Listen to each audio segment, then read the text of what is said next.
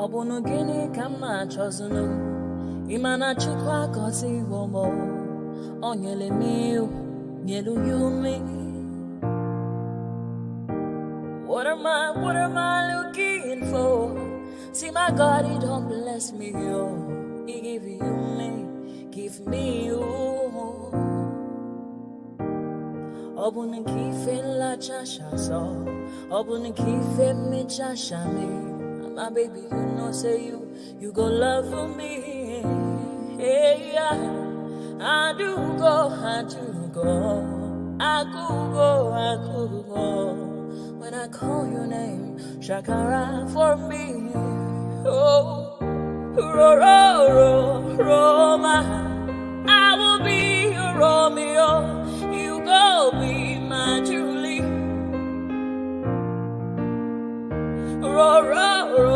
Roma, I will be your Romeo. You go be my Julia. Oh, give me your love and I'll go run away. Show me your love and I'll go use you play. Carry me, go me, I go follow you way. Follow you, they go. Maka Munagi, me and you. Okwa Munagi, my baby and me and you. Me and you, Aqua Monagi, my baby. Obuzi kife la chasha so, Obuni kife la chasha me. My baby, you know, say you go love me. I do go. I could go. When I call your name, Shakara for me. Oh, Roma, I will be your Romeo. You go be my Julie. Yeah, Roma, I will be your Romeo. You will be my Julia. Oh, Roma, I will be your Romeo. You will be my Juliet.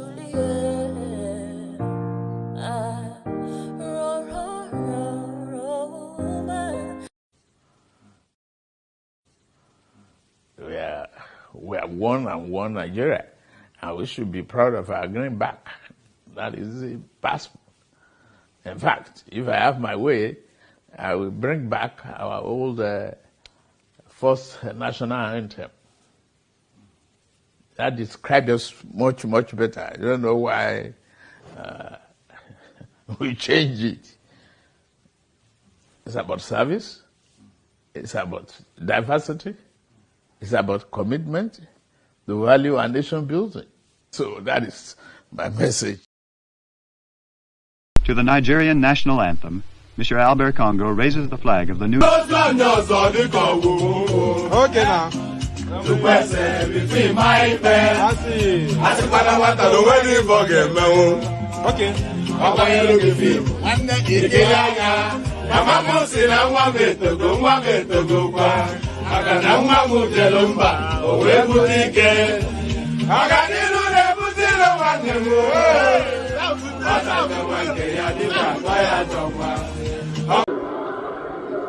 Tí o bá sí àwa èmi tí ń dúró wájú yìí tí ń lérí ogun tí ní òkè Buhari nìṣó ká máa bá lọ.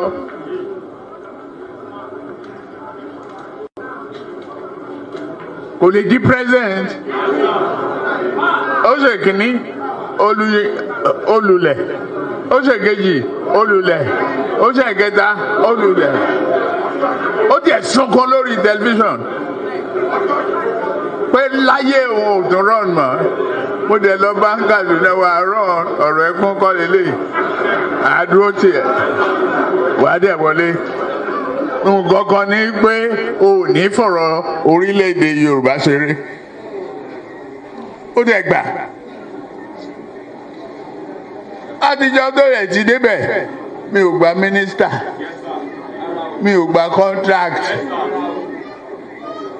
mi ì tọrọ ọbẹ̀, mi ì tọrọ gàrí, mi ì tọrọ fúra lọ́wọ́ ẹ̀, mi ì dẹ̀ yàwó ń bẹ̀. ó wá ní lọ́tẹ̀ yìí o Yorùbá ló kàn.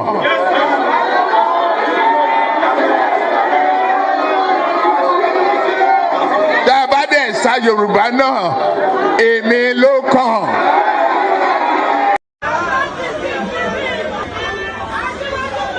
ọkọ̀ yẹn arìnrìn mẹ́kàn orin àyájọ́ ni orin àyájọ́ ni wọ́n dìde wọ́n pínlẹ̀ ogun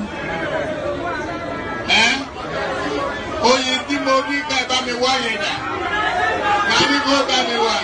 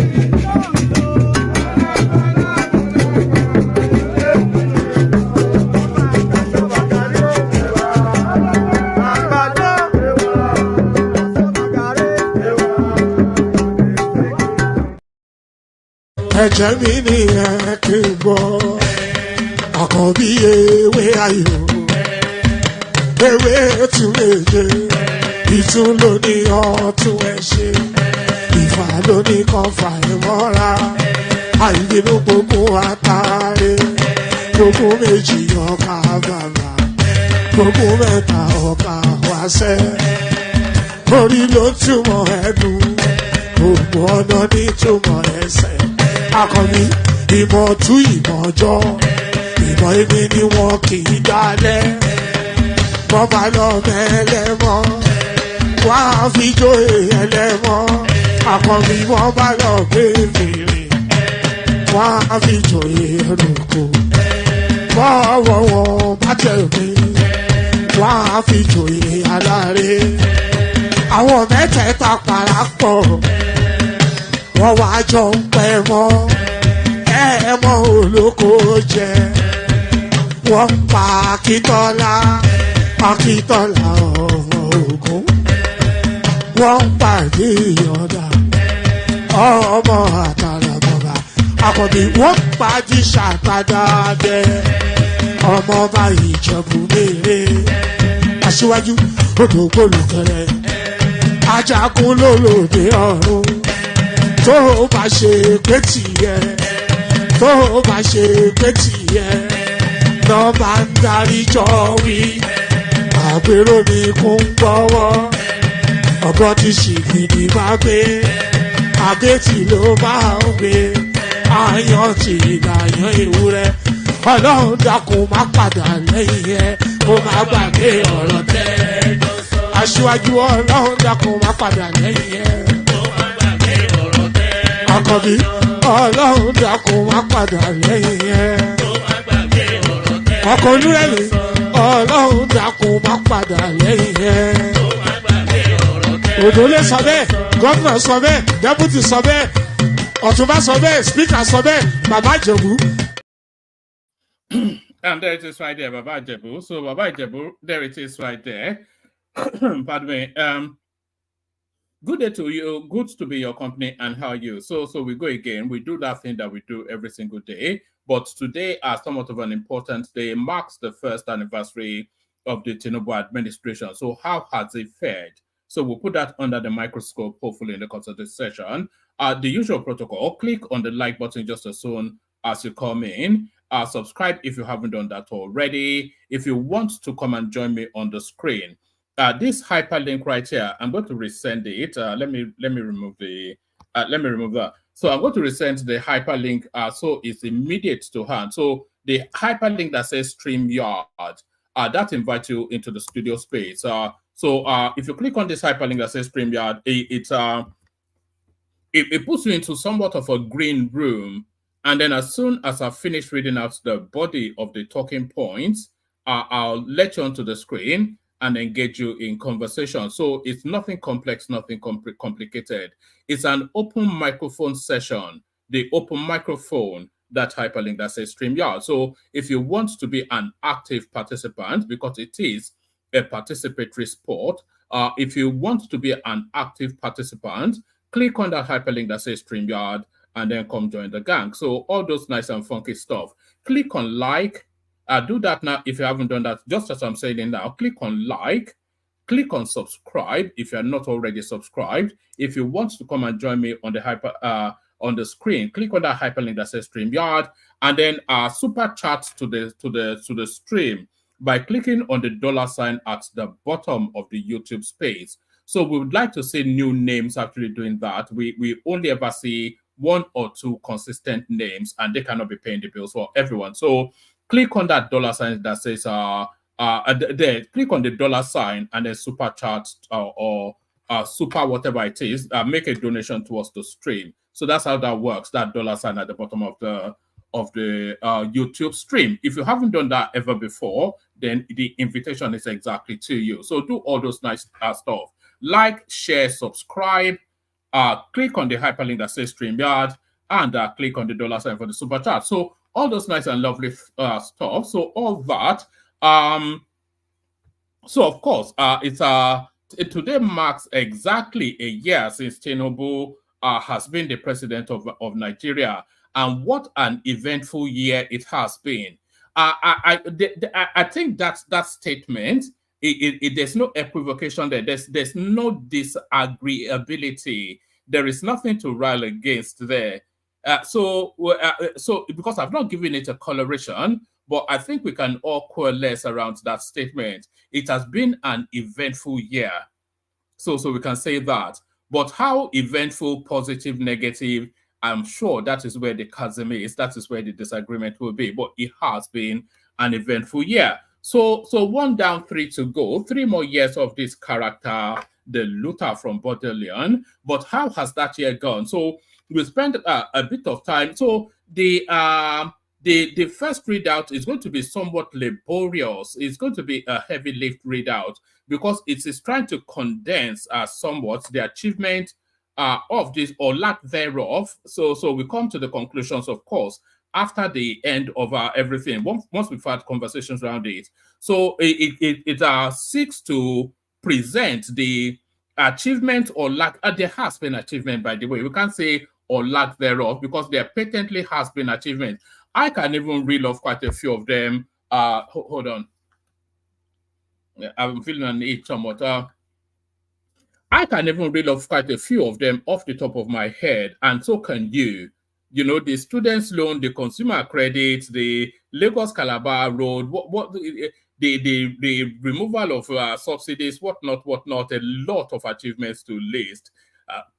But a lot of them, the impact somewhat are biting on the people, but the medium to short term trajectory is the realignment of the Nigerian state to put it on a solid footing forever. So that's what is going on. Is the foundations being built before the house is put on top of it. So that's what's going on. That's what is going on here. So a lot of that. So let's launch into it. And I did say the dollar sign at the bottom of the screen. We want to see activities in that space more than just the one traditional name that goes there.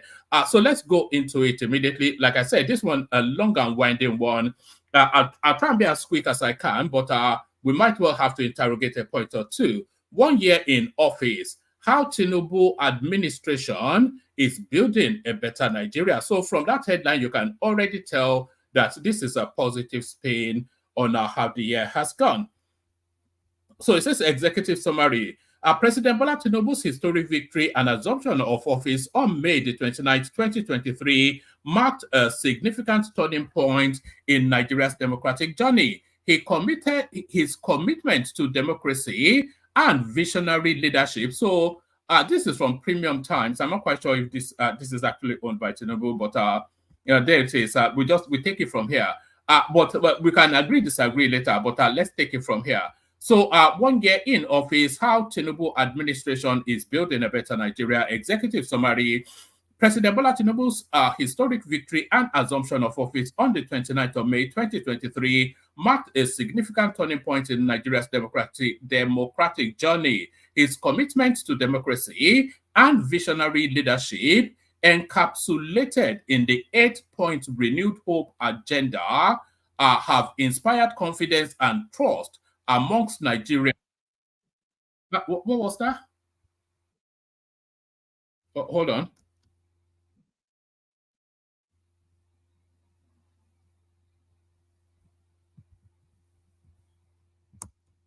Sorry, can you not hear me?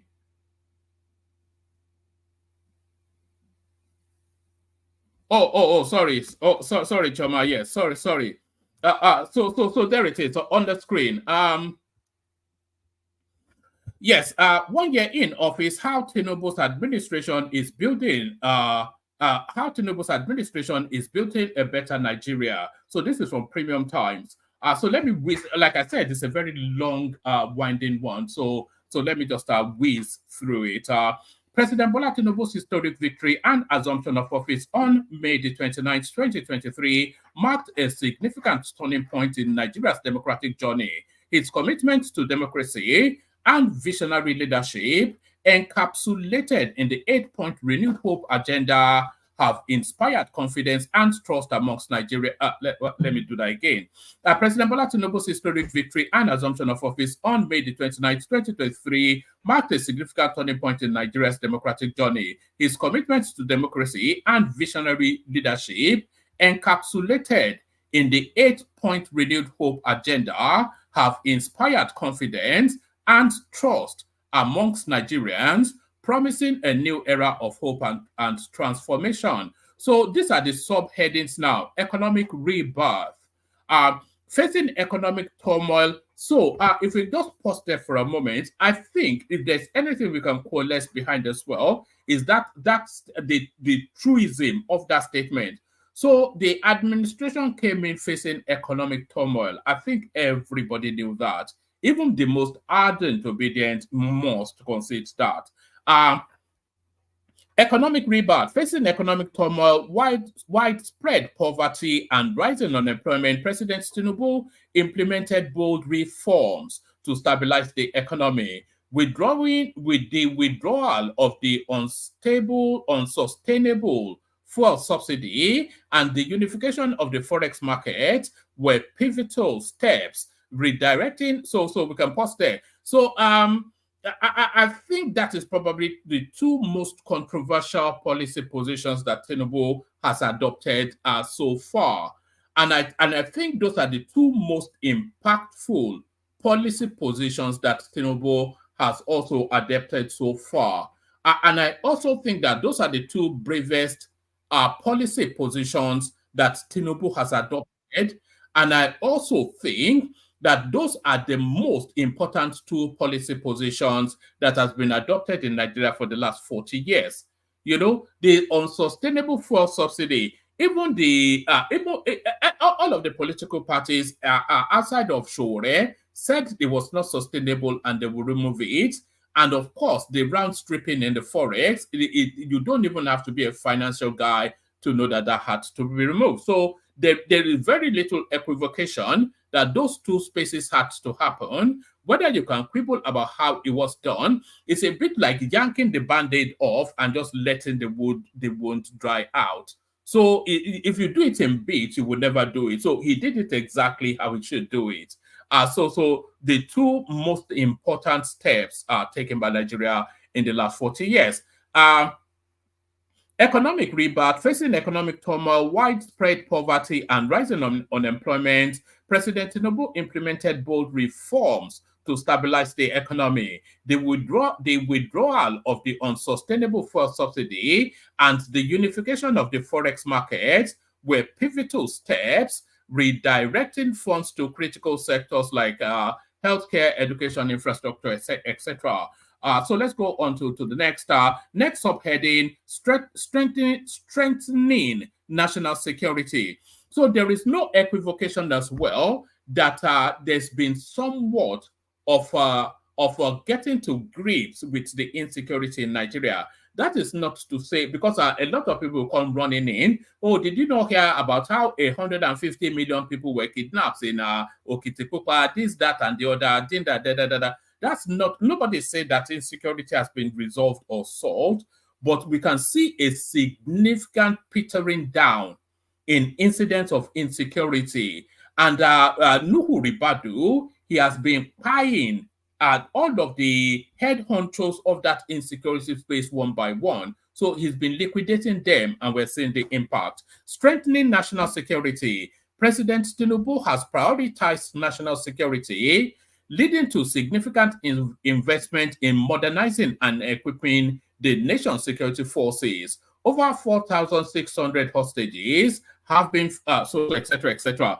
So that's etc., etc. I'm only going to do etc., etc. because it's such a long and winding one. So boosting agriculture and food security. So and also there's a real boon in the agricultural sector. So don't conflate affordability with availability. So do you understand? Because that is the chasm that people seem to get somewhat conflated about somewhat.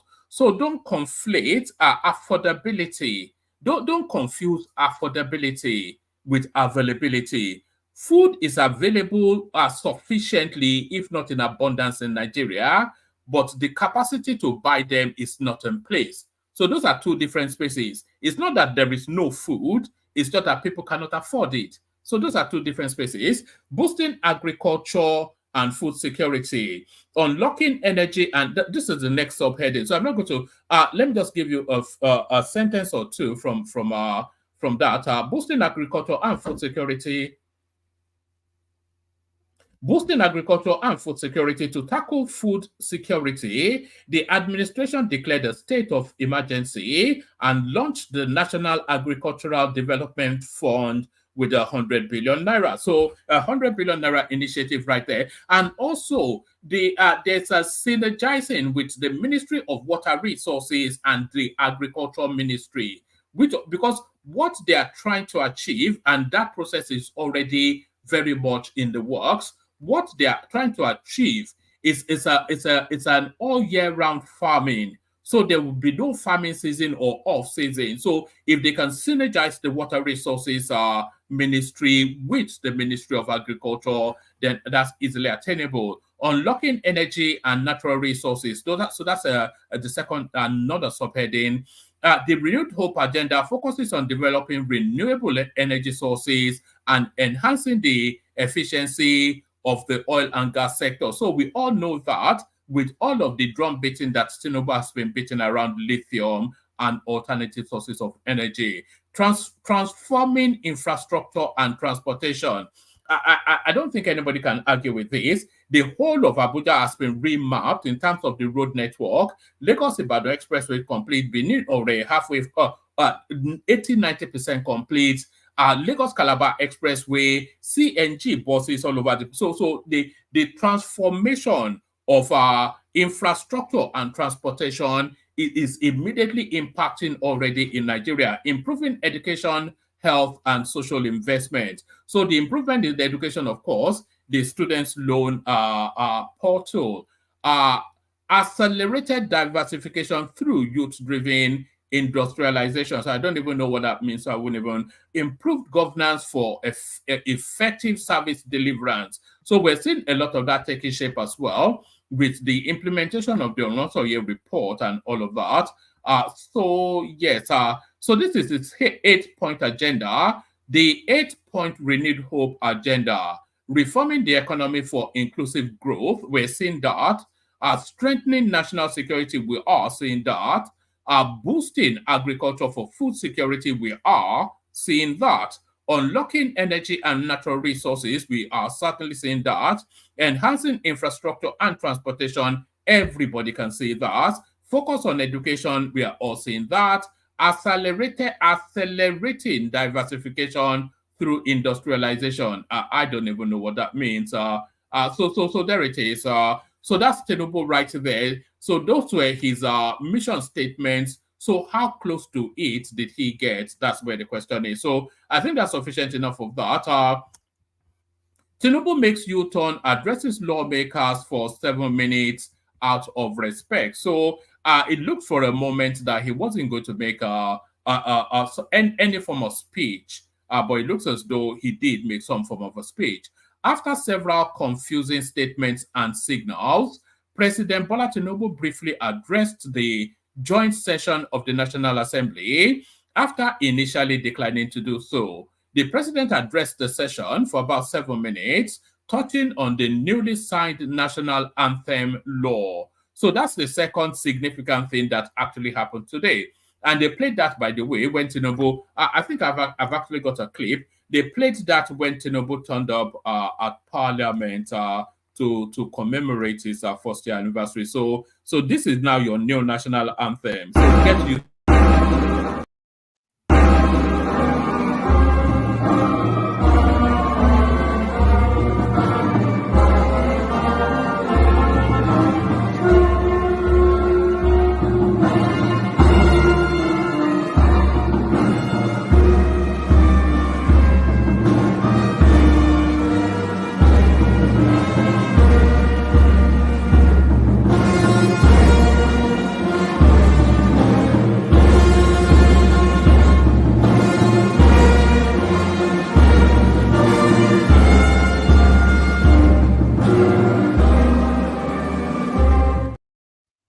So that's, are we even calling it the new national anthem? Because it was the Independence National Anthem, which was then subsequently replaced by Tinubu's arch rival Obasanjo. And now that Tinubu has the boot, he's booting Obasanjo's anthem out of space. After several confusing statements and signals, President Bola Tinubu briefly addressed the joint session of the National Assembly after initially declining to do so. So a bit of somewhat of a micro little statement there by the Jagaban. So I think that's enough of that, actually. So let me go on from that. So the changing of the national anthem is actually made international news. This is from the Daily Mail, a UK-based publication. Nigeria's new anthem, written by a Briton, sparks criticism after a contentious law is passed. So that's how it's been reported internationally. Nigeria adopted a new national anthem on Wednesday after lawmakers passed a law that replaced the current one with a version dropped nearly half a century ago, sparking widespread criticism about how the law was hastily passed without much public input. So without much public input is one criticism that everybody should, there should be, because it's too significant. It's not Tinubu's national anthem, it's our national anthem.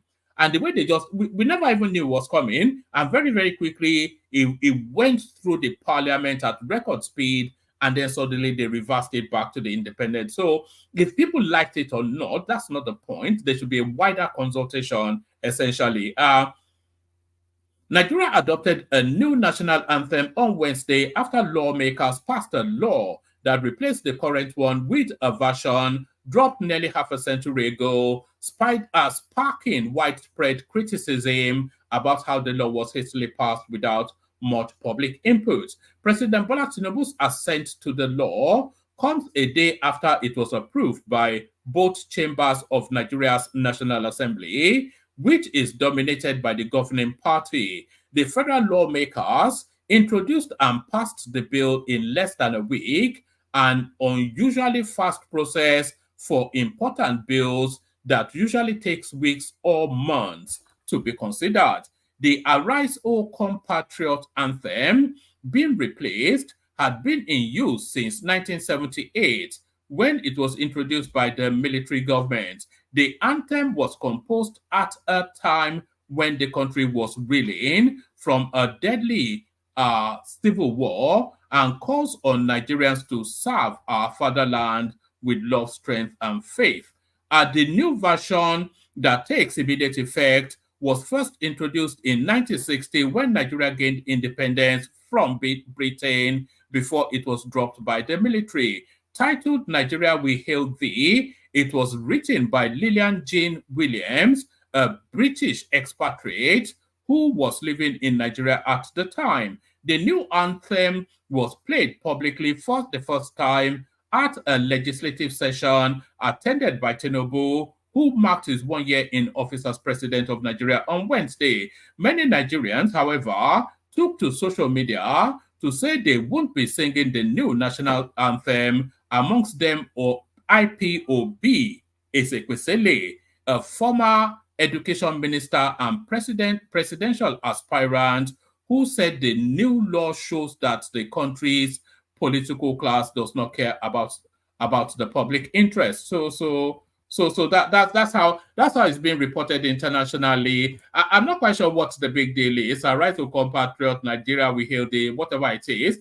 So long as there's food on the table, is that not what people say? And it is right, by the way, because it's unconstitutional, that change, because that was done under a military administration, which the Constitution does not back. So even the Arise, O Compatriot had always been an illegal national anthem because the Constitution of the country does not back it. Tinubu's first year scorecard, better than Buhari's report, but better than Buhari's, and this is a report. I'll just give you, I think this is a shorter read. So I'll go through this at a record speed. President Bola Tinubu's first year in office, though marked by mixed results, brings a glimmer of hope than that of his predecessor. A report by Analyst Data Service and Resources shows. According to the report, which compared Tinubu's 1 year in office to other presidents since 1999, it revealed that the performance of Nigerian presidents have been on a decline, with President Muhammadu Buhari ranked the lowest. Generally, it is observed that the first-year performance ranking of Nigerian presidents have been on the decline. It fell from the highest level under Obasanjo, 72.8, to the lowest under Buhari, 48.8, the report said. However, a turning point is being observed under the Tinubu administration, raising overall first-year performance to 53.6. In arriving at the scorecard, ADSR adopted 5 indicators under each 5 segments of the economy, making, let's do that again. In arriving at the scorecard, ADSR adopted 5 indicators under each of 5 segments of the economy, making 25. These segments include output and prices, financial statistics, international finance, public finance, and governance and institution. The report stated that the strong segment for the Tinubu administration is documented to be public finance at 64%, and the weak segment is output and prices, which stood at 40%. ADSR noted that though President Tinubu's one-year performance remains low relative to President Obasanjo's, or Yaradua's, or Jonathan's, it will be good to sustain this turning point. So his second was that I don't think being better than Buhari is any commendation for anybody. Buhari has been the worst thing that Africa has ever experienced, never mind Nigeria. All right. The past year of Tinubu's government has been one like never before, as he made bold market reforms over other past governments had dreaded. He removed the popular but costly petrol subsidy just on the day of its inauguration and floated the naira in June, paving way for a liberalization of the foreign exchange. So yeah, on and on it goes. So I think that's enough of that. I tire of reading it. So let me just go on to here is somebody that seems to somewhat back the changing of the national anthem. National anthem, Nigeria's name flag should also be changed. So this is Mike Ozokome. Right activist and senior advocate of Nigeria, Professor Mike Ozokome, has described Nigeria's return to the old national anthem as a welcome development. According to him, the change of the national anthem was long overdue. Speaking at a press conference on Wednesday, Ozokome said he was elated by Nigeria's return to the old national anthem 10 years after he moved a motion for it at the 2014 National Conference. Bringing the old national anthem back is well overdue. It has better lyrics in content and context. Like the Senate president said, it is better than the other one. The name Nigeria and the flag should also be changed. So yes, I'm not far away from the idea that the name Nigeria should be changed, because that's still and the flag as well. I'm not actually averse so much to the flag because of what it signifies, but they are all colonial carryovers. So, and a lot of Rhodesia was changed to Zimbabwe, Gold Coast was changed to Ghana, Upper Volta changed to Burkina Faso. I think we're probably one of the very few that still clinging on to colonial overlord handovers. Bringing the old national anthem back is well overdue. It has better lyrics in content and context, like the Senate president said. It is better than the other one, he said. If the name Nigeria and the flag should also be changed. So that is Michael's comment there, somewhat.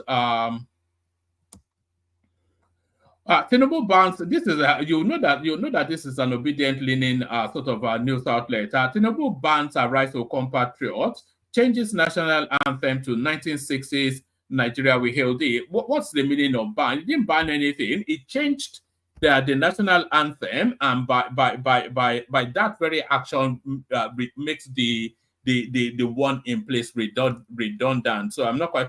It's just the mistake. You see, that is the reporting, isn't it? Is how people report. You can call it half empty, half full, sort of a thing. Tinubu addresses National Assembly, says Nigeria must build nation for generations unborn. So I'm not sure that a lot of people will argue with that. Let me go on to this one.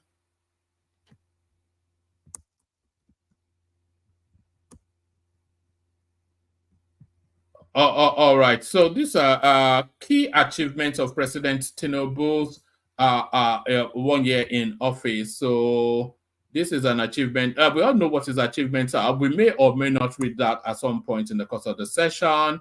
Tinubu's first year scorecard better than Buhari. So I think we've already done that.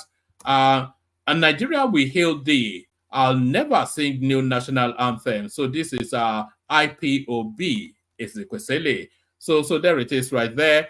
So there it is right there. We're going to land on this video now and have this is a Rwani Bismarck, who gives us then a cold, dispassionate assessment of Tinubu's administration. So we're going to land on this one, but we'll do the K guys first, bring the panelists assembled so far into the studio, and then together we go through that. But first, we play the K guys. Water, only water. Water, only water. Where they see ma. Water, water, water, water, water, water, water, water, water, water, water. Water, only water. Where they see ma. Hapa o naido. Hapa o naido. Hapa you don't come o.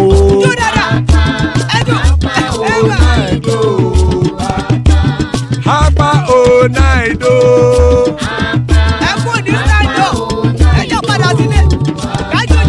Oro kẹ̀kẹ́ ẹlẹ́mù yé o. Ilé sọ́dí àkẹ́kẹ́ rẹ̀ ẹlẹ́mù rẹ̀ o. Bobby master kẹ̀kẹ́ rẹ̀ ẹlẹ́mù rẹ̀ o. Chief Wẹ́lá tí kẹ̀kẹ́ rẹ̀ ẹlẹ́mù rẹ̀ o. Eruku lẹ̀lẹ̀ ẹlẹ́mù dé. Eruku lẹ̀lẹ̀ ẹgbẹ́ ẹlẹ́mù dòde ojàre o. Eruku lẹ̀lẹ̀ Ghana ti dé ẹgbẹ́ bọ́ọ̀dì o. Ọmọ ẹlẹ́yẹ ẹ̀yẹ o ó dìlé o. Odúyẹ̀lá ẹ̀yẹ o ó dìlé o. Petrosonama ẹ̀yẹ o ó dìlé o. Petrosodúnkẹ́ ẹ̀yẹ rẹ̀ ó dìlé o. Ẹlẹ́kọ̀ ọ̀run mú ìní o.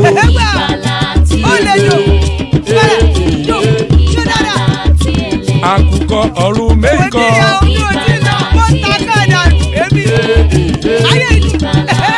Ikú kò ní ríwà gbéṣe o.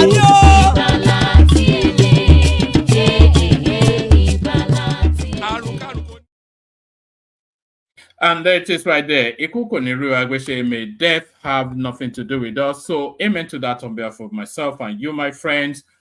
So amen to that on behalf of myself and you, my friends. Johnny North Ajale Koko, good to have you here. Ekene is in the house, good to have you, Ekene. And Al joins us. I'm not quite sure I didn't even know Nigerian politics was his diet, but good to have you here nevertheless. So let's kick it off with Ekene, who joins us from Lagos. And let's say the super tax going up, not just Ayo. Ekene, you ready to go? Ekene? One man. Oga? Alpha. Nakwan Adeo? No, we sleep at the ear for your voice, though. I'm asleep now. Already? So I heard now you just read putting the purge my belly, so I just say make I just cool down. No big deal. Double celebration now. You have a new national anthem, and your president is a year old. Well, you're supposed to pop champagne, no? You're supposed to pop champagne now. We don't learn we don't learn the left hand at old age now. And I'm working Belanka. At this my age, you want me to be national anthem? Who does that?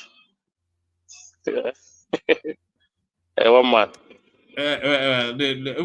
It's not. It's only because it betrays your age. Really, it's only 1979 or something that they changed it to. And by the way, that right so compatriot, it's an illegal national anthem. So what actually took place today was a correction. Okay, is that the 1 year achievement of Bola Ahmed? They just look around and never see anything to celebrate. Went to the National Assembly to sign. No, they're also celebrating all the achievements of the government, of course. They are celebrating the hunger they have plugged Nigeria into. That's what they are celebrating. Are you hungry? I don't tell you. They are celebrating the hunger they have plugged Nigeria into. The purchasing power of the people has reduced for the past 1 year.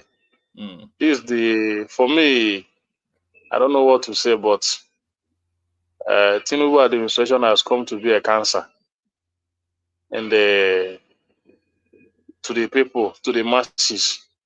And it's quite unfortunate that is this the totality of your contribution? And every day you say the same thing. Almost, because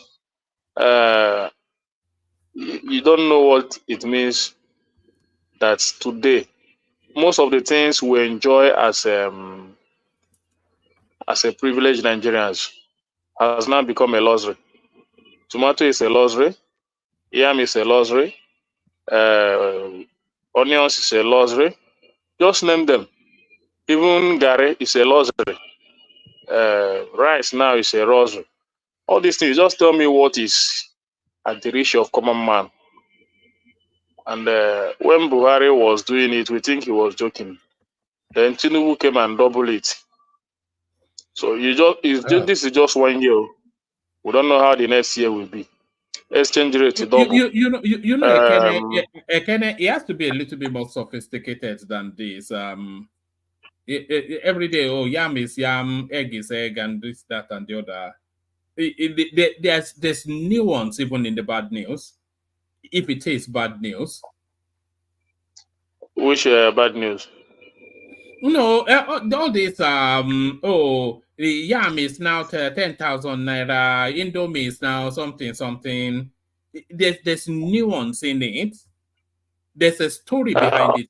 Is there not? The only thing I know about your Tinubu man is that he increased a lot of taxes in Nigeria. He want to derive more from the poor masses by all means. And he is doing all his possible best to do that. And I'm not saying that are we likely to get a sophisticated commentary from you, or is it just going to be this? I don't have anything to celebrate now. If I have, I will tell you now. The only thing I have to is it the national anthem that I will celebrate. Nothing to celebrate now. Okay. Forget the national anthem for a moment. Do you actually know what the country is going through? Or I'm not saying you are looking at it from a pedestrian level, but it cannot always be this sing-song that you sing. Is there no nuance? Is there no depth of understanding? Is there no acknowledgement of the pathway, of the backdrop, of the storyline? You don't acknowledge the storyline? No, I didn't acknowledge the storyline. You just, the government started with propaganda and are still leading with propaganda. You understand? And even APC themselves took power with propaganda. And up till today, that propaganda is still leading. It's what just look at what happened between that yellow pawpaw in Gelili and the Bayo. They were not able to comprehend and give a straightforward news on how Tinubu is going to present his speech today to celebrate his 1 year in office. This one was talking another thing. Another person was talking another thing, to show you that they just formulate a lot of propaganda to deceive the people. So they were fighting on who is going to deliver the correct news or who has the correct news. But at the end of the day, I think Bayo Ononuga has the direct news. That yellow pawpaw that they used to deceive Nigerians, his own news came out to be fake. So that's how Tinubu has been running their government. Yeah, but what about the substance? What about the substance? Substance of what? No substance. Oh, the students' loan thing that's just kicked off. That's the oversubscribed. Maybe when we see the people that have accessed it, they will give credit to that. For now, it's still a written document. And the transformation in Abuja. Transformation. Maybe you should call us to come and explain that one. I don't live in Abuja. In Abuja, he will tell us. Yeah, no. Okay. It's okay if there is a development in Abuja, because I don't think Wike, in terms of infrastructure, Wike, I know he can perform, definitely. So I don't doubt him in that. So if he's able to perform in Abuja, I give him kudos. Then somebody like who has the only person who has surprised me in this administration is who is this guy? What is this guy? This lawyer in the aviation sector. That is Kayamo.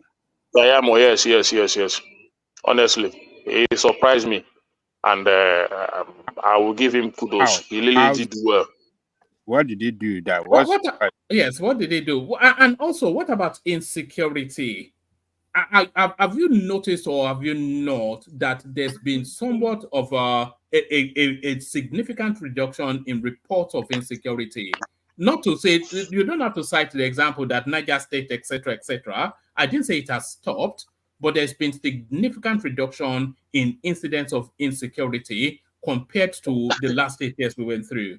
What happened is that they have almost kidnapped everybody in Nigeria. Nobody is left to be kidnapped again. And that doesn't mean that there is still no kidnapping going on here and there. Right. And even the past week, the number of people that was kidnapped in the Zamfara state, about 500.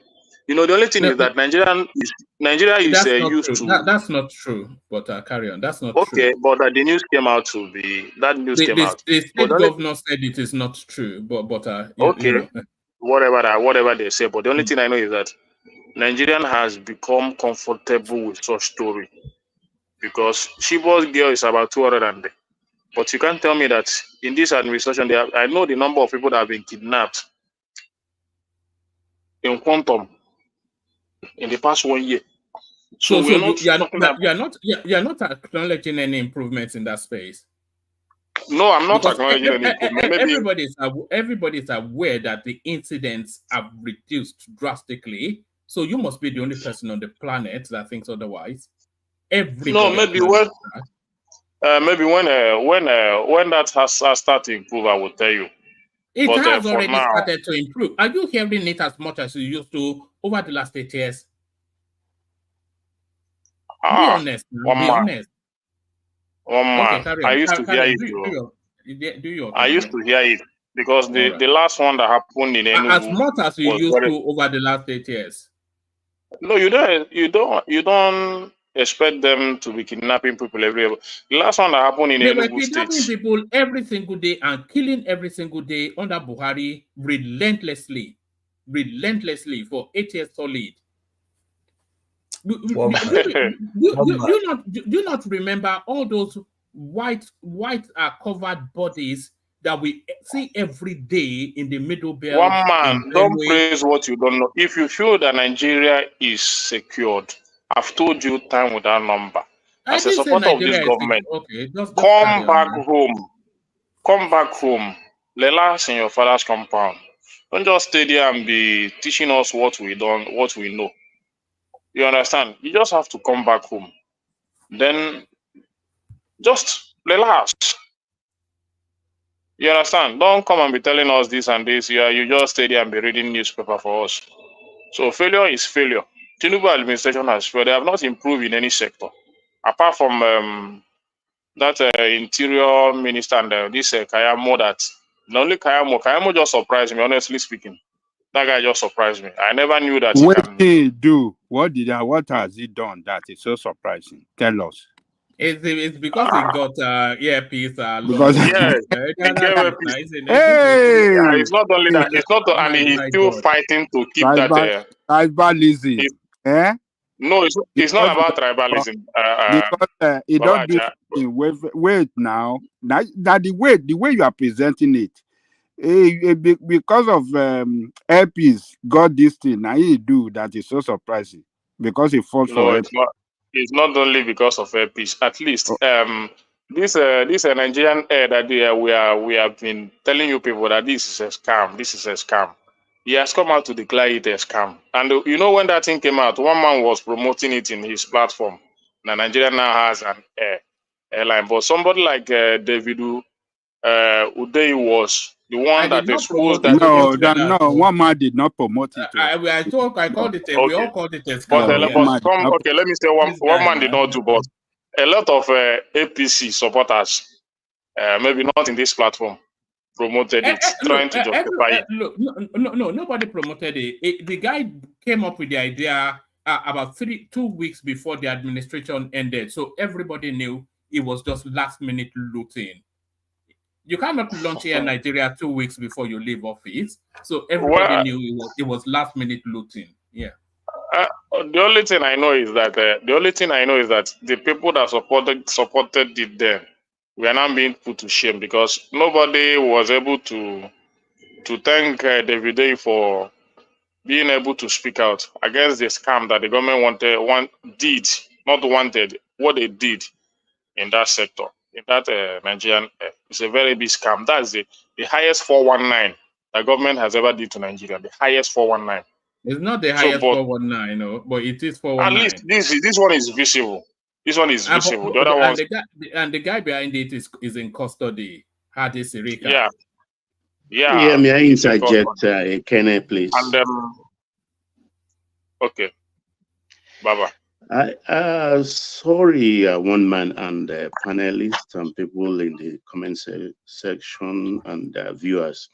I'm not dampening this discussion, but it's a kind of deviation. But I may not be able to reach a Kenne soon. The Alabarago yesterday, how do I put it? Destruction. Let me just put it destruction. What's your take on that? Give a very brief take on that. I want us to focus on Alabarago is the Hausa section of that area government has marked it before for demolition before the election. What's your take when it happened? All right. Just hold on. Be very brief. I'm going somewhere, one man. Just I wanted us to focus on because this is an important day. Two important things. This is important too. Yeah. You understand? Right. You may not understand, but I just let him respond to that. Okay, Baba. What I'm saying is this: it's not good to what the government is doing in terms of demolition these days, because you know what, those guys, this is their livelihood.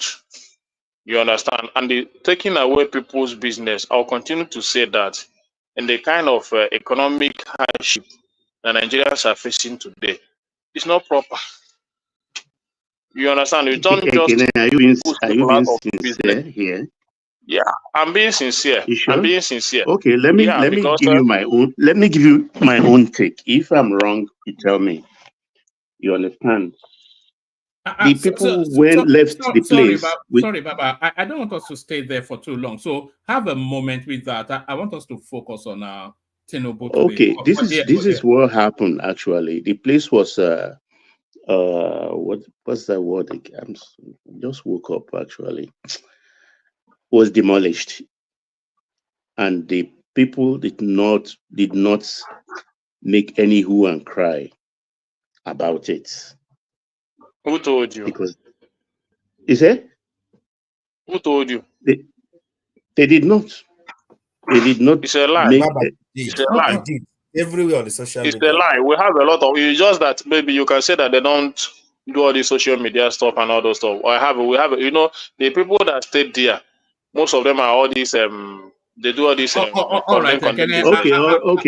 Don't let me mess up. Carry on. I think we'll find another time to do this. Yeah, maybe. Because we'll have another time about it. But the very important is that for the past 365 days after. Thank you. Yeah. 1 year later, are you better off now than you were? The question today let's put some context into what we want to talk about. 365 days after, 1 year later, are you better off now than you were last year? And do you hope to be better off at this time next year? So that's the question we're asking ourselves. 1 year ago, there were promises, policies, and announcements. The first promise President Tinubu made was to increase GDP to $1 trillion in 8 years. Before then, our GDP was almost $400 billion. So actually to double it in 8 years. He removed petroleum subsidies. He unified exchange rates. He promised to overhaul the security infrastructure. You just heard that now. And he also promised to double the power generation, which was 5,000 megawatts then to 10,000 megawatts in a period of 5 years, which means he promised to increase power by 1,250 megawatts every year. And he also promised to bring inflation under control. These were the promises, these were the announcements, and these were the policies. Next. So the highlights of these policies and announcements were that major policy changes were announced in 2023, including the $1 trillion GDP goal. The time lag between policy announcements and efforts effect was a drag on outcomes. The unintended consequences are leading to social unrest. There's a cost of living crisis in Nigeria. The minimum wage negotiation will be a source of widespread conflict, and the wrong sequencing of reforms is taking its toll on output. Nigeria needs new borrowing to refinance existing obligations, and policy changes, institutional reform, and new borrowings will lead to positive and faster growth in the period 2025 to 2026. Next. Now, what are we seeing? The economic weakness is partly structural and mostly exogenous. Exogenous means from outside, but structural means fundamental. So what are the structural challenges? Rent-seeking market structure, energy crunch, 4,000 megawatts, regulatory bottlenecks, declining labor productivity, and demographic pressures, including urbanization. Exogenous shocks, COVID disruption after COVID, global supply chain disruption, political tension, high global interest rates.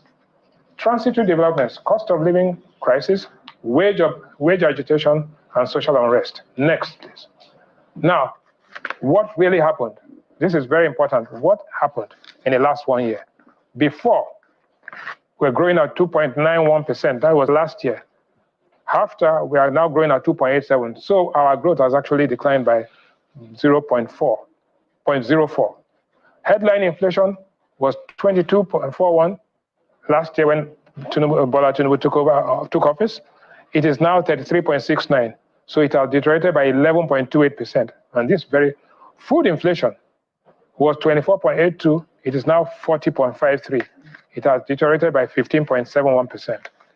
The exchange rate on May 29 last year was 765 in the power market, 765 naira to a dollar. Today it's at 1,520. It has lost essentially, it has more or less doubled, and it's gone down by 100%. Difference between parallel and official market, official rate. The difference in May 29 last year between the parallel market and the official rate was 295 naira to a dollar. Today, because the official rate has been adjusted in the last 2 days, it is now, the difference is now 346 naira. So it has actually deteriorated. The price of diesel at this time last year was 840 naira a liter. Today it's 1,200. Don't forget, this diesel price had gone all the way to 1,700. But thanks to Dangote, they've brought it down to 1,200, and it's off by 43%. Petrol at the pump, PMS, was selling at 190, highly subsidized. Today it's 580 in most parts of the country, 617 naira. So the price of petrol has actually increased by 205%. But generally speaking, efforts were commendable, but outcome was average. Now let's go to oil production. We're producing 1.15 million barrels of oil a day. Last year, this time, we are now producing 1.28, which is a marginal increase of about 11%. Federal Allocation Committee was sharing 10.2, total FAC last year was 10.92 trillion. Guess what? Because subsidy removal and reduction, we now are sharing 14.39 trillion. So revenue accrued and revenue shared has increased by 31.78%. The deficit as a percentage of GDP was 4.21% of GDP, and now it's gone to 5.50% of GDP. One, because GDP has reduced, but revenue has increased, but it's a negative variable. Real positive interest rates, it was minus 4.55, and at this time last year, it is now minus 7.21. So it has deteriorated by 2.66%. Total external debt was $42.7 billion. Today, it is $42.5 billion. So it has improved a little bit. External debt per head, every Nigerian was owing $179 last year. They are now owing only $178 per head. The gross external reserves was $35 billion last year. It has dropped by 7% to $32 billion. The minimum wage as of last year was 30,000 naira per head, per man, per month, and now it's open to a bargain. Next slide. So, economic impact and unintended consequences. This is the big picture. The gross fixed investment, which drives growth, was $154 billion last year. It is now down to $105 billion, down by 31%. The stock market capitalization, positive. It was 30 trillion naira at this time last year. Now it is up to 55 trillion naira, up by 83%. So stock market investors are making money. National savings as a percentage of GDP was 33% by this time last year, is down to 29%. Life expectancy at this time last year was 55.8. It has improved by about 3 months to 56.1. Ships awaiting berth at the ports in Nigeria were 12 at this time last year. They are now up to 15. So it has improved by 25%. And grid collapses were 12 times last year. That means the grid collapsed once every month. But this time it has collapsed only 5 times. So some improvement there. Next. So in general, we have the good, we have the bad, and we have the ugly. What is the good? Tax and other revenues have more than doubled. FAC increased to 14.39 trillion. Dangote refinery and other modular refineries are commenced operations. Forex backlog has been cleared. Credit rating upgraded to B. Outlook, oil production increased to 1.34, and international fares have actually reduced. What is the bad? Nigeria used to be 32nd largest economy in the world. Today, we are now 42. In Africa, we're number 1, but now we are down to number 4. Inflation, which was at 24%, is now 33.69%. Our public debt has risen to 97 trillion. What is the ugly? Terrorist attacks continue. Power grid collapse is there. Exit of multinationals, Egypt, Procter & Gamble, escalating cost of living, and there's a crisis there. This is food inflation, and you can see. All right, that's sufficient enough to be going with. So let's bring Kulata into the conversation if it's ready. Kulata, you ready? Yeah, but let me. Do you want Kulata to solidify this APC man and his propaganda? All right. Do you want to interpret? Do you want to interpret the data that Rewan Bishmark? You want Kulata to solidify the. You know, this man is an APC man. Okay. You need it then, because it's a mixed bag report. But the bad, they are intransigent bad, not long-lasting bad. They're One man. This man is just saying things for sake, because this man is also in a Tinubu. He's also in a Tinubu cabinet. I would have wanted a neutral person to give this analysis. That would have made a very different. That would have made a very different case. But for this man giving all this analysis, who I know that is also working in Tinubu government, he's just saying fallacies. One man. If Ekene doesn't have anything to tell us, to analyze what they just gave us, let somebody that know that want to analyze it do so. Please, we don't like all these confronts, APC man. No, we don't care about that. No, this is that all the analysis is given here. Which one has improved? Has Nigerian life improved with all these things he's saying? Nothing improved. Ekene, can I please finish? Please, I hate people interjecting me. Let me finish, then one man will respond and you can respond. We don't care about APC. We are talking about the raw data on the screen. That's what we are dealing with. Please, one man, over to you. All right. But Thomas, one man, please, 1 minute. Thomas, let Ekene interpret it the best way he could. Other people that every one of us with it. It's not ready. It's not ready to do that. He has left now. Anyway, you bullied them out. Yeah, he can leave. Come on now. We can't do all this. One man, we can't do all this all the time. anything we talk about APC propaganda, the raw data is on your screen here. What else do you want? Yeah, but come on now. It can interpret it in the best way that please. It's not interpreting the data on the screen. No. Adanle Koko, Thomas is right. It wasn't intending on interpreting the data. It was just saying you guys an APC propagandist. But let him attack it. We believe that. Yes, I was going to invite him to do that, but he left. Yeah, let him do whatever he wants to do. Let him attack it. Let him interpret it in his own way, good or bad. It doesn't matter. Even if he rubbish everything, fine. That is his own interpretation. Yes, Adanle Koko, if he rubbishes the data, that's fine. Yes, but he has to rubbish the data, not just broad stroke statement that it's propaganda and just vague something that doesn't relate to.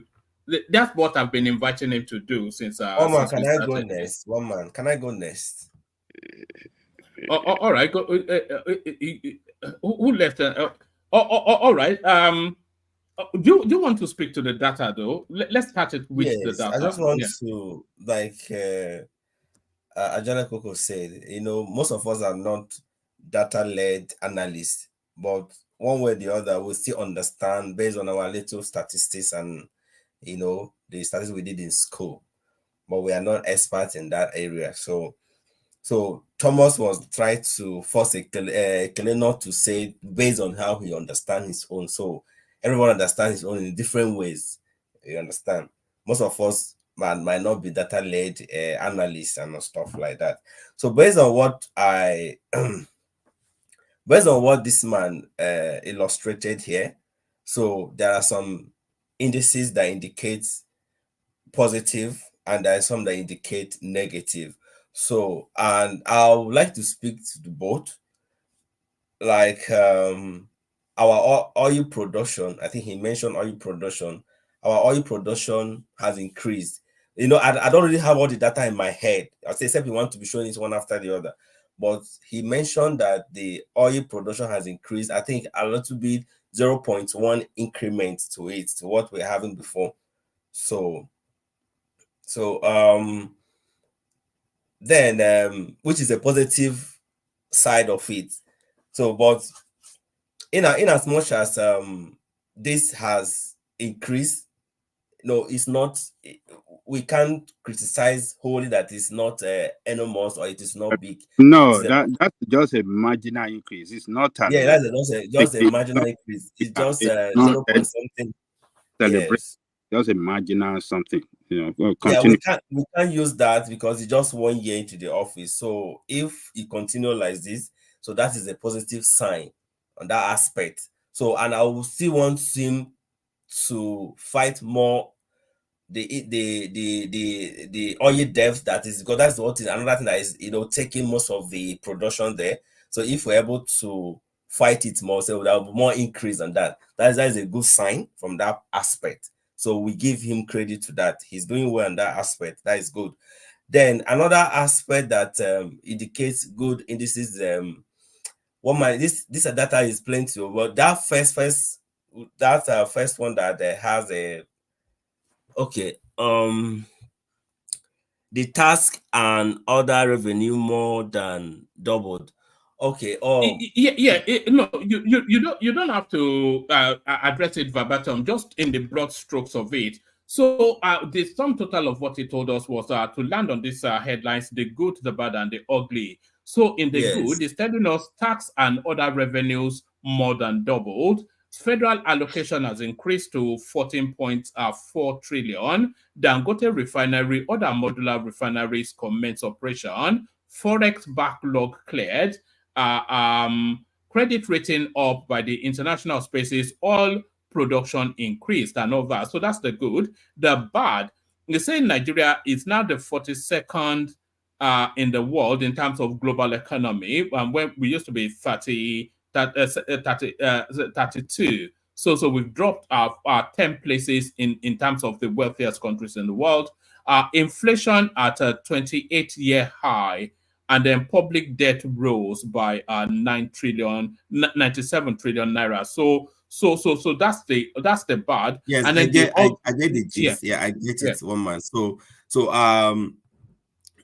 on the good part of it, so the fact increment is also a good sign that because of the removal of fuel subsidy, that's like double their the fact allocation to the different states, which is their sharing formula they have.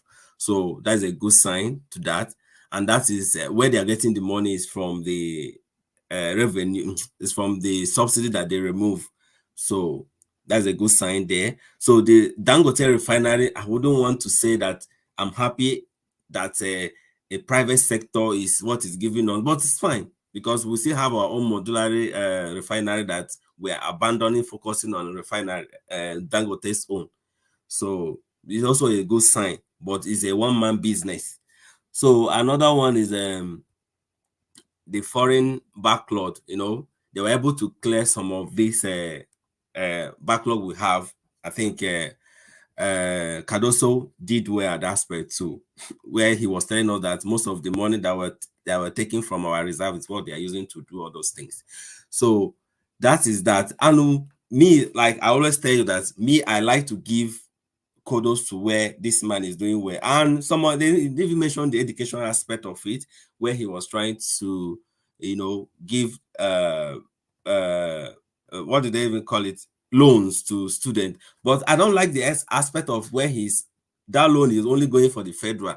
So he's excluding the state uni and other state schools. But No, only I think that's schools. been added on. No, I think that may have been added on. No, I read it yesterday. It says it's not added on, only for the federal school. It's only for the federal. Oh, right, so okay. Now federal will now be, the price and everything will jump. So I would love them to make it generally to every schools in Nigeria, so that, because to get admission in federal university, is you have to know somebody that knows somebody. Me, that school in Abuja University, it was based on, like, I have passed every necessary thing, but I still have to talking to one or two persons before admission was given to me. Imagine somebody having a 280 something scores and you are still begging, looking for people. So with money, so you can get it. So it's not easy to get admission in federal universities, and then making this allocation, these loans strictly to federal, it's not. It's not really It's okay. in the first phase. It's not like it's permanent. They have to start small and then progress. Yeah, Baba, but they would have even make it small for some state to start. You understand? Because now they want to make federal university very expensive, to get, as very high, very difficult to get admission. This is the only result that you will see it in next 2 years. There are over 40 state universities. So, I mean, that's a lot. And of course, we know the ripoff of the state government. They will use it to get more funds from federal government, from that scholarship listing, and because they are going to pay directly. They are not putting money stepped out of the stipends into the hands of recipients. Federal university don't take more than 2,000 students. Each school does of not course, take they are highly regulated. So they are highly regulated. So they take lesser students than states. You understand? So the whole loans is being, the way they did it, to me, it's not really what they will accommodate them. Who am I talking to, please? I like calling names. Is Manuel. Okay, Manuel. So good, Ima. The thing is, we're a country without data, and if they start, you have to test the water. I can understand what they're trying to do, and in the following admission cycle, they will accommodate the state government. They can't leave the state universities now because they are more in numbers. So we have to start small and see, mostly because of the naysayers. What is government? Look, we've run government in our country on ad hoc basis. Right from the Second Republic, it has been ad hoc we use. But this time, I think they are just being very, very cautious. being very, very cautious, because Okay, if you want to build something that will last, yes, sir. Yes, sir. I think this you're saying that they're trying to start small. I don't think it's the case. So the law is very clear. The law is for federal school. Yes. When did they make that law? Categorically stated there that it's only for that is what the law clearly specifies. Only for federal university or any schools that is under the federal. But it's a federal initiative, though. So yeah, that's what we are saying. That it shouldn't have been for only federal. They should have done it for all students across. Because the repercussion of this is that it's going to make federal university very highly competitive and very, very expensive. Well, Aja, I'm not trying to dispute what you're saying, but if you can find that place, because I don't think so, and I'm not somebody who argues blindly, because I've always had the belief that it is for Nigeria, generally, Nigerian universities, excluding the private ones. That's what I had. I listened to a program where they invited this guy to an interview. I think it's maybe something proprietor, private school proprietor, something, all those private university. They have a council. I mean, they have an organization that, like a university. He was the one that was breaking down. Yeah. Meanwhile, Baba, okay, I will search. You carry on while I do my search, because Baba, if you can do the practical, you can do the practical exercise. Emmanuel, go to the site, do as if you want to apply. You will see. Ajale Koko is trying to land on something. Yeah, Ajale Koko. Okay, I can hear. Okay, so on that program, I was even shocked myself that this program meant for only federal school.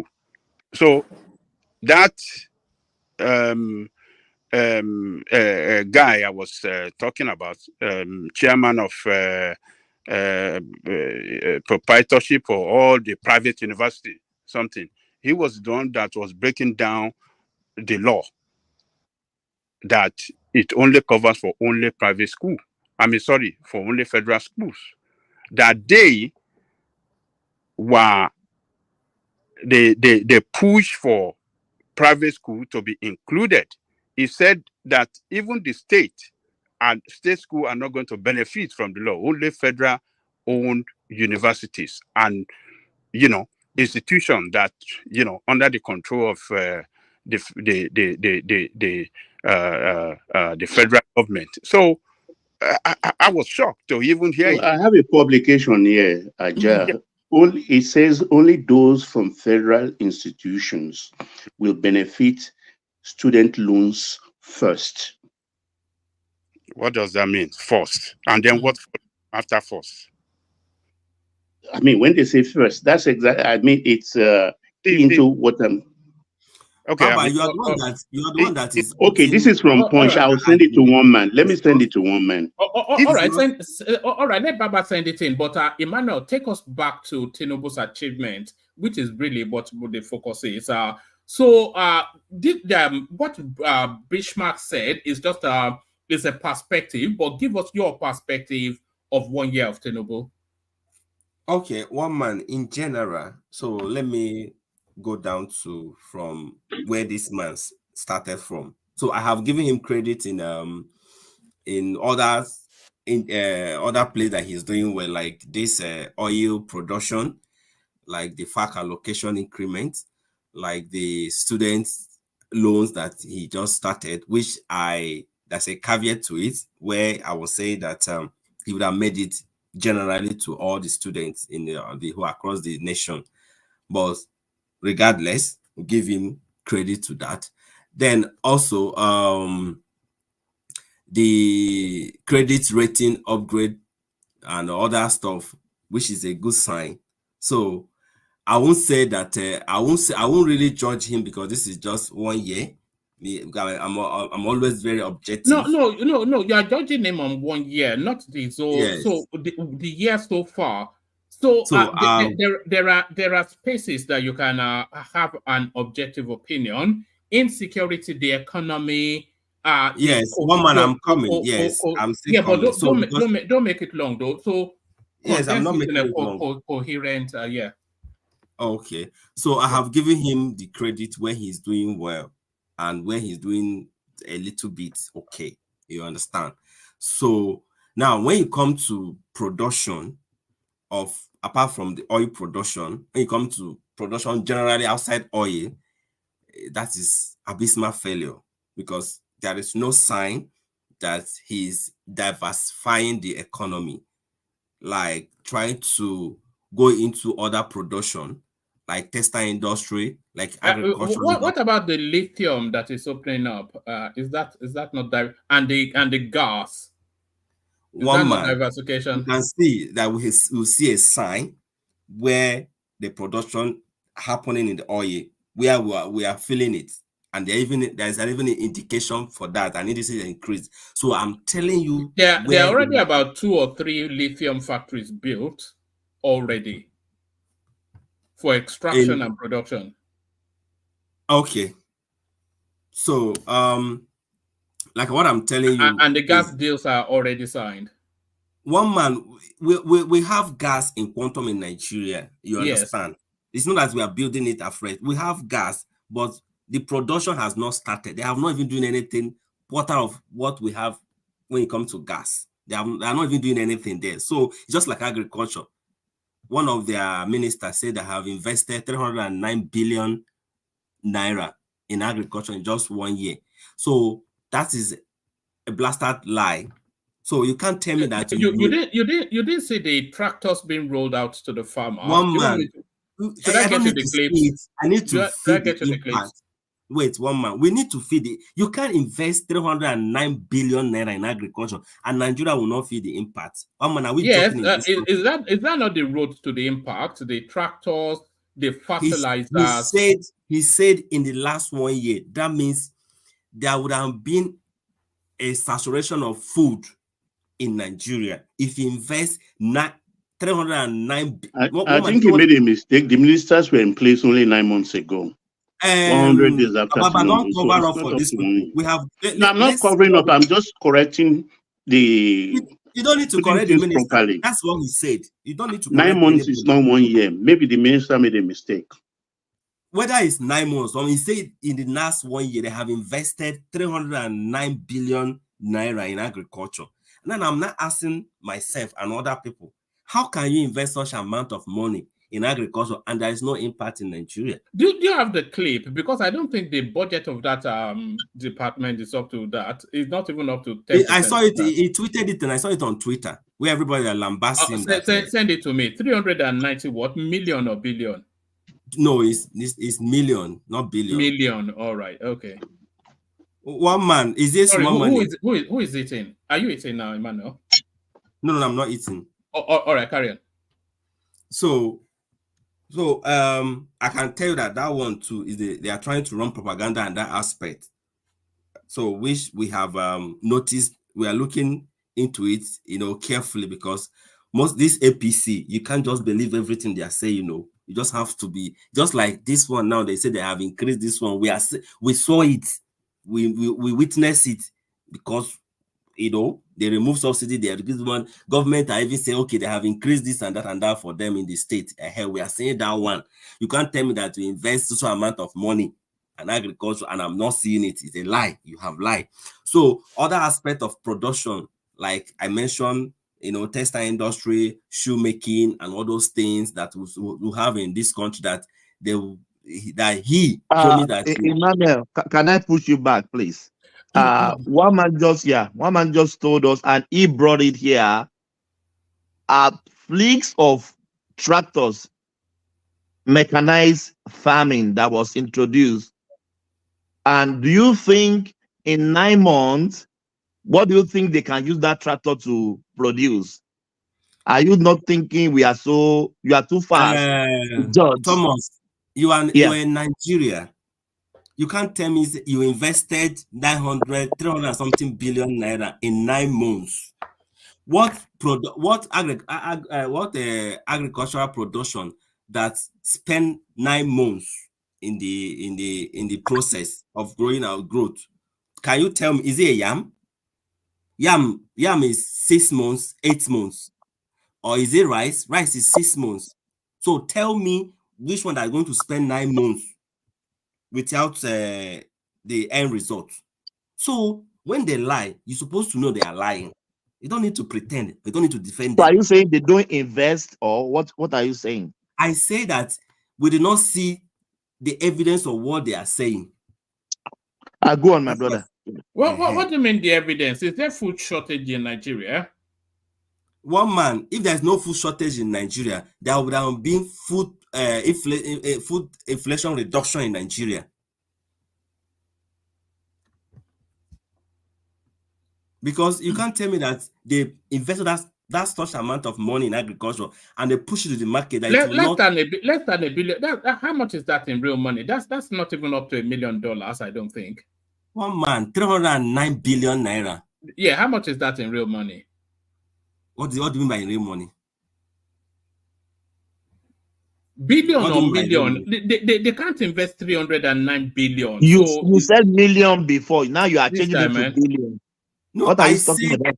I didn't say million. I said one man was asking, is it in dollar? I said no, it is in naira. No. How much is the money? Is it in million or billion? Yeah, Thomas. Let him run for a bit. Yeah. Anyway, just carry on. There's no coherence to all of these things. That parastatal doesn't have 300 and whatever billion, so it doesn't even make sense from the start. So that means he lied, because that's what he said. Or do you want me to locate it and send to you? All right. Yes, locate it and send it to me. Okay, just hold on. All right. Let's go on to Kulata. It's somewhat of a shaky start. This because people don't want me to talk. They're just trying to now, or be factual. If you are saying they invested 300 and something billion, that's naira, not dollar. Yeah, no, naira. How much is the budget? How much is the budget allocation of that ministry for them to invest that much? I don't know. I don't know what they budgeted for agriculture. What did they budget for agriculture? I don't know. You tell me. It's certainly not up to that. The whole of the budget for that. More than one man. One man is more than that. It's good. I mean, their budget for agriculture should be maybe about around 500 billion.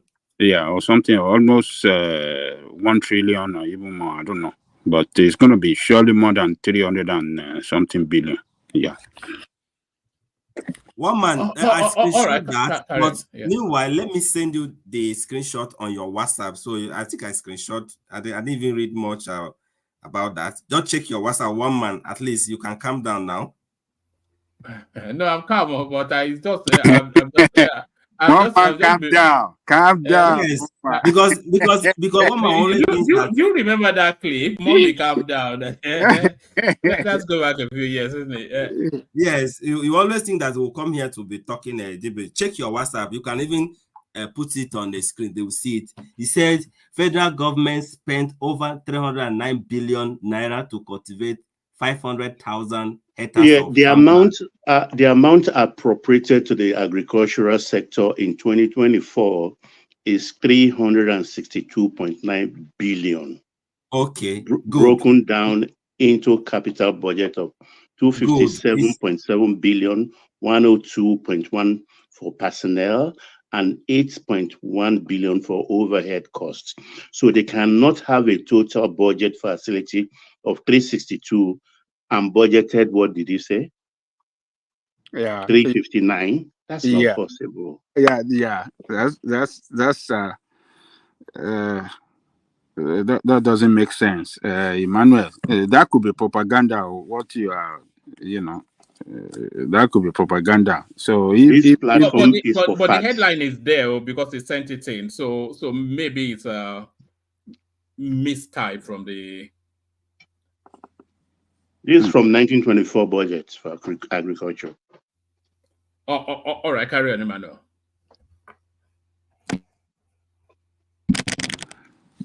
So what you're sending is coming from which newspaper? It's actually from, if you look at it, it's on the screen now. This is from Ruben Abati. It says federal government spent 309 billion to cultivate 500,000 hectares of farmland in 1 year. Yeah, so that doesn't quite make sense. But that if you say it's 1 year, that means between last year and where we are now. So that we are having 2 years budget overlapping each other. So that could be true. We don't know. Maybe the total amount, the supplementary of last year, and what they budgeted, part of what they budgeted this year. So it could be. We don't know. So, but Emmanuel still there, or is he left? Yeah, Emmanuel. They are actually lying because they cannot invest that kind of money in agriculture. Will not feel it. How is it possible? Because what they budgeted, like Baba said, is 360 something billion naira in agriculture, and they have invested more than 90% to it, and we are not even feeling it. How is it even possible? You understand? So that is a scam they are trying to play, just like Buhari do pyramid of rights. They just want to do that kind of thing again for us, But we need to be calling it out and pushing them back, because that's why I used to tell one man, I used to tell everybody that what we are even doing, Obedient and Obi is doing is that we are even putting these guys on their toes. Because if they know if they made a mistake, we'll come after them. That's why they are adjusting very well. We are doing a good job. People should give us credit. Give it to us. We are actually pushing them hard. So we don't sing praises though. We don't sing praises. It's only when they do small, we give them credit. When they do nonsense, we'll come after them big time. So now that is aside, that is the agriculture aspect. So he has failed woefully on that aspect when it comes to diversification of our economy in other aspects like production. Fine.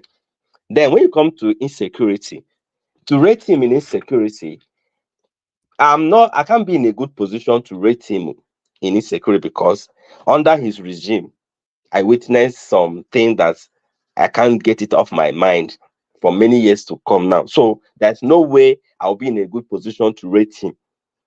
You understand? Because even the way his military handled the case was not even a sign of a trained soldiers or a trained police or army or something. They were not trained. There was no coordination. There was nothing there. So, and it's not really their fault, because if at all there is a retraining and retraining of these armies every time, recruiting them, recruiting more numbers or both police and soldiers, so it would have been, help them to curb some of these insecurities, because we cannot, you can't have 5,000 or be 500,000.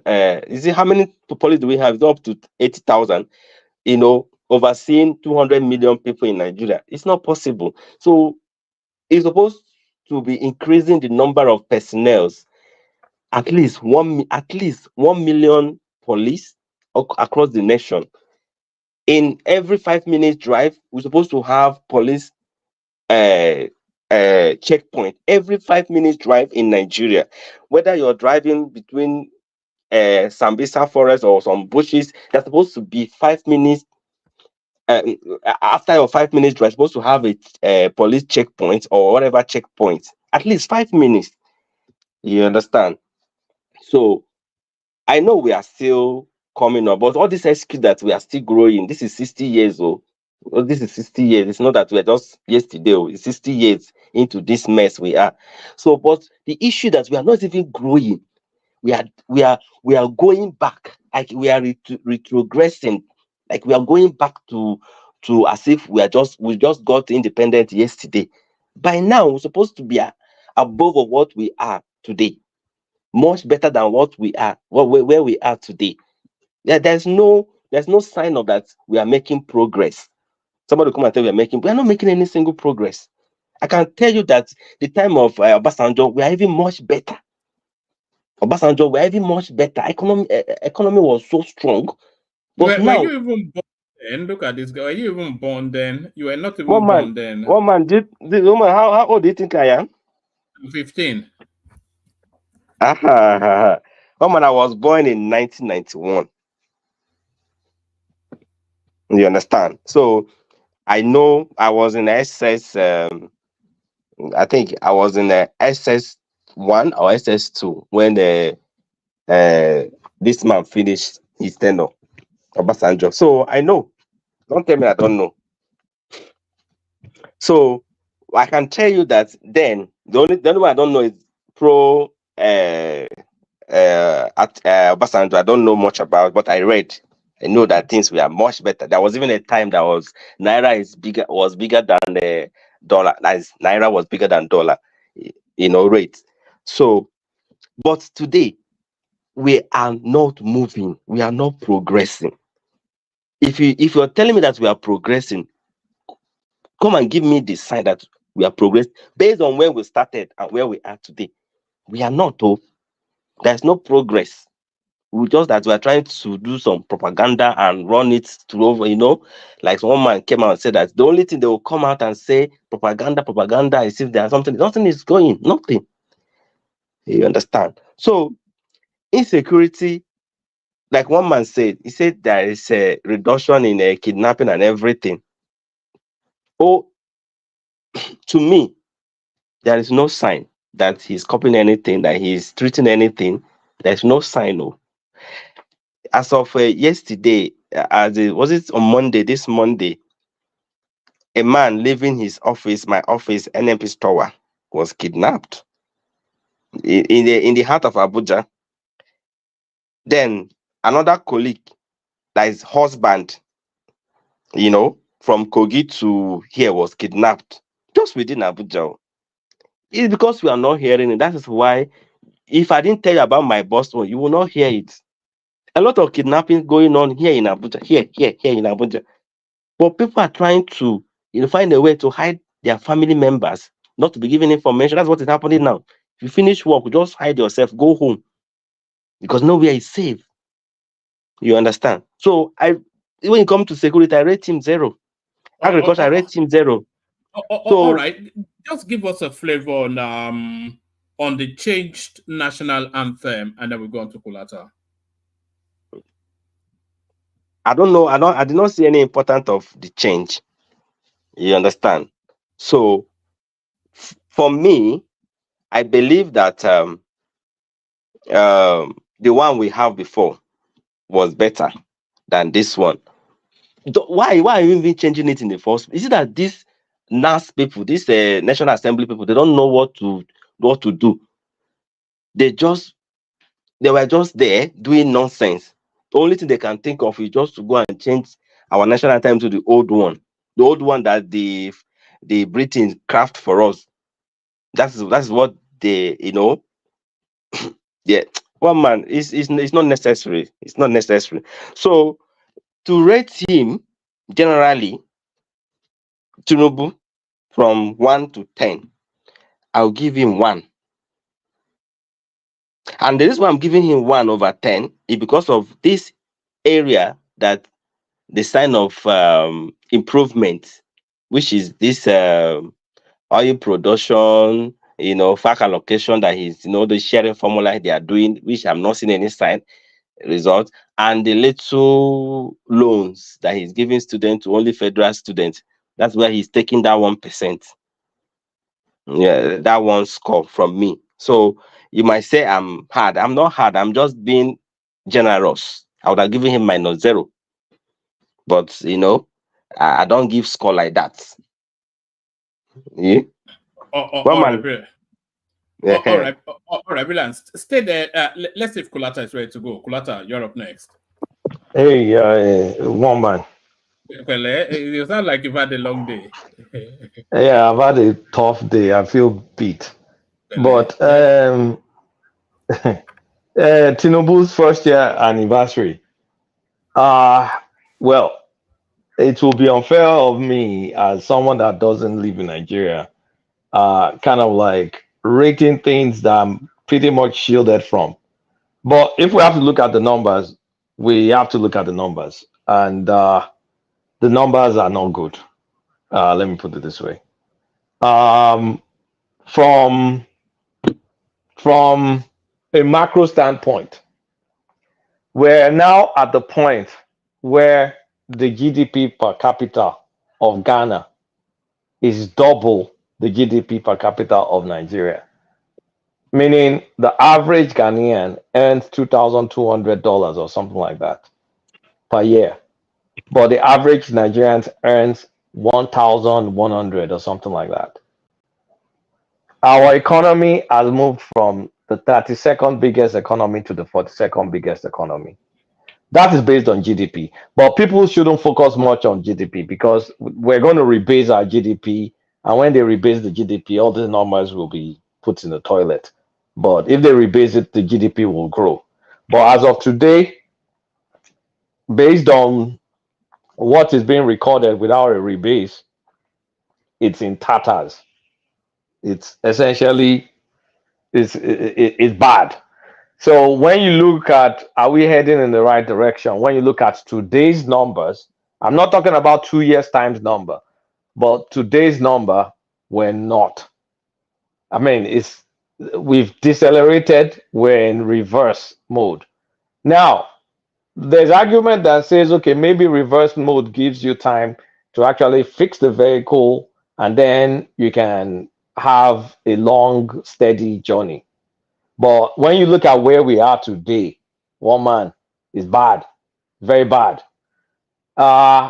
Beans is over 200% increased, over 200%.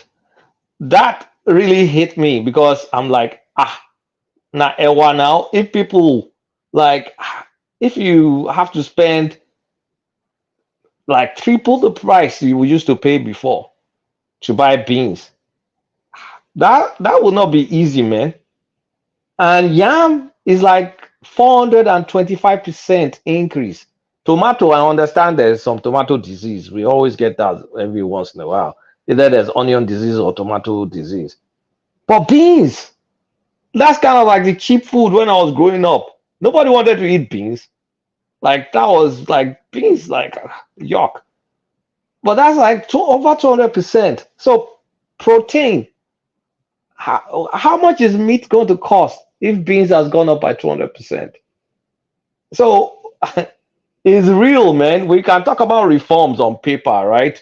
We can get the Moody's rating, we can get the Fitch rating. Yes, it means, okay, we were in a fake place before under Buhari, we were on shaky grounds. And this guy has made bold and necessary reforms, which will sustain us. But if you take a measure today, it's terrible. But do you think his biggest failing is not because I think in previous sessions we mentioned it as well, that they've got a lot of monies coming in now, all these subsidy removals right across the board. Yeah, but that's what I'm saying. Why don't they just timestamp? pump food into the country and I'll get there. That's why I said timestamp. If you measure today, I'm being particular. That we measure today. But am I going to say those reforms are not necessary? They were absolutely necessary. I support the reforms today. I support it tomorrow. I supported it yesterday. And I'll support it in 10 years' time. Because fiscally, we were hemorrhaging. But when you think about what has been done since the reforms, we've cleared the backlog. We've kind of like freed ourselves up financially. We can sustain ourselves. Then you know that, okay, there's something to build on. So this is now the rock bottom, the very, very rock bottom. That GDP number looks, I don't believe our GDP numbers today because it doesn't represent, I don't believe it represents our real GDP. They need to rebase it. But forget GDP, forget all this macro nonsense. Do you think it's higher or lower? I'm just curious. I think it's higher. I think it's way higher. It's way, way higher because it doesn't make sense for the average. when you look at all the higher level macro indicators, we're similar to almost all the big economies in Africa. But when it comes to that GDP, the number is very skewed. Of course, we have a huge population, but at the same time, if they count that youth population properly and rebase it, it will make more sense. Last time we rebased that GDP was a decade ago, 2014. That's way too long. So I think our GDP is probably in the 600 billion at this point, between the 600 to 700 billion, if they rebase it. But they're going to rebase it. I know they're putting things in motion to rebase it. But it doesn't mean we shouldn't acknowledge today. I think in 18 months' time, it's going to be... For the benefit of our audience who might not be as sophisticated as you are, when you say rebase, what does that exactly, to the layman on the street? Basically, you're just going back to count it all over again. Right? You reestablish what your GDP is. Measure everything. I'm married to everything. The present economic I'm married to realities the present realities, yes. And I think if they do that, we will probably be 600 to 700. But that's neither here nor there. The micro stuff. Billion dollars?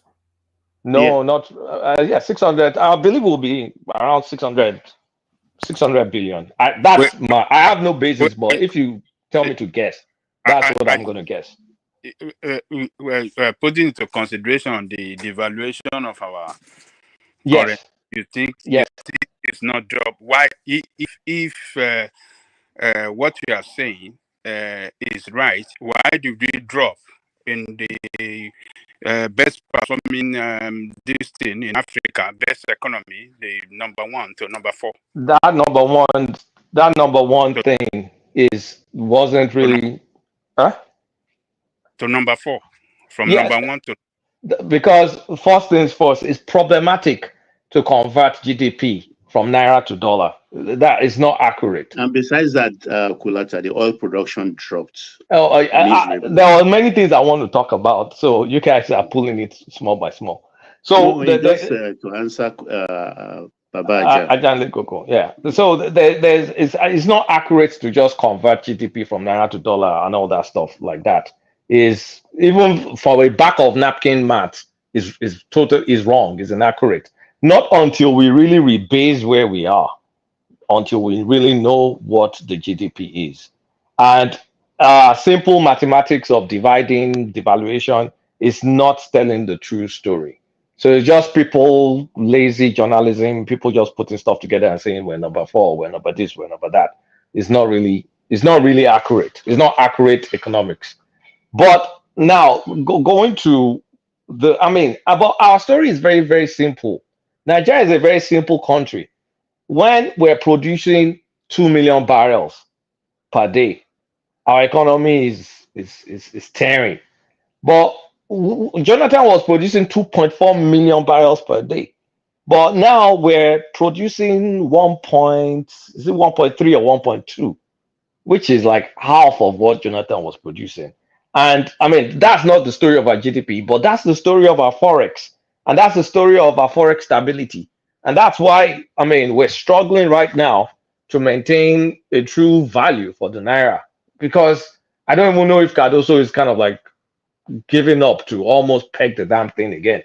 Because yesterday, 1,300 to $1, today is 1,100, and it goes back. So I will not put my money in that kind of environment because I can't even predict.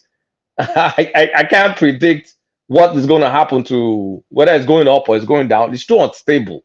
So the macro level. Do we have a sense of what's moving? Is it just a simple matter of supply, dollar supply? So it's not that. There's supply now coming from FPI, but I don't think we've been able to tame the speculation in the market enough. That area still needs some work. Like the speculative activities there's always speculation in every Forex market, but it has undue influence on our currency. It's beyond the pale. Because you can't say, if for anything, you can say that we're reducing our balance of trade is positive today, as of today, even though we even have, oil sales in tatters, but we still have a positive balance of sale balance of trade, and it's going to improve when Dangote starts selling gas. I mean, sorry, petrol. Petrol next month is going to get better, but so all that stuff is not reflecting in our forex. So I think it's just like I'm going to call it rogue demand, which is essentially speculation that's probably driving the forex up and down. And then the fiscal side, we're not where we're supposed to be. And then when you look at Rwani's, I'm going to call it spin, what he considered good, really, if you look at it in the real sense, it's not that great. If you say we have more money now to give for FAC, okay, but what about the devaluation? How much percentage have we devalued the currency? And look at what the Naira can buy today versus yesterday. At the end of the day, it's like a moot point. It's even almost negative if someone puts pen to paper to look at it. So a lot of areas where it says things are improving, there's only a few areas that you can say things are improving.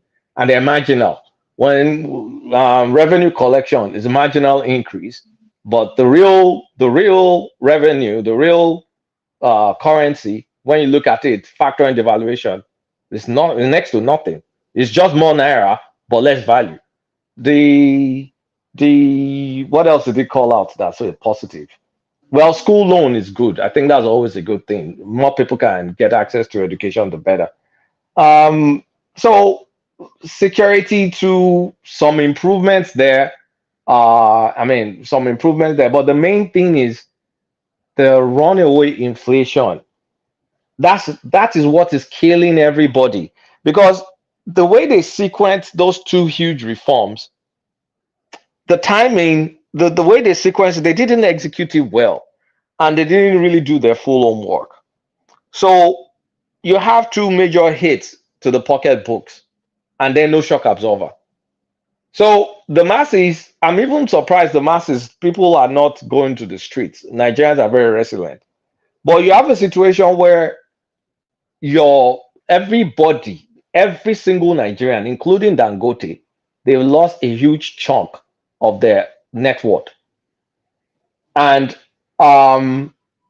if you call that a sacrifice, at least let your own public messaging mirror the suffering the citizens are undergoing.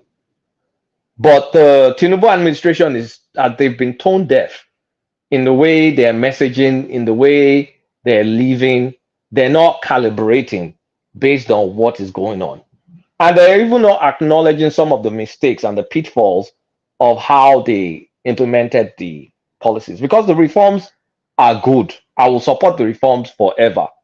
But if you put a good reform with incompetent hands, then you get a terrible result. And if you've even done that with an incompetent team, at least try and show some empathy, try and at least show some remorse that I feel your pain or something. But no, they just kind of like it's like sticking the finger in the eye and saying, fuck you. That's kind of like the way I see it. So it's not good today, but it doesn't mean the reforms will not be positive in 18 months' time. Most of the economists that are rating the reforms high are not rating it based on today's value. Is it not the all along narrative of short-term pain, long-term short-term pain, yeah. It's short-term pain, long-term. That's why I keep referencing that if we measure today. But if we measure tomorrow, like in 18 months, 2 years' time, it's going to be a different story. Because by then, the reforms will work. But the pain and suffering being felt today is massive. If anything could tell the story more, is something like beans. That I personally cannot stand beans. And I know, when we're growing up, we used to look at, poor people that can't eat meat eat a lot of beans, and we'll be laughing. So when you look at them like, God, before you even eat that beans, you have to come up with 3 times the money that you had before, because it's over 200% increase. So it's tough. It's going to be tough. And before they get out of it, it's going to take a long time. Now, what are they doing to even make the food price cheaper and affordable? Nothing. I mean, it's just nothing. The Minister of Agriculture is saying, oh, they're releasing fertilizer after planting season. Is that the kind of ministry that's supposed to get the food to make food in abundance? The so-called food basket of the country, Benue State, is still in shambles. People are still in IDP. Have you seen any concerted efforts to go and lift people out and relocate them back to their homes? That's not happening. And that's happening throughout the entire, middle belt. How many state governors have you seen committed, apart from Ekiti State, to an extent Niger State, and maybe the traditional state that farm? How many state governors do you see making a concerted effort to get their people back to the farms? Not a lot. It's just those few exceptions I'm mentioning. And of course, the traditional states that have been doing it up north. So there's a lot. I think Tinubu's failings is pure, simple, all incompetence. And for me to even say that, is that harsh? It's not harsh. He created that by himself. He's the executive. He's the one responsible for hiring his team.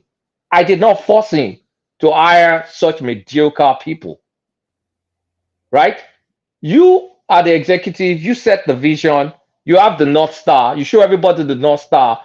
They go and create a plan for the North Star, and you track them in the execution of the execution of their plans with serious milestones and with KPIs to know if they're on track or they're not on track. So, did anybody tell him to load up political? Just make everything heavily skewed towards politics versus towards governance? That was his choice. Oh boy, are you forgetting the dictates of our constitution about There's every single state in the country that have people that are capable. There's no, out of the 36 states, it's Nigeria we're talking about. We're not short of people. Political camps, of course, take that into consideration. But I did not tell him. I did not tell him to go excessive on politics. He went excessive on politics, very little on governance, on competence. Why would you go like 90 to 80% political posturing and have just like 10% people that know what they're doing? Didn't we go through that exercise to show that what a mess that he made by selecting this team? He's not only make that mess, he now increase the bureaucracy by ballooning the ministry to like 45. So it's his own doing. He had the bold vision. The vision is right. The reforms are correct. It's going to take a while, but the execution is piss poor. And today, tomorrow, people are going to suffer until things eventually pick up. As of today, things are bad.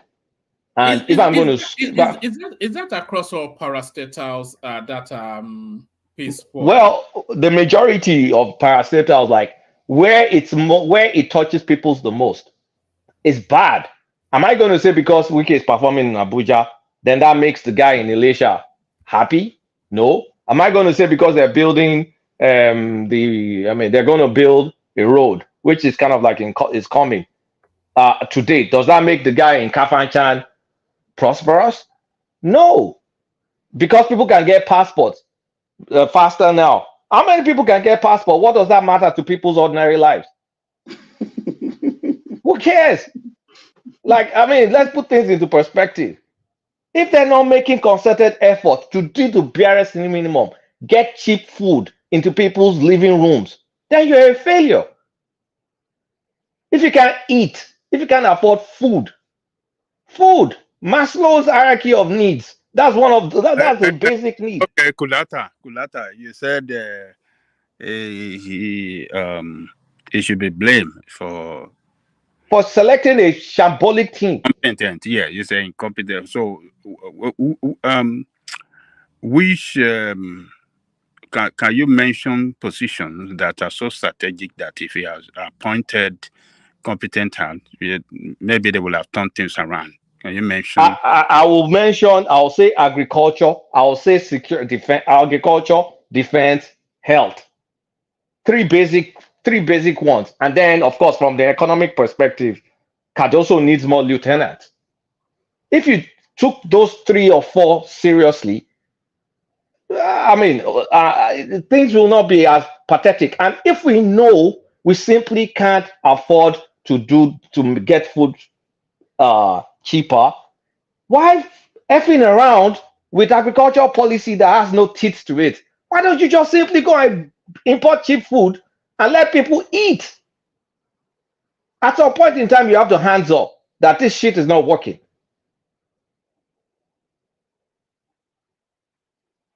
So there's some ministries it should not have messed with. And I don't see follow through with those. I mean, look, if people... I take a different view somewhat. Which is fine. I'm halfway with you on that 100 meters run, but at the 40 kilometer, I think I'm going to deviate somewhat from... I think overall, I think you may want to suggest that he has done excellently well. In what? Yeah. In what? Well, okay. Look at the economy. It was near collapse. He's rescued that. The insecurity. It's just because we have such a short memory in Nigeria. Every single day we were just hemorrhaging human lives on a massive scale under Buhari. We don't hear that anymore. Okay. Let's take what you're saying. Let's take it fair. Let's take it fair enough. You said hemorrhaging human lives. I think, terrorism index, we've moved 3 or 4 points. So in the real sense, what does that mean? It doesn't mean we're now automatically saving millions of lives. It means just a marginal decrease in the number of people dying under terrorism. You and I were here when they were slaughtering traditional rulers in Ekiti State. That's in the southwest, the safest area in the country. So when we say, if we've not kind of resolved Benue State, resolved Southern Kaduna, resolved Plateau State, resolved even freaking Ogun State, then what are we talking about? Outside of the food inflation, what else could they have done better? For the food inflation... Okay, you are a leader, right? There's one aspect that every citizen needs. Everybody needs to feed. If you're making bold reforms, which we all agree is necessary, nobody disagrees. There was no candidate, apart from maybe Showore, that did not agree on this reform this man is doing. So let's all cut that bullshit politics and know that, yes, this is the reforms everybody wanted. But if you are making those kind of reforms, the least you could have done was to make sure that basic need that everybody wants, let it at least be a bit more affordable. Do you agree? Yes, that I agree. That's why I said outside of food. I just don't understand why they didn't tackle that frontally, because that would have bought them a lot of time, to. And it would have bought them a lot of goodwill. Yes. And when you now look at it now, to just show as big of a problem that is, you now have raised your interest rate to try and fight inflation, essentially fighting the supply side of the inflation, which is money supply. You sweep up money, open market operations, sell to FPI, foreign portfolio investor. They're doing that. But that can only go so far. You have a lot of cost push inflation on your, food. So central bank cannot fix food problem. Yeah, Cardoso cannot. But get the money right to get everything right. Is that not how it works? Now they're zapping up money from supply and all whatnot. Inflation, the increase has decelerated a bit. It still went up, but it's gone down. The rate at which it was going up. But the huge chunk of it is still food. CBN, like I keep saying, CBN is not going to fix your food problems. A lot of what they do may fix other areas, but can we address that basic thing head on while people can eat, while you keep on with the necessary reforms? Is that too much to ask for? What if we started importing food I was just going to say temporarily? exactly that. Yes. Exactly. I was the one fighting that no, we shouldn't import. Maybe we should try and stand on our own. Then I got convinced that we need to import. And I've been saying it since I've been convinced that we need to import. Like we need to import temporarily. It doesn't mean like look, if But you don't importing have the food, forex now. How would you import? We have the forex, so we have the Coco, forex. it's not expensive to import food.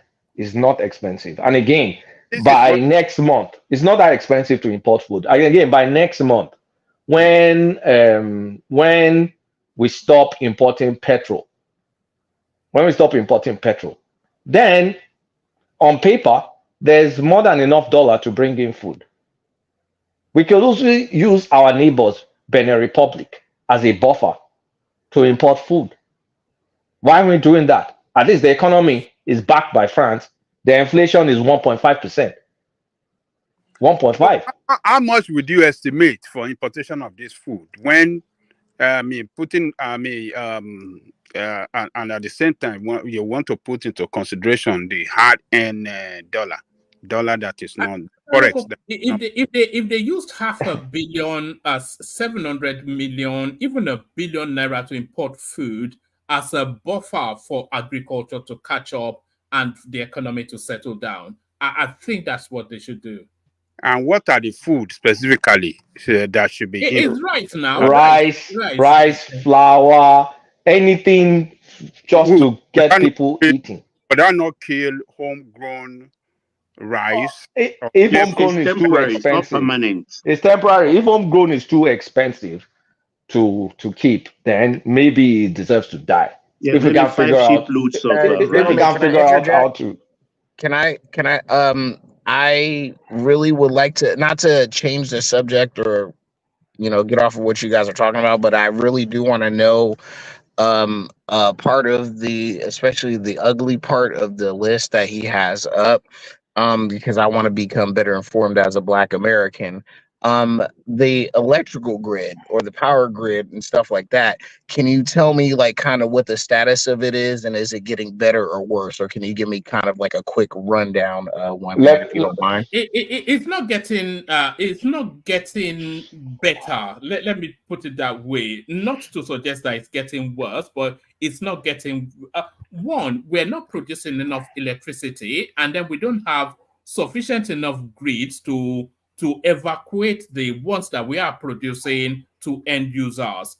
And when they try to evacuate to a certain level, the grids will collapse and the whole country will go into darkness. And that's happening too frequently, despite countless billions that they've spent on that space. What's the main problem? Is it corruption, or is it just they don't know how to do the infrastructure properly? Like, what's the main like component that's like stopping corruption is a main hub, as you know, Nigeria, corruption and all that.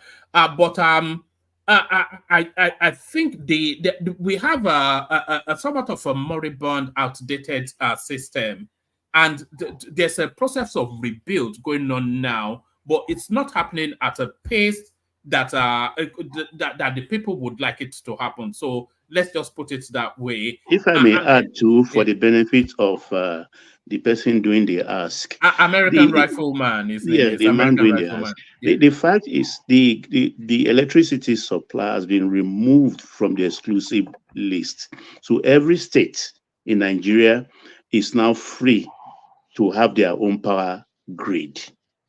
But a lot of states are not quick going into that reform because they are afraid the people will not be able to pay premium price, because those that will invest in state electricity grid will demand that we pay international price. So a lot of things mitigating against that actually, but like everything, it's like starting all over again. It could take time, but I know those states that are serious in serving their state citizens will, in another matter of 2 years, will be okay.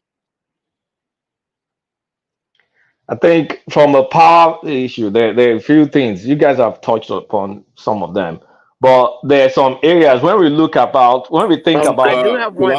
Not to. I do have one question from the brother. Can you tell me, like, if they're like doing anything or they're doing something, but it's kind of like, for lack of better English, it's how fast. So we called in Siemens. The biggest problem we have in the country, well, from an infrastructure perspective, the biggest problem we have is the transmission. We don't really have a reliable transmission system. So we made a deal with Siemens in Germany to help us build up the transmission, and we were supposed to come up with $300 million or something counterpart fund. And they did not take that work. The guy that structured the deal, that was sincere with the deal, died during COVID. And since then, they did not take that work seriously. And Siemens kind of like pulled back on the deal. They're just rolling it out at a very slow pace, because they were supposed to do a proof of concept, and they're still undergoing that proof of concept till today. So if proof of concept can take 3 or 4 years, then when will the actual phased implementation start? So I will expect some more investment. At least when Tinubu went to Germany, they should have renegotiated that deal. Maybe they're in the process of renegotiating it. I don't know. I'm not aware of it. But I think so far the deal with Siemens has not been sincere, and we're just sitting our asses looking at it now. From a fiscal standpoint, the way our power system is not favorable for investments, because the government is subsidizing the power. The people that they sold the distribution to, a lot of them are incompetent and they don't even have the financial capabilities. And there's also lack of metering, proper metering. So you can't really measure how much power is used. So they're trying to if you remove the subsidy from those people consuming the power, then then investors will make more money to attract investors. So we've started rolling that back.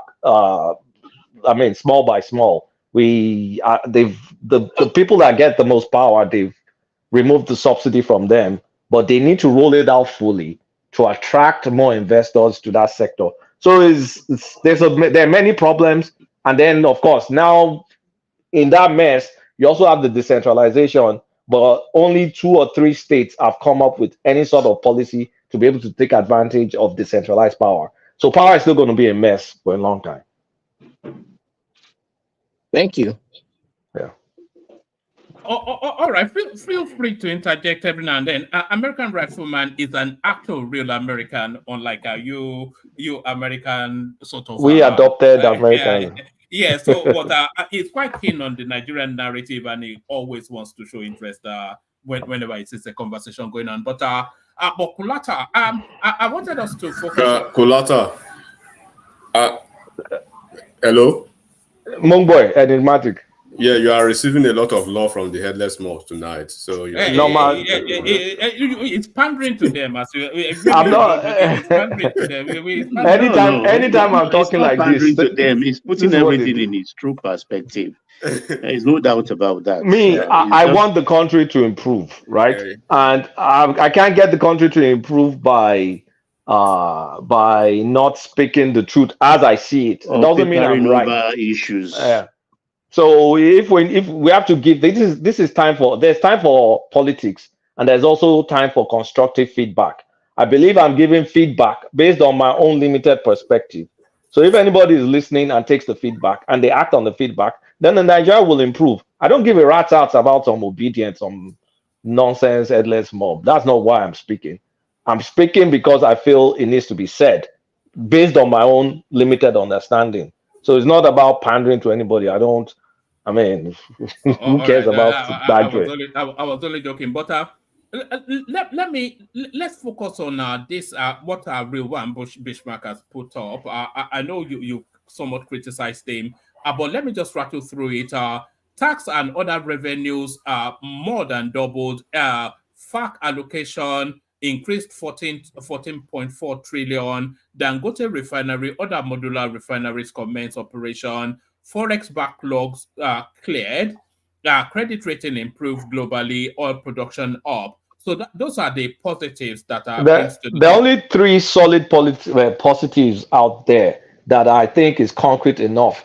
That's the what's it called, Dangote refinery, clearing of the forex backlog, and the ratings, the credit ratings.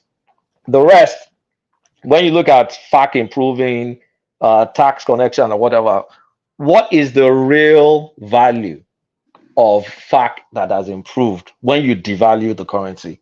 We have to we had to devalue the currency. I'm not one of those people that has their head in the sand. We can't print 23 trillion and then another 7 trillion and expect that not to have an impact. We're not the United States of America. We're not the reserve currency of the world. When we print money like that, we're essentially devaluing our currency.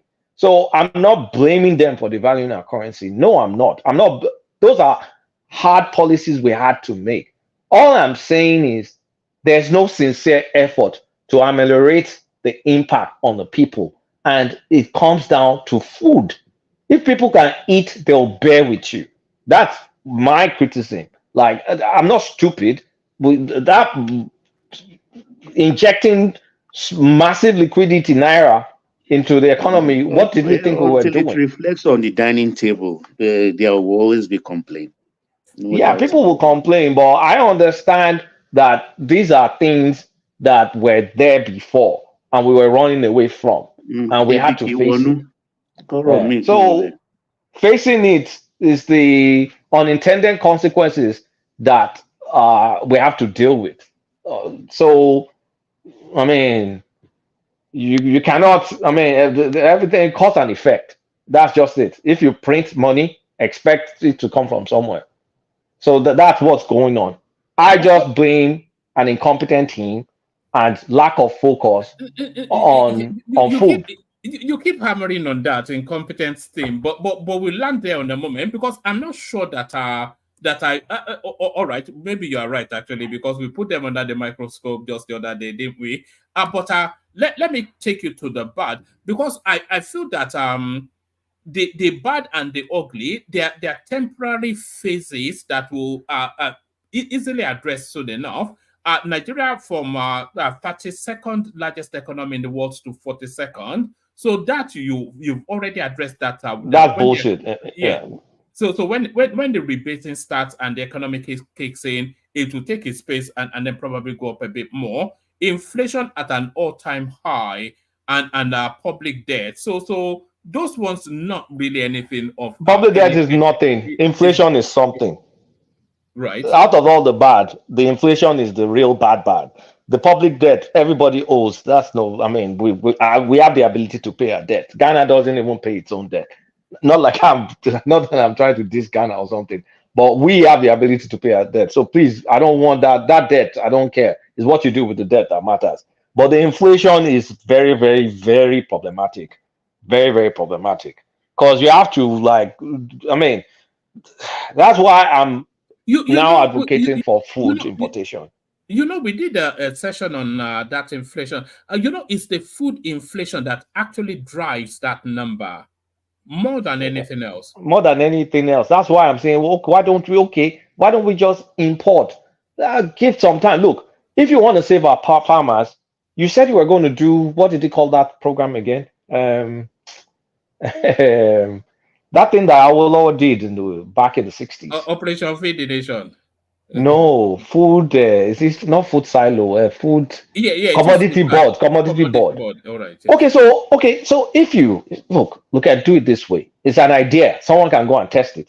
If you're importing food and you still want to encourage farmers to plant, then government will be the off-takers of the local produce that the farmers produce. Government will be the automatic buyer. So at least you'll be able to you'll be able to meet up with our farmers here, negotiate a favorable price. While you're importing, you can be buying from them to encourage them to keep going to the farm. That's not rocket science. India does it. It's a real wonder, that food will become a contention in Nigeria. It was never the case. Yeah, it's not rocket science. America buys from the farmers. India buys from our farmers. Nigeria can buy from our farmers.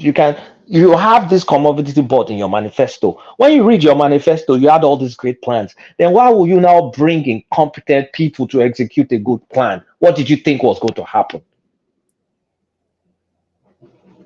I've been consistent from day one. Since he chose his ministers, I was complaining bitterly. Then I had to even ease myself out from the platform so it doesn't look like I'm just whining and complaining all the time. But it's now 1 year, and I think I've put this thing in my belly for that long, and I think it's time, if you want a good country, it's time we prioritize governance over politics. This is not working on, man. At least not as of today. Not as of today. All right. And the ugly. Let me quickly look at the ugly. Yes. Let me give it to you. Maybe you might not be able to see it on the screen. I can see it. All right. Go on. So terrorist attacks, like we said, that like we only have marginal improvement in that area. So yeah, that's really ugly. Power grids collapsing. Like, can we? I don't know if they're renegotiating with Siemens, but if they're renegotiating it, can they expedite that? I think it's worth borrowing money for, to prevent the power grids from collapsing. And then the rest is up to the states. Exit of multinationals, yes, that's fine. Like multinationals that are on shaky ground can't stomach the up and downs of our currency. But then you are going to have the likes of Julius Berger, the likes of MTN, that are with us any point in time because their business model is resilient. Now, with the X of P&G, what stops us from getting Procter & Gamble, what do they produce? Pampers, they produce Depends and pads and all those things. Isn't that what they do? We can replace them with a Chinese manufacturer easy. And if it's pharmaceuticals, I don't know why Nigeria doesn't have massive generic drug companies in the country. A lot of what it takes to produce those generics, we have them, petrochemicals. So why can't we have a lot of generic drug manufacturing in the country like India does? There's an opportunity for that. A local Nigerian can do that. So if a company business model is not resilient enough to ride the wave with us, so be it. Let them go. We'll replace them ourselves, or we'll find another replacement. And escalating cost of living crisis, I think that is inevitable. But let people eat. At least if you can't buy clothes, right? At least be able to eat food. So that's my own take on it. If I'm going to score Tinubu, I'm only going to score him high in vision, but I'm going to score him extremely low in execution, and I'm going to score him very, very low in leadership temperament, because it's like he makes a decision, doesn't think it through, then reverses it back. They've been embarrassing us going to Qatar. They didn't invite us, then we begged them, then we went there, and then they didn't see them, then they told us they weren't going to invest in us. What kind of nonsense? Did we need that nonsense? The Maersk deal. I mean, what's the name of that Yoruba guy? Ononuga went on Twitter shouting the deal, and then Maersk CEO or whatever had to reverse himself, had to kind of deny it, and then we were all over the news, Bloomberg, Reuters. That's shambolic now. Same thing, we had another one like that. So look, don't be too eager to do all those things. And please, can you look towards China more and stop wasting your time with the French and Americans and Europeans and all this stuff? Can we look towards China? I mean, I want some changes. I want a revamp of the team. I want a rechanneling of efforts into kind of local look at the local, look at what we can do locally. Are you disappointed that that didn't happen today? That revamping of the team. I was very disappointed, but I kind of was expecting it. I was very, very disappointed. Revamping of what? That didn't happen of this team. Okay. I was disappointed. Let's wait till the end of the week anyway. But in that regard, what's your take on his human rights performance, Kulata? Human rights, I think look, there are two areas. Okay, now two bright spots. I think human rights has been okay. There's not been any egregious abuse of human rights. But one bright spot for him is corruption. He's been good in corruption.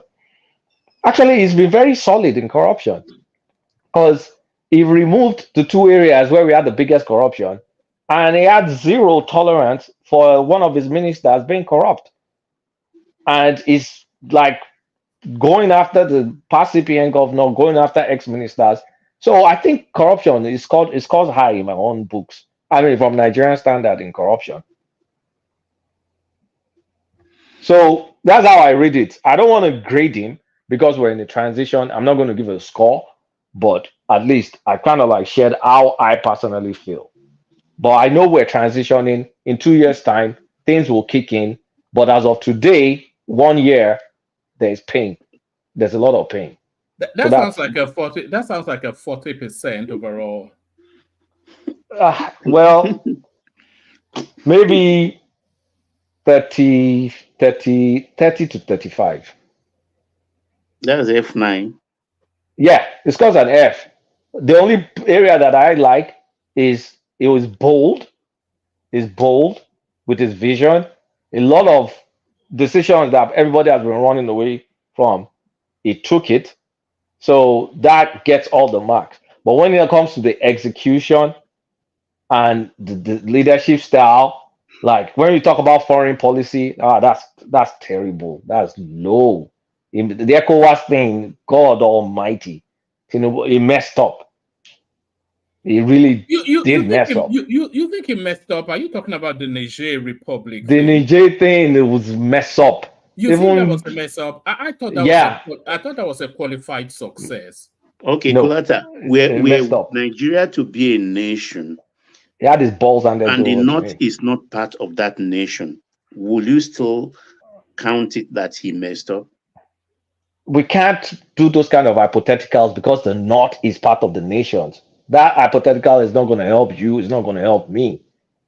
The North is part of Nigeria. That is not going to change in my own lifetime. Why I said that is because they are like those three cool nations. They are like nation capping our country. And it was the Northerners that were actually against his attack. But as a Democrat, I wouldn't fault him in the first place. It's like you have to abhor anything that's a threat also to your own office. It's like if you are embracing coup in other countries or kind of handling them with kid gloves, what are you telling your own army? That's my own thinking there. You said he mess up. How did he mess up? Because you are sounding like double standard. Let me see. No, I'm going to tell you exactly how he messed up. Yeah, sounding. He released. Hold on, Kulata. You're sounding double standard because you are praising his action. Then now you are turning back to say he messed up. I didn't praise his action then. No, I did not. Try and go and watch back the old videos. I didn't praise his action then. If we were making fun and saying let's bomb everybody, no, I didn't praise his action then. Yeah, okay. So we are together then. I was, and people were calling me military apologies. So no, I didn't praise the action because I felt he unleashed all our weapons too fast. You cut the power off. You do this, you do that. You didn't even leave room for negotiation, and then they called your bluff. At the end of the day, you had your balls handed back over to you. And what has happened now? We went back. They're still not really with us anymore. The northern part of the country kind of like called you to action, you were looking like you were a puppet for Macron. That's not good. And that's foreign policy. I mean, and then you did all that after you were nominated as the ECOWAS president. And on foreign policy, where is our own ambassadors? We don't have ambassadors. I mean, he hasn't even appointed ambassadors. There's no funding. Oh, really? Okay. But there are no ambassadors. Maybe they should have prioritized that as part of the funding, because that's very important. All right, give us a little flavor on this changed national anthem. Something of that importance. Just then, a whirlwind space, a stealth sort of move. They just snuck it in by the back door. Something of that importance. Honestly, for me, national anthem is not important. I don't care. In part of my personal preference, I prefer the old one to the new one. That's just my own preference. But whether they change it, I do as well. Actually, we had quite an the involved the new one But sounds like do a you think communist. he's rolling back Obasanjo's footmarks?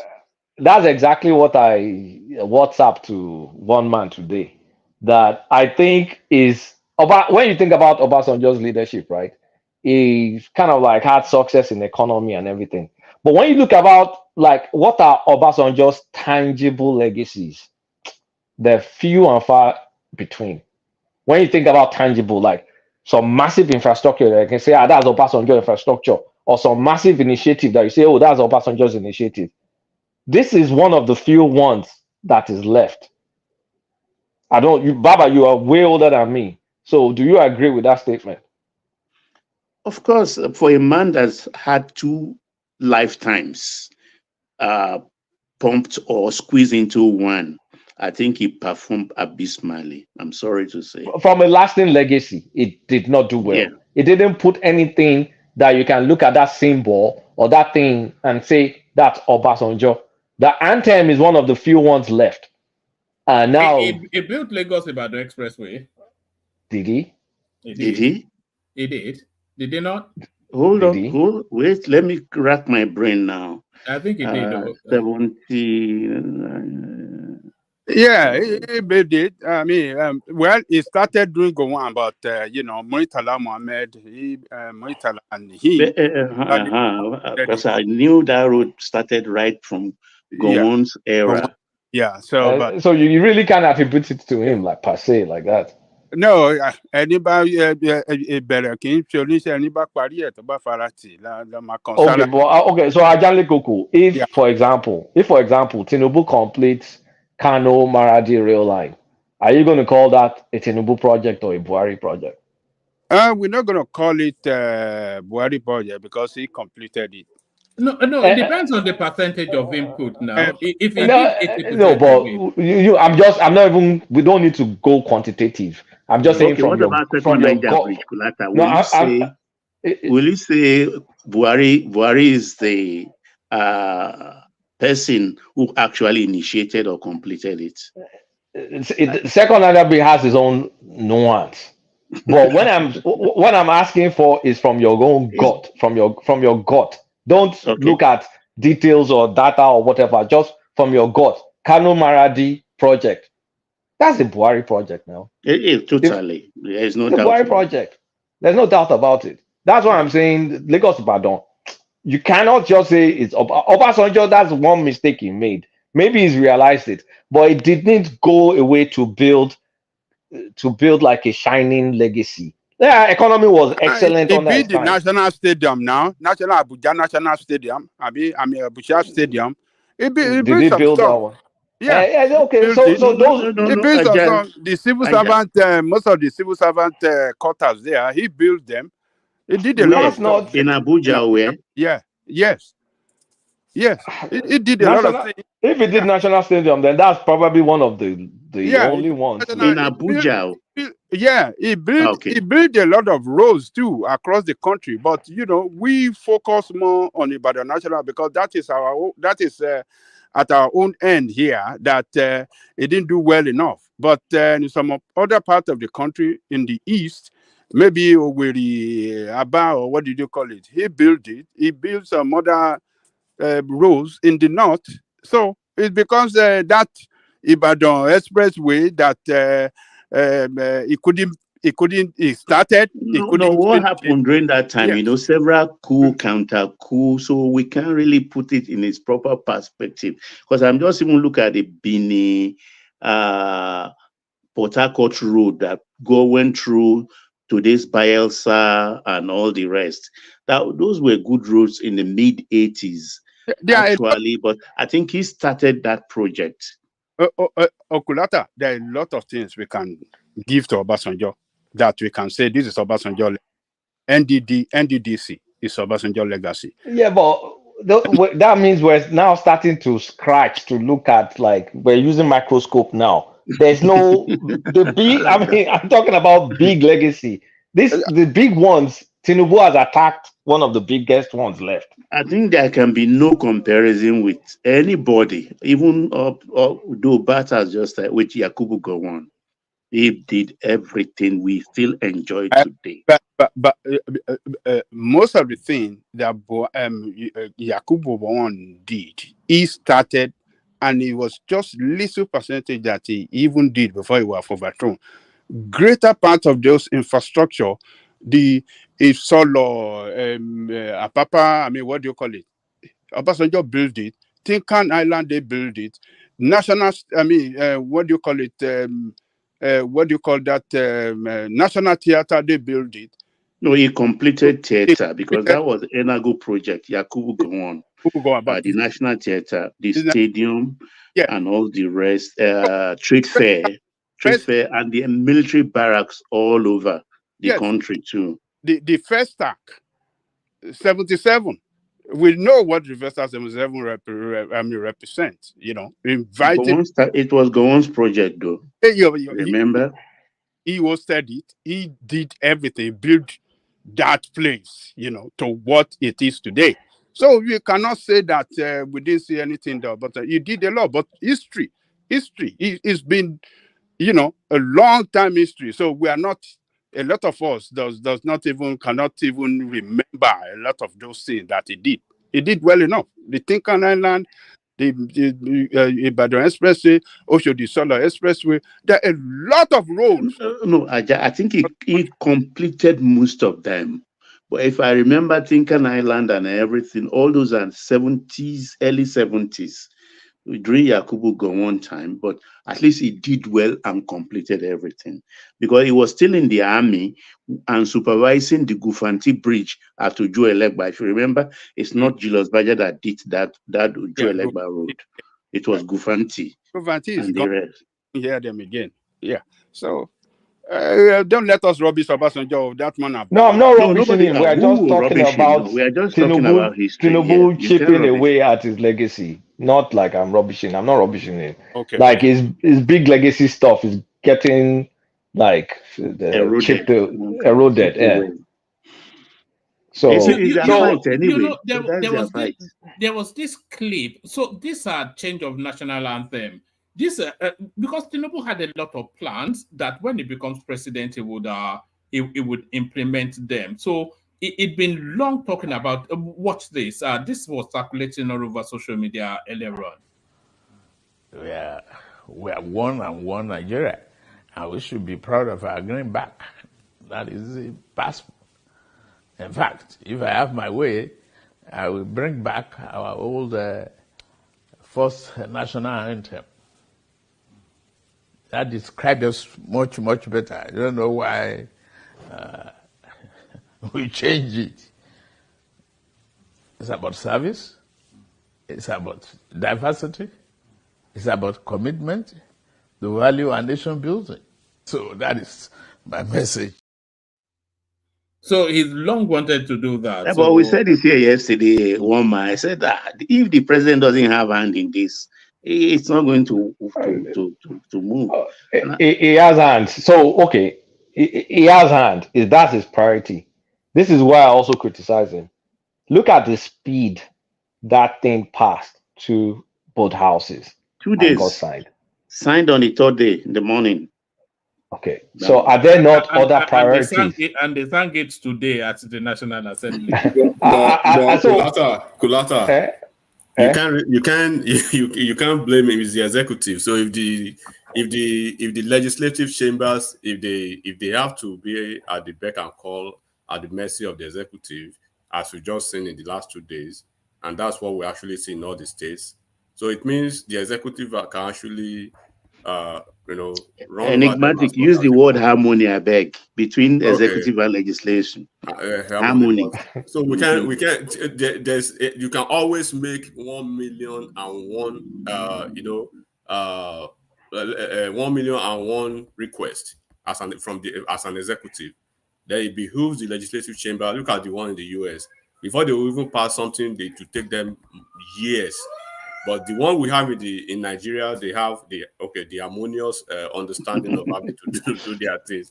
So executive will always push their request. So it behooves they voted them. They have the opposition.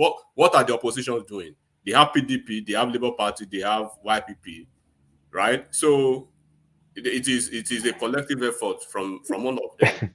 This is the man you guys want to beat in 2027. Good luck to them. Yeah, so good luck.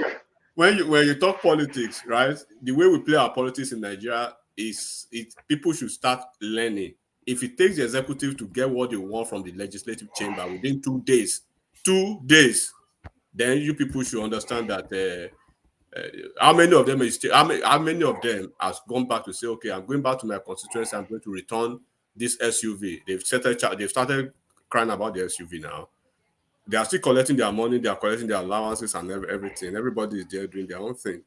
So 2 days it takes the legislative chamber, an equal co-branch of government, to run to the table with their tail wagging behind their under their feet or whatever it is, between their legs, right? Going back to the executive within 2 days to accede to their demands. So who are you going to blame? Okay. Anyway, one man. If anybody is listening for the government, it's feedback. We want Tinubu to be successful because he is my president. And if he's successful, my family will be successful. My friends will be successful. I don't want half of everybody I know somewhere in the UK, Canada, or the US. Come on. I don't even have friends anymore in Nigeria. Of course, I still do. But you know, it's funny actually. I apologize to you, Kulata. When I last went to Nigeria, I didn't know anybody anymore. Everybody is they're all gone. UK, Canada, United States. There was nobody around. So Kulata, I was just driving around. I was going from. Yeah, on this one. Oh, my family is either my friends are there, but their family my family is in Canada. My family is in UK. So they go every month or every other month. I'm like, so who is left? You are not one of those people that would say people are calling them every day to send money to them. As that's have you? No, at all. I don't send anybody. It's only my parents that I owe anything. Every day, somebody is calling me to send them, as if you are the central bank of the people in Nigeria. As if you are the breadwinner of Nigeria. So one man, that's my feedback. So it's nothing personal. I want the government to work and let them work. All right, thank you, Kulata. So that's Kulata, of course. Who else could it be? So thank you, Kulata. So Baba and Ajande Koko, with your permission, is that Koko? Yeah. With your permission, let me go to Enigmatic, who I think may not be with us for long. He asked for permission in the private chat. So let's go with Enigmatic, even though you both came in ahead. Oh, you should go ahead. I'm cool with that. All right, Enigmatic, they're happy for you to go. So there are only really two things to talk about. Tinubu, the good, the bad, and the ugly. 1 year in, they didn't even give us a national speech, but nevertheless, we are going to audit him anyway. So let's audit, and then of course, they changed national anthem. Okay, first of all, Baba, Abayan Daleo, we appreciate. Thank you so much. Ami, Wadagba. ọwọ́ pẹ̀lú ewu lórí wàá fèrègì jóbi o. Amina yàrá aláwọ̀ àmì. Bàbá àjà náà, mo kì í yóò àgbáyé àdálẹ́ ṣàlà ẹ ṣé gan. So, Ọlọ́run á dúró tì ẹ́ o. Àmì inshallah, aláwọ̀ àmì. So let me just first of all, congratulations to Nigeria and Nigerians generally. If either you like the Tinubu'S administration or not, they are 1 year now. We do have investments in Nigeria. We have we have families in Nigeria. We have friends in Nigeria. We have stake in Nigeria. So regardless of what you want or what political party or an individual that you support, the fact remains that we still have Nigeria as our own, that we can call our own. And then we are all here to actually expect that each time that we pray for the goodness of Nigeria, we are praying for the goodness of our collective, responsibility for our country. So when we make a political statement or probably analytical statement here, it's part of our widow's mind, having to understand the fact that we have to play some roles from diaspora as well. So the good, the bad, the ugly. First of all, I would say it's been a roller coaster for Ashiwaju's, administration, a very big roller coaster. And then I pray that God will continue to strengthen him and give him wisdom to steer the ship of Nigeria, with the guidance of Almighty Allah. May God continue to bless him with good health, and then his family, his cabinet, and all Nigerians that are wishing him well. God will continue to be with them too. So as for me and my family, I can't speak of any other people. We will continue to prosper and we'll continue to achieve good things in this administration, regardless of how tough it is globally. God will continue to shout good causes for us in my own family and myself generally. So if you wish it, say that to yourself. So, like I said, the Tinubu's first year has been marked with by significant, challenges, huge challenges, and they've made significant efforts at the same time to stabilize the country's economy and to implement, so to say, their renewed hope agenda for Nigerians, basically. But regardless of these efforts, there is, of course, obvious growing criticism, regarding the performance of the administration, of ministers, of his cabinet, different opinion, different perspective. And people may argue that the current team has been quite ineffective in addressing key challenges and delivering tangible results, which is necessitating a bold move to overhaul the cabinet. First of all, I have to put that out there first, which should be part of the conversation that we'll have last. The overhauling of that cabinet is germane, and it's one of those things that I will be expecting the administration to look into real quick. So, if I have to probably go in a summary manner, not to waste anybody's time, the good, the bad, and the ugly. I will probably have time maybe later to expatiate on that or elaborate. But when you look at the good, the bad, and the ugly part of it, no situation is perfect.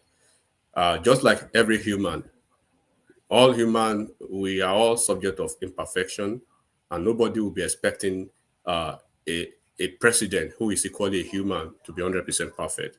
So, especially a human being that is taking the mantle of administration in such a country, diverse in opinions, diverse in almost everything, and then you have multitude of people within the same space who do not want anything but bad news for you. So they've taken several decisions within this short period, which has caused a lot of pains at the short-term period. But personally, I'll see long-term promises and gains for Nigeria as time goes on because of this policy they've taken. The good part of it would be the reform, the economic reform from the administration. First thing first is the removal of the fuel subsidy. It's taken a big time. It's been a long time that coming, but he has taken the boldness, and it takes a lot to actually have the guts to take care of the big elephant in the room. So that will be the first one.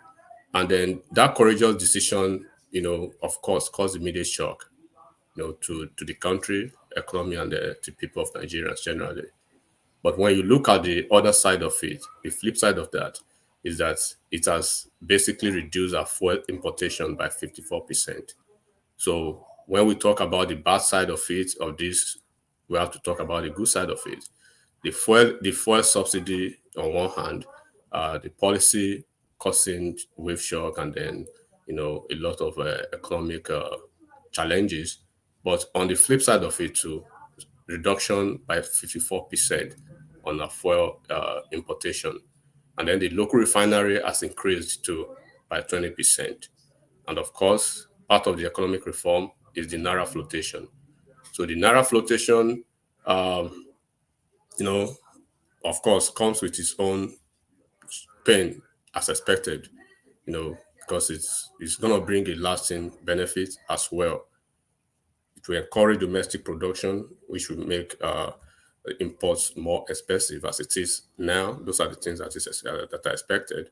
And it's, of course, by time going to reduce pressure on our foreign reserves as it is now. So on the infrastructural development, we just saw seeing that Wike just completed the metro line in Abuja. The outer Southern Expressway, if you are very familiar with ABJ, the outer Northern Expressway has been completed years back. We've had a plethora of FCT ministers, most of them from the north. They basically concentrated on that northern outer part of the expressway, the freeway that takes you directly to the northern axis of the country. They've done that. Even beyond that, subsequent ministers from that nation, from that neighborhood, they've come to modify, to improve on the infrastructural, amenities on that northern axis, neglecting completely almost 100% the part that has to come to the southern part of Nigeria. That has been completed. Wike actually completed it, and it was inaugurated already. So, of course, this will expand the GDP by improving travel and trade efficiency to the southern part of Nigeria. So the time that it's going to take you before to get to that freeway, as it used to be, will be quite different this time around. So, and of course, in the aviation sector as well, we now have a direct flight from Nigeria to the UK, which is facilitated by the direct flight through Air Peace from Nigeria to UK, from UK to Nigeria. That would offer Nigerians and Nigeria less expensive travel alternatives. We could know the prices last year, and we know the prices now. Of course, regardless of the irregularities and regardless of the challenges, they were able to put that through. So, of course, you know what that means to in the international profile and the projection of Nigeria. At least that's a good reputation for us now that at least we have a semblance of a national carrier, even though we are partnering with a private investor. But that private investor is equally Nigerian, so not an outsider. So the education reform, we have the student loan. So the education reform, we have the student loan. It will provide financial support for Nigerian students, indigenous students, and people who probably normally want to drop out of school. Now they have that. And then there is this prioritizing funding for the STEM education. I have part in that. In the STEM policies and the STEM framework, I was contacted and I did a lot of cracking of that policy for the STEM education, over social sciences and the humanities within the Nigeria educational sector now, which will actually better the national developmental challenges that we have within the STEM field. And we know that the STEM education in the next 10 years, we know the potential it is globally. So I was very involved in this part. I did a lot of policy, idealistic meeting, and then being able to be a part of people who actually created this framework for the government. So I take credit for that, and I thank God for the opportunity.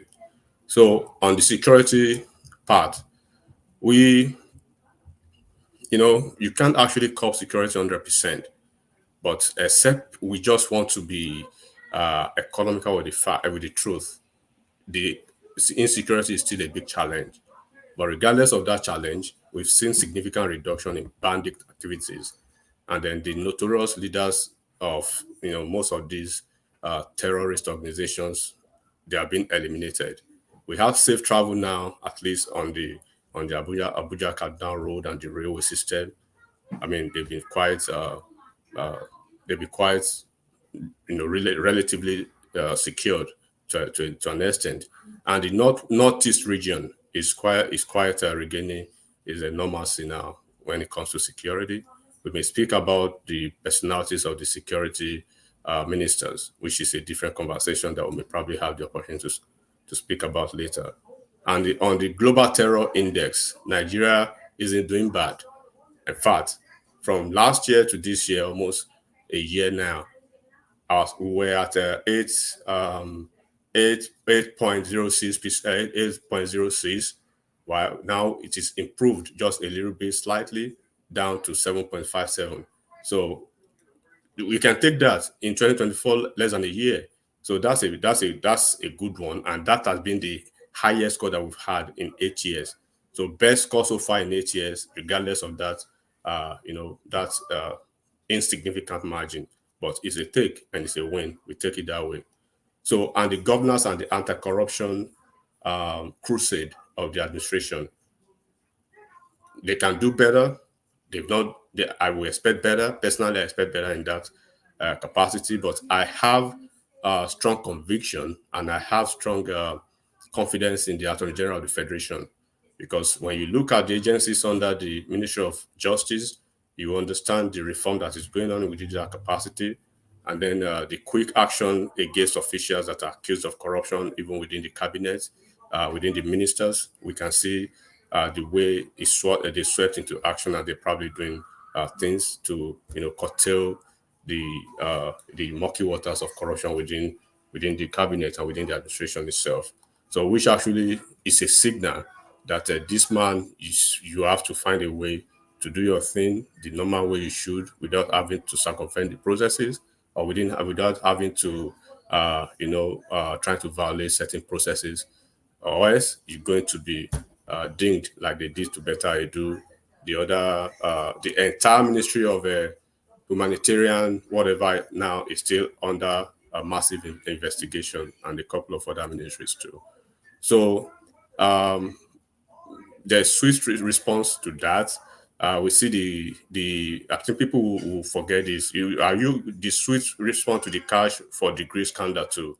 They were suspending some schools and degrees that were actually offered from those schools within a week.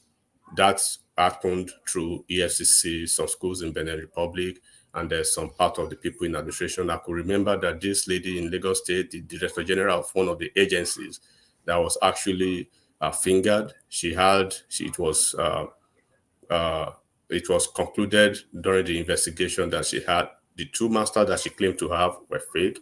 She had some other degrees. They found out they were actually fake degrees. So when you look at the overall impact, generally Nigerians are facing challenging times, right? But the foundational policies of the administration will set, and I pray to God, it will set Nigeria on a long-term, improvement at the end of the day. But with the current trajectory that Nigeria is focusing on under Tinubu now, it's taking bold steps to confront the challenges. It's not whining, it's not crying, and it's actually speaking to Nigerians the way he thinks he could. And then he's not taking shortcut to actually deal with this situation. As of today, when the Minister of Economy and the coordinating economy minister was saying that they have enough funds now to take care of Nigeria's debt. So when the administration was coming on board, the former CBN governor told them they had maybe 30-something billion.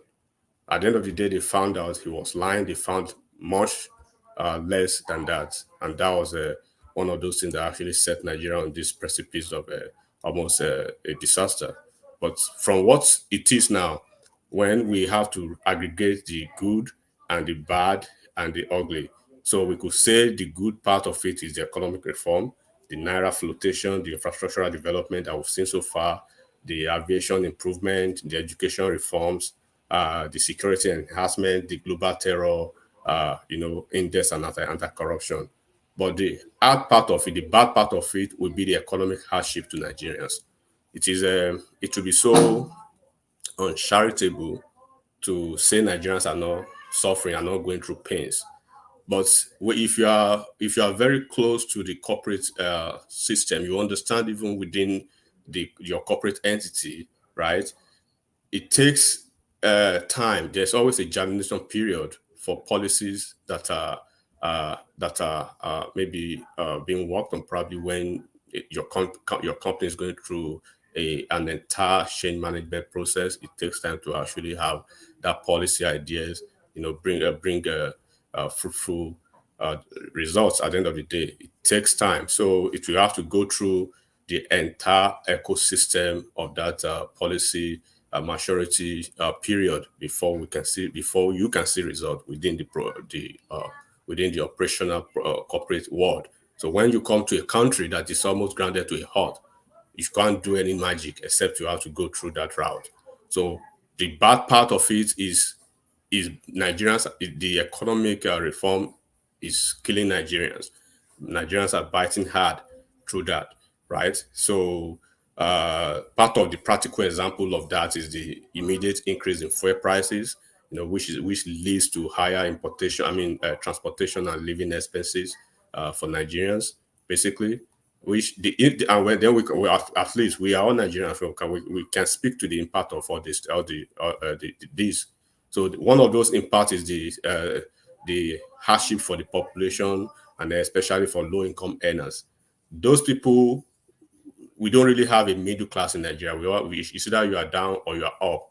But regardless of where you are, if you are up, we all have businesses, we are all traders, we all have investments in several sector of the economy, in the real estate, in oil and gas, in importation and all those things. If you're a businessman, if you have investment last year, you understand what it means today. So of course we can't lie about the bad part of it, and the Naira flotation consequences to actually come with its own challenges, which is not small, which is not nobody can actually quantify the level of damage it does to some family or to some people who are not really financially liquid to actually go through the challenges of any situation like this. So the devaluation of the Naira has led to, of course, the continuous inflation that we've seen, and it caused the increased cost of imported goods into Nigeria. So what you spent on importation of a container last year, you will know the price now. Probably when you are importing vehicles or probably some goods to Nigeria, you could see the difference as against last year versus now. So, and the impact, of course, has the intent intended to strengthen the economy long term. Of course, the economy will be strengthened at the end of the day, because personally I believe in the foresight of Tinubu, and he has vision for that. So he faced the same situation when he came to Lagos because of his gigantic vision, because of the infrastructural model that he has. So when you have people who are always thinking so big, big ideas, big monumental developmental projects, big reforms, they will always have challenges at the nascent stages of trying to arch those reforms. But at the end of the day, look at Lagos, for instance.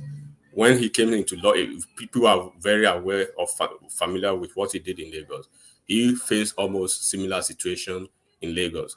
But subsequent governors, and then second term, even in his third term, particularly getting to, I think, the second quarter, Q2 of his second year, things were already getting better.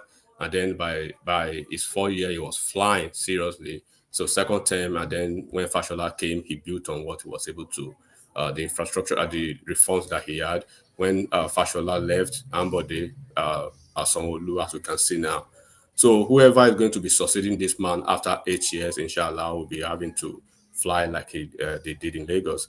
So of course we can't actually deny the challenges for now, but those are the short-term challenges that is expected. It is not academic, but these are practical evidence that people can see. So and people who are really who knows economy and then governance very well to see, and they've been able to maybe sit down and craft and draft policies and draft frameworks for government and for multinationals. They will understand policy ideas and they will understand how policy works. It doesn't click in 24 hours. So and then of course the education and the loan too.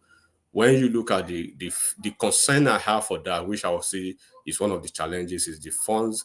The program that will have to fund social sciences and humanities, which of course can be debatable, which I believe is less relevant to Nigeria's development challenges now, because I don't want to say people who are studying social sciences or humanities are not on the right path or they're not doing the right thing.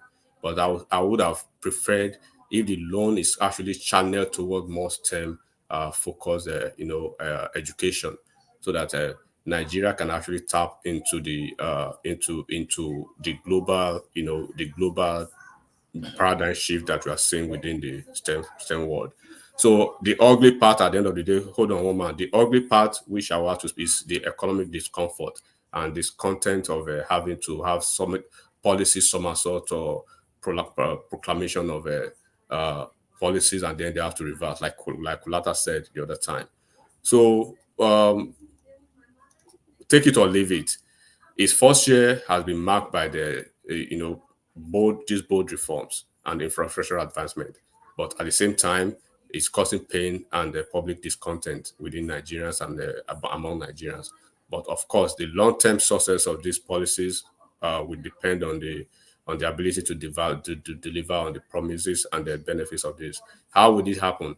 I will have to speak about how he will have to, for all these policies to actually get to the expected result that we personally, somebody like me, expect to actually start seeing the result, is that he will have to embark on an unprecedented overhaul of his cabinet. So there are so many dead woods or probably mismatched in that administration, in that cabinet, that he will have to throw them out. The Minister of Agri is a dead wood. We don't need him.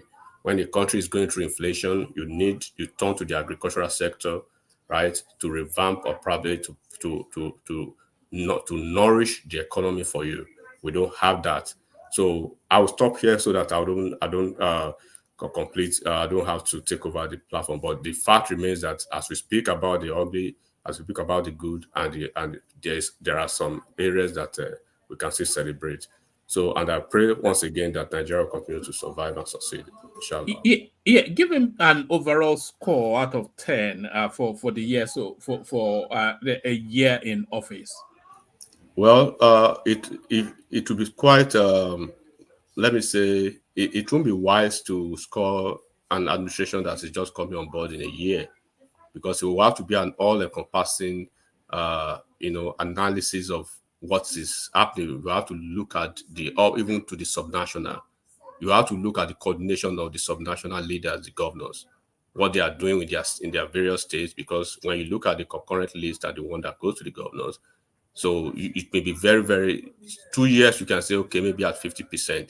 But from the reforms that I see, right, if I have to say I'm giving them maybe some certain marks, there's no way I won't be doing that with the governors. And that's why it's waking up to the reality now to find a way to, they filed a lawsuit against the state governors now, so they can work with the local government administration. Because without having to do that, there will be a lacuna in having to deal with those governors. So the governors are making money through FAC, and it's not actually impacting people in their states, the locals. So I won't be able to put a pen to the figure, I mean to the numbers, but the best way to actually actualize it, to actually itemize the conversation, is to discuss it by these faces of the good, the good, the ugly, and the bad. So it will be immaterial to actually score him. But I believe that there's a room for improvement, and they're on the right track if they can actually embark on the whole of No, enigmatic. You must score him. We'll pin you down to that score. Even if you have to give him 9, go ahead. If you have to give him 0, go ahead. Please. If I have to score him by ministries, by cabinet, by members. No, let's go overall average. Overall, I'll give him maybe 40 for now. I'll give him 40 for now. All right, brilliant. And the changed national anthem, are you for or against? Well, I don't even know when I don't know. Maybe I wasn't even alive when they had this national anthem. So, which I know. So, but what I can say to the national anthem is that Nigeria is in a dark strait. Why I'm saying this because I'm particularly mad at the legislative angle. I mean, the legislative tier of government in Nigeria. They are not holding the executive. They are not holding them to the letter. They are acting like rubber stamps to the executive. They are too subservient to the executive. If you don't just run, like 100 meters a second when the executive demand things from you. So I don't care about the national anthem. Nigeria does not need it now. But if you are talking about the symbolism of it, good for Tinubu, good for his administration, good for the unity that I think I've read the lyrics. I've seen the words, the wordings. Classic, nice, right? Unity and stuff like that, all those things. But I would just the symbolism of it is good. But I don't appreciate the fact that the National Assembly will just pass it through. They know that he is going to sign it, delay it, and subject it to public discourse. No consultation, nothing. They just rush it through. So to me, it doesn't make any difference. It doesn't change the fact that the inflation is still there where it is, and it doesn't change the fact that Nigerians who are hungry are still hungry, right? And it doesn't change the fact that the national anthem they sing from now till tomorrow, it's not going to change people's condition. Those who are poor will continue being poorer. Those who are rich, if they are not smart enough, probably they will dream when they are riches. So to me, one man is inconsequential to me. I don't appreciate it. I just have issues with the legislative chamber. All right, brilliant. That's the majestic enigmatic. Thank you, enigmatic. Let's go on from you to Ajale Koko, see if he's ready. All right. You are there. So yes. Yes. Let Baba go. Let Baba. No, Ajal go. My head is in a fog this evening, so I'm just enjoying the listening. Oh, okay. Yeah. All right. So, one man. All right. There are only really two matters in play. We'll get to Tinubu, but I think we started the conversation on the national anthem yesterday. But Mike Ozokome, he actually is in favor of the national anthem, so that's one. But he feels that it's not even reaching far enough. He wants the name Nigeria changed and the flag as well. So one, I think we know roughly where you are placed on the national anthem, but this extension that Mike Ozoma is adding to it, are you on board with him? Yes, greetings to our listeners around the world. Click on the like button and subscribe if you haven't done so. Yeah, I agree with Ozokame that our flag should have been changed, and the what else did he say? The flag and the name of Nigeria. And the name of the I was just when I was reading it, then I was just going through, and it struck me that Ghana was Gold Coast, Upper Volta was that not Burkina Faso? All of this Ivory Coast, now Côte d'Ivoire. We seem to be just one of a handful of countries still clinging on to those colonial vestiges. Benin. Yes, those colonial vestiges. Yes, I think our leaders are not serious people. And where I say so is that they don't really, they are not people of history, and they are not great thinkers. So leaders that are great thinkers and you know and love history. We want to do something historical too. So they are not, and that is why you saw them. Can we say suspension, or what did you say? The anthem that is it discontinue, or what do they? How do you describe it? Did they It's been jettisoned. jettison? That is why you see them jettison a national anthem composed by a Nigerian that carries, that call for. But that rights all compatriot is not backed by the Constitution. I don't know what you mean by Constitution. Which Constitution? The one that it was a military fiat, wasn't it? When it was why. So everything that military done in that country, can we wish them out of our history? We cannot. All the infrastructure they built, did you want to go and bulldoze them and said, oh, because they were built by military, so we don't need them. We want the one. No, the ones that can be removed should be removed. So this one can be removed. So it's no Nigerian was consulted to ask if they want to change the anthem. It was by military fiat. Okay, the Constitution that you are using today to run your country, are they military? Are they people's written constitution? Are they not by the military? So, woman, don't let us deceive ourselves. It's just like I said earlier. They are not people. They are not thinkers, and they are not people that carries. They don't love history, and they are not. Pursuing an objective that can be historical. So and that is why and that is why they have to go back to a national anthem composed, the jettison, the one composed by a Nigerian, and then brought back the one composed by a British lady. It is unimaginable when other countries, smaller countries around us, are trying to move forward, trying to do something, historical,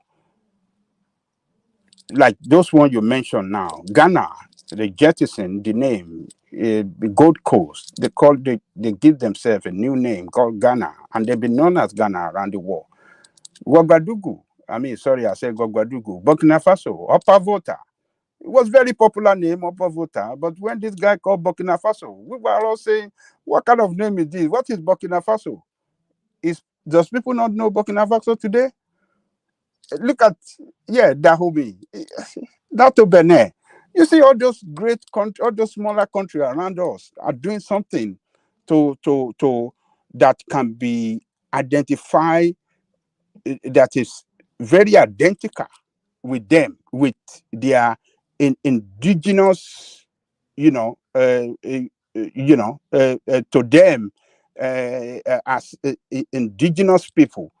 But we want to carry on our head a name given to us by British, and then going back to the national anthem, composed by British. It's just a complete stupidity. That is not a priority to us. So what this guy said, that Ozekome said that they should have changed the name of Nigeria, and they should have changed the flag. I think I'm on board with him. But where I disagree with him is the national anthem, that he agree with them that they should bring out the old national anthem. I love the national anthem too, because that's where I grew up with it. So before the yeah. If we remove whoever wrote which one, in terms of the lyrics, which one do you prefer? Well, I think my sentiments will come in now, because I grew up with Nigeria we hail thee. So I will surely go for the Nigerian we hail thee. And I think it's that sentiment that is responsible for majority of people in the parliament, because they all grew up with Nigerian we hail thee. So they love that. So, but if you want to ask the young ones to choose between Nigeria we hail thee and a rise of compatriot, I will tell you one man, majority of them will go for a rise of compatriot, because that is they grew up with a rise of compatriot. So we can remember those old days when we are young and we'll be marched, taken by buses on Independence Day to race course, and you see, you have to go and watch the head of state go on with his you see those military guys in good ceremonials uniform, and I mean the best of the best shoe. You love to join military. I was when I was young, I would say, when I see those military men, when you see them in that way, I say, yes, this is the job I want to do. This is what you just love it. And then when you're giving that Nigerian flag and the president, the head of state is turning around the square in his truck, or what do you call him, waving his hand in glove, and everybody, all of us are carrying Nigerian flag and waving it. It's just you just What love it. about receiving foreign visitors? Particularly where they will line us up across the Korodu Road. Then there wasn't that express then. It was just two. I mean, one way go, one way, just 2 lane, and then we carry the flag and we go on. Inside some. It's I son. Now you'll be so happy, and you see all those motor. What do you call it? Those what do you call those motorbike guys? You see them, Outriders. outrider. You see them, uh, doing some display with their motorcycle, and you just we grew up and we saw some good things in that country. So that sentiment will let me go for it, because we back then, before we do anything, the line on the assembly, we have to sing the national anthem, and we love it. So that is the sentiment. It's not, if you do opinion poll with the young guys of this day, between the one they just jettisoned and this one they just brought back, absolute majority of them will go for a rise of compatriots. So that's the way I see it, woman. What about the flag, Aja? The flag. Oh yeah, I said the flag they should have changed the flag. I agree with what do you call this guy?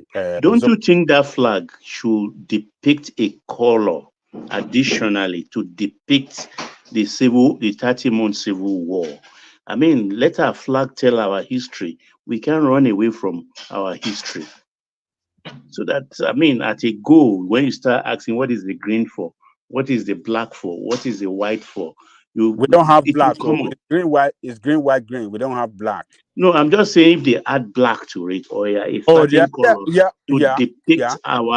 the history of Nigeria as it regards that war, because Yeah. it is that war that is at the heart of our unity today, even if there is some disenchanted voice here and there.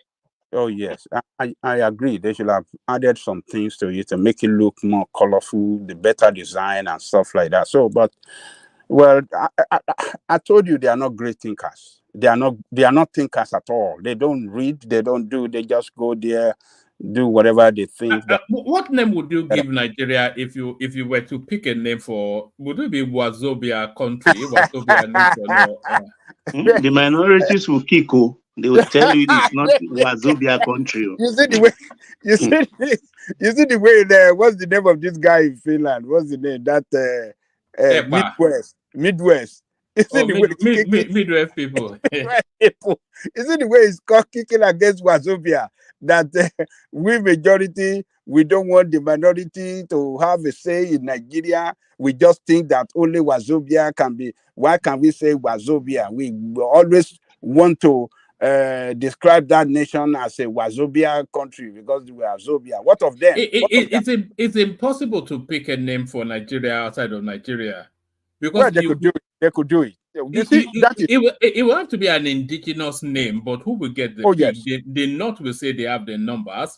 They want to give it an Hausa name. No Yoruba person will accept that, or no Southeasterner will accept that.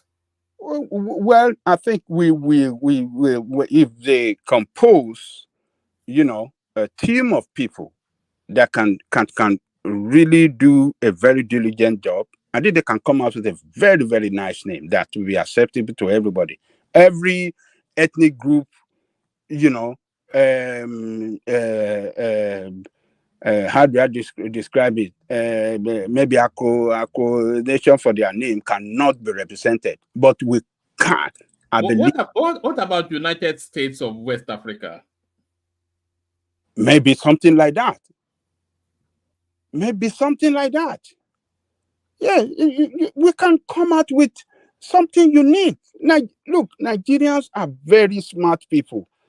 Just put them to work. Give them the mandate to achieve and supervise them well.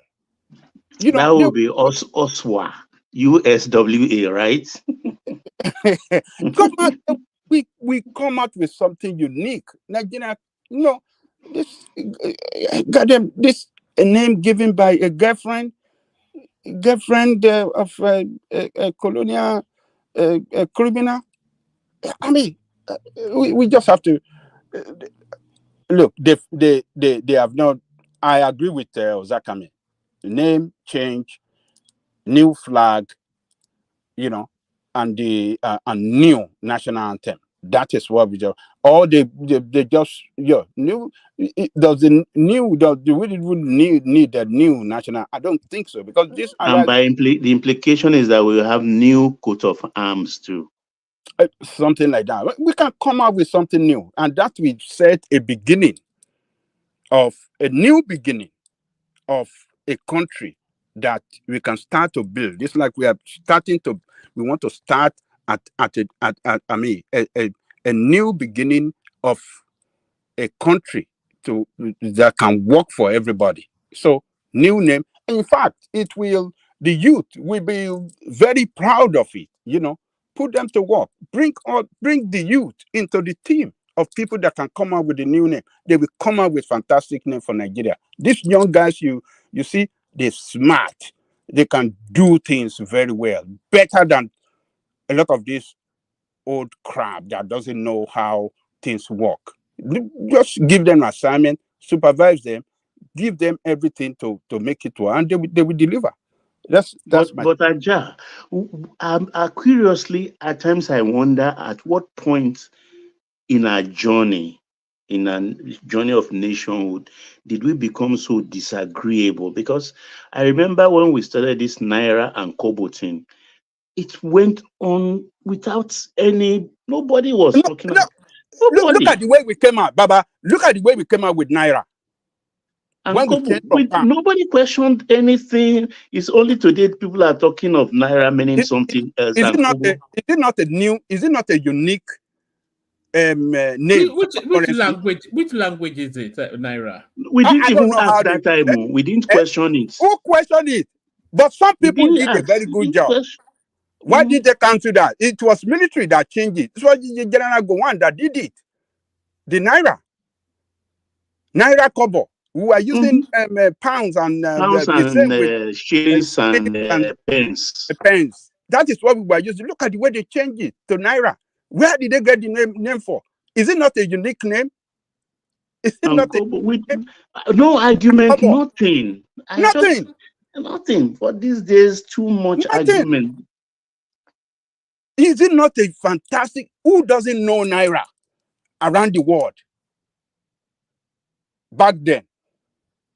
Even when the Second Republic, when we had Second Republic, Naira was popular everywhere. In London, they'll be ready to accept Naira than even pound. Anywhere you go in if you want to, you are in the street of London, they will tell you pay in Naira. That was Nigeria. That was a great country, and we eliminated that pounds. It just vanished like something that we never seen before. Look, we can do better, but you see these lazy people. The people are not. They are brainless. They are.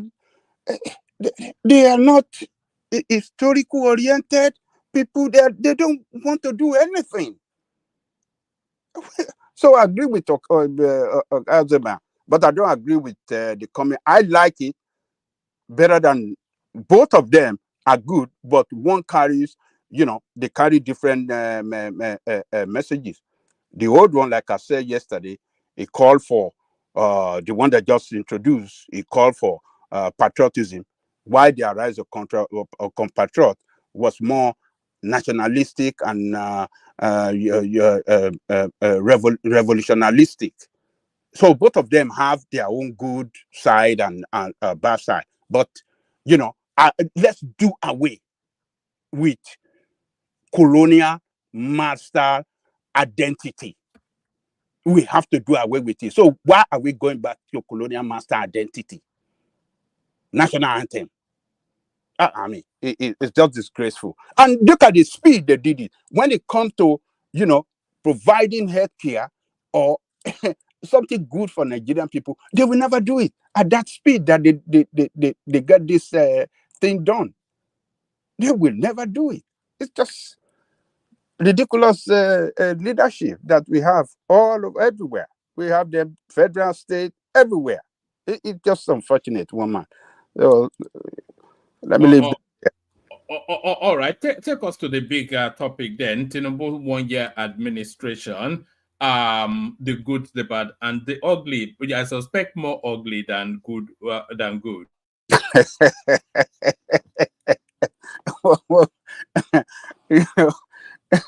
Look, let me tell you, one man.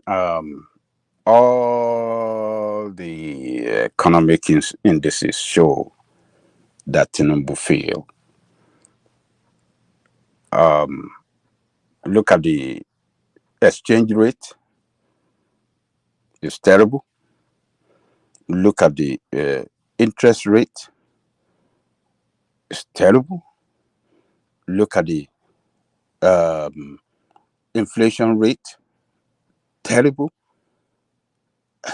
Look at the cost of food.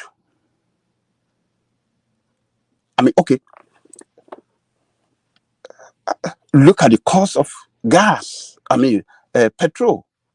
Petrol is the driver of the economic activities in every part of the world. Not only, even the United States. When the price of petrol go up, everything goes up. So the currency, I mean, the exchange rate have sent it. So all these things together, and then the removal of tariff on the electricity again, all these things together at the same time, it is causing a very side. How do I describe it? Adverse effect on economic activity. It pushing everybody poorer. The richest or the wealthy people are losing money seriously. The poor people are not making money, and the workers are getting poorer.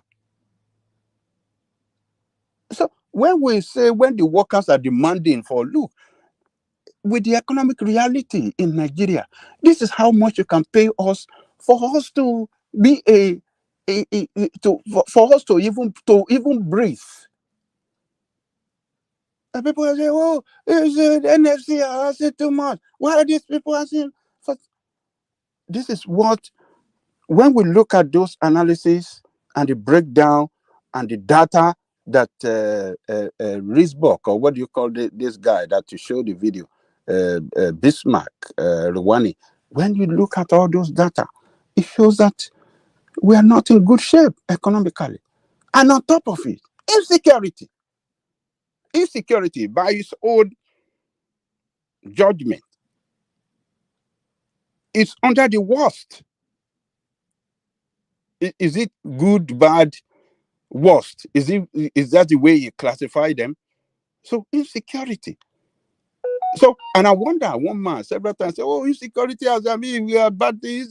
Security is getting better." No, it's not getting better. It's not getting better. And I send you a video to justify. Even the Tinubu boys that are saying it, I have a video for you. If you look at your Instagram, in TVC, TVC guys. When we talk about insecurity, these are guys on the ground. Aja, may I interject Yes, on sir. the security issue? When we talk about it, I think we'll talk about banditry. We talk about terrorism. Thank God, massively, armed robbery is almost out of it. Those terrorist leader or bandit leaders that had been eliminated or captured, what have you taken up, or do you observe the names they bear and the regions where these things are situated? Because I want to look at it critically, because when we talk about it, it has enveloped our country 100%. We have a nation where pastors are faking kidnap, wife faking kidnap, husband faking kidnap, children even faking kidnap.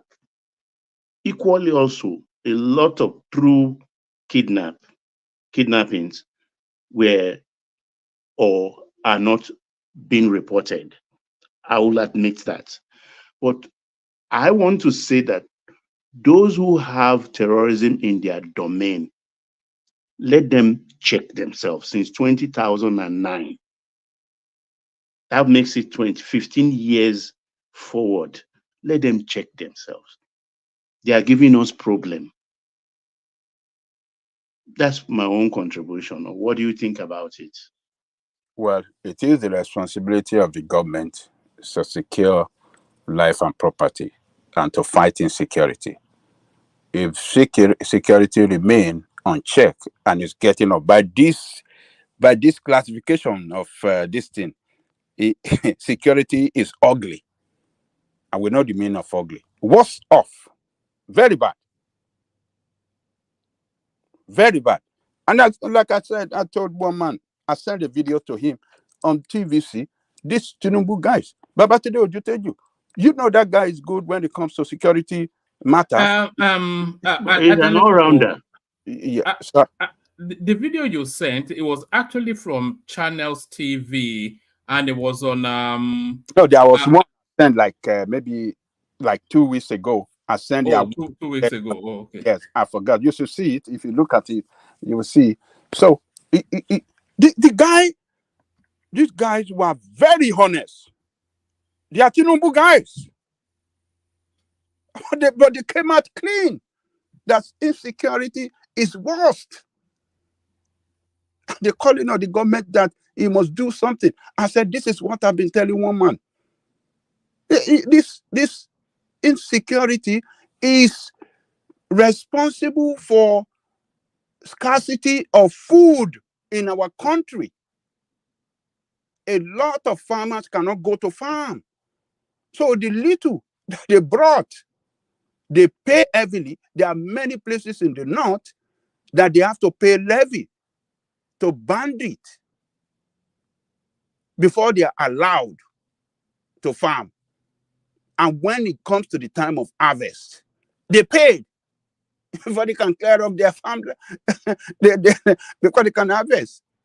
So all these things, and then we have the cost of transportation because of the gas. I mean, the fuel remover. The cost of transportation is high. All these things are responsible for the scarcity of production and then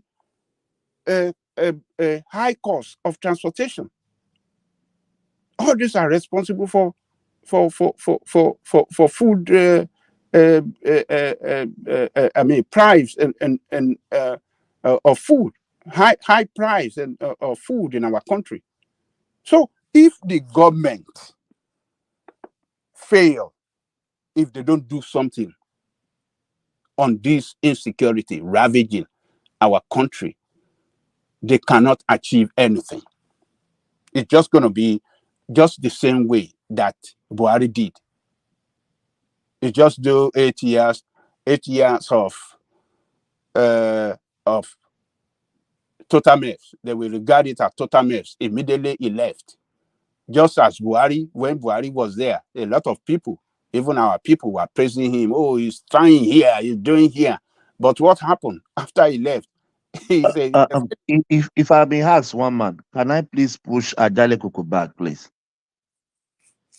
Go ahead. Is one man there? Of course, Yeah. carry on, Thomas. I thought you'd gone to bed. No, yeah, just yeah. But Ajale Koko, you could remember you were talking of the insecurity. We knew we are not there yet. But I could remember Buhari's time, Ajale Koko. We bury people in their hundreds and in their tens. What are you saying about that? I could remember some. I don't want to mention names now. You could remember. We bury people in hundreds and tens. You can't say the insecurity has not improved. Ajale Koko. We are not there yet, but I think they have made a progress. There was no day or a week, those days, Buhari, we will never talk of kidnapping people in tens, in hundreds. Ajale Koko, look at that direction. Yeah, thank you.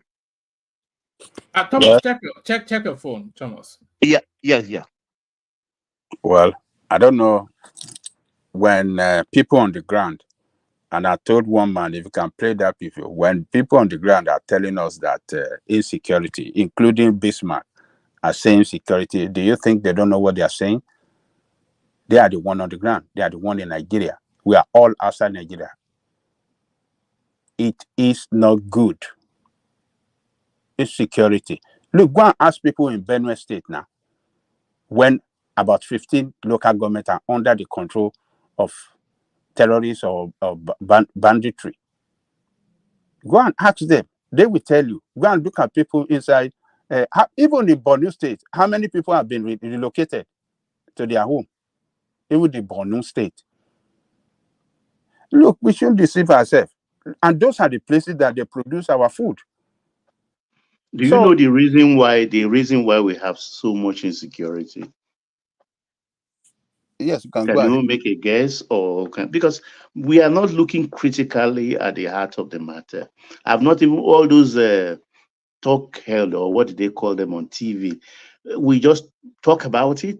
We don't look at the causes, the root causes of insecurity, how it has lasted, and how it has traversed about 3 administrations, and yet we cannot put a hang on it.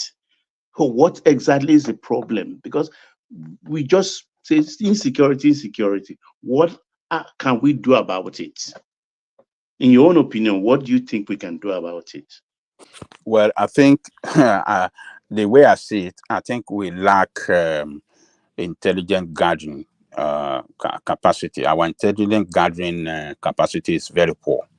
We should have won this war long time ago. If our intelligence gathering, capacity is good. It's very, very poor. It's when you don't have intelligent gathering, good intelligent gathering, you cannot win war. It is not just, you just don't go to war front and fight. You must have some intelligent gathering mechanism that can tell you where your enemies are, where you can corner them, and how you can eliminate them. Is But it not a function of the citizenry to it is help? no. When citizenry rep, and a lot of them, they came back to massacre them. What do you want them to do? They have done this several times. Call on the police, call on the military, and the military we leak the information back to, oh, it came from this so side of your town, and they go and eliminate them. So what are we talking about? It's the government continue to fail on how they can improve on intelligent gathering. They cannot win the war, and that's what is responsible for this unabated. How do I describe it? A long, unnecessary, long insecurity that is ravaging and ravaging the country, and a lot of life been lost as a result of their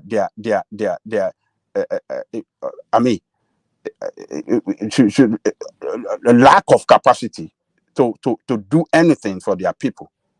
If they can't get that intelligence right, they can win. Intelligence and strategy. If they can't get it right, they can win. How long can our people remain in IDP camp? That is a generational loss. We have lost, those one in IDP camp across the country, or many parts of the the north. That is safe. We are,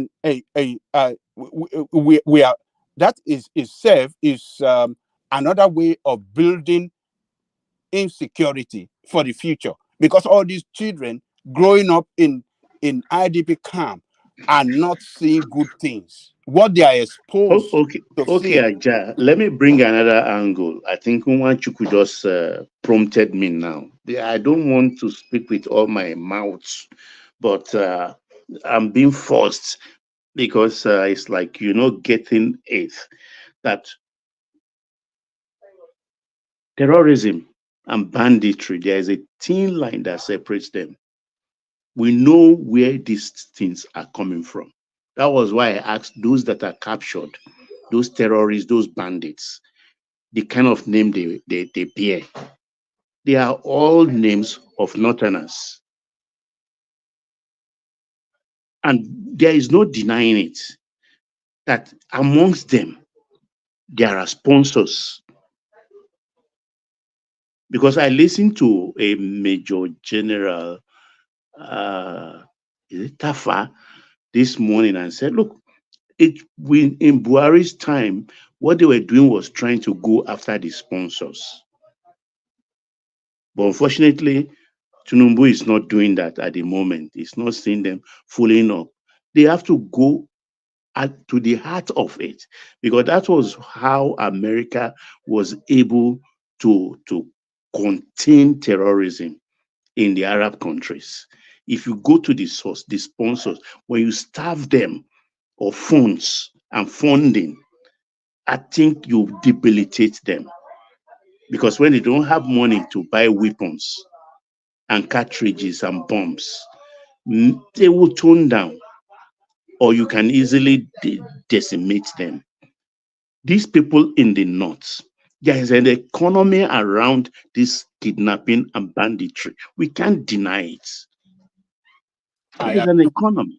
That is what the federal government should be able to identify those behind that economy and have the courage and go after the just expose them even to Nigerians, them and just eliminate them, to send the talent to others that are trying to do such a thing. That this is a government that will not, that that is a zero tolerance to all this barbaric act against the nation interest. But look, they are too much saboteur. Yeah, because you say they capture children, you bring back the children, and you are not going after those people. You say they release them. What kind of story is that? What story is that? They handed over the children to you. That's it. So where are those people? Where do they live? So that's exactly, we are getting to the heart of the matter. Were they ghosts or smoke or fairy? We have people harboring them. We have saboteur in the north, across those northern. Exactly. We should not mince word with these people. That is it. They don't want the country to work. Some element in the north that are behind this thing don't want that country to work, and the country should go after them. And ruthlessly. Yes, and that is why I'm saying. That is why I was saying that intelligent gathering is the key. Intelligent gathering will be able to fish out all these people and then eliminate them once and for all. No matter how high they are, even if it's emir, if it's an Oba, sorry, get them Baba. off the way. Yes, sir. Yeah, sorry, Baba. Continue with that thought, but let me bail out. Hand over to Thomas. A bit tired. Super chatters are your. Why you not go tired? Yes, yeah. Tim Majek, American First Rifleman XYZ, who was somewhat excited by Kulata speaking the language of the obedience today. So that's at XYZ. Severally, Tim Majek comes back in. Tim Majek carries on still, and that was where it petered off. So there's still room, even in the after-hour sessions.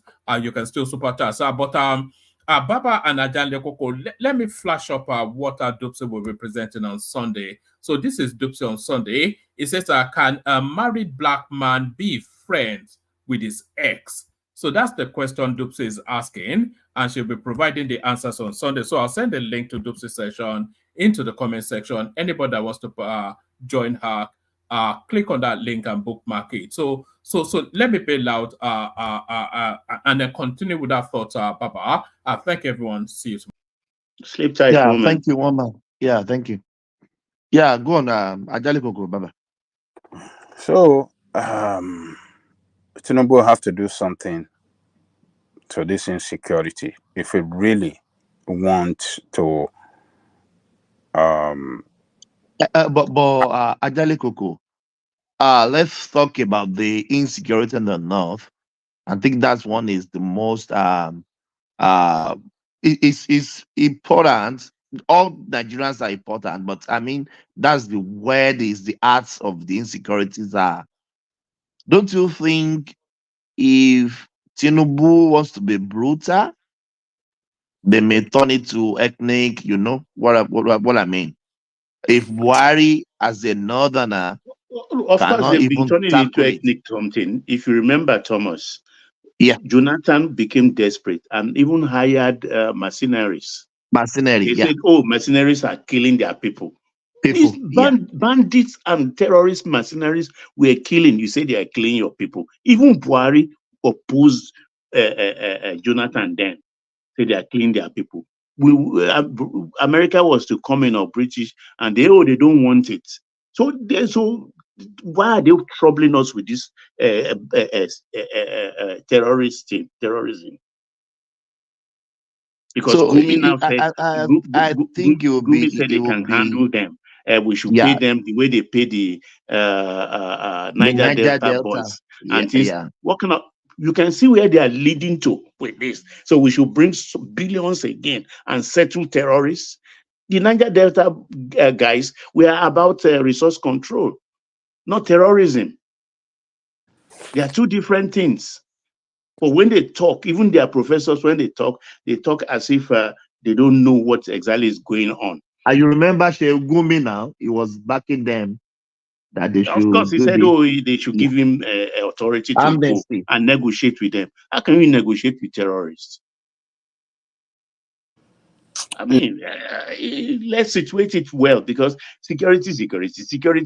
We know where it's coming from. We need to expose and name and shame those that are their sponsors and those that are harboring them, or those that are instigating them. I don't want to go too far into this insecurity thing, because when the Chibok girls things happen, I know the role our vice president played every day coming to Aso Villa to harass Jonathan, to the extent that patients have to say, ask him, what are you doing here every day? I remember that period. On television, you will see him, he will appear. I mean, we have our suspicion. We know what went down during that period and up till today. You think it's easy to carry 200 and something human beings, youths?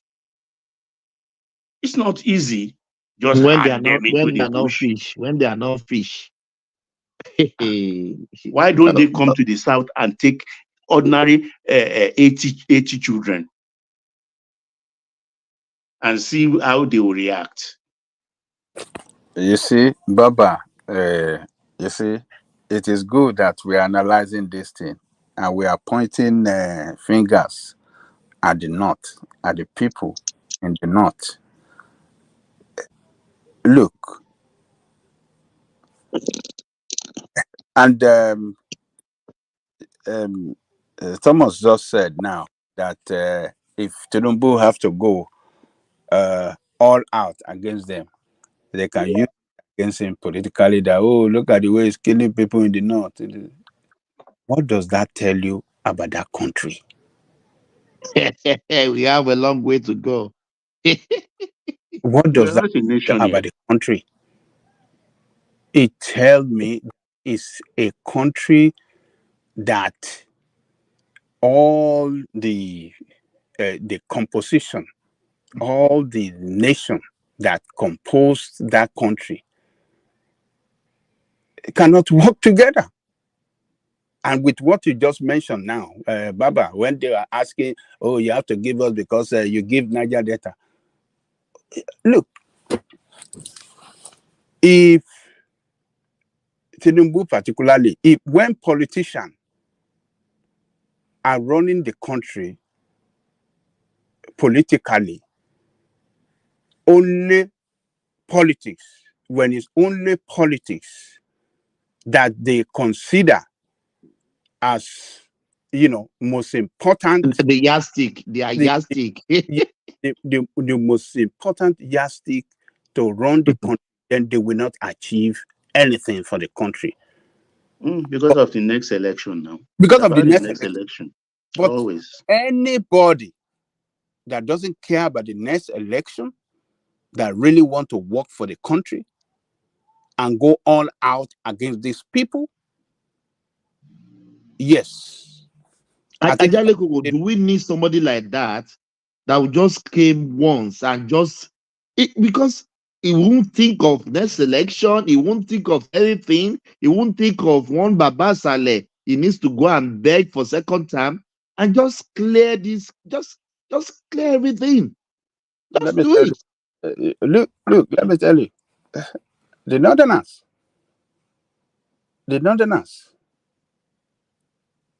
political power, they don't take it lightly. When it comes to political power, they want to take it all the time, if it's possible. And they will play all the antics to make sure that they get that power. And some of it is what we are mentioning that, oh, if Tinubu want to go all out against them to make sure that they will say, oh, he's killing their people and this and that, they will use that against him. But if the, what do you call it? The president, if it's serious, all he needs to do, and I've been saying this, that they should pass a law that every Nigerian student in high school must go for military training. Like Israel? In secondary school. All we have to do all is change kids. the national service even. We turn the national service into military service. Yes, all of them must go for military training. Military training that is designed that they want, that they designed to, to equip them, train them militarily in such a way they can fight insecurity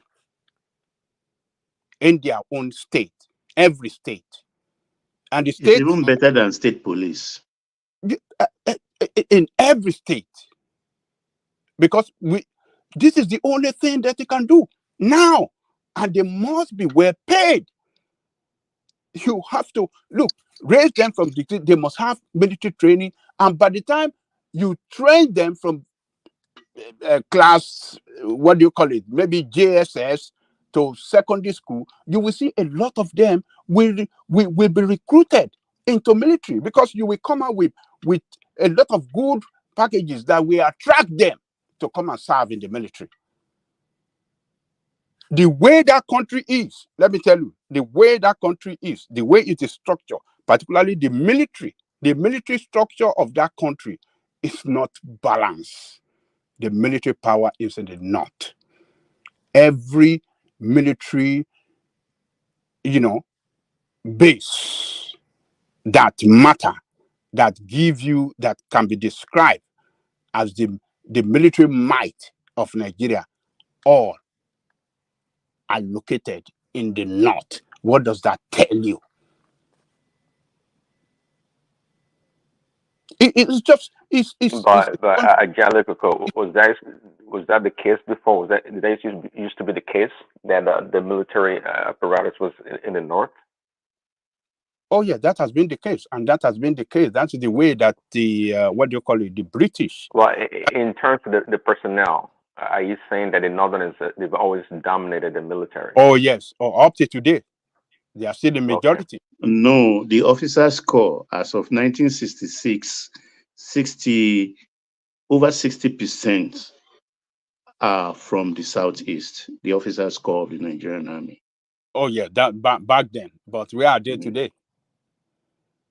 But today, if you go today, majority of personnel are from the north, particularly those that are the infantry, the real warrior.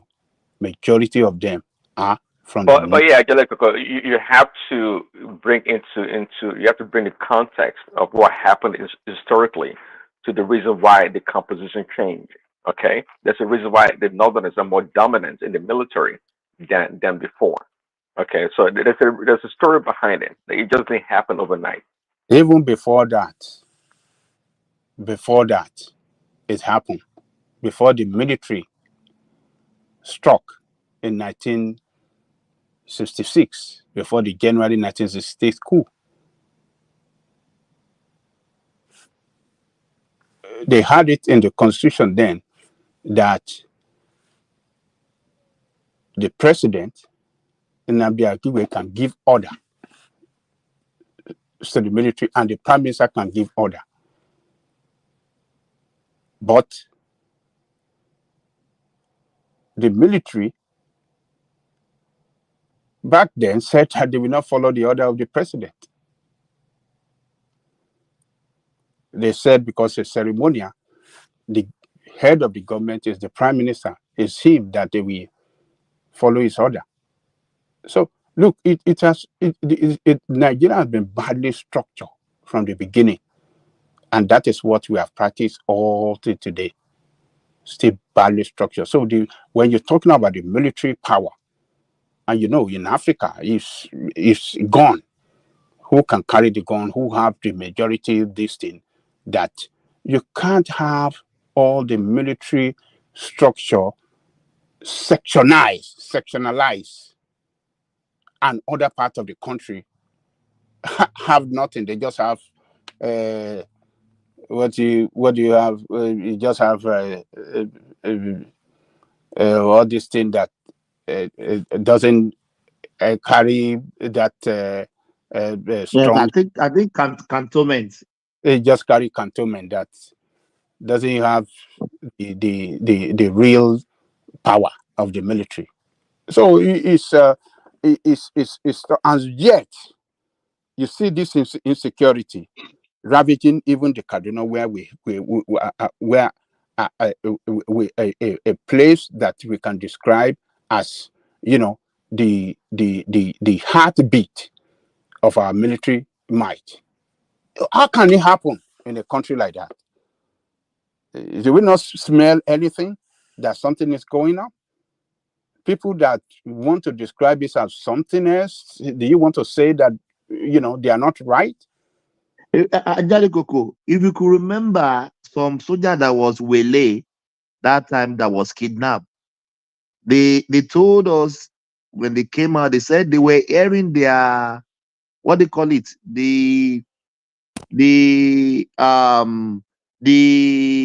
when they are doing their gathering in the morning, you know, they were hearing from, it's not too far where they were kidnapped, very close to their base there. Yes. You remember Yes. that time? Oh yes. Oh yes. They said they were married when they are doing that morning Morning, marching. I don't know what they always call Maybe this, their marching morning order. something. What do they call it? When they are doing their parade in their barrack. Parade in the morning, yes. They said they are next to the fence. And yeah. They went Ajali Koko, inside the barrack. is They that went not inside the funny? military base to kidnap people. And they took them away. Military men. Something is not right. Something is not right. And only when, like I said, only when we have a leader with his team that are ready to damn all the consequences that, look, we want to pull this thing. I don't care about the I next don't care election. about my second Yeah, term. I don't forget care about about it. anything. Yeah, we want to get rid of all these people and then finish them and, you know, and start from there. And we have it like that. Another person come after that, said, okay, this same thing, I don't care about. Said, oh, we have to wage war. But then the most important thing is to have enough personnel. Nigeria is such a big country. We don't have enough personnel in the military that can fight this thing. We must have, you know, large military personnel that can go deep into all this all these forests and flush these people out. And I believe we can do recruitment. Let it start from the secondary school. Start to give them military training. Say that, okay, this time this country belongs to you, belongs to your future. We have to, you know, get the country back from the hand of this criminal. That's about all these people. The politicians, they want to win election. They cannot take a bold decision. They can't take a bold decision like that. So it's just unfortunate that we found ourselves in this This quagmire. a real one. So how long will we continue like this? How long? So the insecurity is responsible for the shortage of food production in the country, and you know, when what do you call it? Poor men, when they don't eat, when they can't get food to eat, then the country is not good. Give them food, and if other things are not available, but if food is cheap, look, wọ́n ní Yorùbá wọn ti ṣe bá kù. ọ̀rọ̀ òkè mi ò kí wọnú kọ́rọ̀ mi wọ̀. Bẹ́ẹ̀ni. So that is it. If you don't have food as, you know, as part of your problem, if food is not part of the problem confronting someone, I mean, the rest of the problem, you know, they are just minimal. But once you know, food is I mean, constitute a serious problem to someone, to solve the problem in that person's life is going to be very hard. And you know, that is what is responsible for all this thing. So insecurity, they must do something about it. That's where I see it, Thomas. Oh, thank you so much. You really elaborate. Yeah, thank you so much. Yeah, Let, Prince let me Daddy, are you ready? let me mention on let me say something Oh yeah, about yeah. Go on. Tinubu. Well, we can talk we can say some areas where Tinubu failed, on the economic front. Yeah, I can say he has not done good because the impact of all the measures that he has taken, all the policy he has taken, it is not fair to Nigerian people. Nigerians are living poorer than they were before. So, but on the other side, we have to look at some areas of achievement where you can do better, like the educational, what do you call it, the student loan. I think can do better on that because that student loan is meant for only federal school, federal university. State university students are not going to benefit from it, only the federal. So I think maybe they can do better on that, see what they can do so that the state across the country can benefit as well. Students in state-owned university. So that's number one. Then, and if you look at the video today of what happened in Abuja today, I think we have to give credit. We have to give kudos to Wike. Wike made it possible for this administration to showcase something, to showcase an infrastructure or some infrastructure in terms of road construction and the train station and the rail and the what do you call it, the light rail train project in Abuja that started functioning. I think, Wike made it possible for this administration to show that look at what we did in Abuja within a year. In 9 months. I mean, in 9 months. Look at what we did in 9 months. So, look, and if you listen to the president, he really, really gave all the honor to Wike. He acknowledged his leadership, and described him as a visionary. And he said it loud and clear that, you know where I felt so sorry for the president? Yeah. He promised him, we will not let you down. He told Wike that we will not let you down. It showed the president, he acknowledged what Wike have done for that country.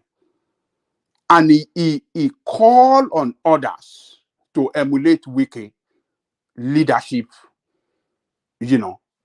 style as, visionary, a man with a plan, a man that will pursue a plan and achieve result. And, Wike said, he and his team decided that they are giving the train 2 months free of charge for everybody. President appealed to him, please, in view of the, economic situation, let them use it free till the end of the year. So you're going to see that train running in Abuja free of charge for everybody. How would you feel taking train free of charge to work and go back home free of charge? A lot of people will save a lot of money for between now and the rest of the year. We just park their car at home. They just park their car at home now. So that is remarkable success that we have to celebrate, whether you like it or not. Wike made the president proud and he made the country proud. So the president, I mean, okay, the team that president appointed to evaluate the performance of the ministers, who is going to score Wike low when the president already, acknowledged and then describe him as a man that made him proud, made as a man that have given hope. The president even said him that you gave me hope. He said the job that Wike did, give him hope. So who is going to score Wike low now? So to me, for what Wike did with that train, and if you look at those trains, they look very good. They look modern. They don't look like those locomotives that you see in Lagos, Ibadan. The head, it still look modern. It doesn't look locomotive to me. I sent the video to one man, but one man is gone now. So it's that is the good side that we have to, demonstrate. We can build some fantastic road, abandoned roads that have been abandoned for 13 years. He opened it up. He started it. He finished them. Those are the roads that are connected. You know what they did? You know what Buhari they did? Oh, corruption. Corruption will not kill that country, sir. Corruption. How can they build train station and no road connection to the train station? Thomasy. No artery road. I was surprised. Kí ló dé kí la ṣe ń jalè lójúkorojú tó yìí? Oh my God. Baba, for God's sake, how can people, okay, you just build it and just abandon it and leave it there and go. You know what Wike did the very first day he visited that train station? He was fighting the Chinese contractors. He said, can you build this in your country? This in kind your of country? Yeah, in your country. Yeah. Almost going to slap the man. I'm not going to slap you. Almost. He's supposed to go side with one slap, just one.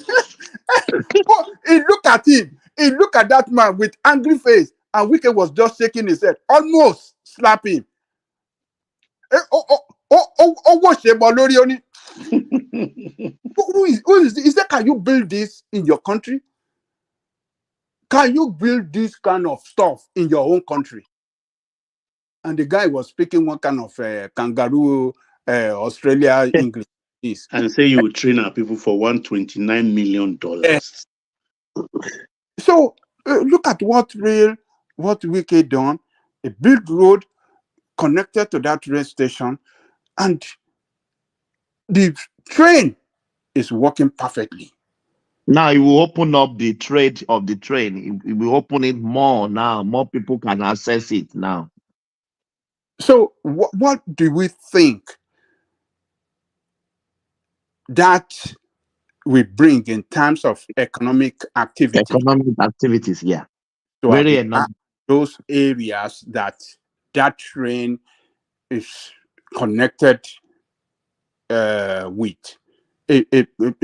economic activities will surely improve, and a job will be created, and government will even generate revenue, and you're going to see a lot of economic activity will spring off as a result of that. So Wike has made the president proud today. If not for Wike, there would have been nothing to show to the nation that this is what I have done. The president, I think, You know, when Wike was speaking, I was looking at the president because they focused the camera on him at some point, and he was just smiling. You know, Wike, when he speaks, he is very good at highlighting, making his point in such a concise manner that, you know, you might not agree with him, but he will deliver his speech and clearly state his point. Forget he's a lawyer. Okay, Angelico, it sounds like Ricky has you on his payroll. Okay, can we move on now? Okay. No, the guy make governance look very easy. Honestly, He make it look honestly, he make governance look very easy. He speak. I mean, when he deliver his speech, not too long, and not a short speech, but he make it direct. He pointed his fact out, and you know, everybody claps for him. May I not offend somebody like Wiki? He will prosecute you to the last. That guy can talk. That guy can. He can talk. He will deliver his speech with that sense of humor that even if when you don't agree, at some point you will have to laugh. We have to laugh. No, you just look at, you don't agree with him, but at some point you will laugh. You say, this guy with his mouth. Yeah, this guy. So we have to we have to give kudos to Wike. He's the best performing minister. That is what the president described today. He said he made him proud. He said he called on others to emulate him, and then emulate Wike's leadership and visionaries. As a leader with a vision and a leader that can, a tireless. He call him a man that is, when he's doing something, he do it tirelessly and he achieve result. If a president can give such, remark on his minister, who is going to score that minister low? Obedient will score him low now. Obedient, because he doesn't support their candidate, they will score him low now. If any obedient is here now, they will say, forget about Wike, they never say anything good about Wike. You know that, Ajaleko.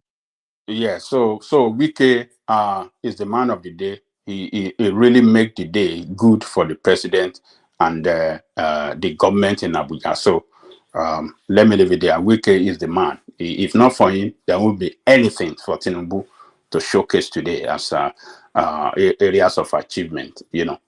I'm talking about something physical to show that look at what we have done. Wike did it. So can you just a summary? Over 10. What can you just over 10? Well, for Abuja's development, I think No. Overall, the good, the bad, the ugly. So what can you score him? For the president, for the fact that we are still having ugly situation, insecurity, high cost of living, interest rate high, inflation rate high, currency devalued, more Nigerians are poorer than before. Man, I think I will score him. Let me just give him like 20%. Ajale Gogo. 20. Just trying to be generous. Generous. Yeah. Score. I don't want you Agbadorian to come. I like that. Don't worry. Come 2025. That score will go higher. No problem. You've seen the other side of the mountain. And we know what is there. Agbadorians. You might not be one of them, but they are listening I to. know, I know. I say I like that. I like it. I like it. So 20%, Thomas. So let me leave it there. Yeah, at least it's a little fair. The bad, the bad and the ugly is more than the good. We can't deceive ourselves, Ajale Coco. It's only if you want to be singing propaganda here, which I know you will not do that. You don't care about Tinubu or Atiku or Peter Obi. Is you will say it as it is. At least I can say you will say it as it is. Yeah, thank you so much, Ajale Coco. Yeah, Prince Thank you, Daddy. Thomas. Yeah. Yeah, thank you, Baba. Baba is there. Let Baba talk. No, my head not correct today. Oh, Like, Baba, okay, yeah, that's what I said. Okay. Prince Daddy. Yeah. Prince Daddy, are you there? Yeah, Thomas, how you doing? Hello, everyone. Great, I'm great, bro. I'm great. Yeah, we are just scoring Tinubu. We will talk about the bad, the good, and the ugly. That we score him. What is your take? Yeah, I was listening to Latter's analysis, and then came enigmatic. Um, Now listening to Ajale Coco, with high praise for Wike. But anyways, I made a comment on the wrote a comment on the comment section earlier. It's the way Coletta was talking. You would think that Nigeria has always had this great economic prospect from his leaders, right? But the expectation that Coletta was looking for is way below what we're used to. But and I've said it before. At the end of the day, look, 1 year isn't a realistic um, gauge for any result to be achieved. Not even 4 years. The entire 4 years, actually, I would like Tinubu to lay a solid foundation for what is to come in the next 4 years, and if even after the 8 years of his term. Of course, that means serving 2 terms. So so yeah. Oh, I mean, I can't grade him, but the only thing I can say though, I can talk about Tinubu's leadership. What has been able to carry on its back. A lot of people talk about the removal of the subsidy, the oil subsidy, even though Atiku and Obi had also promised to do the same thing. I doubt it. If they had won the election, if they had become the president, they wouldn't do it. They'll find one way or another to to play their rigmarole and eventually escape doing it because they don't want to upset Nigerians. I mean, if they truly knew that uh, um, a liter of fuel would be about 200 naira would triple or quadruple, they wouldn't do it. They would fear to be in the snag of the Nigerian people. But Tinubu took the bold move to do that. And he knew, perhaps he did not anticipate the entire route of the whole of the act of his action, but nonetheless, he knew there were going to be some consequences. But nonetheless, he took that approach in removing the subsidy. He understands the economy in a lot of ways, but does he have the entire solution for the country? Not at all. It's a work in progress. It's a work in progress. So um, everything is done so far, I believe, including the expressway or the highway from the Lagos to Calabar. You know, um, Even some of his ministers, from Wike, high praise for Wike by Angelico, and somebody like Festus Kiyamo, to me is a great one of his great ministers also. Um, they're doing well. One thing we have to understand also is that look, this is governance. It's easier said than done. And anyone that's occupied a leadership position would know that it's a balancing act. You can't always please everyone, especially in public office, in public governance, right? It's not that easy. You have to balance the good and the bad. Sometimes you have to put people not deserving of a position or a role, but you do that anyways, to satisfy the a certain constituent or group, and it's a balancing act all the way. And of course, people would want him to line up the his best 11, and everyone performing at the highest level. It's not realistic. But one thing we all can come together and give credit to is that look, um, Tinubu appears to be wanting to um, change course, make a move. No, if people complain, be it the citizens or maybe a minister is not performing well, I think he has his eyes on the ball in a lot of ways, and he's paying attention. The previous governments, especially that of Buhari, the guy was aloof. He didn't have a clue about a lot of things going on. I understand. My understanding is that he never actually replaced any one of his ministers for 8 years. And given all the complaints from every sector in that country, it just shows how disconnected Buhari was. But that doesn't seem to be the case for Tinubu. He pays attention, and that's a sign of a good leader, always wanting to know the pulse of the nation, of the people around them, and that's good. That's a big plus. Now, if he carries that on to the end of his first term and second term, that'll be great for the country. But again, there are a lot of challenges. Of course, we talk about insecurity, the power sector. It's just a shame that Of course, I'm not blaming him, but it's a shame that we can't generate enough, or we generate enough. We can't transmit. We can't transmit. It's just a mess. Sometimes you hear Nigerians talk about electricity, you think it's like rocket science. And most people in advanced nation would not understand an average Nigerian talking about electricity. I'm telling you, it sounds too complicated. In the West, just like you guys know, people just go and turn on the switch, and then they get lights and they move on. Nobody cares or knows about how things are generated or the composition of the energy sources. Most average, let's say, Americans don't know that. But in Nigeria, it seems like you got to go to a PhD degree to know how electricity power flows into your home. It's quite amazing. But of course, everything's mired in corruption and these leaders that don't want to do nothing for the country. Not because they don't know any better. Many of them, most of them, are well traveled and they are well educated. They know what is good, and they know what is bad.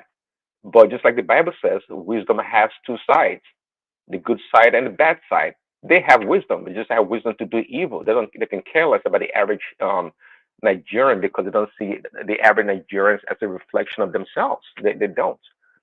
So that's where we are. I mean, we have the human capital, we have the natural resources, we have the space, we have the land, soil, we have everything. We have everything to be a great nation. All we are missing is just a great leader, one that can galvanize everybody, bring everybody together, and bring the best out of us. Not to be divided on ethnic and religious line or ideology. It's not serving the country well. But again, um, I can grade Tinubu. I can't do that right now. It should be just in, it's will be a kind of a inconsequential. It'll be a joke, to do that. Let him continue on what he's doing. Let him try to address every sector in that country. And just like Kulata was saying earlier, agriculture is paramount. Absolutely. Um, if people can feed themselves, just like you said, Maslow's hierarchy, your basic needs are met. If people can have food, if they can affordable food on their table, an average Nigerian, most of our problems will be long gone, really. Everything else will be luxury, quite frankly.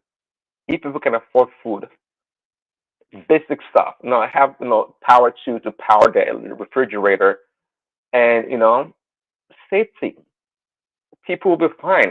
The average Nigerian is not that demanding of the state.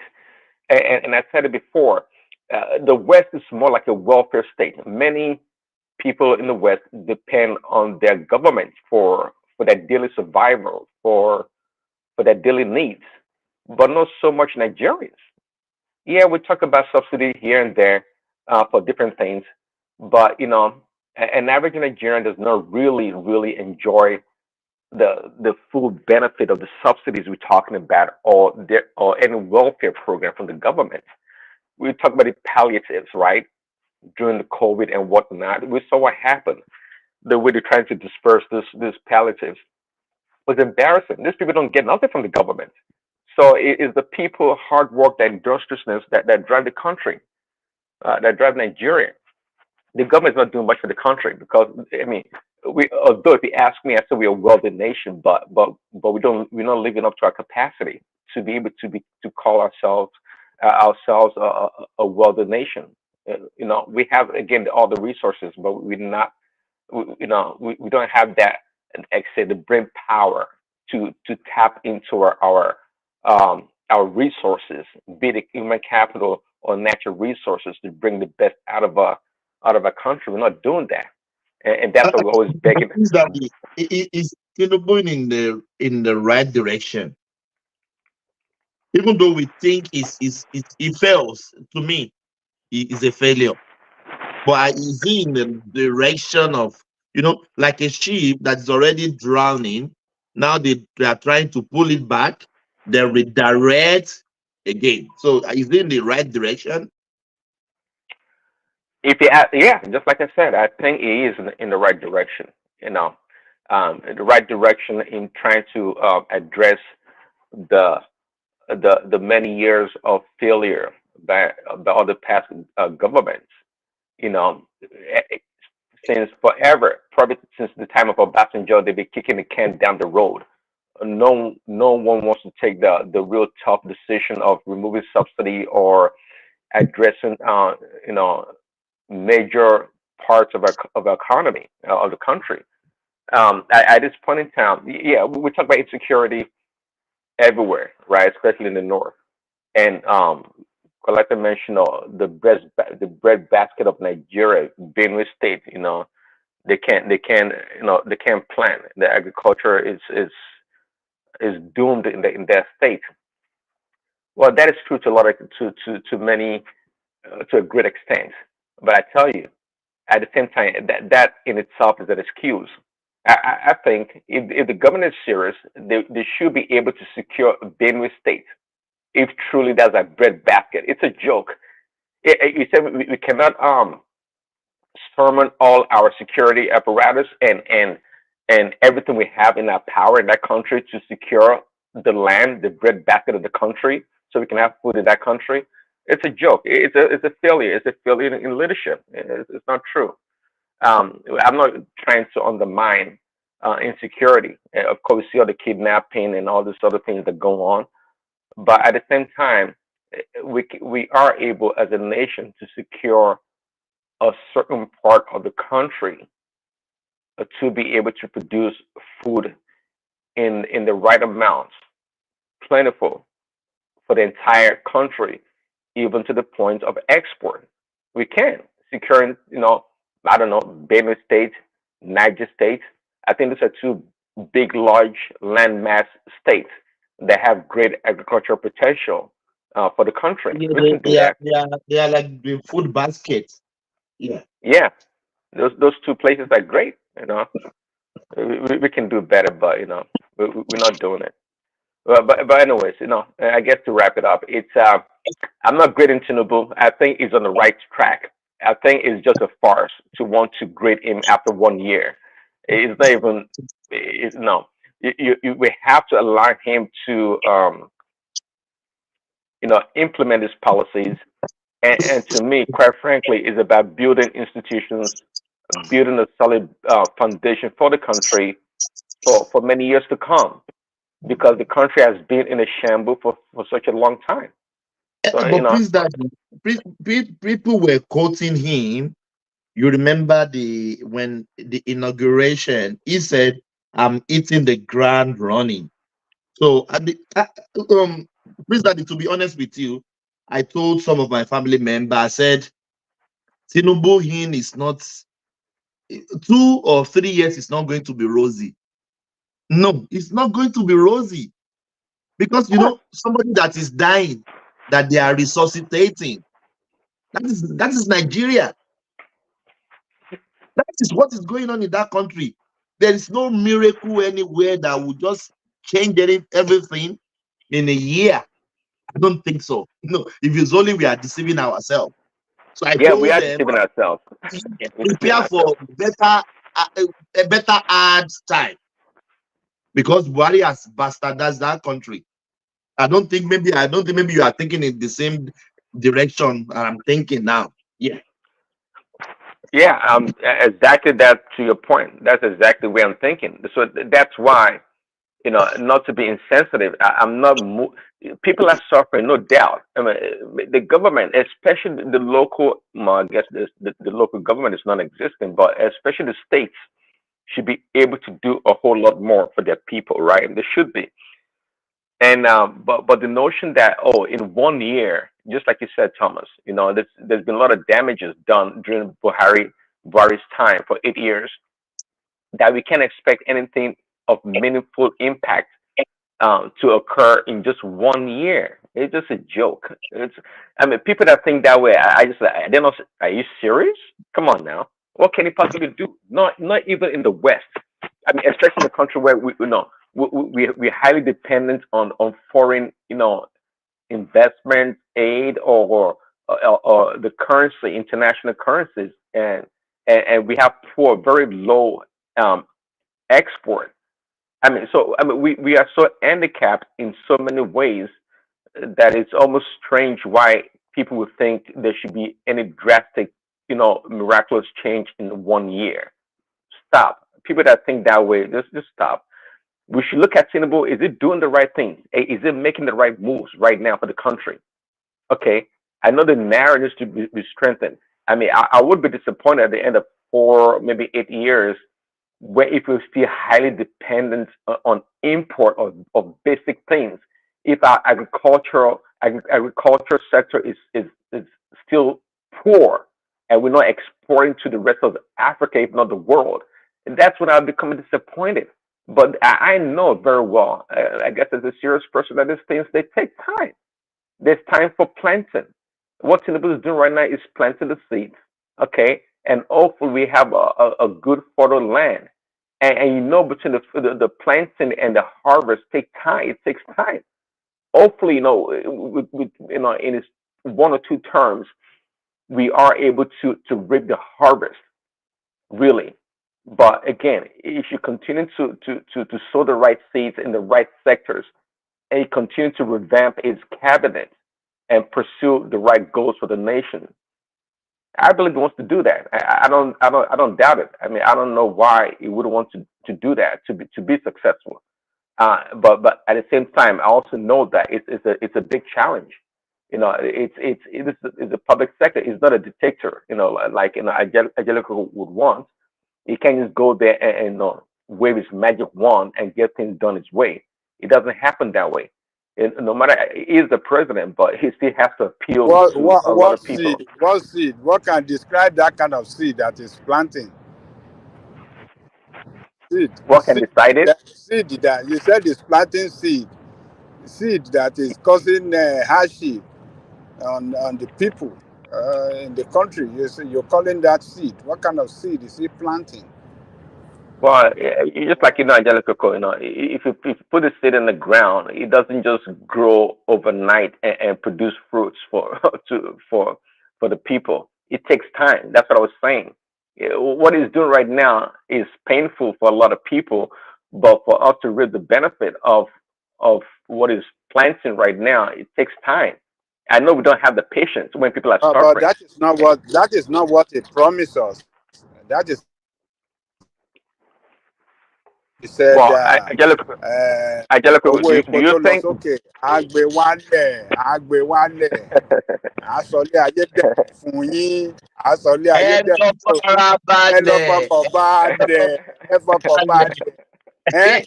Can you describe him as Baba Oliro Ipuro? That's a political move. Political move. No, it means all that. But again, Angelica, it takes time. It's gonna take time. It's not gonna happen overnight. It's not an overnight kind of a thing. It takes time. It takes time. My only, I guess I can say my only fear is that it doesn't get derailed. But I believe he's doing the right He thing. did not even. The very first day, the man just came out with koboko, with fire, started blathering everybody with oil subsidy removal. He just fired that shot on that very day. All subsidy is gone, and the whole country is scattered everywhere. Uh-huh. So I Get I that. guess you agree with me. You agree with me that if Atiku or Obi had won, they would not have removed that oil subsidy. They would not have done it because I don't think they just talking. They said they campaigned that they will remove it too. I know they did, but I'm telling you that they would not have removed it. They would not have removed it because now it's because if they get to power, it's one thing to say something and to do it. And I also believe actually that if Tinubu had waited like few months when it came to power to remove the subsidy, I think he may have had cold feet and changed his mind too. I think so. Yeah. I think that I had cold feet and changed his mind. Yeah, because he said it. You are right, Prince. It may be difficult for him to remove it. Yeah. It may be difficult for him to remove it. Yeah. So Because we can force many him. things are dropping, the Yes. the cry from people, everything will join together and can maybe say you can rethink again. It's not going to remove Right. it. Yeah. Exactly. Yeah. Yeah. It would. Yeah. The pressure would have been mounted from different angles or sectors, and it would have been like, let me give the people some time. Let me do my second term. It would have happened. And I don't trust Atiku and Obi to do it anyways. They would not have done it. They would not have done it. So, see, me, I'm crazy. See, let me.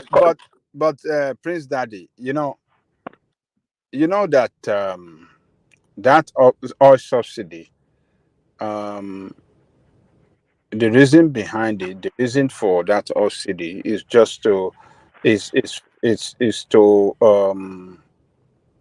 drive economic activity and productivity in the country.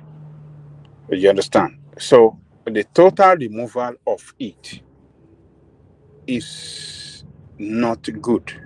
So when our own candidate, Amoyele Sowore, was saying that if I get there, it is the corruption around the subsidy that I'm going to fight, and not the removal, because the removal of that, the subsidy itself is nothing bad in giving the subsidy. Is to promote productivity, is to enable, economic activities, to be stable and stimulate economic growth. But when you remove it completely and the economic activity rock the boat, everything go high, the price of rent adjust at the same time. A country that does not even produce that, what do you call it, that petrol in the first place, we don't produce it. I think it's not the right decision if you really want, because that is what is responsible for this hardship that we are going through in the country. That total removal of it. If you have done it a little bit, maybe 1/4 removal of it, maybe it will have been better. Do you know that Obasanjo removed some during his time? He didn't remove it totally, but some percentage. He removed it, and he was able to stabilize the economy of the country, and we were able to, run the country with But Ajale Coco is not a is very is strong economy. it is the paying still paying it is not good, Ajale Coco. Don't let us deceive ourselves. Removing it gradually, removing it small, it has to go. It's not sustainable. Abi. Which English will I use? And No. that is what is responsible for the failure of his administration in all economic front. Ajale Coco, let's go through it. We will get out of it. It's better we do it No, now. no. You Ajale see, Coco, no. The cost of Thomas, the Thomas, high cost, the high cost, the high can cost. I speak to? Let me tell you, no, Professor Sao, you see, all of them. Let me tell you, see, all of them, Atiku, Obi, Tinubu, all of them, they are all politicians, and all of them were campaigning on it. I will remove oil subsidy. I will remove. If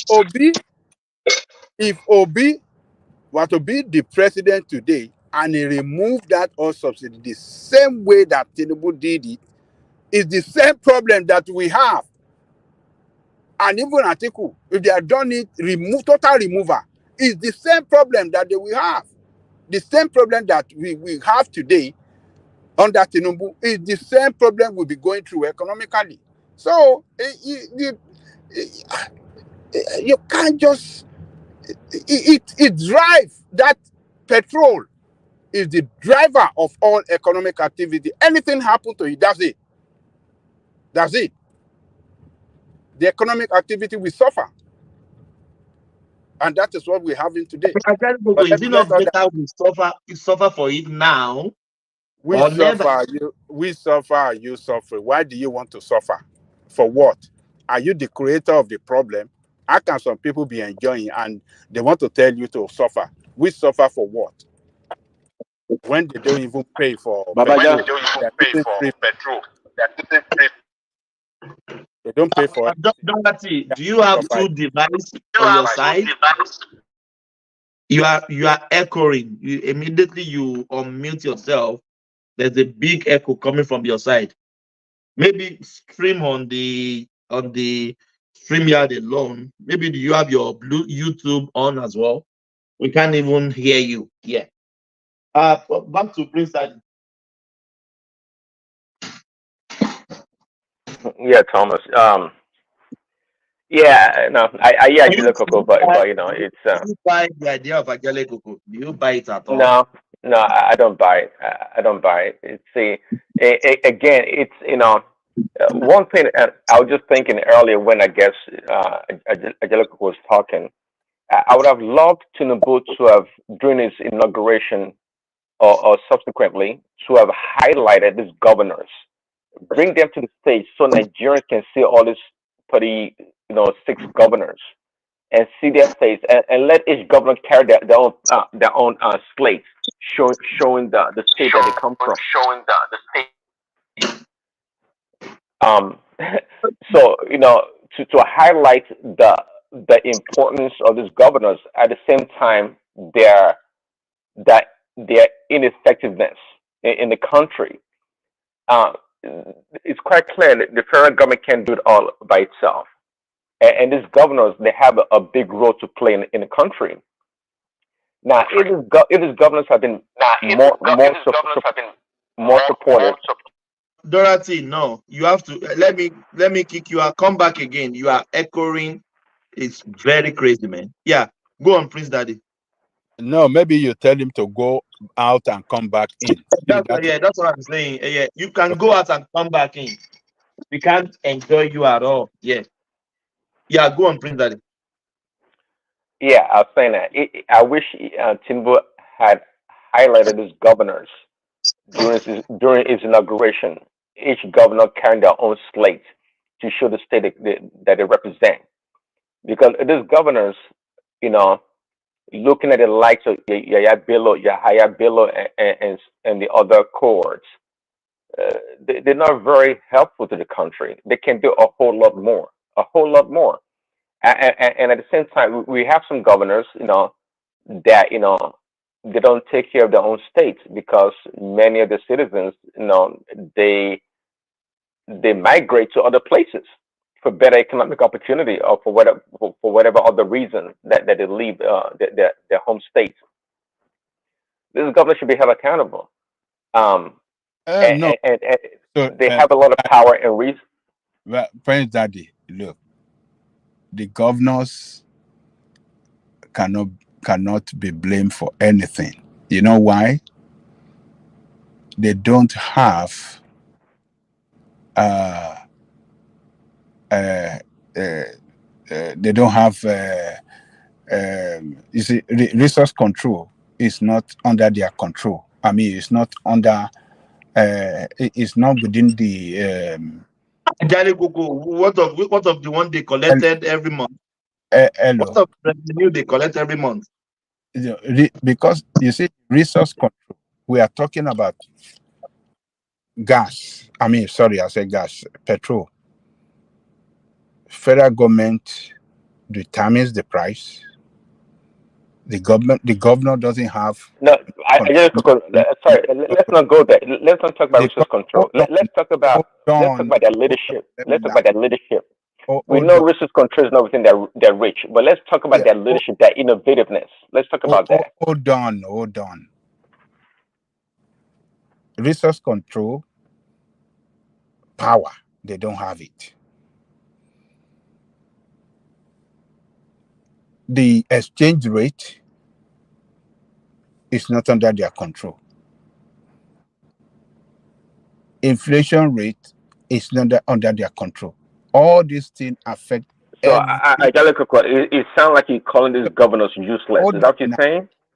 Hold on. Are you calling them useless? Hold on. Even security of the state is not under their control. And that's why you see they're agitating for state security. So you see, the problem of Nigeria is the centralized system. When you have a big country with that centralized controlling power to one Okay, office. sorry. Could you name one or two states or more than two in Nigeria that you think are doing good or okay? In terms of what? What are they doing good on? In whatever criteria you want to look. A state like Lagos State, River State, they have resources, they have stuff going, and they're doing stuff. Are you saying Lagos State is not doing anything? When Wiki was the governor, we saw a lot of investments in infrastructure. Was that just a photo op or doctored videos or what?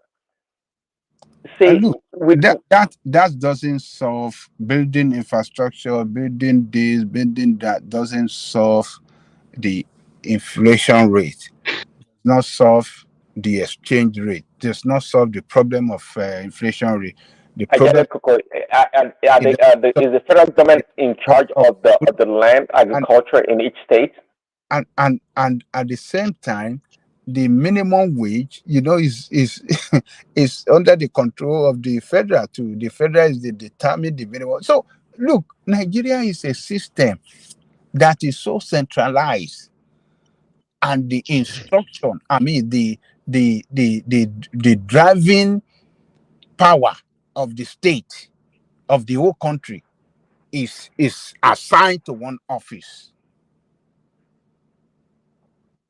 Security wise, economic wise, monetary wise, everything is in the under the president and the federal government.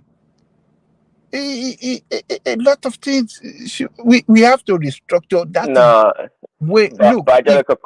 Hold on. Peter Obi said he did excellently when he was the governor of Anambra State. That liar. Forget about that liar, man. That one is a liar. Forget about that liar, man. That one is a liar. He's just lying everywhere. Look. When you don't have, it's when you have resource control, you have that resource control power in the hand of the governor or the state, rather, that is when you're giving them the power to develop at their own pace. But when it's not possible, they have to look up to federal.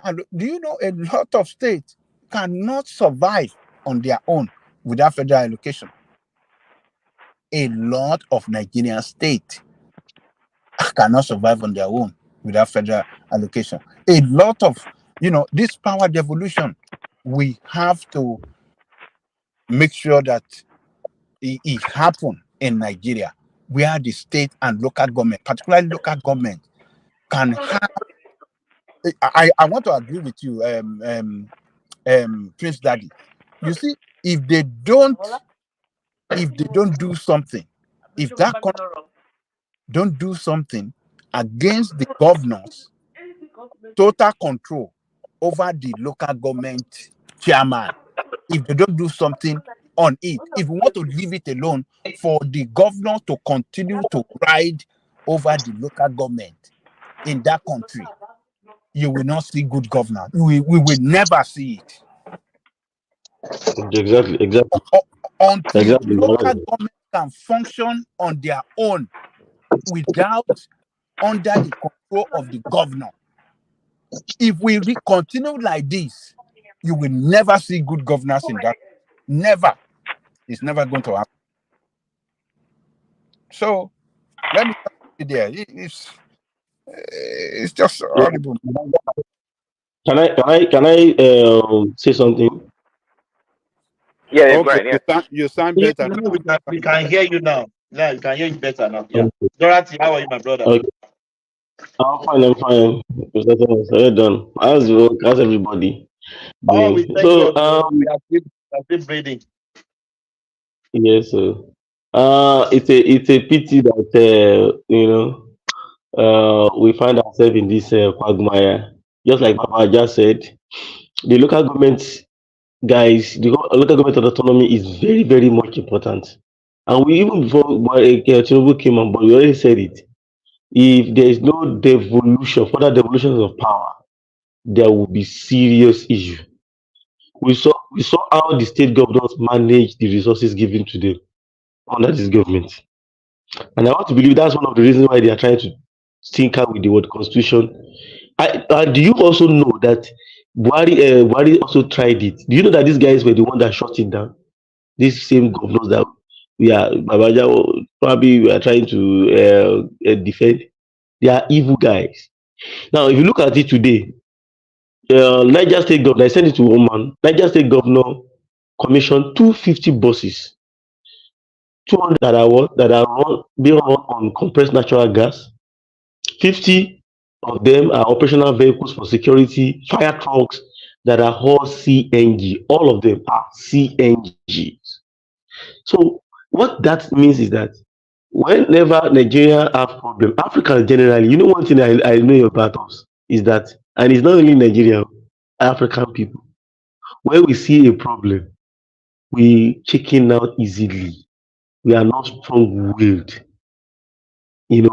This issue that we are facing right now in Nigeria is something that we should use to revolutionize governance in that country, use it to our advantage. That boss, that Niger State Governor, how much is Niger State government collecting? Where did he get money to buy 1,000 tractors and combined harvesters? Do you know how much he sell one combined harvester? And that guy was able to partner with some American company and whatever, and they brought in those tractors. Now, do you know the problem with the food? They are exporting the food. The northerners are exporting the food to other countries within the West African region, and they are getting CFA and dollars. That is one of the reasons. In fact, that's the major reason, apart from security, that is causing that food inflation. And we are so silly in the south to the extent that we the money that we have, we don't look at agriculture as something that we are supposed to invest in. I'm talking as somebody that has a stake in that sector. So you see, today I was looking at somebody. an 18-year-old comedian or whatever, built a house of 600 million naira, and they said he had three of that. That is about, when we valued everything, about 1.8 billion naira, about 1.3 million dollars. And he cannot just look at it that, okay, patriotism. Even as most of these things that we're talking about, the way people are managing the space, the economic space, Nigerians are greedy human beings and we love fast things. We know ourselves, but we will not tell the truth. If the government is trying its best to put some seeds, which Lizard said is going to take some time, what about we going to our backyards and what our farm, especially in the south? We are the lazy ones when it comes to agriculture. Although in some areas like in chicken poultry production, we are doing well. We have the largest share of production in that country. And I think we are the largest producer of egg in Africa. So, but in crop production, we are not doing anything. And don't forget, the agriculture was skewed against us. This one they don't need to tell me. I know it. This was skewed against us in the south, one way or the other. All the irrigation lands and stuff were in the north. But now they produce the food and they divert it. But we still have land, we have everything. Do you know that we have greenhouse? I have a lot of guys that have this technology in their hand. Do you know that with greenhouse technology, we have money in our pockets? We house them in the countries that we are living. Some of us, we house them in their parks in the country. Nigerians, they are in Nigeria. They have hundreds of millions. We have Nigerian youth that are raking in hundreds of millions on content creation, and all they are doing is buying houses. Not even houses that are income generating houses or warehouses that can generate income. Money that they cannot, at the point, they will not be able to even be able to maintain those houses in some time, in about 10 years to come, when their fame will have fade off, when new brides will have come up in the entertainment industry and they'll be displaced. You see them splashing money on. We don't have any sense of patriotism. Go and see how entertainers in America and in the West. Go and see the kind of productive enterprises that they are investing on. Even as they buy luxury one way, and they also do some level of investment, either through they have collection of clothes. They invest more in productivity. Yeah. In the productivity, look at Rihanna, all these guys, Beyonce, look at them. These are entertainers, people are getting money from what entertainment and all that. They have something. Look at this guy, Kanye West. Kanye West is deal with Adidas. Look at these guys. They are creating job for the American people. Our youth, see, our youth needs serious mentorship. I see, we are in serious trouble. And when we talk about these things, everybody talk about the government. Until we have a mind shift, we are going nowhere. If a young guy will buy out 600 million naira, go and see what they're buying. The cars that many of you that are living in the West cannot even boast of, or you can buy it. You can see, okay, you can buy it. Probably you'll be on mortgage or whatever. These guys they are riding it in Nigeria. These are youth that are supposed to look at their fellow youth, invest in something that will outlive them. Companies that can outlive the manufacturing, agriculture, so many things that can outlive them. They are not doing it. It's only houses. Go and see them. Houses, luxuries. That's what they are buying. That's what they are doing. So, but the government is trying its own best. The government has not really done much for now, I can say, but I think they are preparing us for a better place. And I would recommend that guy in agriculture, the Minister for Agriculture, should be fired with immediate effect. That guy is in news. He doesn't do anything. He's not doing the work the way he should do it. At least we have, for the couple of, even under Buhari, we still have some with the agricultural minister, this Baba, former PDP chairman, Adogbe tried now. Adogbe brought about the Aquaboras stuff, and this AFDB guy. Well, he also did a lot of things, but this guy, we have not really heard anything about him. He's not even galvanizing people. Look at, we are having rains now. If we are serious about agriculture, even from our backyard, do you know, people, gone are the days when technology has come into agriculture. Like you don't even need to go far places. With just 3 million, see, let me tell you, with 3.5 million, I know these are people that I know. With just 3.5 million to 5 million, you will set up a very nice greenhouse. you set up a nice hydroponics systems that will give you tens of millions of naira every year. That thing can it will double, and it's not something that you finish. You can use it for about 10, 20, 15, 10 to 10, 15 years, depending on how you're able to manage it very well. All this is that how Holland did their thing? They infused technology into agriculture. All this rain-fed agriculture that we are doing up and down, and we have the money in the south for us to do these things, but we are busy doing keyboard warriors. The obedient, the disobedient, or what they call themselves. Instead of them to be investing in such area, let us also invest more in that area. Let the northerners be serving the West African brothers that they want to serve in the north. Let we the south, we take care of ourselves. Southwest, southeast, and south. Look at the world. Look at the rice mill in Lagos, the largest in Africa, the third largest in the world, in the whole of the world. What are we doing about it? This even vegetables. I was very angry this afternoon when I saw one small bowl like this, Rodo, 500 naira. I said, someone said 1,000 naira. This is something that you can. When I was in the year, I grew it in my backyard. You don't need all you need is just one small bag. Put soil inside it. You have about 10 of them. You will be distributing pepper in it. Yes. I grew up as my mom. When we are talking of atarodo, tatase, vegetable, we plug it at the backyard of our house. That's where I grew up with. The land is wasting at the backyard of your house, and you are going to the town to buy vegetable, buy pepper. We grow corn, we sell corn, we grow corn in acres, we sell it at the harvesting area. We heat the one we want to heat. The remaining we dry it, we use it for ogi, for pap. That is the I grew up with. That's what I grew up with.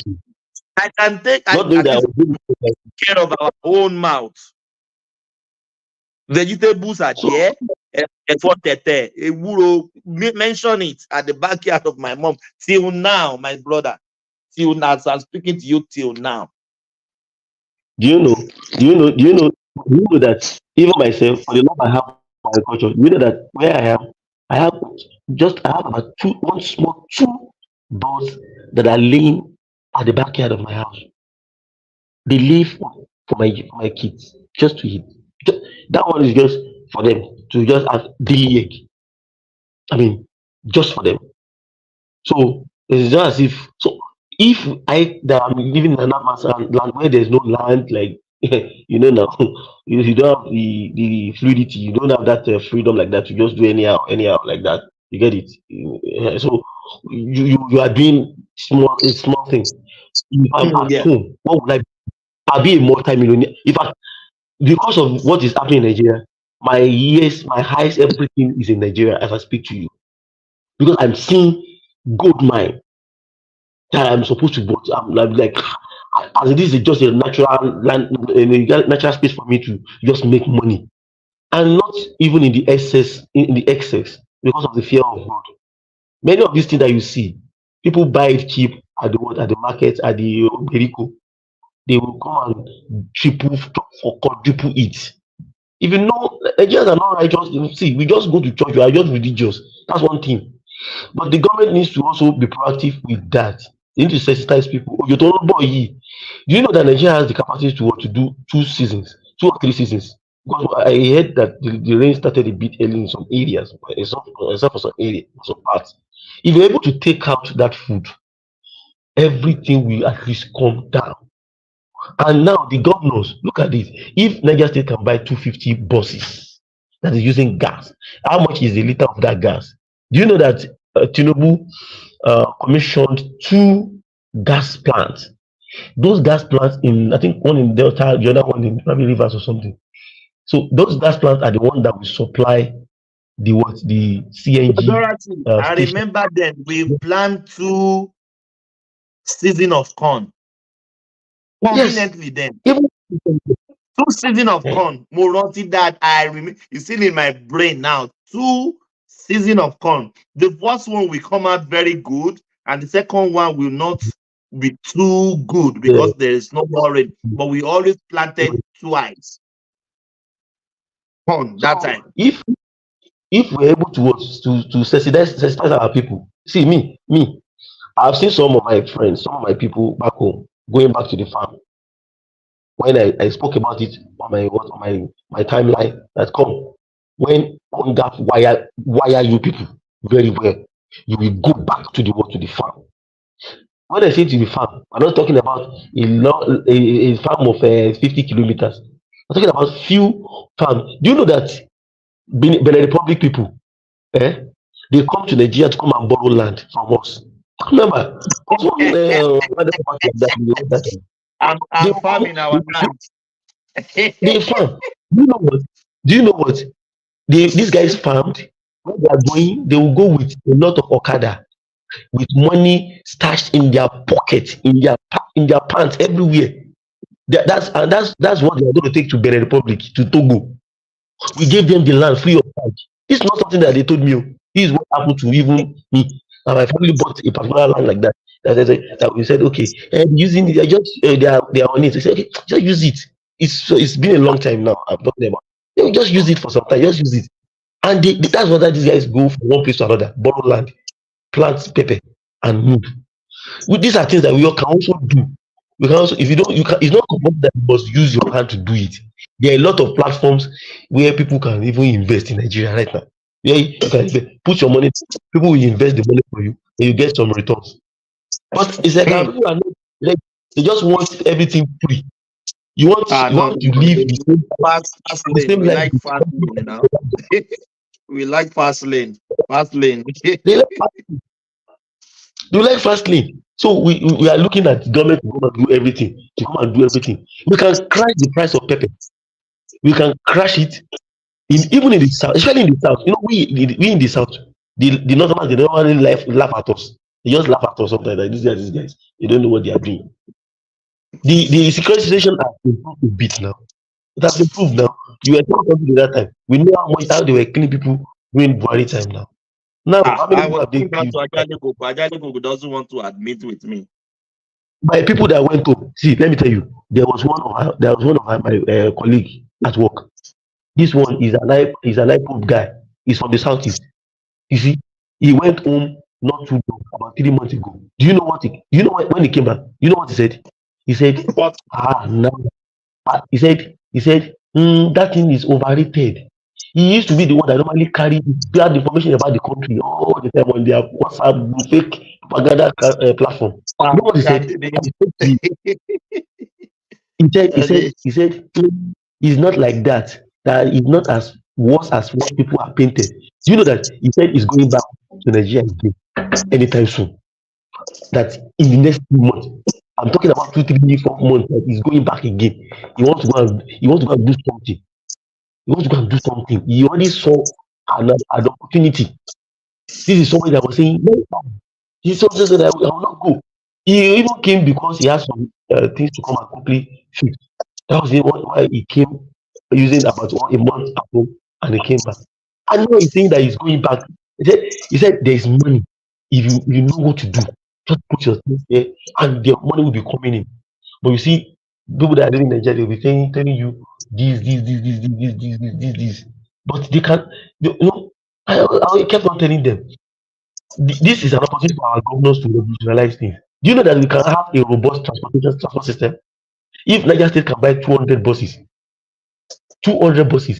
let all the other states buy like 200, 150 from their own allocation too. Let's now look at it.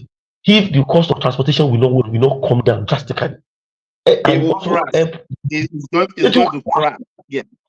It's 400 naira per liter, 170, 200 naira per liter for the gas. For public transport, imagine. Look at it. Is it not almost the same thing with what we are buying before for that gas? Innocent has started his own plant. His plant now. I saw the minister for petroleum gas in his plant, talking to him, and he was saying that he was going to report to the president to see how other states are already patronizing him. Nord Motors in Lagos is also doing it. Jet Motors, GIG, God is good, is doing it. So why can't they use the opportunity to crash the price of transportation so that people can actually move easily, effortlessly? My friend in the UK was telling me that at the point he has a problem with his car, a minor accident. He said, I'll be using public transport. Why can't, just like Lagos State is doing it right now, go and see? Do you know that people are now coming from abroad to come and do YouTube video on the blue line?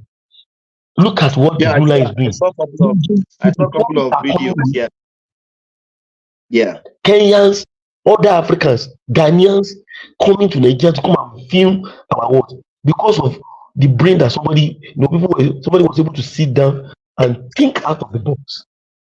Just like President was saying, how much can these governors think out of the box?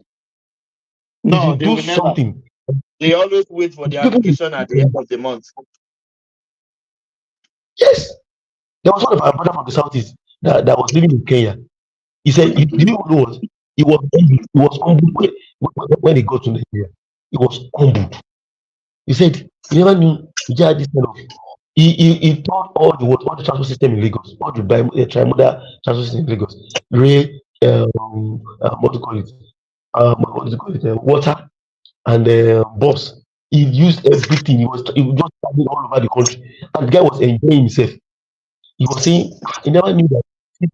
And since this guy came into Nigeria, he's based in Nairobi.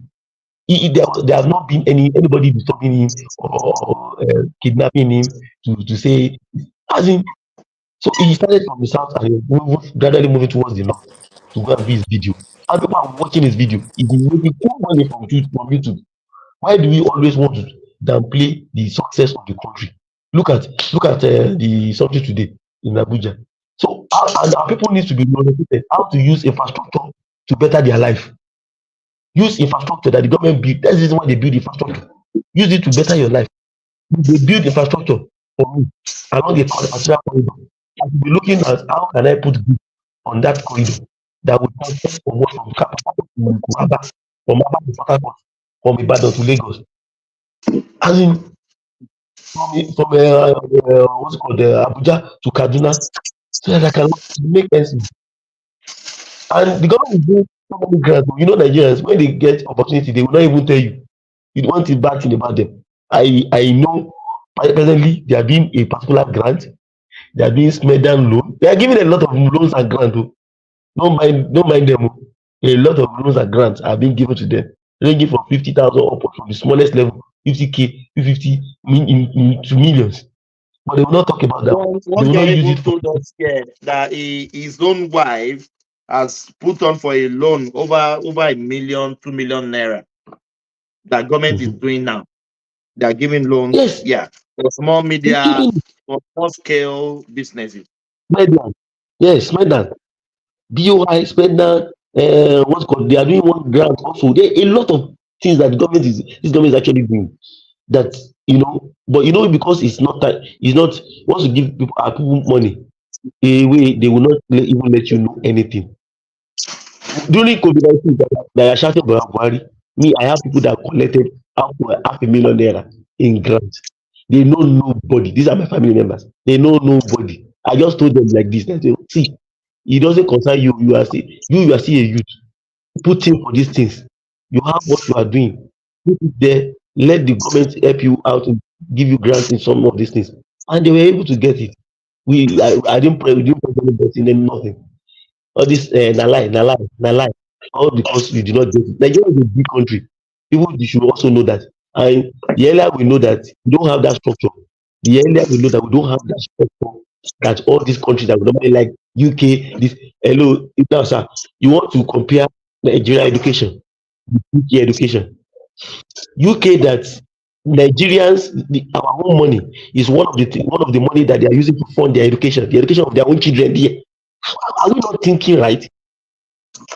National student, the money that this guy generates, do you know that because of Nigeria stability, I mean the educational sector stable a bit for about a year now, that there is a bit of stability one way or the other in about a year, and the exchange rate, about 15 universities are almost packing up in the UK because of this nonsense. Yes, because Some Nigerians are not contemplating that. Let me wait here. Let me use my money to do something else.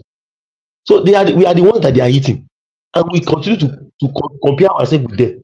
People that still have that still they looted a whole lot of things from this part of the world, and till date we are still going there. Of course, nobody will hold anybody to go and get good education. If you need it, go get it. If you have the money, go get it. But you must know that money is part of the money that they use to fund the education of the British children and other people, other things that they do. Do you have any lots of anybody coming to this country? We don't have. So all this subsidy life that you want to watch, we don't have anything that can pay that subsidy for us. That's why I said, no matter what anybody says, we cannot continue with that subsidy. That subsidy has destroyed our thinking five. What's it called? It is not sustainable, my brother. It is not sustainable. No. Afrexim Bank was the one borrowing Nigeria the money to import this fuel that we are talking about. Oraima said it live and direct to Ojineka Ope, live on the rise, that it cannot be sustainable. Do you know that IMF was saying that Buhari should remove it? Buhari knew that it was not. In fact, the party will have lost without any stress. Yeah, APC will have just even lost. This one that they even managed to win, we will have lost. This guy that was what I even told them that don't remove it now. COVID-19 just finished. Don't kill your people. You cannot remove it 2020, 2021. Wait first. So and now, what time do we now expect it?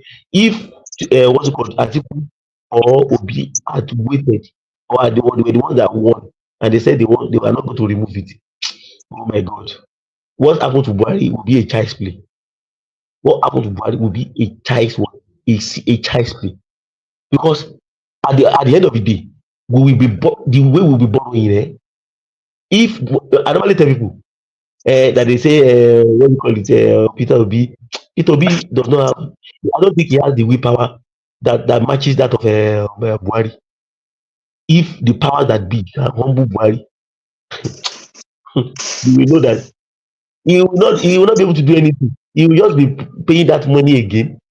And at the end of the day, if you want to fight them, they will they will use everything that they have to fight him and destroy his government at the end of the day.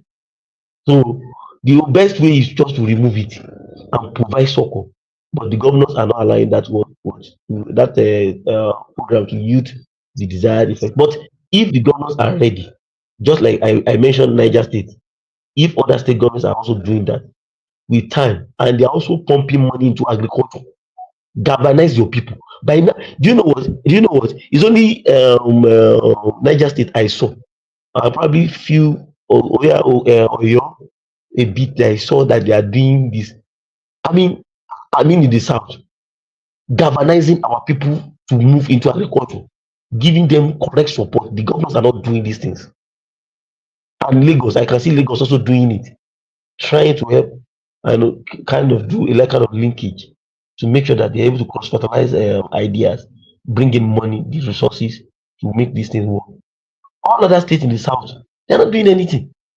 And everybody just come online, be typing rubbish that they don't know anything about. They be typing rubbish they don't know anything about. But Dorothy, Angelico said these governors, they're handicapped. They can't do anything to help their people. Which handicap? They have the resources in their hand. They already they don't have access to the resources, like the natural resources. They don't have a say in it. They don't have a say in electricity. They don't have a say in security. They have no power. Please daddy. Osun State. I once worked in Osun State under Aregbe. There was a time that state was almost grounded. Some debts and some other things. Do you know what this minister for blue economy, the former governor, did? He was able to galvanize all the resources within his disposal, bring in investor, a Canadian investor, to Osun to set up Segilola refinery. Osun has gold that's worth about $5 billion. That's the one that they are proving. not talking about the ones that are not yet proven. Please, can I come in? And they have started mining. That's what they are using right now to sustain that state. He did it under 4 years, just under 3 to 4 years. That was what he was able to do. He was able to achieve. That was the reason why he was moved to that blue economy. You might not understand what that guy is doing there. Trust me, you in the next 1 to 2 years, you will understand what that guy is doing there. That is what is saying. If you see that is what is sustaining us.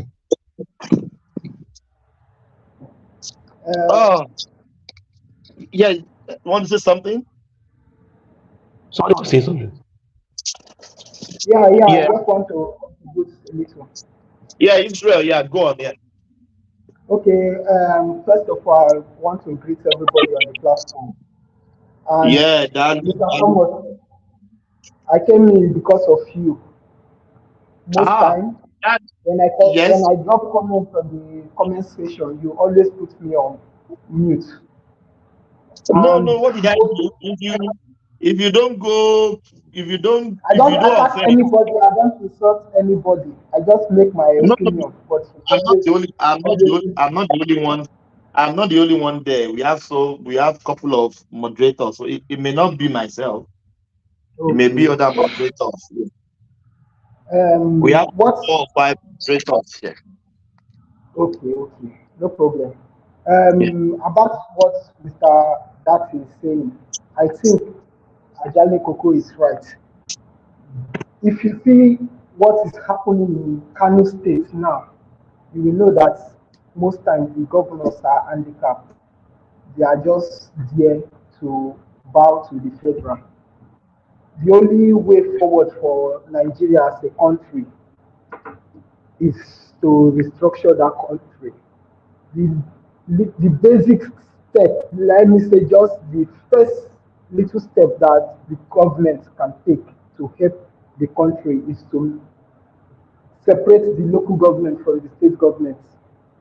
If they can do that one, then we are moving in the right direction. But if we keep deceiving ourselves, keep giving excuse for the government, and we'll continue this same circle. After 8 years, the young people in Nigeria would have wasted 8 years of their life. Nigeria is sinking. But most people come out to play politics. They just come out to talk from their own bias. For me, I just feel like the people in government, they know the right thing to do.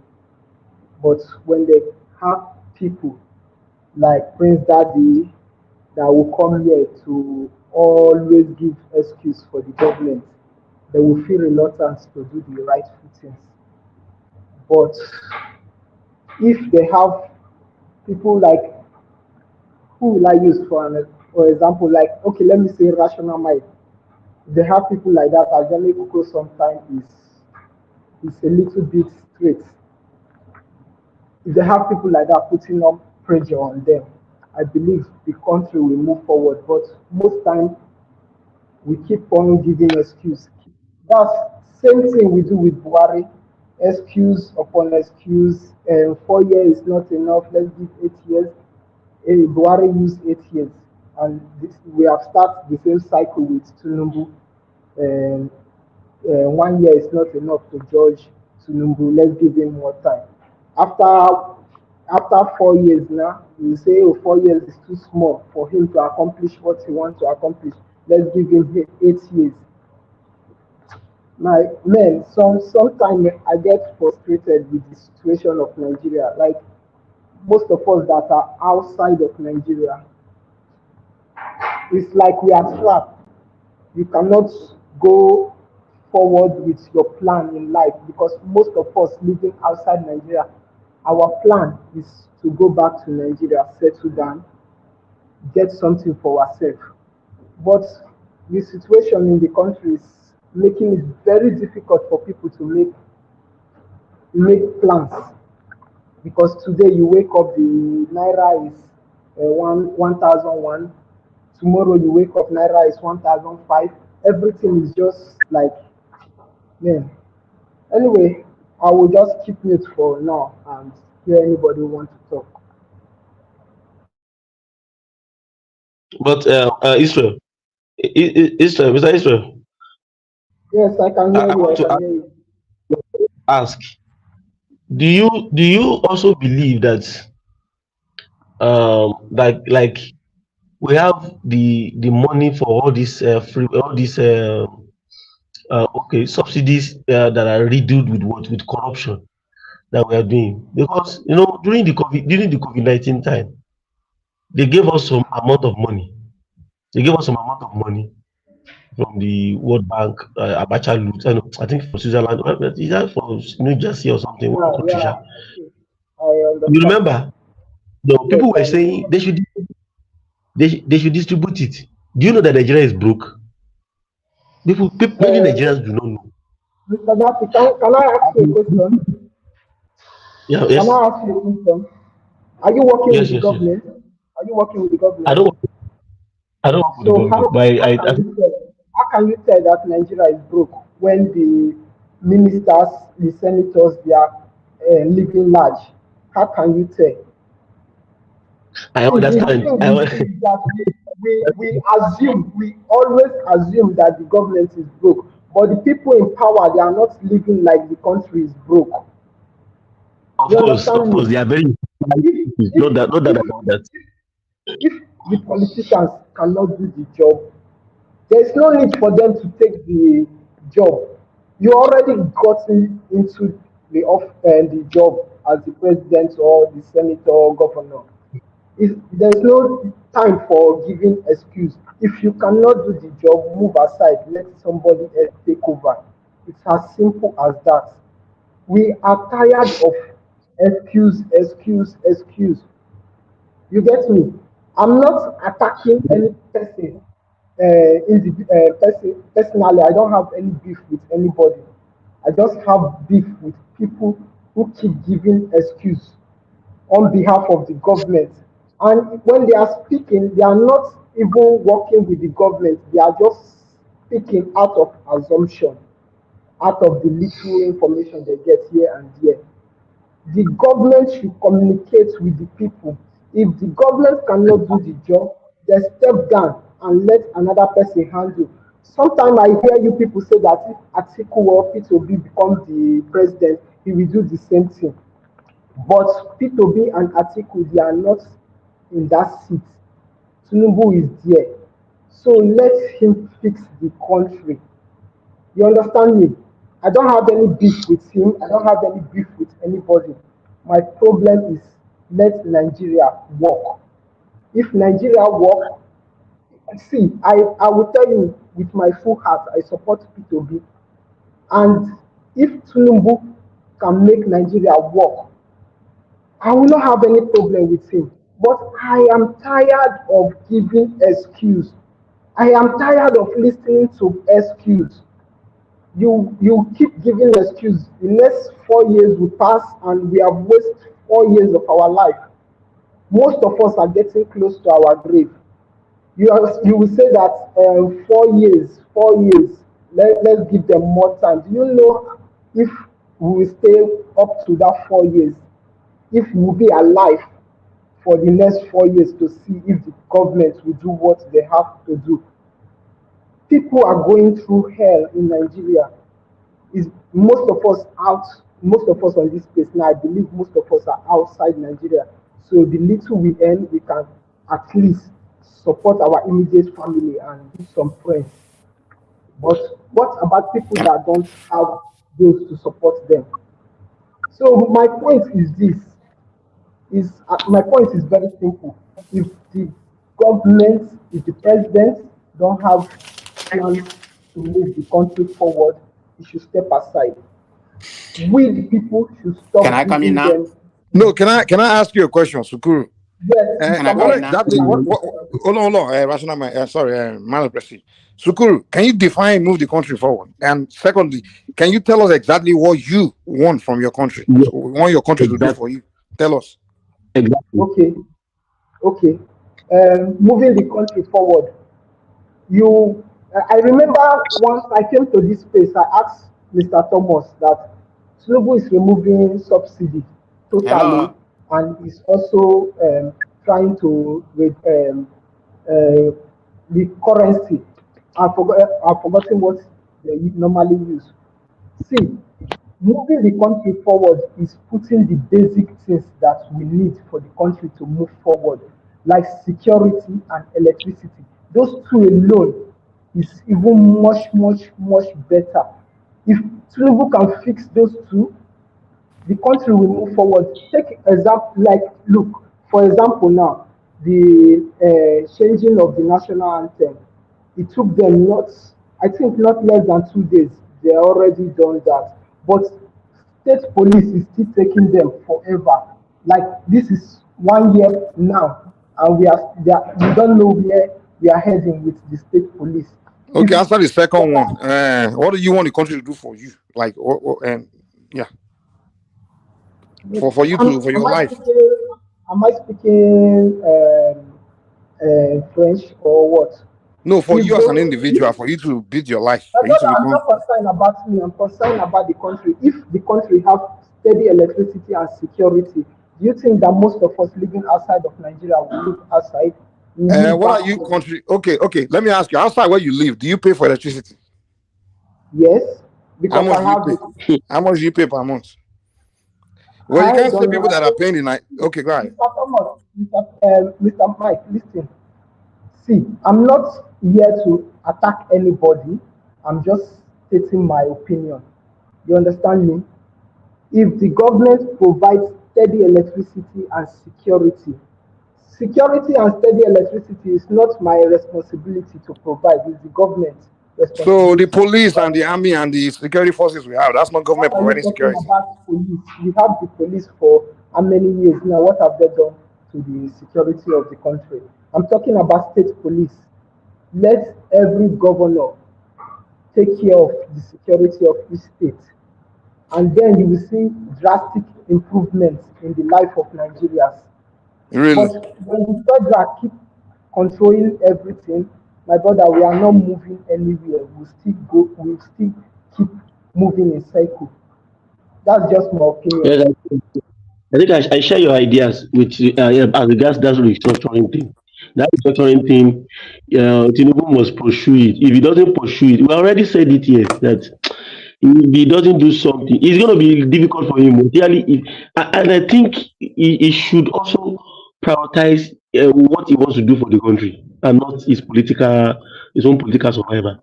Because Mike, that's can one of I the come in? I think problems. it's my turn now. I've been here for a while. So if he's able to do Yeah, that. let's go for man of prestige. Yeah, man of prestige. Yeah, you're welcome. All right, thank you very much. Just give me time. I have a lot. I have quite a few to say more than usual because I don't talk a lot. But this time, I just have today been on the 29, so I have to make my own summation. But before I begin, General Thomas, did you see my chat? If you see it, then I'm not gonna tell you what I wanted to tell you. Did you see my chat? What I said I on the did. chat? I did. Yeah, I did. Okay, I did. okay. Let it be that way. There's no need repeating myself. So let me go straight Yeah. to the point. Let me go straight to the point. Yeah, we are here to evaluate the president for the first 100 years. I'm sorry for that. So I see the chart and one man presented earlier. The guy that was speaking. I don't know under what. I don't know the station of where he was talking about. He has three areas where he said the good, the bad, and ugly. So let me start with the good. Some of the good, I'm not going to go in detail, but I'll just make a summary of that. Some of the good that he presented are not the doing of APC. It's just simple economies, the country where the economy like Dangote and everything, So there's an example that has manifested it through the country, has nothing to do with APC, regardless of who was in power, that was going to still be in India. And most of the good, that he shows there, in my own opinion, they are manufactured propaganda. So the goods are very few, and I'm going to highlight the goods the way I see it. One of the good is the interior minister. Yeah, he's performing decently. There's some good in that because I have from friends that went to get their passport. It didn't take them. I think it took them like about 3 weeks. They was able to go there because in Atlanta they don't answer the phone or whatever. You can't even communicate with them. You have to go there. So when he went there the first time, he was able to do the diligence, do whatever he's supposed to be doing, and they mailed him his passport within 3 weeks after he left. So that has never happened in Nigerian history before, because sometimes it takes them about a year or whatever. But he was able to get his passport within 3 weeks. So I couldn't even believe it. That's what he told me. So that's good. The Minister of Aviation is doing a decent job, to my own opinion, from what I've seen so far. I believe implementation, not policy. You can have what policy you want for the whole day. If you don't implement it and nothing actually happen, I don't believe in that. On the issue of security, yeah, it's kind of half baked. So we have to call a spade a spade. Security has improved, but is it where we're supposed to be? I mean, not even close. So I mean, I give them 40%, improvement in security. It's not as rampant. It's not as rampant as it was before. Maybe that's where we're having some food production right now. Maybe, have some of them in the reserve. Has something to do with that. So it's not as bad as it was. But that's not going to that's not good for foreign investor to come, clamoring, coming to Nigeria. Like Microsoft just left Nigeria. I think they moved to Kenya, Nairobi.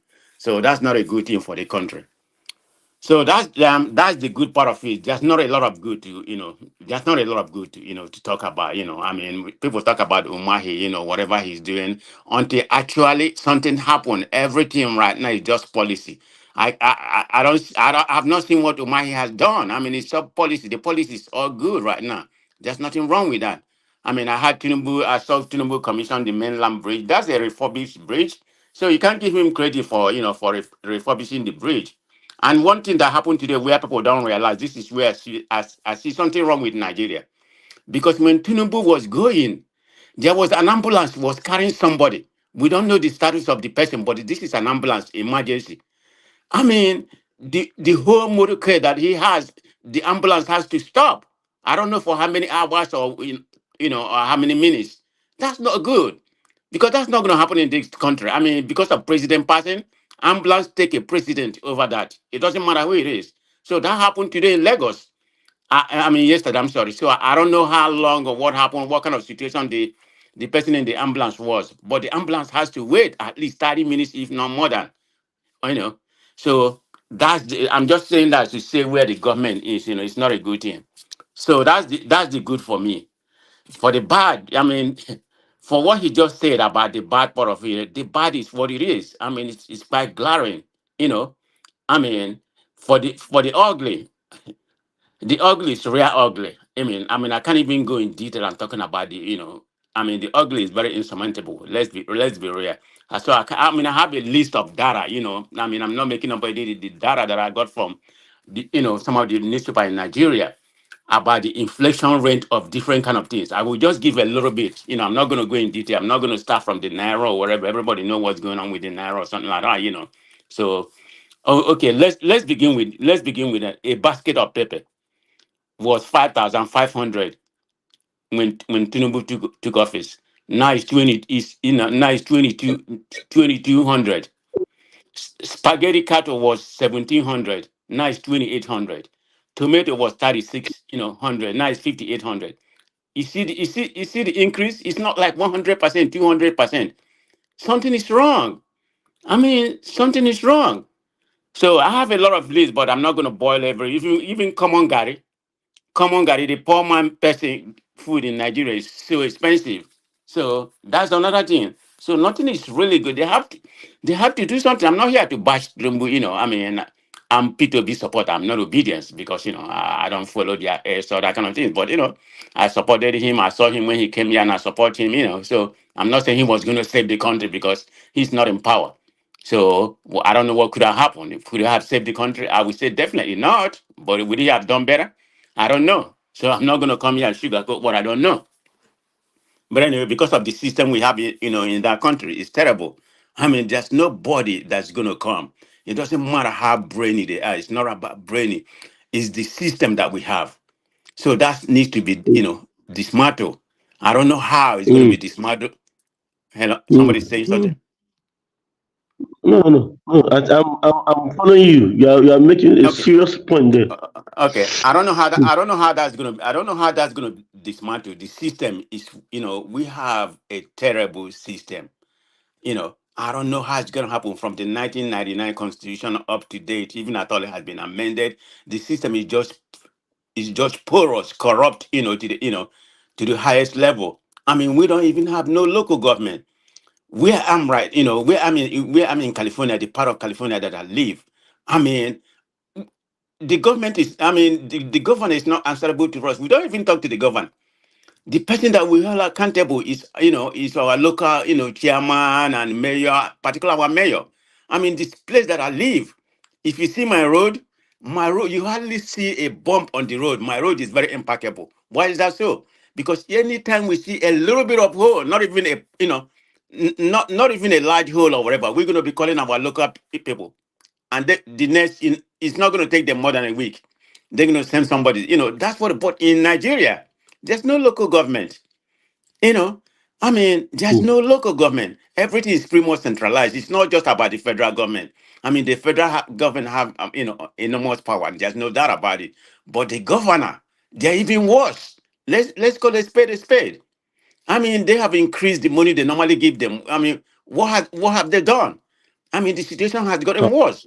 So you can give them 400 times more than they used to get before. Nothing is going to change. Because the local government, local chairman, everybody, they're in the governor pocket. Whatever. I'm from Imo State. I know what's transpiring. I'm from real Owerri, Imo State. My dad lived there, so he gave me information about what's happening. So I know what's happening. How Hope Uzodinma, is how Hope Uzodinma is manipulating the state. Where's the money going? He's doing okay. Maybe do bridge. Construct bridge every now and then, but. Nobody in the local government has anything to say until Hope Uzodinma say, do this, do this. I'm just using Hope Uzodinma. He's not alone. I'm just using him as an example, the one I'm very conversant with. Of course, I stay in Lagos sometime, so Lagos is probably, is the best state. So I'm not going to use it to compare any state in Nigeria. So let's be very frank about that. But the point I'm trying to make is the whole system that we have in Nigeria. You know, I don't see anybody coming to save us. We need certain kind of revolution. When I mean revolution, I don't mean start go fighting, shooting. No, no, no, no. I mean revolutionary mind. Say okay, we're going to change everything. Regardless. This is the kind of revolution I'm talking about. And it's going to take a while. I love my country. Okay, I'm in this country. I've been in this country for a long time. Can you Citizenship describe and your revolution? Like, what do you mean by revolution? What okay. kind of What I revolution mean, you want? yeah. Okay. Somebody. Let me use an example. Okay. Jerry Rowling. From what I know of him, from what I read of him. I wasn't in the country, so So from you what I want read Jerry of him. Rawlings kind of revolution, Yes, where they anybody that assassinate commit. Hold on, Mike. Let everybody? me land. Anybody that commit crime, corruption, you kill the person, firing squad. But that's not Yes. revolution. That's just so Wait a minute. carrying out. I'm coming. Institute certain kind of. Maybe we can borrow people. We can borrow from the Chinese. Are you saying you What want what Mao? Jerry Rawlings did, where Jerry Rawlings did a coup and assassinate all No, the? no, no, no. I don't mean when he did a coup or whatever. I just use that as an example. Corruption. We need to institute certain kind of mandate that anybody that find wanted in corruption, should be properly executed, and that's it's part of deterrence, because that's the problem we have in that country. When I say But revolution, I that's don't not mean revolution. That's more of okay. You can classify it. making law, You adding can law. classify it. You can classify it anyhow you want, but that's Revolution is just to change an entire system to dump a okay, Mike. system and create Education. a new one. Okay, Mike. Let's have it. Let me finish. You can classify it whichever way you want, but revolution varies. Okay, go and look at the meaning of revolution in the dictionary. But anyway, so that's the point I'm trying to, that's the point I'm trying to make. We have to change that system. I'm not here to bash the government or whatever. Yeah, Tinubu is the president. Whatever way he came into the position, it is what it is, and we have to live with it. 3 years, probably 8, probably 7 more years. The way the system is right now, because I don't see anybody. Pay me to say, I don't see anybody coming the next 3 years to dislodge them. That's not going to happen. By God's grace, if Tinubu is still is still alive. I mean, he's not a young man, so We don't want him to be alive. don't put word in my mouth, okay? if I don't want him to be alive, am I God? Like, am I God? Even at all, I say it. Well, I may die before him. Who knows? So you don't know. It's not Come on, about be age. honest, man. That's what you wish now. Most of you guys. Now you are more okay. Make I leave you alone, Mike. I go leave me alone, okay? I'm not here We for go to obedience prayer where they are doing their prayer. That's what they pray. That's the number one prayer okay. point. That's obedience. That's obedience. I mean, everybody has the opinion. They come on Twitter every day to pray, and that's their prayer. And they call Look, themselves Christians. it's partisan politics. Doesn't Republican here pray that Biden die? So it's partisan No, politics. nobody's We don't praying see that. that. That's not that prestige. Nobody's praying Biden You dying. okay, just look, you don't want me to go with you, Prince Daddy, okay, because you are you are a mega, so you know how you think. So I mean you are an imported Nigerian, so let's keep that straight. I know you are thinking, so Okay, okay, prestige. well anyway, Man of prestige. Here's the deal, man. Like there are different categories of countries in the world. You have the first world countries and you have third world countries. You have to agree with me that we are members of third world countries, right? I mean it's not So matter of I agree with you, hold it's on the now. fact. Yeah, it's a fact that we are Okay. we are still a third world country. Yeah, I get it.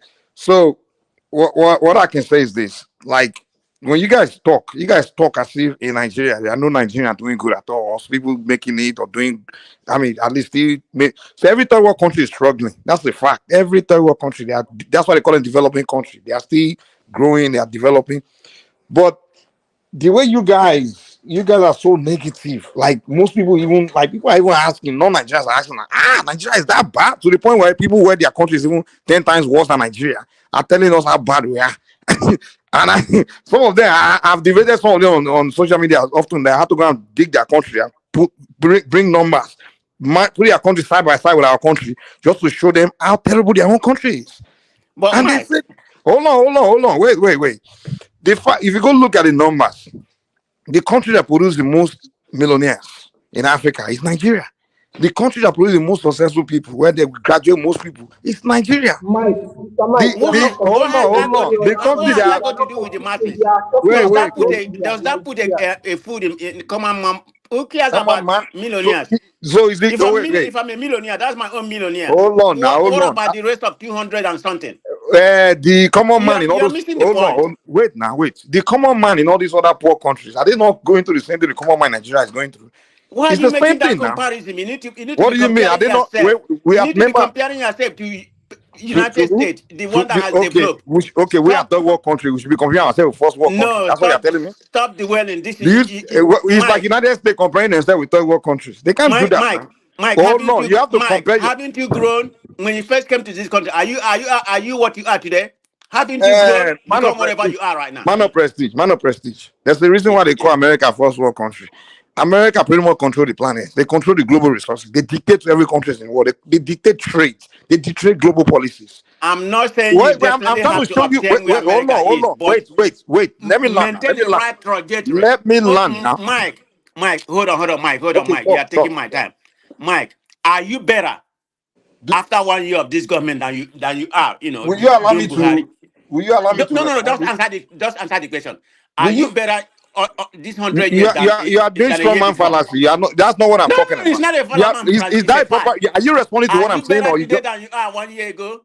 Am I in Nigeria? How can you ask me that It kind of doesn't question? matter. This is a general question. Anybody in this platform can answer me in Nigeria. Okay, I'm talking am I about better? Nigeria Okay, I'm space. better. Yes, I'm better. No, Yes. not you, Nigeria. People in Nigeria, not you. I'm talking about. We are all doing good here, so let's not miss Let that me point. answer it. Let me answer it. Can I answer it? Do you want me to answer it or not?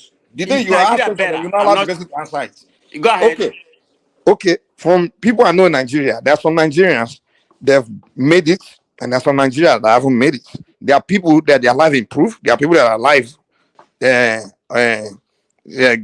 kind of move back. And when I study why, I find out that some people are just smart. They figure out to make it in life. In this life, if you want to make it, it all depends on your own creativity, your own skill. Some people can make it in any situation. Some people just don't know how to make it. So if you But I ask mean, me, that's so far if that you ask creativity me, can get you when you're in Nigeria, when the give me a enable sec. You environment ask is me to not answer there. question. Now, can I The answer it?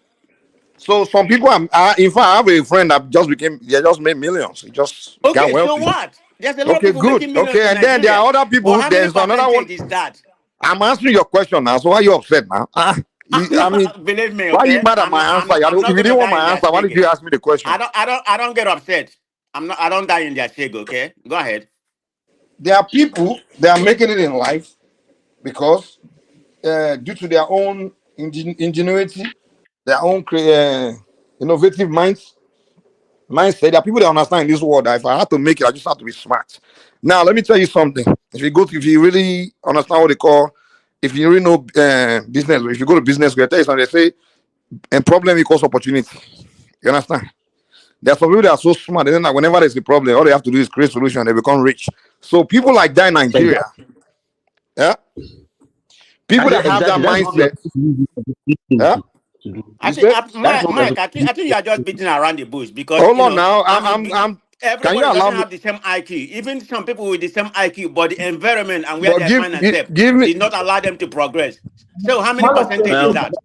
okay, give me an example of them. just leave Mike to Listen, when I go to Nigeria, there are mansions being, there are communities being developed every day, mansions being built every day. So it tells me that there are This some. is the problem of The point I'm, slave oh, mentality. You still have that how's that a slave slave mentality? mentality. Man of President, explain how that is a slave mentality.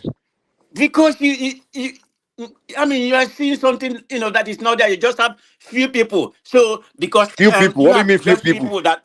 There are thousands of mansions being built every day in Nigeria. What There has are that people. got to do with the masses? The point I'm making to you is How in many this life. percentage of Nigeria have that mansion? Okay, let me That's ask what you a they have question. to, Okay. Let me ask you this question. what is the per capita index of Nigeria? Let me Wait a ask you minute, this in question. Africa. Wait a Let me minute. ask you. Let's call a spade a spade. What is the per capita? Okay. Forget about GDP. That's not what you use to measure a capital. Since you want Country to compare yourself with well-being. America, now let me ask you this question: Mhm. What percentage of Americans are wealthy and millionaires? Okay, if you want to No, talk about answer the America, question. What which I'm very percentage of far. Americans are millionaires? America has the highest GDP in the world, but That's per fine capita because they are number one. income, We get they're that. only ranked number 11. But Okay, despite that, Singapore is number 1 per capita income. you So are not hearing my question. what is Despite your that, question? no. Despite that, a majority of Americans millionaires. No, they are not. They can be. So The why are world you? is not like So that. what is this argument? You are telling me that the majority of Nigerians are not. Of course, majority are not going to be Are you millionaires. comparing The point. America to Nigeria? Let That's me a tell you what I'm fallacy. telling you. That's a No, that's fallacy not what I'm. argument you are doing right now. Let me What tell you what about I'm. reason? Let me tell. Okay, do you want to know the point I'm trying to make? No, make your point because Okay, sometimes thank you. Let me tell you the you base beat of the point. around the bush a lot. Okay, well, let me tell you the base, my point. Let me tell you the key point I'm making. The key point I'm making is that in this life, to make it, all depends on you. And people make it. Exactly. Hold on. In America, you find people that make Mr. it. Mike, it's not totally true. It's not totally Bro, true. chill out. No one is asking us to. Let me just let my brother Your calm down. Stop cutting environment me off. also has I know you a obedient. big, You guys like this barbarian Mr. argument thing. Mike, your Just calm down. environment has Allow me to get a across. percentage to play. What I'm saying is, Don't be calling bro, people will you guys barbarian let now. me talk or what? Now, calm down. What I'm telling you is that in every country in this world, there are going to be rich people. There are going to be poor people. There are going to be people that are very smart that know how to make it in life. There will be some people that won't know how to make it in life. And that's why I was pointing at people that are making it in Nigeria and that others are not making it. It's the same scenario in every country in the world. Government is not the one that will help you make it in life. It's up to you to figure out how to make it. The only difference between the super richest country in the world, like America and Europe, all these first world country, third world country, is because they have the ability to create a welfare system. There's no third world country in the world that they have the ability to create a welfare system whereby people that are extremely poor, they can't feed themselves. Government can give them food stamp and things like that. We don't have the ability to do that in Nigeria or any and no third world countries in the world is doing it. So that's the only difference. If they pull away that welfare, America, even UK, all these things, you will see the same poor people that will be begging like in Africa. What No, is even in that UK. called, Mike? In a nutshell, is that not subsidy? Is it not subsidizing things? And that's what we Exactly. are. But did That's Nigeria what we also are. give you Wait a subsidy minute. That's for why we are forever? quarreling Why in subsidy and Nigeria. money subsidy? I mean, they But came didn't in. you They said they complain? removed the subsidy. Now they can't even come straight and tell whether the subsidy is back or subsidy is not back. I mean, it's just all lies, propaganda. Because right now, can you tell me? Man Can of you tell me the Prestige. statement from the government? What they say, whether Man the of subsidy is Prestige. back or not? Man of Prestige, can I ask you a question? Yeah, I'm listening. I want to ask you a very simple question. When you Yeah. look at the 2024 budget and 2023 budget, can you tell me how much do they allocate for subsidy, especially fuel subsidy? I don't have that figure, so I don't have it. So I'm not gonna come up with what I don't Okay, have. Remy, the question you should even ask him is how many countries in Africa is subsidizing for their people? Okay, I mean the budget, does it have more money Man for of President, how subsidy? many countries in Africa is subsidizing their people? Why are you basing your narrative on But that's Africa? where we are now. We have to You need to compare come. ourselves You with need the to come countries out of from the that continent. basement. Stop that comparison. Let's No, Remy, I need to hear from Remy. Go ahead, Remy. I have to ask you that because you guys come online to tell the whole world that No. Nigeria is the worst Remy is country in trying the to give world, me. the Remy worst is country trying in to give me a Africa. very That's what you valuable guys do. information. Mike, stop rambling, Mike. Let Remy give me a valuable information. Okay, so first and foremost, in 2023, before Buhari hand over to him, there was no budget for subsidy up till after July. There's no more budget for subsidy in Nigeria. I mean, 2023, because at that time, before that time, we have been borrowing money for like 7 years to subsidize a lot of things in Nigeria, and it became a time that we don't have money to subsidize all of these things. That is why you see that MFLA come up with a lot of policy, and they printed 23 trillion naira. When you say they printed money, that means the money you printed, we are not America that continue to print money that have a backbone to cushion that printed money. But we don't have that reserve. That means we are holding $23 trillion, 23 trillion naira, and another 7 trillion naira. So by the time before Buhari left, it's already in Nigerian budget that they will remove subsidy by July of that year. There is no money for that in our budget. Now we practice democracy. There is no way that Excuse me, Tinubu will spend money. sorry. Mr. Can you Remy, come, please. please? Let What me is the please. budget of what is the total budget of 2023? No, You are saying that please calm down. Please calm down first. So how there is can no. a method Please, print can you 20, let me finish? 23 trillion? I don't even hear you at all because your voice is not loud enough. So first and He foremost, printed it over the years. It's there not is just no budget. There is no budget for subsidy after July of 2023. Whether we like it or not, any president that have won that election, we have to find a way. There's no. So when he removed that subsidy, now what the government said is this: after But the hold on, removal of Remy, before you go, if there's no budget, then why did he come? What subsidy did he remove? I mean, no, you first and foremost, you guys should understand. I know you understand what is subsidy. Subsidy of means course. that so government any liter of petrol you are buying in Nigeria, Nigerian government pay some money for you. It has been happening for more than 20 or 30 years in Nigeria like that. And the corruption that comes For over 40 years, no sir. The corruption that comes, and it's not only fuel that's subsidizing. So many things that we subsidize in Nigeria. So agriculture, education. it get to a point where that we are not making our petrol, we are not making enough money from it. We are not producing like before because of corruption, mismanagement for several decades. And everybody knows the truth. And you cannot tell me that somebody that came in, I'm not saying that he has performed wonderfully well. Somebody that came in 1 year and you respect El Dorado. So what I just want to say is that the government said that if there is a need for intervention, then they will intervene. And the way the NNPC work is not that the petrol you are going to use in May, they will buy it in May. No, that is not the way they work. They will have bought the petrol, imported refined product. They will have made the contract ahead, maybe 3 or 4 or 5 months ahead. So, and the price of crude oil continue to change. So, okay. NNPC is now a private, it's now a company in itself. So, what we should do in Nigeria is that they do intervene. That is, but not from your own money or your tax money that you just take and then just go and do it as subsidy like before. So my question is that as of today or whatever yesterday, I mean, are they subsidizing or are they not subsidizing? Or you call it an intervention? Is that what they're doing?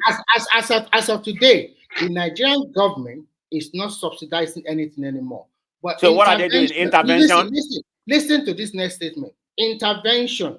Intervention means if the need arises, they will Right, intervene. right. I got you. Mr. Remy, you go explain tire. You go explain tire.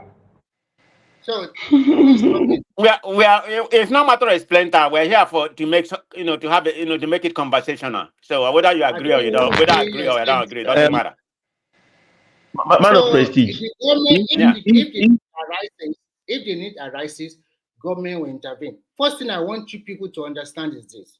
First and foremost, Nigeria is a country where the rules or things are not done with objectivity and factual. And when you talk about That's it. America and the rest, America is a capitalist country. In America, you see a whole lot of poor people there also. But come here where I live here, you cannot see people living in the street because they practice welfare society, welfareism here. So if you are talking about welfareism, where we take a lot of money, that everybody is the difference between the rich and the poor is so close. That means they tax you a lot. So you cannot make that abnormal profit. You cannot buy all those G wagon and think you are the best. No, it's not done that way. Exactly. But when you look at America Exactly. and even here, sometimes they do what do you call Yeah, it? They yeah, do. Remy, but Man of Prestige does not even believe in that. Okay, he loves his luxurious lifestyle. He doesn't want to be equal with the So rest you of the cannot people. live He here. just So likes you to talk. cannot live here because you cannot come here All right. and buy your G wagon and there's something like that, like 6 or 10. They will first tax your income, your profit to hell. And the car you are riding, they will tax you to hell. You cannot just park 6 or 10 guys. They won't give you that opportunity here. It's not. Mr. Remy, So when what is the capitalist tax? society, What is the tax band? What's the tax band in Finland? I think you're in Finland. What's the yeah, I mean, tax around that age? the way they calculate the tax is so many things they will have to put into consideration. They will look at your age. They will look at your Okay. income. And when they look at your age, sometimes, like for example, let's say you are under 28, they might tax you much more lower because you have not put in a lot of experience. But if you are like 40, maybe sometimes your tax, your personal income can up to about 12%. And that is not even all. Our VAT is about 24%. And Nigerian VAT is about 5%. So you So look at Remy, how are you Yes. telling me over there it's not based on income? It's just based on age bracket and some other things, I know. some other factors. I told you. I said age and income and so many other factors. So it's not that Okay. everybody is paying the same amount of tax, but you cannot escape it. And there's so many other tax we pay. Here we pay Mr. Remy, double. Mr. Remy, Listen but I carefully. think Listen Nordic carefully. countries are paying more tax. Nordic countries pay more tax. Hello. Well, I said Nordic the final, the final, let me just summarize my commentary, Okay. So people thank you. can come here, and utilize about the government, praise the government, but I have to be So critic. I'm not facing the Hold government on, hold here. on. I'm happen to be one of those critics. If that's going to make Nigeria better, so be it. I'm not going to come here utilize like everybody does, so everybody has their own opinion, and I will continue to be a critic. I mean, if I see where things is good, I will give, I will give a mark in there. It's kind of if Pendistra, accomplishment, I will give it to them, which is what it is right now. So nothing substantially, have been accomplished in 1 year. That's what we are basing in right now. We are not basing it in the next 3 years, but we are basing it in the first 1 year. I mean, this is the way they want us to evaluate it. So that's where we are talking about it. I mean, there has been so many things that has gone wrong in this government in the first 1 year, but hopefully they will use the next 3 years, maybe some of their policies that, they started implementing, we seek kind of, uptick in what. Man of prestige. Another question I want to ask you before you go. Do Yeah. you think Nigeria, for as of today, this is the true picture of that country? Economically, financially, everything. Is that the true picture of that country? Just, I want you to tell me whether you think this is exactly the true picture of that Nigeria. This is what we want. This is the amount of money in your external reserve. This is your per capita income. This is your GDP compared to other countries. Is that the true picture of that country, or is it the same lies that we have been feeding ourselves for several years? I would say it's the same lie we've been feeding ourselves for several years because I don't think this is the true picture of the country. So So let's be can let's you be give real. us one or two reasons why you think it's not the true picture? Because everything we are seeing right now is just propaganda. They're not telling us what's exactly No. what. I'm talking about. I'm not talking about propaganda because you said we have to be factual with ourselves. And that's what I want us to be talking about. So, Mr. Remy, Mr. Remy, see, all of us on this platform now, we are just assuming. We are just like, we don't have full picture of what is happening with the government. We are just saying things based on our no. I mean, no. Let me answer a me question. I mean, you can't say that. You can't say that. It's not like that. It's not like that. Continue, Mr. I mean, I couldn't give you a definite question, a definite answer because I don't have any data to back, to back what I'm saying, whether this is the true, picture of that country, because everything that, coming out from that country, most of them are not factual. The reason why am I saying this? Because even the state of is that what call it? What's that what's that agency, that give us information about the state? Bureau of Statistics. Right, that has been truncated. We don't even have any information from them. I mean, the government has truncated. Hold on before you go on. It is that the same Bureau of Statistics that is telling you that we have food inflation up to more than 34%. They are the ones that is giving you all this data. They are telling you the truth. That is it. If your inflation rate is not above that food inflation, not about more than that 34 or 35%, you won't be experiencing the high cost of price of food in Nigeria like that. That is the truth. That is not a lie. So you already make a lot of justification that a pint of tomato before was 1,200, now it's about 1,500. Remy, did I make that up? How did you get the information? It's not from the same okay, to be more specific, go to Guardian newspaper. Hold on. I have it written here. Go to Guardian newspaper. On the 5th. Hold on. When I bring my data, I have to back it up. Go to Guardian newspaper on 5/21/24. That's where they enumerated all these factors. I am supporting your argument. You said there is no factual. I'm telling you that Bureau of Statistics, they are giving you factual. They will never lie because they deal. It's very easy to know the economy of every country nowadays. We live in the global community. You cannot lie because there's so many ways to. No. I don't mean that. I don't mean that the Bureau of Statistics. I mean, I said they truncated some of them. For example, and I'm going to give you an example. We don't even know we don't know the unemployment rate of Nigeria because they don't want them to state what the unemployment rate of Nigeria. Do you know why we don't know the unemployment rate of Nigeria? Do you know the unemployment rate of any African country? Well, then, be quiet, brother. Be quiet. No, I'm asking a legitimate question now. I'm tired of you comparing Nigeria with other African countries. Why we don't Africans? Who are we supposed to compare ourselves with? Who are we supposed to compare? We all get independent at the same time. All those dusty countries. Where are you comparing all those dusty countries with Nigeria? Dusty countries, really? I didn't know your brothers. I didn't know black people like you. They are so you are placing Nigeria. So Nigeria, so Nigeria is not dusty. Okay, so stop it. I'm glad you are letting us know Nigeria is not dusty. Those are the dusty. Okay, so we are better than our brothers. Okay, good. So why don't you guys talk about that? They are our brother, but they are still dusty. So we are better than them. That's what you're saying. Yeah. So stop. Okay, so Nigeria is good. So what's all this crying? You guys are coming on the cry all the time. It's not good enough for me. We are better than our own brothers. I want it to be better where it is right now. Okay. It's like England and France crying when they are doing better than other European countries. To you, Mike, aren't you better today than you was 5 years ago? I don't know when you first came to this country. Aren't you better? Dude, the problem with you guys is you go to America for the first time, you begin to say, look, you see good things for the sexy things. I've been in this country.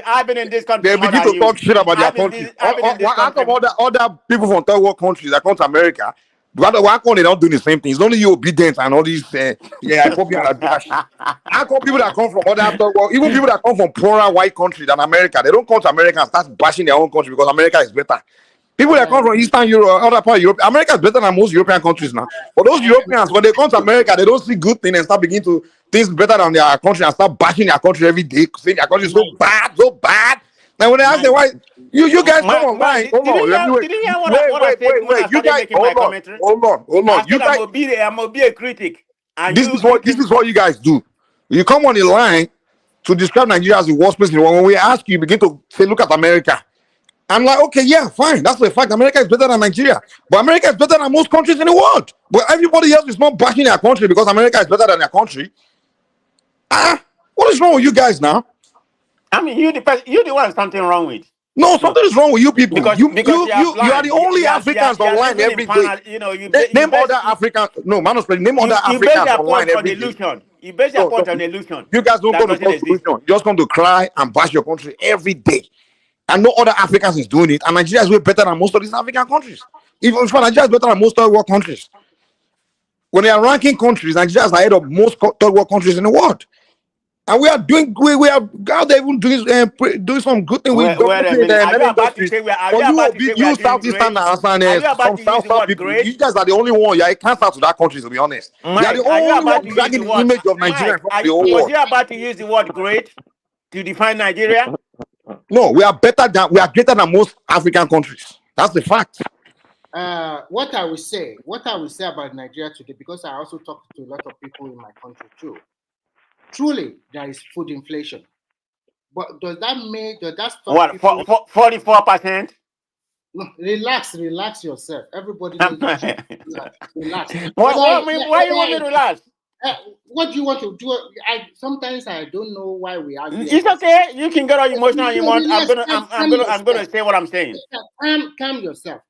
Even if it's 44% or 50% or 80% or something like that, some people are still making it in Nigeria. Why some people are not making it? Why are you not in Nigeria?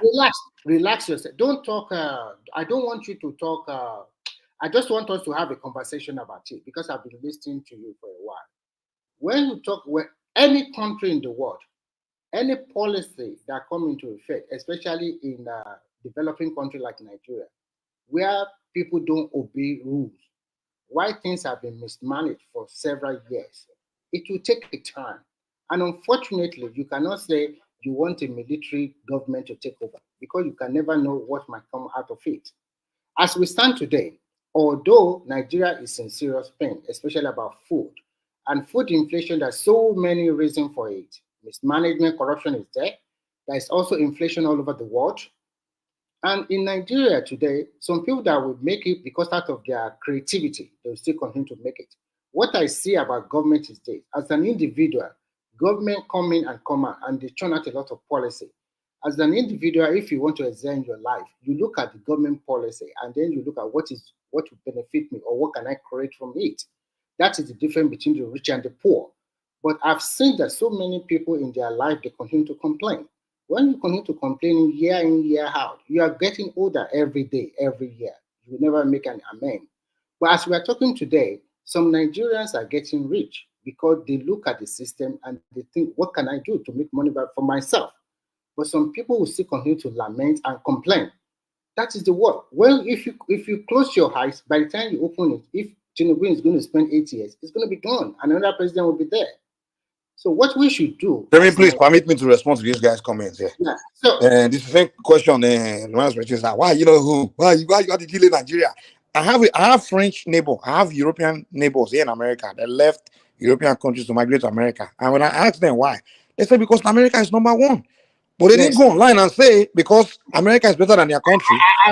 Their country is the worst place in the world. So the argument these people always present is because I left Nigeria for a country that's number one. Stop Hold calling on. people mumu because you disagree with But them. the question is a mumu question now. You are being wrong. You are being very Okay. I apologize. Sorry.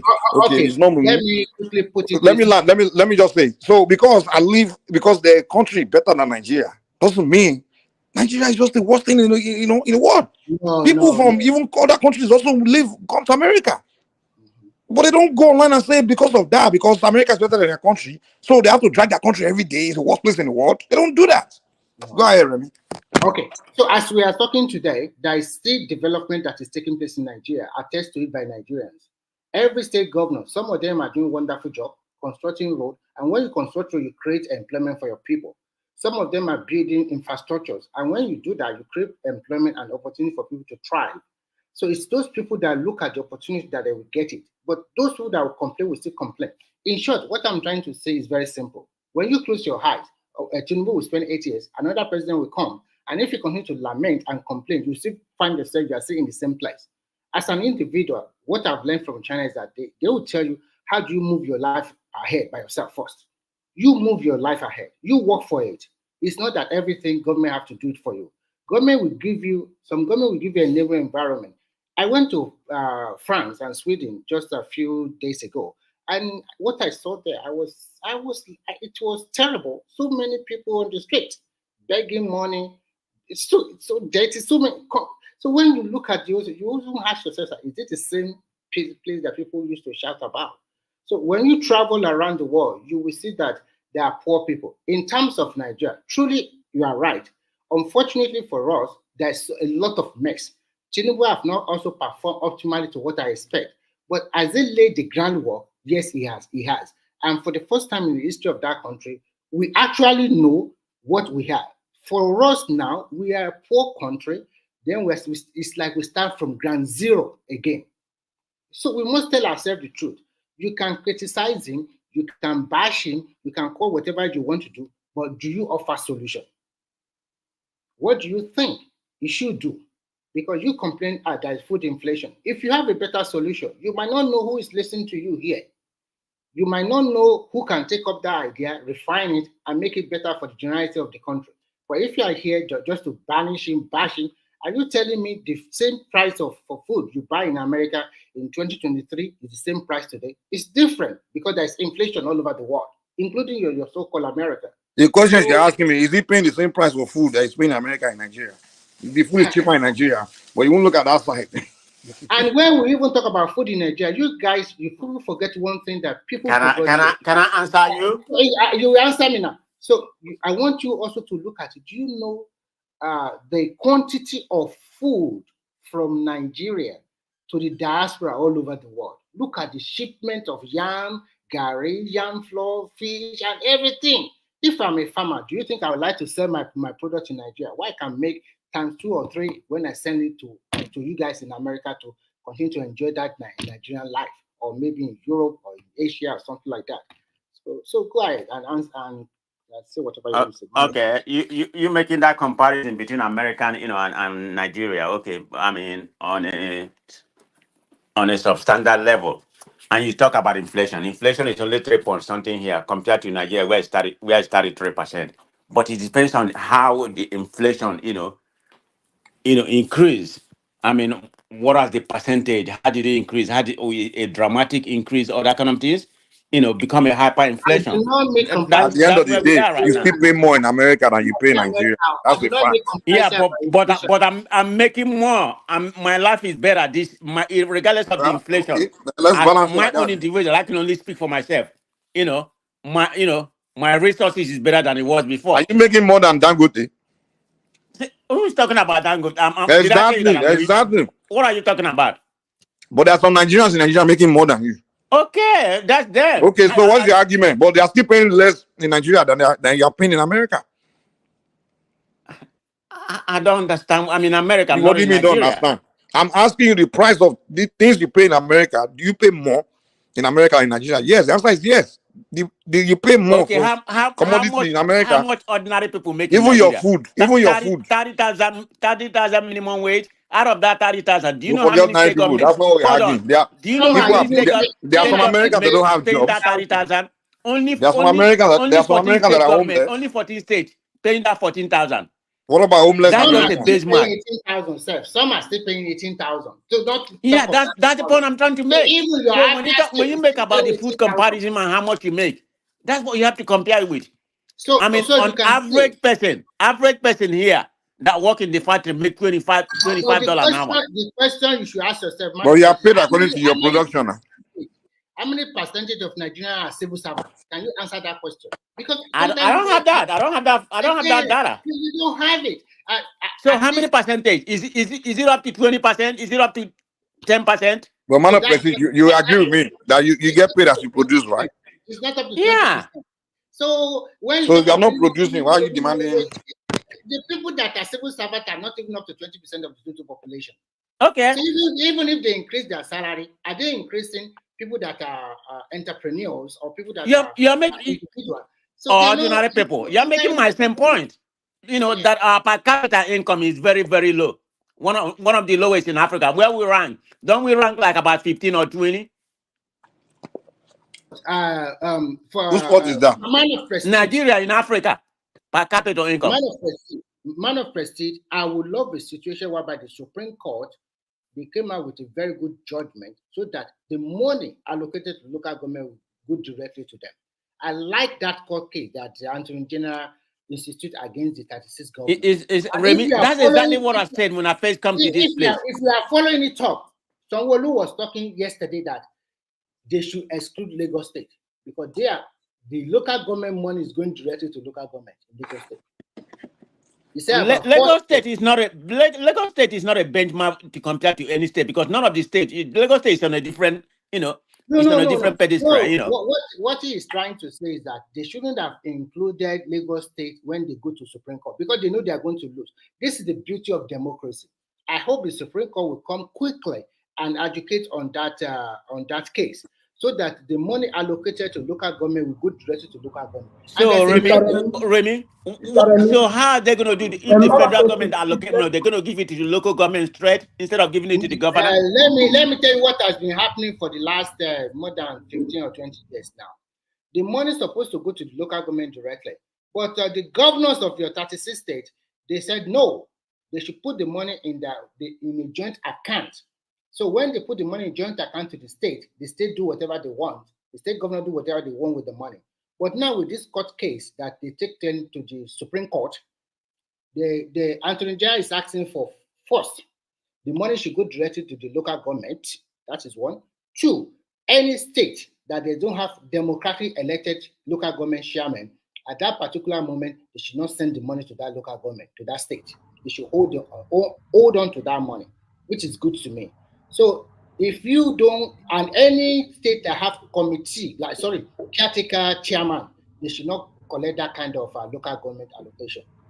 I hope the Supreme Court can speed up the case and educate on it, so that we can say, yeah. My name is Remy. I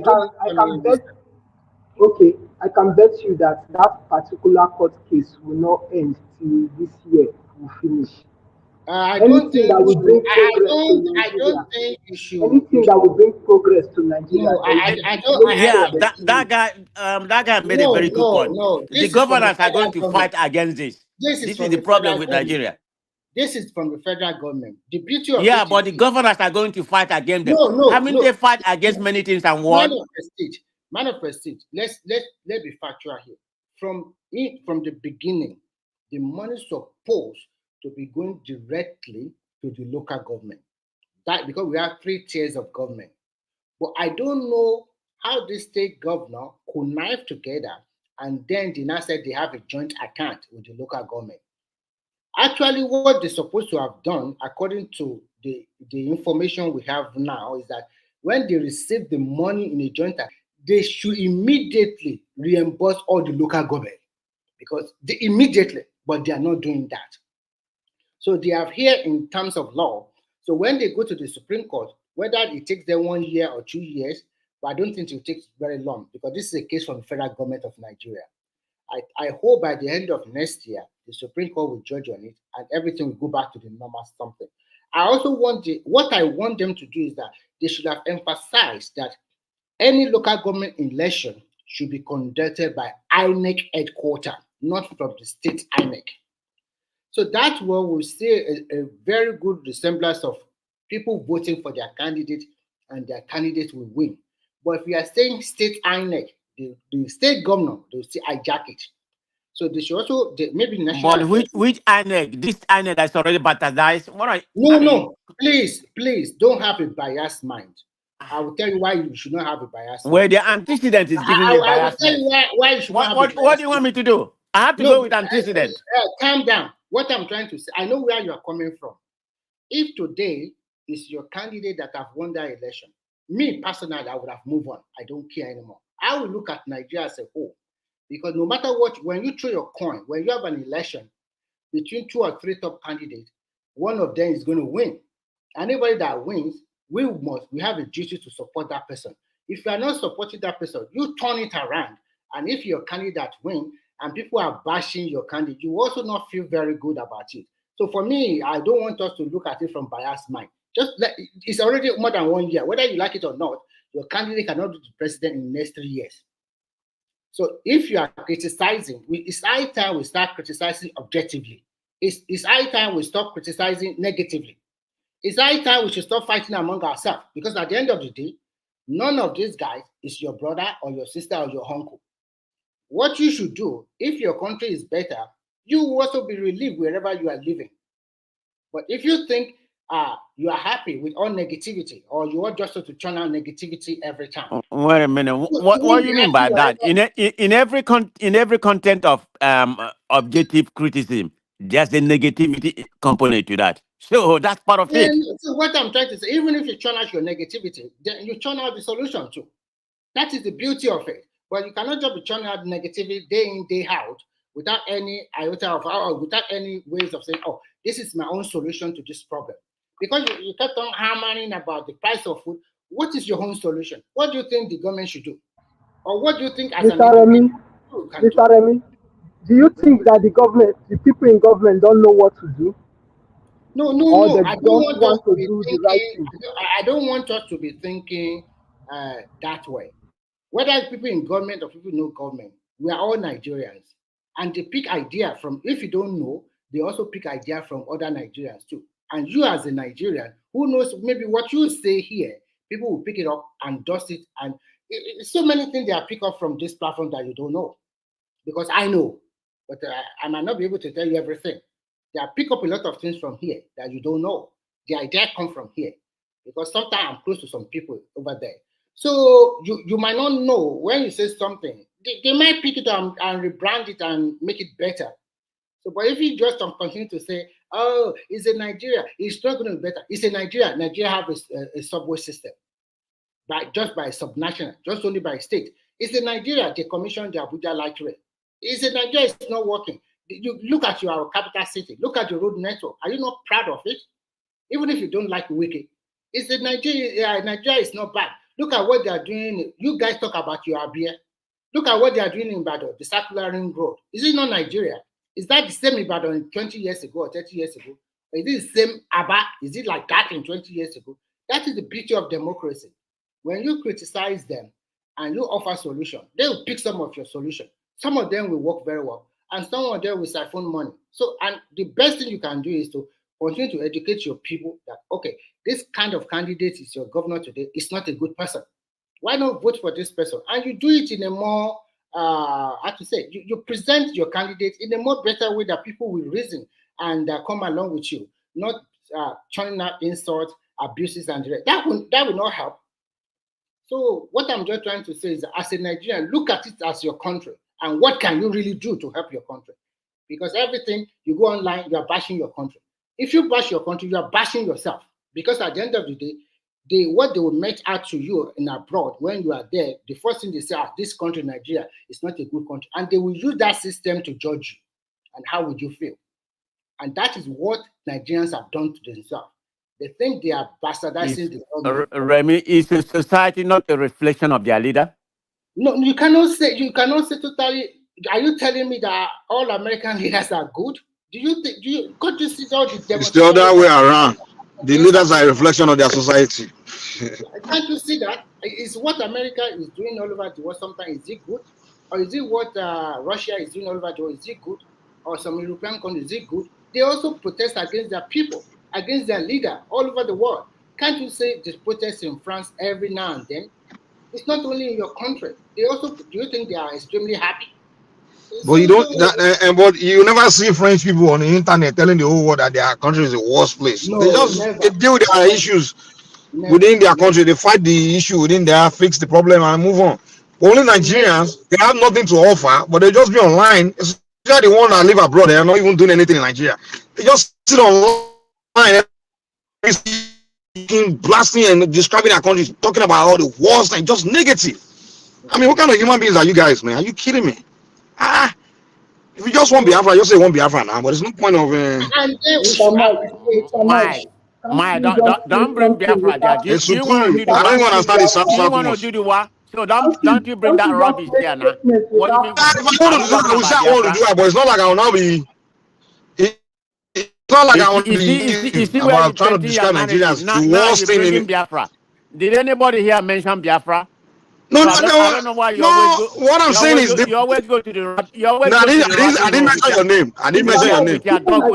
seriously are like majority of the problem we have in Nigeria. Any small thing you start pointing Hold at on, social media. we all know the people that are. Hold on, but wait. We know the people that are online the most.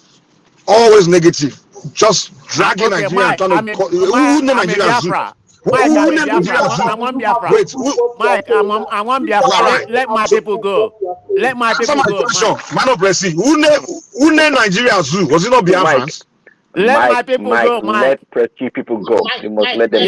Yeah. Let my people go, Mike. So I'm the Mike, one. let's move So on.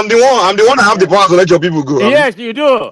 Go Mike, tell from my Tinubu to let my bedroom, I will people let you go. go. Man of Brazil. Mike, let's Man move of on. Okay, Brazil. I'm letting you Who go lay now. who lay Tell all your people to pack their load and leave Yoruba land. We can go. Yeah, let my who people lay go. That's all I know. Mike, Nigeria let's Zoo? move on. Who Now, named Nigeria Zoo? the question to you, what do you He's call it? Biafrans now.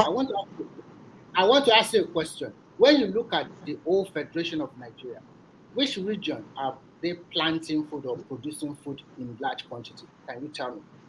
Which region are they producing or planting in large Is it quantity? not the North?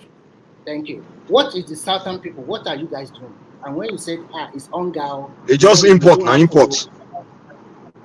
So what do you do? The people in the south, Imports. I don't want to do anything. Mike, let my people go, please. So So no, is no, it me no, that no. will let your people go? Wait. I'm the one that will let your people go. Your people are the one that need to let me go. Let my people go. No, Mike, let my people go, okay? You You brought know, it you up. need to get out of my land and stop. You need to get out of my land. You guys flooding Yoruba land and you're telling me to let you go. Are you kidding me? There you go. You started your xenophobia now. You are the one. No, you are the one flooding my land. You're telling me to let you go. Did I go and drag You you started from your Igbo land? xenophobia. I didn't want to Did go I that talk to route, but Igbo? No, I was listen to just yourself. messing with you. But you are No. bringing your xenophobia. Mike is I'm bringing his not. No, you're the xenophobia. one that brought it. You left your land to go to my land. You're telling me to let you go. Are you Okay, kidding me? I'm gone. I don't want to get into this triangle right now. Thank you, everybody. Okay, so you lost. You lost the argument. I always debunk them. All these Biafrans. I always debunk Actually, their senseless arguments. what I see here, what I see, to be frank with you, is just unnecessary rivalry between the West and the East. And I don't, Which rival? I don't know what it's unnecessary. Remy, if Yorubas are not doing rivalry with them, if we do it, trust me, they are finished. The day the Yorubas will start doing I competition with them, they are finished. what's the big deal that somebody from that tribe won an election and your principal lost? We all know before Tinubu became the president, unless as a Nigeria lying to yourself, that country was in a mess, a total mess. People cannot withdraw money from the bank. Mr. Remy, Too many trouble at that particular moment. Remy, Yeah? please, you always say before Tinubu, Nigeria was a mess. Is Tinubu different from APC? Yeah. Tinubu is under the same party, APC. So APC brought Nigeria into the mess you are talking about. Yeah, So don't separate Tinubu I from it. understand you. That is our party politics. You are right, it's the same party. But at least we see the difference now. It's like you go to the bank, you can withdraw your money. You want to buy dollar now, you can buy dollar, but you must have a reasonable reason for them to sell you the dollar. Not like before that everybody just do whatever they want. Not like I sell dollar to you at 120 and I will sell to Mike at 70 and I will sell to another person at 140. It's not like that anymore. So what I see in Nigeria is this. An average Nigerian does not want to go through the due process. We always want to cut corner. We always want to game the system every now and then. But when we find ourselves in abroad, we follow the rules to the latter. But when we go back to our country, we never follow the rule. We want to be that because big everybody is worshiping. because the law, the institutions are not working. If the When you talk institutions are about the working, law, you have representative. Nigeria will see. You have Okay, representative, you have rep and senate. no, What are you Remy, doing to Remy, you that you are listen. talking? Mr. Do you know Remy, your senator? Or do you know your Mr. rep? Remy, Mr. Yeah? Remy, listen. The problem with Nigeria is that the institutions are not doing what they're supposed to do. The what? If the institutions like EFCC, the military, the police, most of them, like the justice system, most of them are not doing what they're supposed to do. If you commit a crime and you know the consequences, like there's nobody that will save you, you will do the right thing. You understand? That's the difference between like I think you are this living country in we are. Dubai. We are living in UAE, I'm in UAE. I'm they in are using UAE. they are using what we call constitutional monarchy, where the king is very powerful over there. The type of democracy we practice in Nigeria is different. You are right. Maybe the institutions are not working up to the peak level, but that is something we need to continue to work on as a country. I wish Nigerians could have said, we cannot say they are not working, but you can say maybe some of them are not working optimally. That is true. So it's not only that, you have to look at the individual Nigerians themselves. Do they obey rules? Are they ready to obey rules? They Look at will what obey happened. rules. Look They at that will obey second the Niger rules bridge. if they will Look at obey that the second rules. Niger bridge. They finish it, and within 1 month, some people are already going there and removing the steel pipe and the cable. For what reason? Why are we so bad like that? We want to destroy everything. Look at the Anyway, third mainland bridge. They will go there and remove the steel in between the road. They will remove the street light. They will remove the pole. What? Why? For God's sake, are they not selling to other Nigerians when they remove it? And can you find such a character in abroad? Or can we say because they are hungry, that's why they are stealing Remy, from government it's Mr. property? all Remy, this man is still saying the same thing you are saying. He's talking about consequence. He's talking about consequence. Ah, Yeah, God. I say I agree with him. He's talking about institution. I You, agree. you know, if they begin to arrest all the Nigerians breaking the law, they will have 50 million arrests a day. Like they won't be. They would. First of all, it's not enough prison for the amount of Nigerians that just break law every day. And So that will shock it's you that nobody will commit crime again. If that should happen for just one day. Crime, nobody will do we commit do we crime have the again. means? Do we have the prison to house 50 million on 50 million people that break law every day? Start Mr. Mike. something first. If they have to throw The those only kind way of is to people shoot people inside the now, like desert, North Korea. Should we let them start throw shooting them them? inside the desert. Mr. Mike, if I know that I can steal money and go free, there's nothing stopping me not to steal that money if I'm a criminal. You understand? But if I know that if I steal money, I got caught, the punishment will be severe. I would think twice before committing the crime. The That's just what beauty I'm saying. the beauty I see now is that if that NIN number, identification number, can cover about 70% of Nigeria, and they now use that one to give you a TIN number, which is your tax identification number, whether you are entrepreneur or whether you have your own company, and then they can now tax people according to your income. And that one will give them a good database to plan for the country, which is good. And I like it now that some of these things that Nigerians used to escape, you can no more escape it. With your But BVN but number, Remy, but yeah. Remy, do you know that majority of the tax that Nigeria is generating is coming from the south? You know, right? No, I think that is your assumption. You Individually. you cannot say that. I understand where you are going. That is the problem of Nigeria, that everything you say, everything about Nigeria is coming from the south. That is not, if you are looking at it that way, that means more than 50% of the tax or income coming to that Nigeria is from Lagos State alone. Look at the, what do you call it? Look at the income generation from Lagos is about 41 billion. And the whole 5 southeastern states of Nigeria is about 20 billion. No, I'm talking about tax. Tax. You Because cannot say most people in the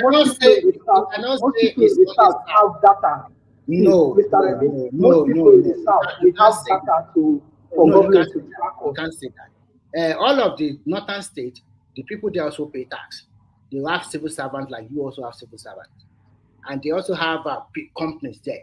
You cannot say they don't have company in Kaduna. Kaduna is one of the industrialized states in Nigeria. They have No, a I'm lot of. talking about individuals. I'm not I'm talking also about telling you that they also pay civil their servants tax. now. They also pay their tax. It's not that I think the assumption that you guys always have that everything in Nigeria is from the south alone. It's a total lie. It's not done that way. I just give you a very good example. All the food you are eating in that country is from the northern part of Nigeria. So one way or the other, they also pay indirect tax. So Those, even and some of them do have those complaints. food are not for free, right? What? The food we are getting from the north is not free. So No, you cannot say it's free or no free. I'm trying to tell you that where the food come from, some of them are coming from big mechanized farming. There is this particular woman in Abuja or Nasarawa area. She has acres and acres of wheat, and she started processing and sending it all over Nigeria. So you guys in the south, we are lazy when we talk about food production. We are so lazy. We always think about bash the nut every time. Bash the why you are what apart from your oil and the service that come from Lagos State alone.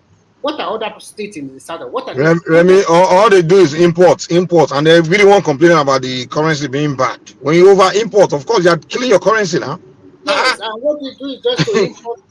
You don't want to do your finished product alone. Even in the so-called southern part, why don't you say instead of importing a lot of stuff from China, why don't you come together as a businessman and set up your own factory in Kaduna? Sorry, in Nnewi or in Ogbomoso or maybe in Genogwa or something like that. Start doing something. A state like all anyway, these south states, Mr. Remy, we will still draw to the conclusion that let this court case between the federal government and the state government about the local government autonomy, let the court case, let us speeding it up.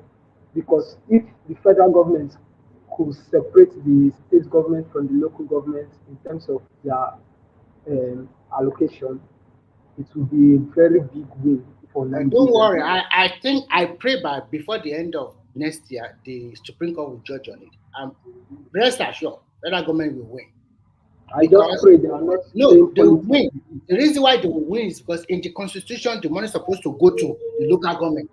It is the state that hijack it and say, okay, let's put it to a joint account. And they just agree in their what do you call it that okay, we pay it to your state account, but make sure you distribute the money to local government, which most of them or all of them refuse to do. Because I believe if the federal government can get that one done and also remove their hand from state police and give this state um, state police, I believe No. like The state police will we have also solved come. like The state police, they've already they are finalized the drafting of the bill already. What next is to debate it. it's taking too much. It's taking too much time. It's not easy that way. It's taking too much time. I To be believe frank with you, even like to pass the a bill, state like Lagos now, if the federal government give the approval today, I believe from before the end of next month, Lagos government will start um, putting things in yeah, place. because But they have the if we resources. keep saying that the federal government want to put like allow each state to move on their own pace. You understand me?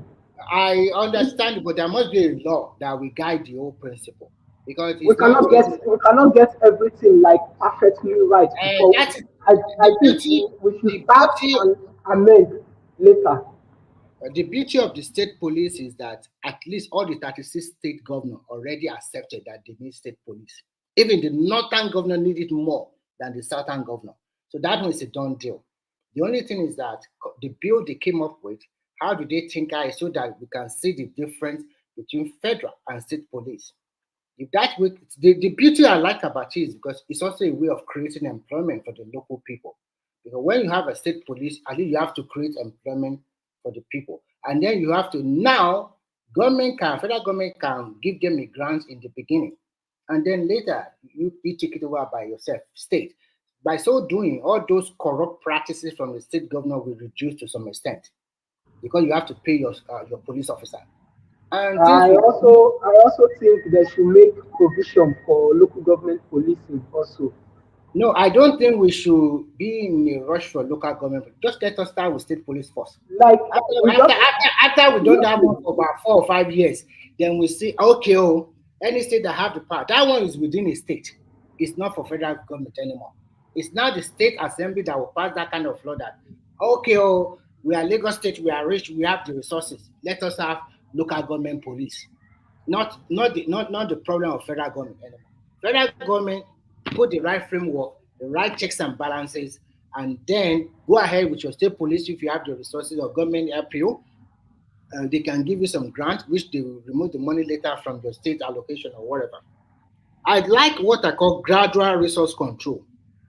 That is good. Like in Nigeria now, after today, they are asking people to come for license for mining various resources, natural resources in Nigeria.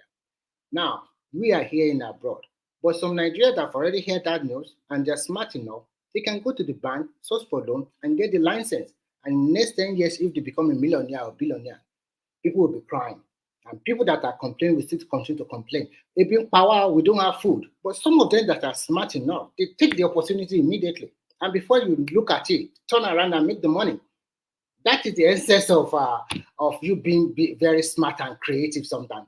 Because not everything government, even in so-called America or Europe you are, if you just sit down there and you are not doing nothing, you won't turn around your life. You ask people, some people are doing 2-3 jobs. Some of them started, they float a company, get a loan and start doing something. And if luck smile on them, they make it big.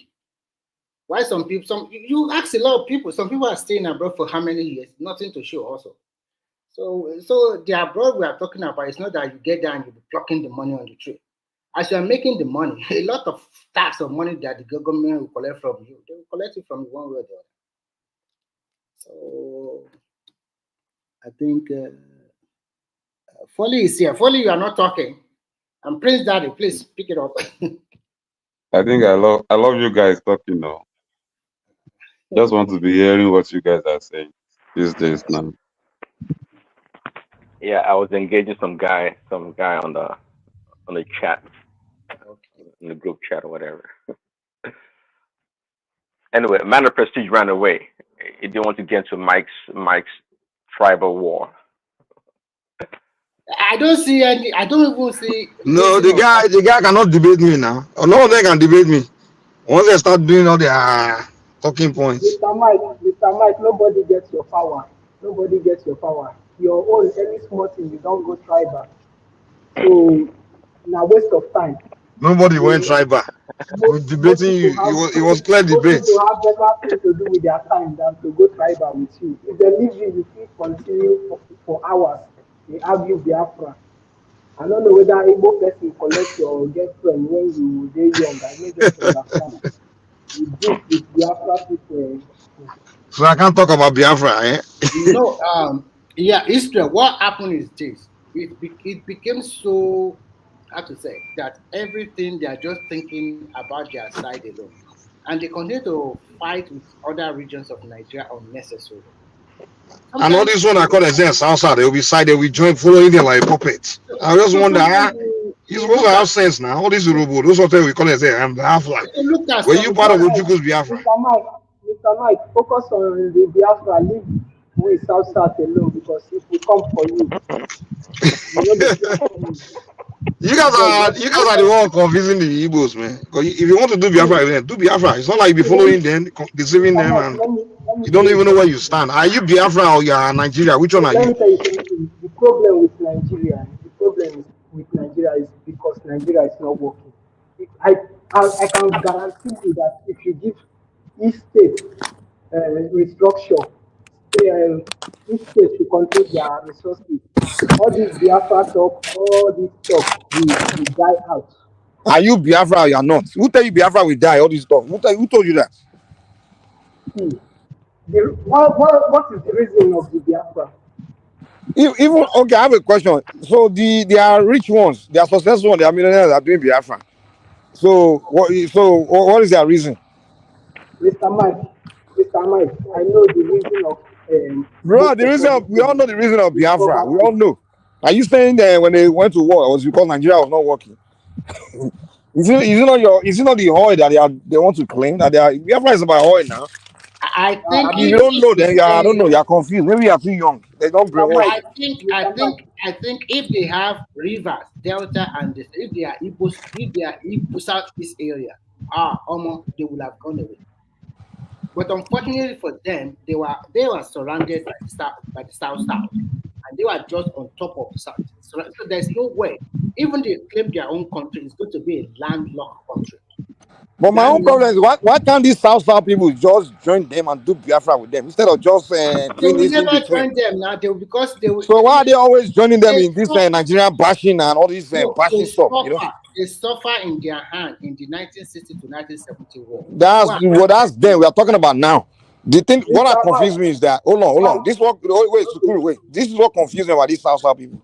We all know why Igbos are always doing this Nigerian bashing. It's because they want Biafra. That's it. Even in Nigeria, don't go to they see that Biafra is the reason why they do that. But these South people will join them in doing it. And I'm like, okay, if you want to join them, then do Biafra with them. So you can all do Biafra and it'll be easy for you to go together. Mike, let me tell you something. And this one is 100% sure, guaranteed.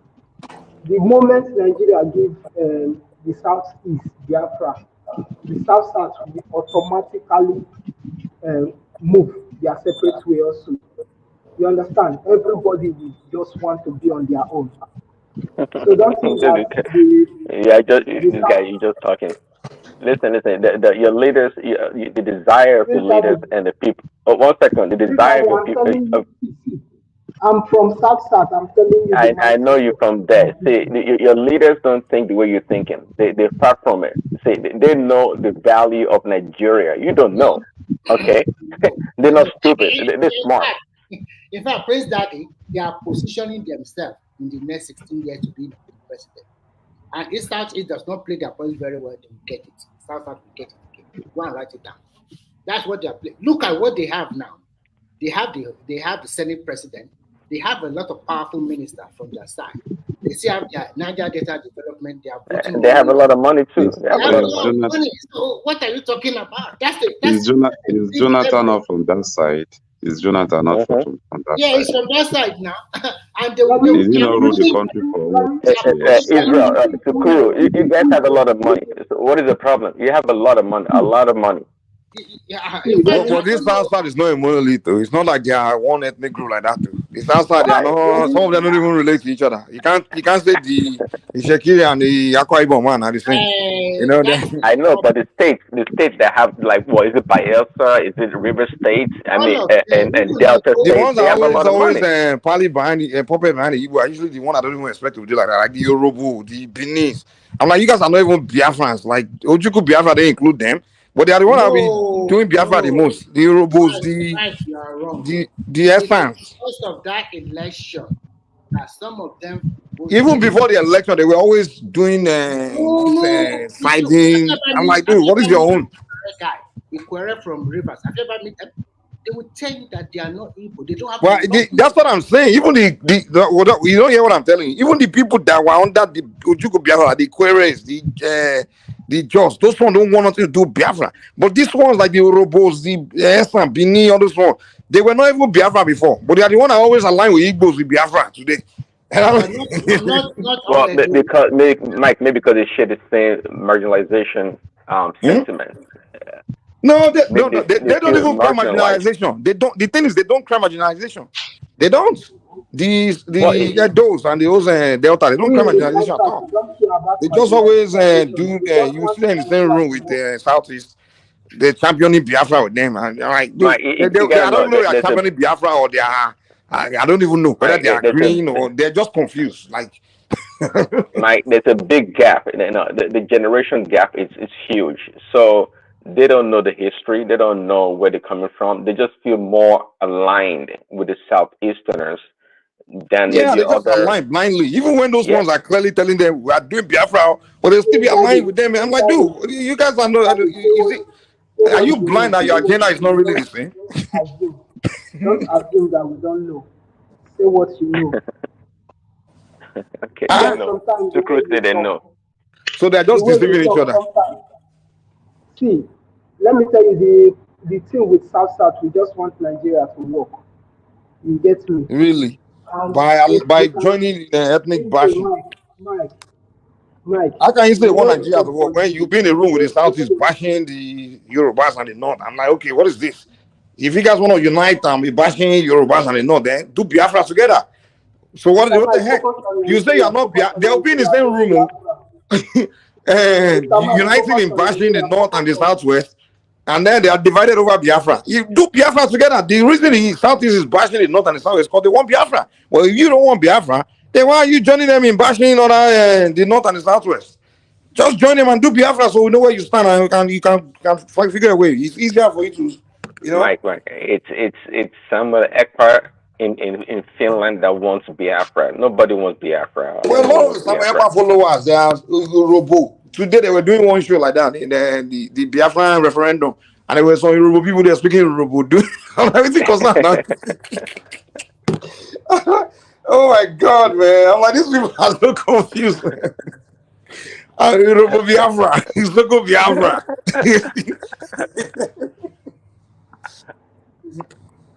Very confused people, man. Hey, but Remy, if Remy is still there, you see, earlier we were talking with Ajelokoko when trying to score Tinubu's government. Ajelokoko said the governors, they don't have any power. It's pretty much saying that they're useless. He said they don't have resource control. They don't control their own security. They essentially, Ajelokoko said the governors they don't have anything. They can't do anything for their own people. And I cannot disagree, but what do you say to that? I totally disagree with what he said, because every governor, they have what we call a security vote from the federal government every month, apart from the federal allocated money they got. So they are the state commissioner of police are under them. And it's not all that happened that they have to defer to Abuja. The state commissioner of police also have power. The DSS is under the state governor of that, the DSS director. So many the military formation in that state, they are all also under the governor, or the mechanized division. So that is why you see some of the state governors bought a lot of patrol vehicles. The only thing I think they are not buying for them is gun. But other like a drone and the rest for to man in their state, they are buying for that. So they have a lot of power. And in democracy, Mr. Remy, if you say you totally agree with Prince Daddy, what about the stuff that is happening in Kano State now, where the state government remove a king and the federal government is trying to stand in the way of that one is a very simple case. To me, what we see there is rascality from the pronouncement from the judges. And when it comes to the law court, there's nothing anybody can do. You just have and who do you think is pulling those strings? Is it the no, this is not about saying, you know what I see in that Kano is that somebody just go and foment trouble for himself unnecessarily. Let me be frank with you. Majority of people in the north, maybe they are elite and the other people, they don't like that Sanusi now. And when you follow, if you have followed this trend very well, they have their own kingmaker. The kingmaker choose Bayero. But Kwakwanso, because he was fighting with Jonathan that time, he imposed Sanusi because Sanusi was talking rubbish against Jonathan during Jonathan era. So Kwakwanso deliberately picked this Sanusi to be the Emma. And when Ganduje came there, although he also played his own politics, he removed him. He has been dethroned. And then this new governor that came again, he also used his own power, and they now went to the court of law. So which court have more power? Is it the state high court or the federal high court? So the military people that escort Bayero back to Kano, is it controlled by the state government or the federal? That's a very good question. When the high court made their own judgment and the federal court made their own judgment, and then the federal high court said that status quo should remain. Status quo means Bayero should continue to be the Emma until they adjudicate the case, which before you know it, the state quickly go to court again and say they must evict Baba. If you don't want breakdown of law and order, the federal government should maintain one stand. And to me, why is military involved? Why is military involved? Remy doesn't even make sense. Where you call yourself a king and there are people more powerful than a king. The military don't forget those thrones, man. They don't forget those thrones. It's not important. They are protecting the Emma. So whether you like it or not, sometimes politics also is ugly when we talk about traditional something in Nigeria. Why is it becoming the king when he's not powerful? Someone else. So at the end of the day, everything will be settled by court, whether you like it or not. It will be settled by court. But also, but Yes, sir. even if Sanusi comes back and becomes the emir again, the prestige has been lost. It will never be the same again. So it might as well just leave it the way it is, because I think the I fact was they have now even, should be. I was even surprised with him because Oh, I thought he's highly educated. yeah, And could need more now. Once you why lose you that just law, the starting again? decision. Just let it be and walk away and do whatever you want. So Yeah, you can because it sounds desperate. Like, yeah, too dude, much. like, do you really need this? So. No, So but it's he, always wanted. It's always wanted that. As I heard in an interview years No, ago, but that it. you know they gave that to him as a way of protecting him away from that corruption allegation. That Emir thing kind of, if you look at the backstory, I don't think he needs that. He doesn't. But the actually, guys, the reason I came up was I was following up on the recent court case of the federal government suing the governors in regards to the autonomy of local government councils when it comes to revenue allocation. Any updates on that story though? Because that's where the development is really. If you can't free these LGs from the shackles of the governors, we don't go anywhere as a country. So that's the reason I came up. Remy was saying something about it earlier. He said Lagos State was complaining that why were they included in the court case because they are already doing that. When last Sanwo-Olu conduct election in Lagos? So I what is don't he know. talking about? But he said they're getting their money. Obviously, at the end of the day, are they getting their money? That's the bottom line. Are they getting money or No, not? it's not, Mr. Prince Daddy. The most important thing, let the law back the local government to get their money directly. Forget about what Lagos State is talking about. Let the But law uh, but back. uh, but Israel, it goes beyond just giving them money. There are powers that, excuse me, there are powers that these people are supposed to have in terms of revenue generation that have been taken over by state governors. All Oh, your okay. That's another so aspect. Okay, so okay. That's when you see someone opening clinics, that is not his job. Under okay. Nigerian law, it's supposed to be the government council opening schools, opening Listen, clinics. That is not state that's governor's job. So, that's what Baptiste, are we are you saying saying. right now the local government in Lagos cannot generate any revenue on their own? No, they can. The law, if you look, I think me and K, we went through that, the whole taxation thing about it some few months ago. The kind of law that backs federal government they can, when it comes to motor parks, those money is supposed to go to local government, not states. I hope you know that. Your boats, No, I rivers, thought it went to the is local no government. Nigerian law is supposed to go to local government. Waste management, water waste, when it like that Apapa local government now, they're supposed to be enjoying that wharf. Hmm. They're supposed to be Oh taxing yeah, the wharf they will have a lot of money, a whole lot of money. because it's their waterways. So that money is supposed to Right. go to the local government. So as of right now, the law gives the government the opportunity. The reason why they don't conduct that is because if they allow elections, Hmm. then that person becomes powerful. If they appoint you now, they can control how you move. They can control your allocation. So that's the reason they don't conduct elections at that level. Because they make a deal with them, like, when you get there, half of it belongs to me, A, B, C, and D. So So under is the the state the overseer of the local government elections? yes, now right now, INEC cannot control. Yeah, state is the one that conducts LG elections in Nigeria, not INEC. You didn't know that? No, I thought they can't do it themselves. They can't do their own That's a election. problem.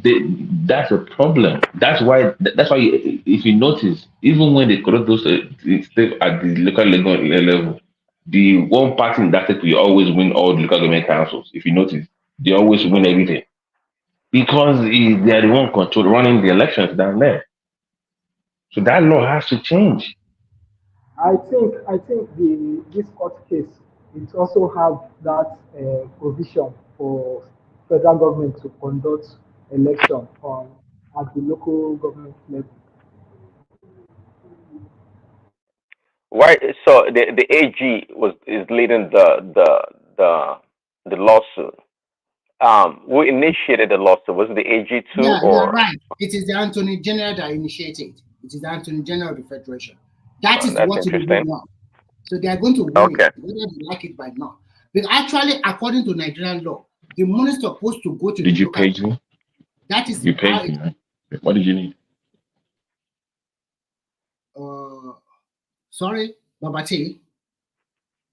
So the money is supposed to go to the local government direct. That's how it has been done from 1999 before. Because that time it is the INEC from headquarters that conduct the election to the local government. But now it is the state INEC. Okay. Hold on 1 second. So you're saying prior it was the INEC that conducts the election for the local government too? Yeah, Yeah. 1990 to So 2003. when did the state become the No, overseer of the election? it was Obasanjo's square. Yes. Eh? It was It was Obasanjo a that quest changed for it. third term. He made a deal with the governors. Mhm. That is why the immunity thing came about. Immunity for governors, For the governors. money. So it was a deal for OBJ. That's what happened. Okay.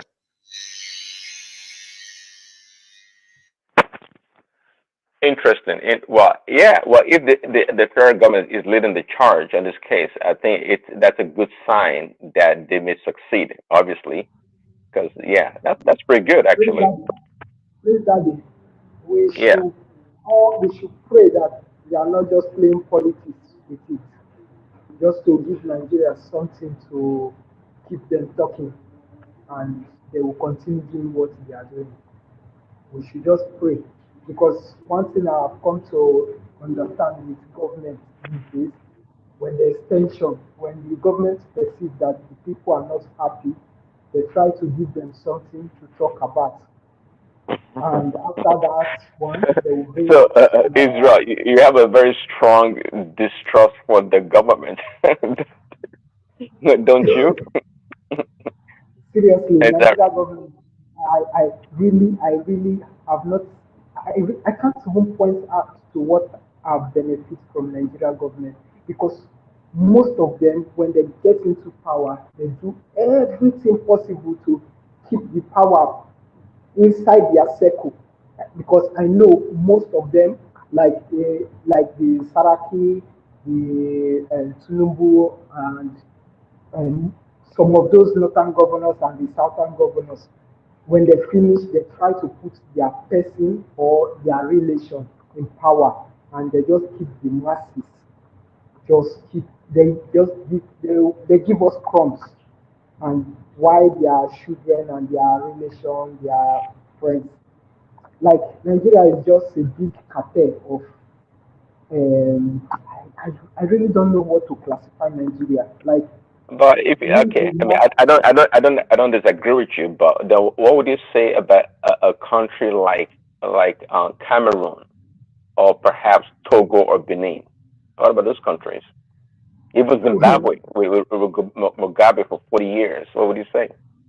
The problem with most people is this: they care about what happened in other countries, why they have not. Like Prince Daddy, I don't care about what happened in Ghana or what happened in Togo. What concerns me is Israel, you should care because at least those ones are fighting to liberate themselves from the colonial master. We are going back to them.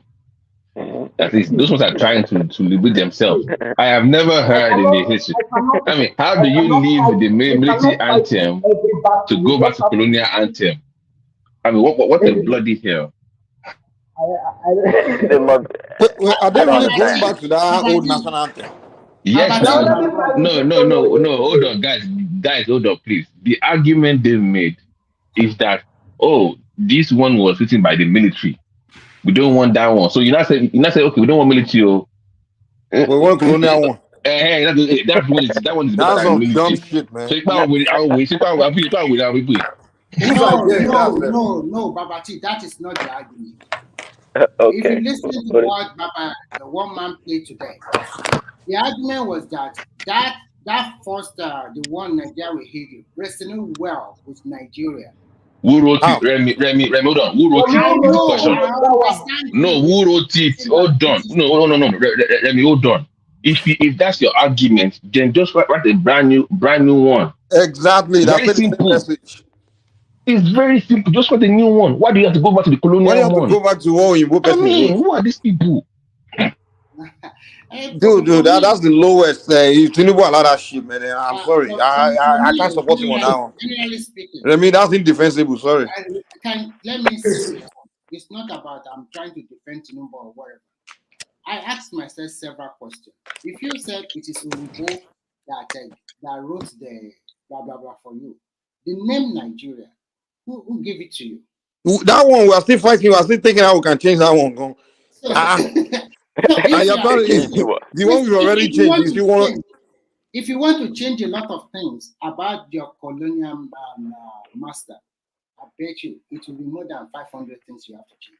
Right. my Okay. brother, the one we I keep hear your left to argument, change, Remy. at least. But what is the argument of reverting back to what you move away from? I understand that the lyrics or the wording in the old anthem was more.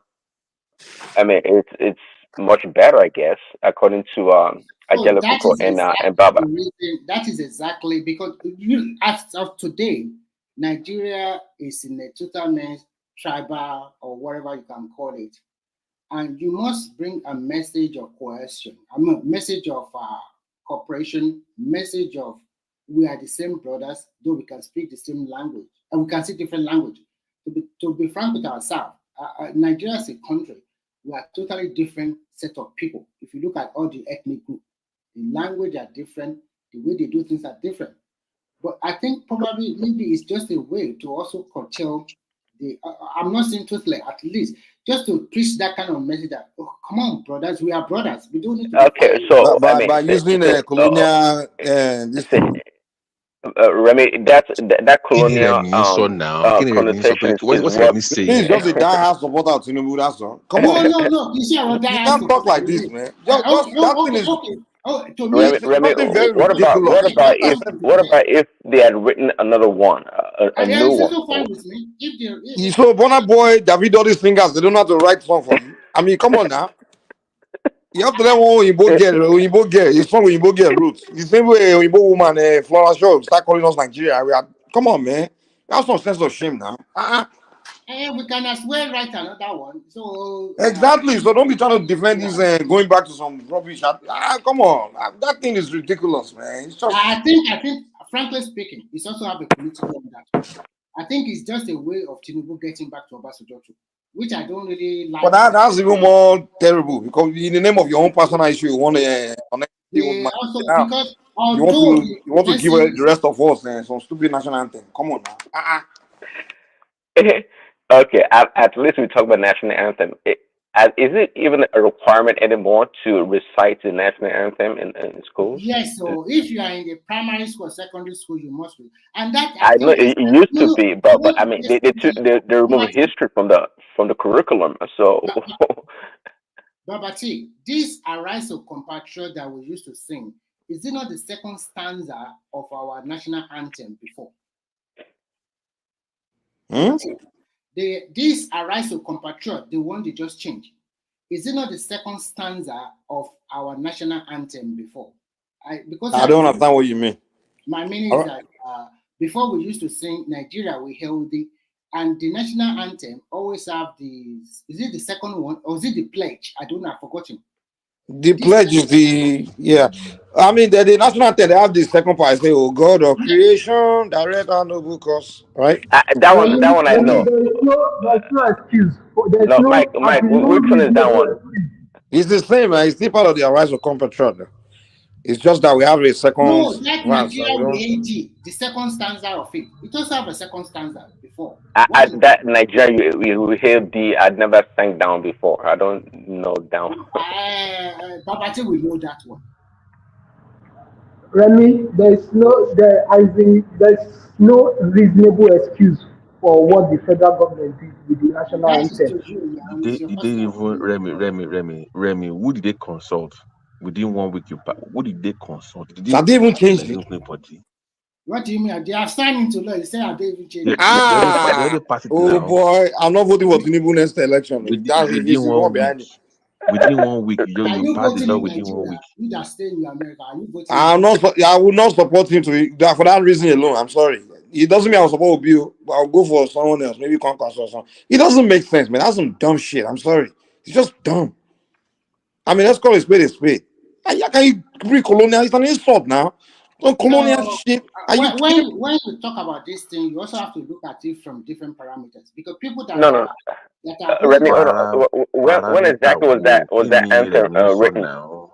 Was it before the independence Yes, or after it was before independence and after that was the first Nigerian national anthem. Written by some First white girls. national anthem is the first one. It is Obasanjo that changed it in 1970. So we were already independent, right? So Yes, that matters. That's not the point. That is not the point. And Stop they have been twisting. using that one for like 28 Okay, years. okay. Let me ask you that. Do you think an American will allow an anthem that was written by a Mexican? Even the British. It's very simple. Just answer the question. Answer the question. I mean, come on now. Even the one the British were using before the revolution. Is it Revolutionary War where they fought they kicked the American independent war? American Revolution, yeah. Revolution. They had in the British written things they were using before now, anthem. But after the independence, they got rid of that shit, man, and they changed their name, everything. And Prince, you know what even was most African countries. After the British, they changed their name. Like Ghana changed the name from Gold Coast to Ghana. Zimbabwe changed their name from Rhodesia to Zimbabwe. Many of them they're changing their name to they Mr. Mike, abandoned only Nigeria kept its name. Mike, we will still change Nigeria. We will still change the name. We will still change the name. And That one, we are still kind of look how we can change that name. If not all this Biafran thing that's going on, we would have focused on changing Nigerian name. But we are so even they were even thinking about doing that before the civil war, because of that civil war is now people go on just they are forcing this one Nigerian thing. So that's why they kept that name Nigeria. Because they would have changed that name a long time ago. The same way we changed the anthem. We're trying to eliminate all the colonial shit, man. And we're supposed to be looking to eliminate the ones that are still left. Now you're trying to bring back the one we took up. I mean, come on, it just doesn't make sense, man. No, say before they pass laws in the National Assembly, there has to be there's a document that's stating the reason why they're doing it. I don't think we read it in details to understand what is going on. Prince. They did all of this within 1 week. I know they done did, within 1 week.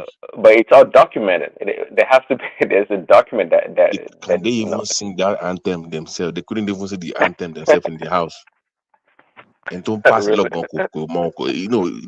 watch the video now. They couldn't even sing the song in the Senate. Okay, so obviously there's a political They didn't even undertone. teach us the song before they start changing it. So none of us know how to sing our national anthem now. And you know what happened on ISTV? You know, each governor, they were hosting their 1 year anniversary, right? Everybody had different versions playing. Oh, really? Somebody was it was an embarrassment. People are playing old version. Somebody was playing a remix. I mean, you can believe now. So remix. Is that even something that should be is that even a priority? Is that even something that should be discussing our national anthem? Come on. I think I'm beginning to become I start starting all these opinions now, man. For real. Like it's just Mike, do you even know one of the funniest parts? One senator got up and he was arguing that no. I will only support this bill on one condition. You must change that word motherland to fatherland because of our culture. So that's the only argument they have. Yeah, that is the only argument. Fatherland instead of motherland. In the national anthem. I think most of our problem we focus too much on changing president. We don't focus on changing senators and all these. most of those guys are just when they open their mouth and talk, you just wonder, like, you kidding me? I mean, out of all the intelligent Nigerian scholars we have, why are these non-entities becoming senator? Like that one I was slapping again in his toy store. And not, I mean, it's still there, say senators is today. Another one that, I mean, most of those senators, when they talk to them, when they open their mouth and talk, I'm like, how you become senator? It's like Nigerians, like, we're not paying attention to this democracy. It's like some people that don't, they just figure out how to squeeze them, find their way to those positions. And people are not paying attention, we're just voting for them, making them senators and house rep and all these things. But they're a bunch of stark illiterate. Mike, is because the people are not the one putting those people in power. It's the Seriously, people, trust me, man. most of those, see, the process of those people coming into power, most of them are just like and peak. You understand? Hold on. Wait. Sukuru, let me debunk your points. Remember this last when they were doing that OB this thing, when a bunch of people were putting their name under labor, even Okada Rider put his name under labor. People started voting for him. He became senator. So people have power. Mike, If we that can, was the, if like that was if the we can first time accidentally something make like that Okada Rider happened. senator, that means we are the one making him senator. Mike, that was the first time something like that happened in Nigeria. But See, that's what I'm saying now. the thing is this, and the thing is this. Nigeria problem is like if we can fix the head, I believe if we can fix the head, Sukuru, you are diverting from my point. I'm telling you that we are the one putting people there. And you say no. And I'm telling you how we accidentally, hold on. We accidentally vote Okada Rider to be senator. So if we can accidentally make someone, that means we can consciously. is there anything bad for an Okada rider to be a senator? You said? If the Okada rider have the qualification and he have the. But that's not my point now. No, you are making it like someone that is driving Okada don't have any reason to be in government. That It's is not not like my that. point. You're not diverting. You're not listening to what I'm saying. You are telling me, listen, you are telling me that we the people are not the one making these senators. We are not the one putting them there. So that means you're telling me that our vote is not the one it's not what's putting them there, right? And I'm telling you that obviously someone that's not even part of them, that was not connected to anyone, that INEC did not, you can't tell me it was INEC that made that Okada guy the senator. And I'm not telling you that or something's wrong with an Okada rider becoming senator. That's not my point. I'm just telling you that we were the one that made the guy a senator because he just tried his luck, just ran under labor. Because everybody, there's a labor fever going on. Those people were just voting labor, and they voted him in without even knowing him. So the point I'm making is that we can do the same thing. I get your point. Exactly. But the thing with Nigeria, that Senate and the House of Reps, those people are like 90% of the problem we have with that country. Like, why are you voting them in? Sometimes the way most of those senators talk and their actions, you my brother, I don't tire from Nigeria matter. Hey, Mike, I think you become the fan favorite now. Even Pensat is supporting you since you For say now. you're not gonna vote. You're not gonna vote for Tinubu I'm again. not voting obedient, so don't think I'm obedient now. By the way, Prince ID, what is your take on the pastor that fled Nigeria because of our vision? I didn't hear about that. What pastor is that? Very popular. Sam Adeyemi is very huge. I was surprised. Oh, Sam Adeyemi, what happened to him? The guy left Nigeria now. He's I thought he was based in London anyway. He left. But the reasons he gave was. Oh, this guy always fall out, man. Mr. Mike, he said that he had bad dream about Nigeria. That is the reason why he relocated his family to the US. The guy's a liar, man. They give him visa. That's why he left. They gave him visa, man. He japa. These pastors can lie. Dream. I don't know why you guys keep following these pastors. They can lie. How can you say you had a dream? That's why he left. Mike, you know Kumuyi? Yeah. Kumuyi, I think he has relocated to UK also. They're giving them visa now. That's why, So you can't tell me that you had a dream. So the dream, so you just decide. They didn't give you visa. You just woke up one day and left. They gave you visa now, so you have to apply for that visa now. Yeah, Israel. They all made their money in Nigeria. So what is the point? They made all the money in Nigeria. The They point have is they that have And they why take will it to you leave their your religion, why will you leave religion capital. your congregation to face the it's not punishment? Israel And is not leaving them like that. Remember, it still has the campuses open. It can do it does online now. Online it's not the Sunday. same. It's not the same. They You collect their cannot you donation cannot Yeah, the money will still be and flowing in. pay their rent and abuse the new The money will still be coming, but it will not be there physically anymore. Fela really described so Nigeria. but Fela what does that really have to do described but Nigeria. what does that have to do with it says prophecy? You had a prophecy or what, a No, dream? no, he He said has a bad dream. he's been having bad dreams about the future of Nigeria. Repeated bad news about the future of Nigeria, and NSAS and COVID-19 is the reason why he's leaving Nigeria. Yes, Daddy, That's please very don't dumb. defend this That's pastor, please. did they really say I that know you are born again. Nigeria Yes, now look it up now. Nigeria was one of the few places in the world or countries that had little impact with COVID in terms of death. No. You know, if you are in Nigeria, you know how big Samadeyemi is now in that sector. You know how I big think it is. Prince Daddy don't know who he is. I think Prince Daddy don't Samadeyemi know is huge, who. oh. It is big, man. That's so But for him. so you Yeah. see that Nigerians are moving. When they know that they are not getting the kind of money they are getting from Nigeria, everybody's running away with their loot before the tax Collect system. your pounds, man. Because I would like to you, this Tinubu is coming up with a tax system that will squeeze the hell out of everybody. So they are collating it together now. So that is the point we are saying. Religion, they just use it to mumu Nigeria. And all those But how can you, as a man of God, leave the country and still be giving people hope? and that's the same thing I said. You leave all your followers in Nigeria. I be Mike. So all Keep praying, the people he keep promised, praying, promising heaven that they must come to keep church praying. every Sunday. They want to go to heaven. But he don't So run away. Abi, it he don't was that leave long. them. He's been telling them if you don't come to church on Sunday, you go to hell. So now you are taking your church away. So now which church are they going now to that will take them to heaven now? No. They still have the campus, so they still have the Online. campus there. I still continue to shout his name. Okay, that is it. The shepherd can never leave the sheep. You know, it's a fraud. It's a fraud. It's a fraud. Prince Daddy, you should become a pastor too. At least if you want to be a Christian, at least make money out of it now. All this free preaching you're doing here. Yeah, start making your own money too now. You know. The gospel is supposed to be free. Yeah, no, I can't do it for money. Really? No.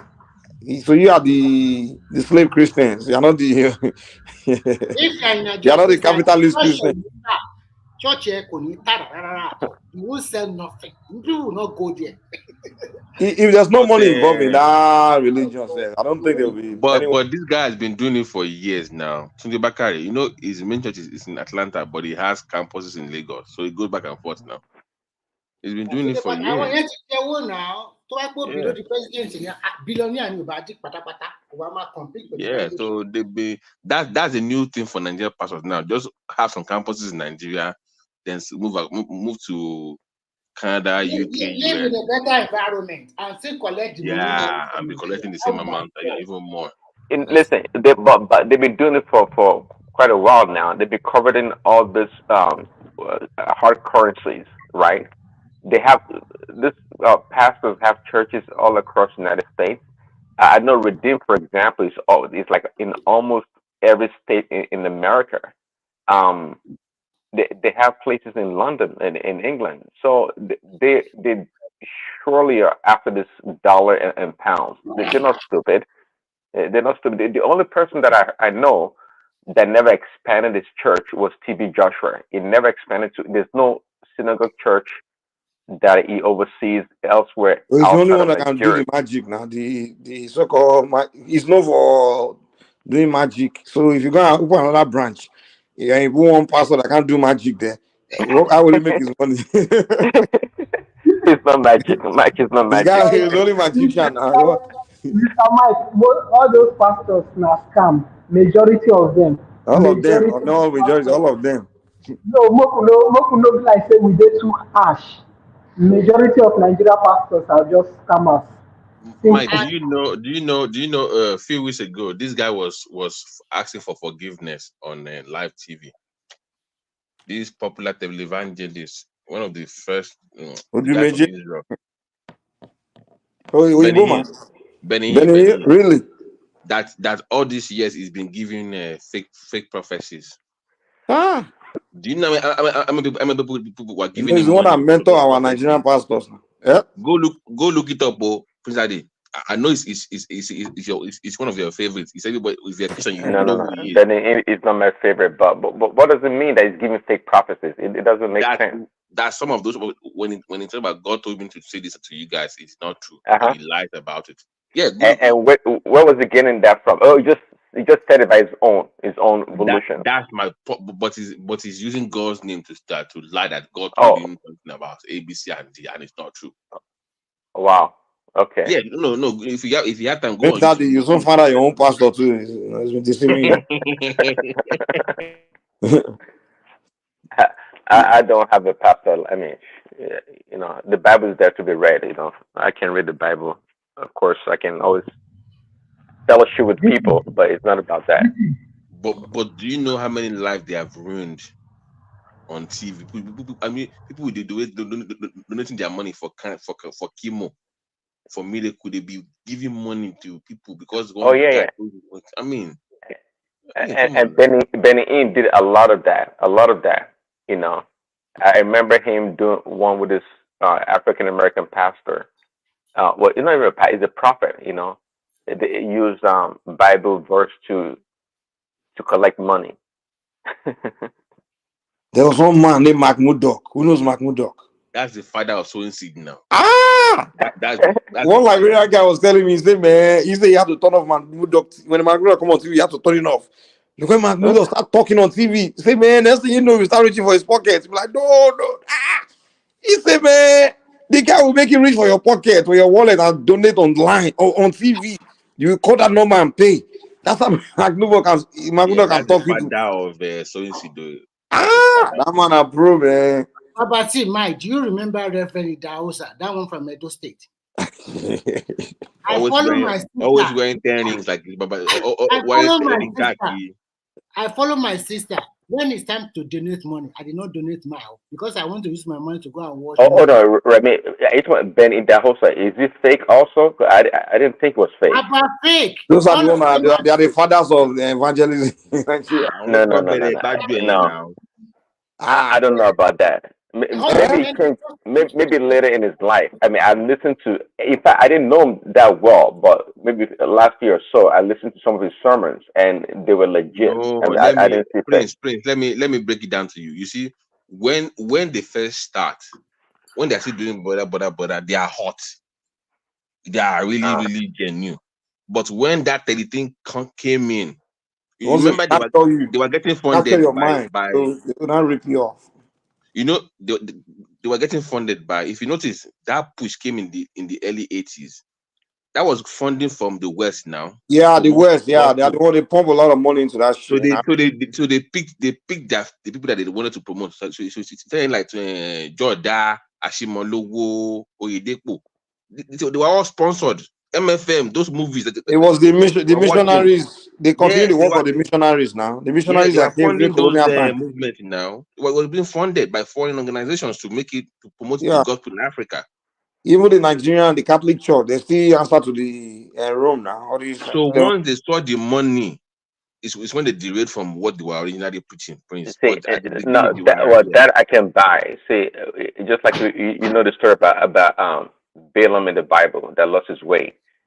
Yes, people of God can be corrupted. They can lose their way. There's no doubt about it. But there also What makes that I them people listen of God, to. man?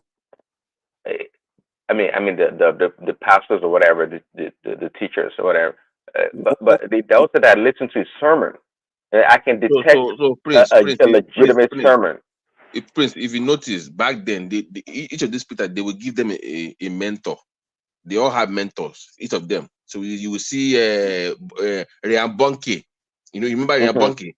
So they will Yeah. give you your own mentor that will be mentoring you how to move. Oyedepo will have Copeland. So it was all by Oh, design. Yeah, Oyedepo had Copeland. Okay. that is his mentor now. Babati, I want to ask you. Oyakilome has this guy, Belin. That is his mentor. Oh. TB, Both, all of Adefarasi. them, they have That's the way it works now. Babati and Matt, do you think they are running away because the pipe is drying up in Nigeria? And when you follow them, is that the reason? Do you think all these people are running away because people are not donating like Yeah, that? people are not donating. Was it last week? People are waking up now. Yeah. No, it was A last lot of week. people are even going back to the ancestral worship. No, Remy, last week, one man showed a pastor that told his congregation to stop donating because things are hard.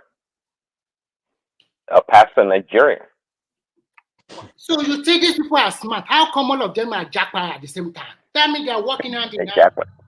So this and local Nigeria, they will not. I don't understand those people. Mr. Remy, Nigeria don't hard. Nigeria don't hard. The money is no longer coming in like before. Oh, I've been there. And these are the so-called leaders, right? Leaders, my foot. Okay. They're just, oh God. The irony part is that some of their followers, they don't have enough income. You know that this guy is collecting 50K in a month, and you still want to collect money from him every weekend, for God's sake. And Remy, do you even know how bad it got at one point in Nigeria? People have been asked to donate their first salary of every year to the church. Yes, and people are doing it. Hold on. But you guys are not being fair. Okay, Remy, you're saying people make you need to explain that. Prince Daddy, let me say this real quick. Remy, if you have a service, if you are selling, let's say you have a store, you are selling something, and somebody that's broke wants to buy, won't you sell? You say, oh, because you are broke, don't buy you. Is that what you say? I thought that they are preaching gospel word of God. They are selling their service now.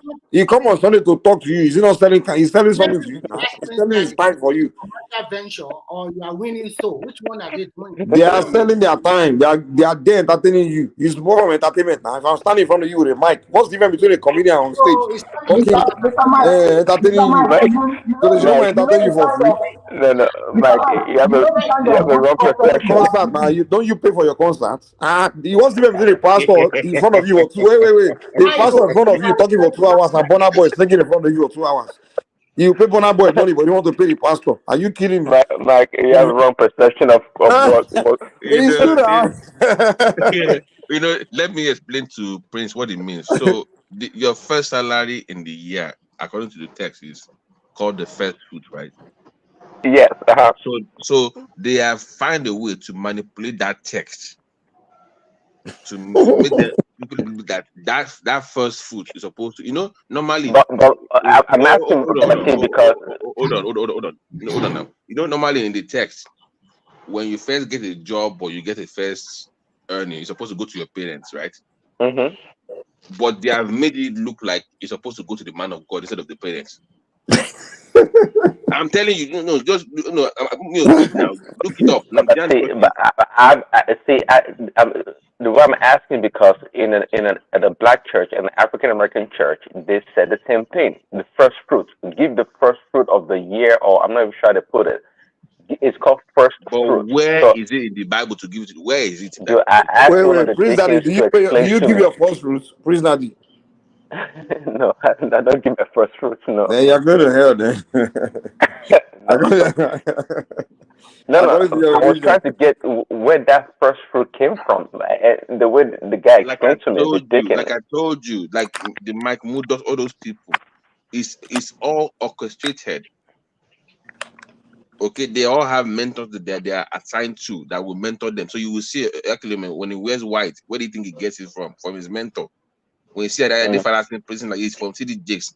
When you see he's from Copeland. They all have the people that they're attached to in the West. They have their Evo master. They will tell them the game now, how to move around, how to market and everything like that. They give them the moves now. So it's something new. What's it buying? You know? Good morning, France. Good morning. But Prince, to be honest with you, but those guys at the beginning of their ministry, they were good. At the beginning, when they were really young, without the foreign influence, they were really, really into it. But But But why were they in the you first know place? the It's not story because of money. the story of Balaam and Balak in the Bible. See, Balaam too was a man of God, a true prophet, a seer. Even God testified to him about him.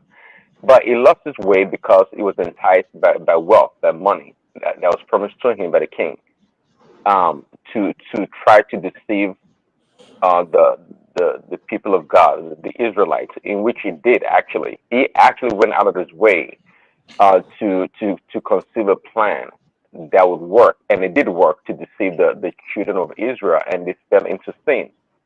So my point here is that many times this man of God, that's why people should be, the parishioner should be careful that these people, at the end of the day, yes, they may have a gift from God, but they are human beings like you are.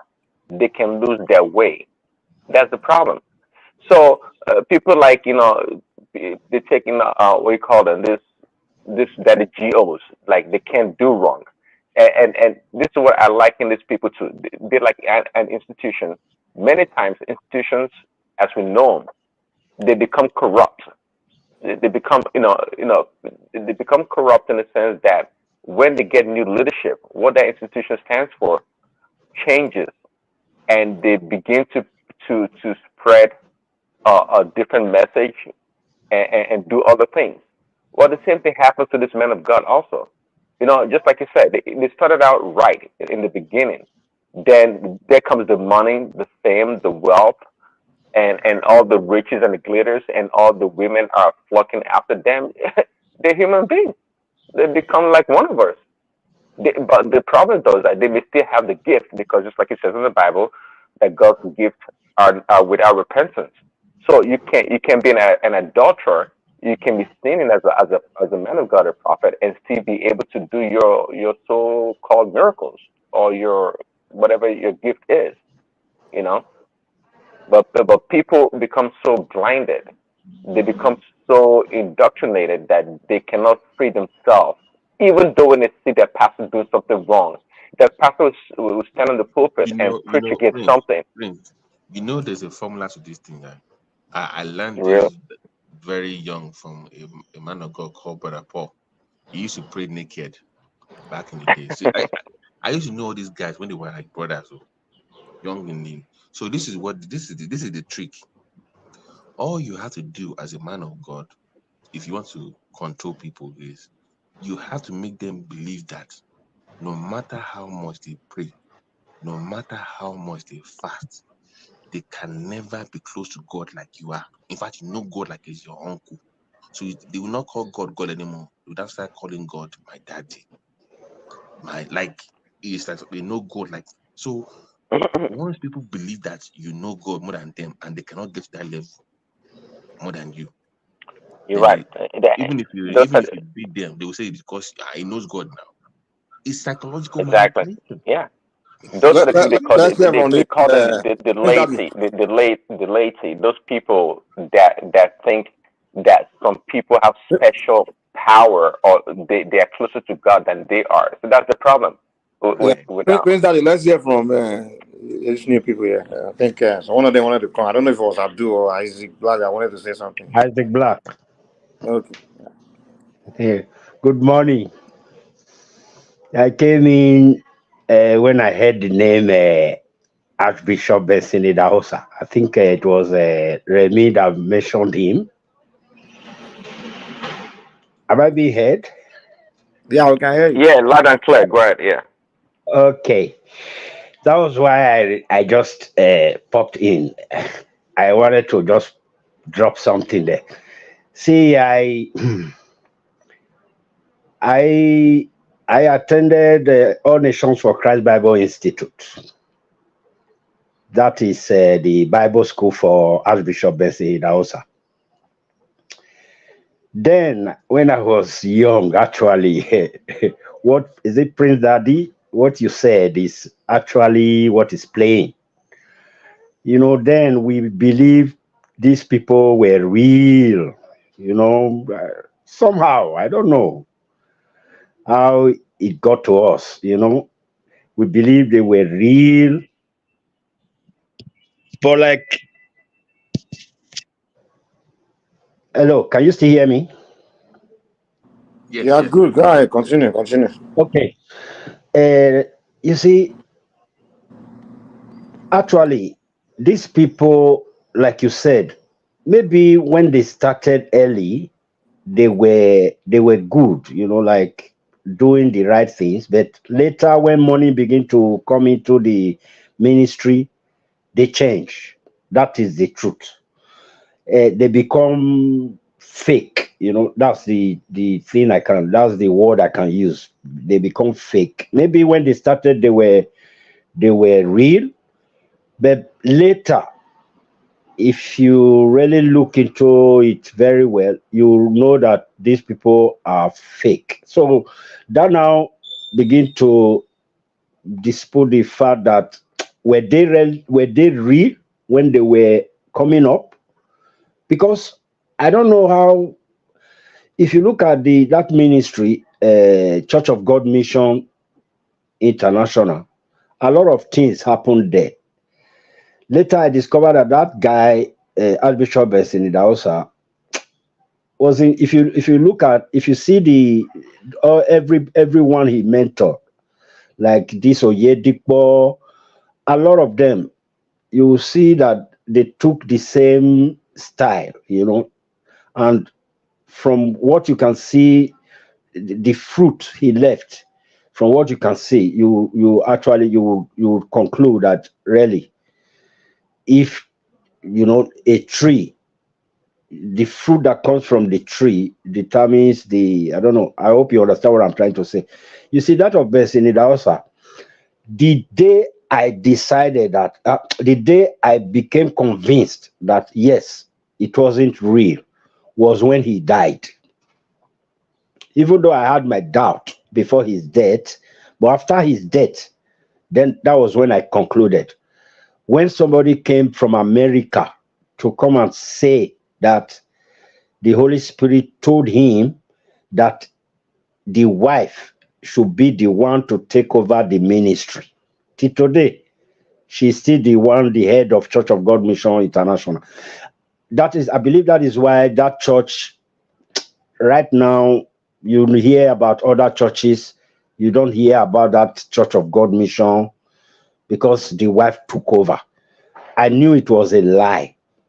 He has a university, he has schools, he has, I think, hospitals, a lot of things that he brought from He was never really even in ministry before his death. She was not even active in ministry before, and he just became a bishop all of a sudden, and all the ordination. Remember now? Eh, you mean Archbishop Besinidaosa? the wife now. Yeah, the wife. Yeah, the wife she was just a wife He was not there. even active like this. He was not even preaching like No. There were a lot of what do you call them? Assistant pastors and a lot of people that were supposed to come to play after his death, but the white man just came from America. I believe they called him. There was this arrangement done here in Nigeria, so he just flew in, took over the service that day, and they announced that the Holy Spirit told him that the next person must be the wife. Then they started. The first son. I've forgotten the name. He started coming up like building himself, wearing suit, beginning to preach.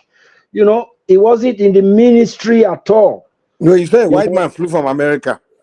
Yes, yeah, it was. I forgot his name. It was a white American preacher that came to tell them that the Holy Spirit spoke to him right there to come. That the next person that should, because his death was not. It was on. He wasn't sick. It wasn't expected. It was like everybody woke His up. Then ancestors took him before. I was staying in Nigeria. Everybody just, because people see that man as like God those days. Everybody just woke up in the The morning. The Igbo name people was that sent fine. him, they now came. Yeah, the news was flying. The outside is dead. So just like the one of TB Joshua, when the news came up, many people never accepted that news. That was the same thing that happened then. People said, no, no, no, it's that, no, it's a lie, it's a rumor, it can't happen. Until it dawned on us that yes, he died. Though, you know, a lot of things. If you go to GROA Ugbo, he has a lot. He had a lot of court cases with people because he will take land. He will take your land, go to So court, lose money as a to. black, hold on a second. So did you say you became a pastor under his ministry or his what do you call it? Yeah, Church of God Mission International. Sorry, All Nations for Christ Bible Institute is the Bible school for Church of God Mission. He owns the Bible school. So you go there from all African countries, Cameroon, South Africa. You go there, you do your what do you call it? Theology. Then they give you your diploma or certificate. Then you can now go. Then you go. You are not obliged to be under that ministry. It's international. You can come from anywhere, from any ministry. Just come to attend the school. Then get your certificate and go back to the field. You understand? So So are you a pastor now or what are you? right now, I've been right now. I'll tell you the truth. Because of this, I think you are the one that always use that word, sinaniga. Not this purpose. What do you call them? Suleiman, Yedikbo. This attitude actually pulled me back. I can't say I'm a pastor now. I lost interest. I lost interest, my brother. Here, where I am right now, I do my best to just tell people salvation, and they call me street pastor. They call me pastor. They would ask me why do people call you pastor? Do you have a church? I said no, I don't. I'm a street pastor. I don't have a church, but they'll say, why don't you, because the way you talk, why don't you go into this ministry? I don't know, no, Are you please, I from beg Benin? that. Are you from Edo State? Or are you? I'm from Edo State. Yeah. So what happened to your ancestral worship now? Why you? I mean, Actually, when I was born, actually I was brought up as a Christian, and I don't even know anything about all those other stuff. My mom was a Christian, my dad. So I was born into a Christian home. So those areas, I don't even know. I don't know nothing about it. I know nothing about it. So that is just my background. You understand? Yeah. I don't. If you tell me anything about that side, it's like I'm an alien to that side. I don't even know. I know nothing about it. But as a black, you say I think you've grown in the church area, I would say. And my question is, look, um, at this point in time, you should be able to tell if that also was a true man of God. See, to be a true man of God is one thing, and it's another thing also to be a true man of God and you lose your way. You should be able to separate people, um, because you yourself, you have the Holy Spirit, you have the Holy Spirit, you have the Bible, you can talk to God directly. So you don't really need somebody to, another human being, regardless of their status, if big or small, for you to believe in God or to lose interest in it. It should not be the case. Yeah. You see, I that's actually my gospel. You understand? That's my gospel. I find it so difficult to go to worship places because I believe in what's worth doing. It's worth doing well. Once I see, if I go to any worship place, once I see anything contrary, I don't want to go there. I don't want to associate myself with that place. For example, now if I go to Winners Chapel, from beginning to the end of that service, it's not going to go well with me. For example, if I go to a meeting and Johnson Suleiman is there and he's saying, bring out your phone, I want to do miracle money. Why will I be there? What will I be doing there? To do what? So most of the places you go now, they say it's a fellowship place. Before, if it's just 2 hours they want to spend there, that 2 hours from the first minute to the last minute, you will see something that is not that will just piss you off and say, what is this? It will not really go with your spirit. Your spirit will never accept it. So I find it so difficult to go to. Even here where I am right now, some Nigerians will come here and say God has called them. God has called them to, and they cannot even go to the white person to preach to a white person.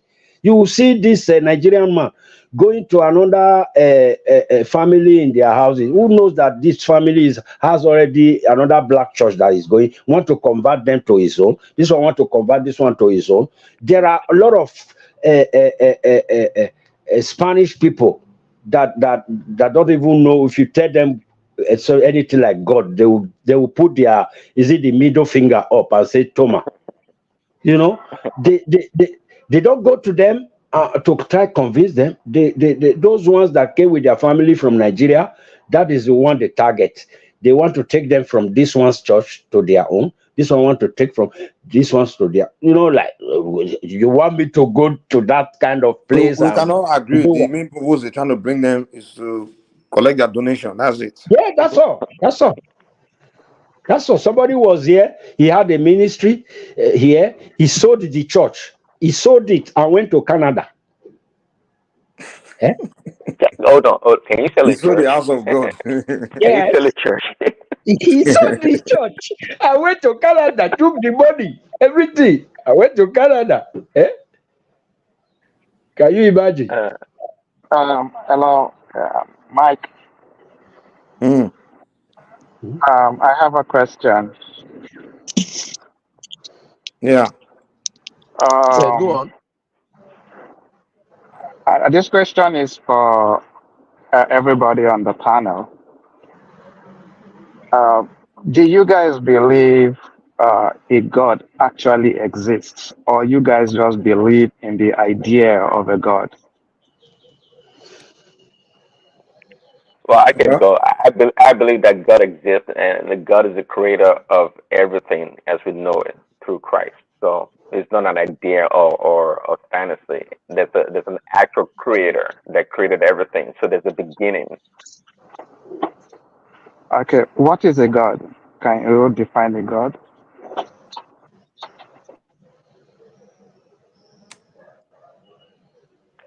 Okay. Well, okay. I think he's trying to go philosophical. Can I define a God?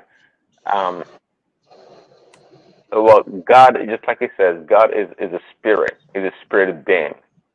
And now, can I define a God? Well, I know I can define a God by what I know about him in the Bible. That is his characteristics. That God is love. Okay, God is love himself. So if you understand the concept of love, then you would know that God exists. Like for example, some people believe in evolution, which I don't. I know one man does. I don't believe in evolution. I believe there's a creator, somebody that actually created everything as we know it in the physical sense of it. But in God, okay, in the realm of the spirit where God exists, right? In the tangibility of the realm of the spirit, things exist. Okay, they already existed. So what we have here in the physical world is really what you call a shadow or kind of a copy, a carbon copy of the real existence of reality, which is the spirit world. Because one may not, some people or one may not have an idea that it does exist, doesn't mean it does not exist. And by the way, you don't have to be dead to experience the spiritual world. I have, as many other people have, that it's real and it does exist. I don't know if that explains God for you. It doesn't. You're just telling me the things you believe about a God. What I'm asking is something like, what is this God made up of? Where is it? Where does it live? How can we detect it? Stuff like that. That's what tells me you know what a God is. Well, see that's a fail. Well, not a fail. Well, that's kind of an error because you're thinking in such a linear way and in such a physical way, which is fine. There's nothing wrong with it, but you have to accept and understand that our physical reality is just one of the many realities that exist. I just told you about a spiritual reality, which you don't have a concept or clue about, it appears, but it does exist. Now, for you to claim to want to know You just everything, that is when you say it does exist, that's just a claim. You have not in any way proven that it exists. You know, all you did was just claiming that it exists. You're just defining it into existence. well, What not is spirit? When you say something is is spiritual, my can you tell experience. me what it is? I'm sorry, what's the question? What is the question? What is a spirit? What is it? Can you tell me what a spirit is, like, even with an analogy, like what is it made of? It look How like do you really, know really, you know, you see, really, really. how do you know how Can do I you say know a spirit exists? What do you know it's made up of? How do you test it? How did you come to believe, like, what makes you believe this thing actually exists? Like, if I tell you an atom exists, an atom is something we both cannot see, but there are ways we can test for it. There are predictions we can make about it. Understand? Do you, I want to ask you this question. Do you have any science background? Can I say I, something, I think please? Choma can help him out, Prince Daddy. Prince Daddy is I kind of confused now. Let Choma help him. Choma, come in. Yeah. Yeah, Abdul, I think you need to seek like a different spiritual insight. You can't get it on here or from Prince Daddy. It has to be something private. And it's deeper than just getting simple science answers. It doesn't work that way. But I have a message for Isaac Black. Sir, are you there? Excuse me, I'm Choma. You here. say it's deeper than science. Hold on, hold on. Do you Yeah, have any science background? Choma, do you have any science background? I want to give a message to Isaac Black. Sir, Okay, go ahead. are you there, sir? I'm here. Yes. Jesus loves you. I just want to thank you for speaking out. Like when I heard you speaking, I was very in awe, and actually I started shaking because and I want you to go back to yesterday's comments around this time when that was your first appearance on the show. The first comment I made is this one he sounds like this one is a pastor. I didn't even say you sound like a pastor. I said this is a pastor. So if you can go back to yesterday's show, this is exactly what I said about you. So it's a testament that I am a woman of God, and I want you to know that you're a man of God, Really? and I need you to tap into your calling. Don't give it up, because if I can recognize that you're a pastor, it it's not even a joke. It's a serious thing. It's not flesh and blood that revealed it to me. It's the Holy Spirit. So I Choma, want you Choma, to tap please, Choma, can you're into I a say woman of something? God. Really? I didn't Can know I say that though. something, please? Yes, sir. Actually, I every day I try to run away from this um I try to run away from this Colin. when they say pastor. I try to run away. Right from Nigeria up to where I am right now, that's what people call me. I'm not, but that's what they call me. I don't know why. I believe it's actually what they see in me, in doings, in speech, in my environment. They call me that. I But try to run away. I I don't don't know accept you. it, but yet they say I am. But I don't even know you. And that was the I first don't time know. I Maybe made you and Choma can start a church. so don't you think it's No, no, I don't want a church. that's why I said it's not flesh and blood that revealed it to me. It's the Spirit of God. I think it's a Mm. message that you should know. Choma, when the Spirit of God starts revealing something to you, come on now. Don't be a hater. You that we Can know. I answer the brother that asked about God? My God works Can I, faster than your Babalawo. please, can I give an answer to the brother that asked the question, who is God and how do you know God and all that? Yes, but I'm gonna It's go. just That's all I wanted you to yeah, know. it's just a simple answer. Bye You bye. see, that All right, question, chairman, later. is it my brother, are you hearing me? Yes, I can hear you. That question, I'm going to tell you the truth today. No, everywhere you go, wherever you want to ask that question, once you ask the question and somebody gives you an answer, that answer is a lie. God has no answer. Any question about God has no answer. He never gave us answers to him. Even when, I might go into the Bible, even when Moses asked the question and said, what will I tell Pharaoh about you? He said, tell him I am that I am. Nothing more. You don't ask questions about God. You don't. Anybody that gives you answer, say God is this, God is that. This is how to define God, or use this atom to define Him. That person is lying to you. You don't define God. You don't. He is God. That's all. Whether you know why I know He's God, He will not force you to accept. Never. He will not drag you and say, accept me. You have to know, like, no, no, no, no. If you like, yes. If you don't like, leave him. So Prince Daddy He telling is us God. that God is love. He So has is he no lying? answer. He has no question. He has nothing. He's Yes, just God. yes, Mike. That's So all. say you're That's lying. the answer to your question. No. He It, is it, God it is in Prince the and He's Daddy, Bible. do God. you, It, Nothing it Prince more. is. Daddy, do you agree with him? Hold on. It is in the Bible. It is the God is love. It's just plain and simple. I can give the quote in the Bible. No other answer to that. It has no answer. Anybody gives you any answer, please forget it. That's not the answer. He is God, and so that's all. Nothing more. Whether you are a local server, that God you call, He is the God. Whether you are a Muslim worshiper, that Allah you call and say is God, He is the God. Nothing more.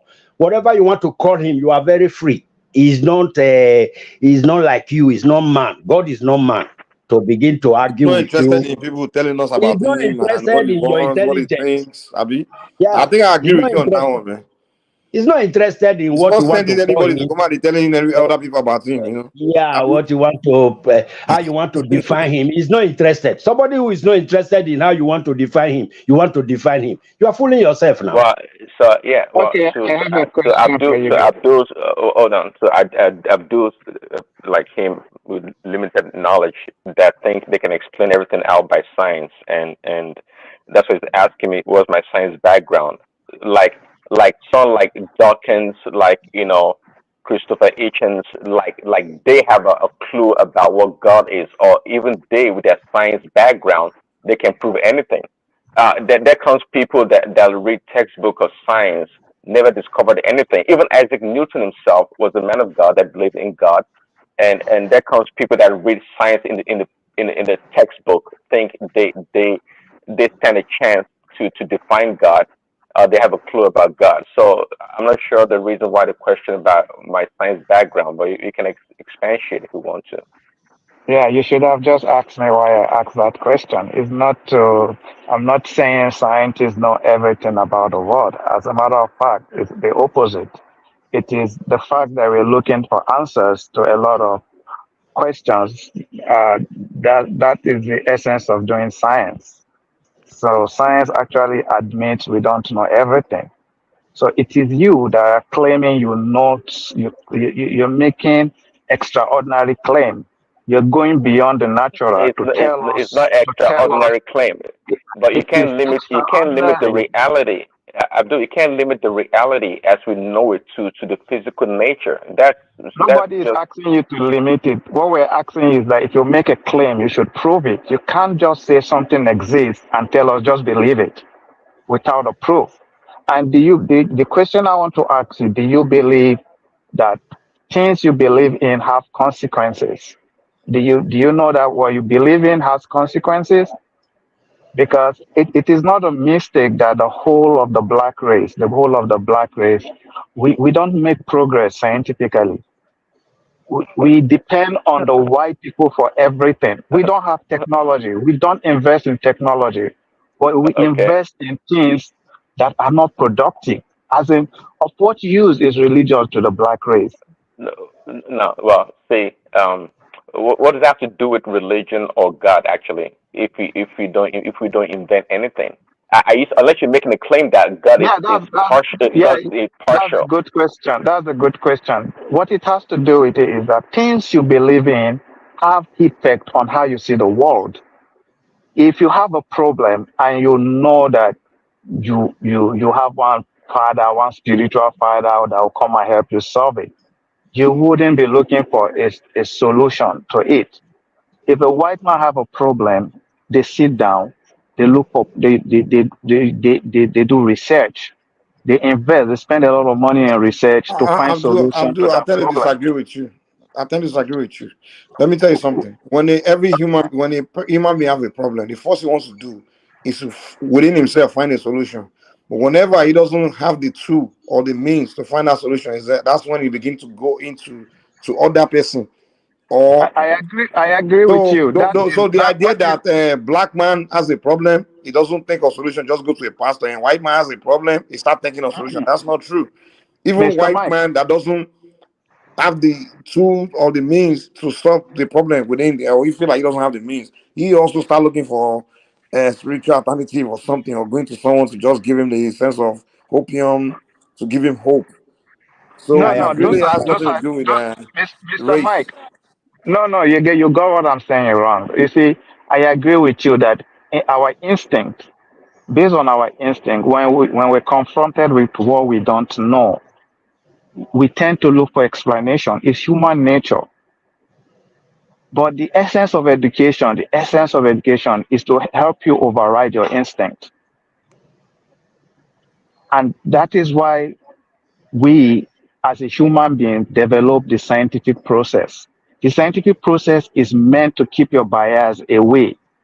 Those instincts you're talking about, that is the essence of the scientific process, to guide you away from your bias and see the world as it is, instead of making up things. All these religion we all adhere to today were developed by our ancestors out of their ignorance. A lot of things was happening Are you around talking about them. Christianity and Islam?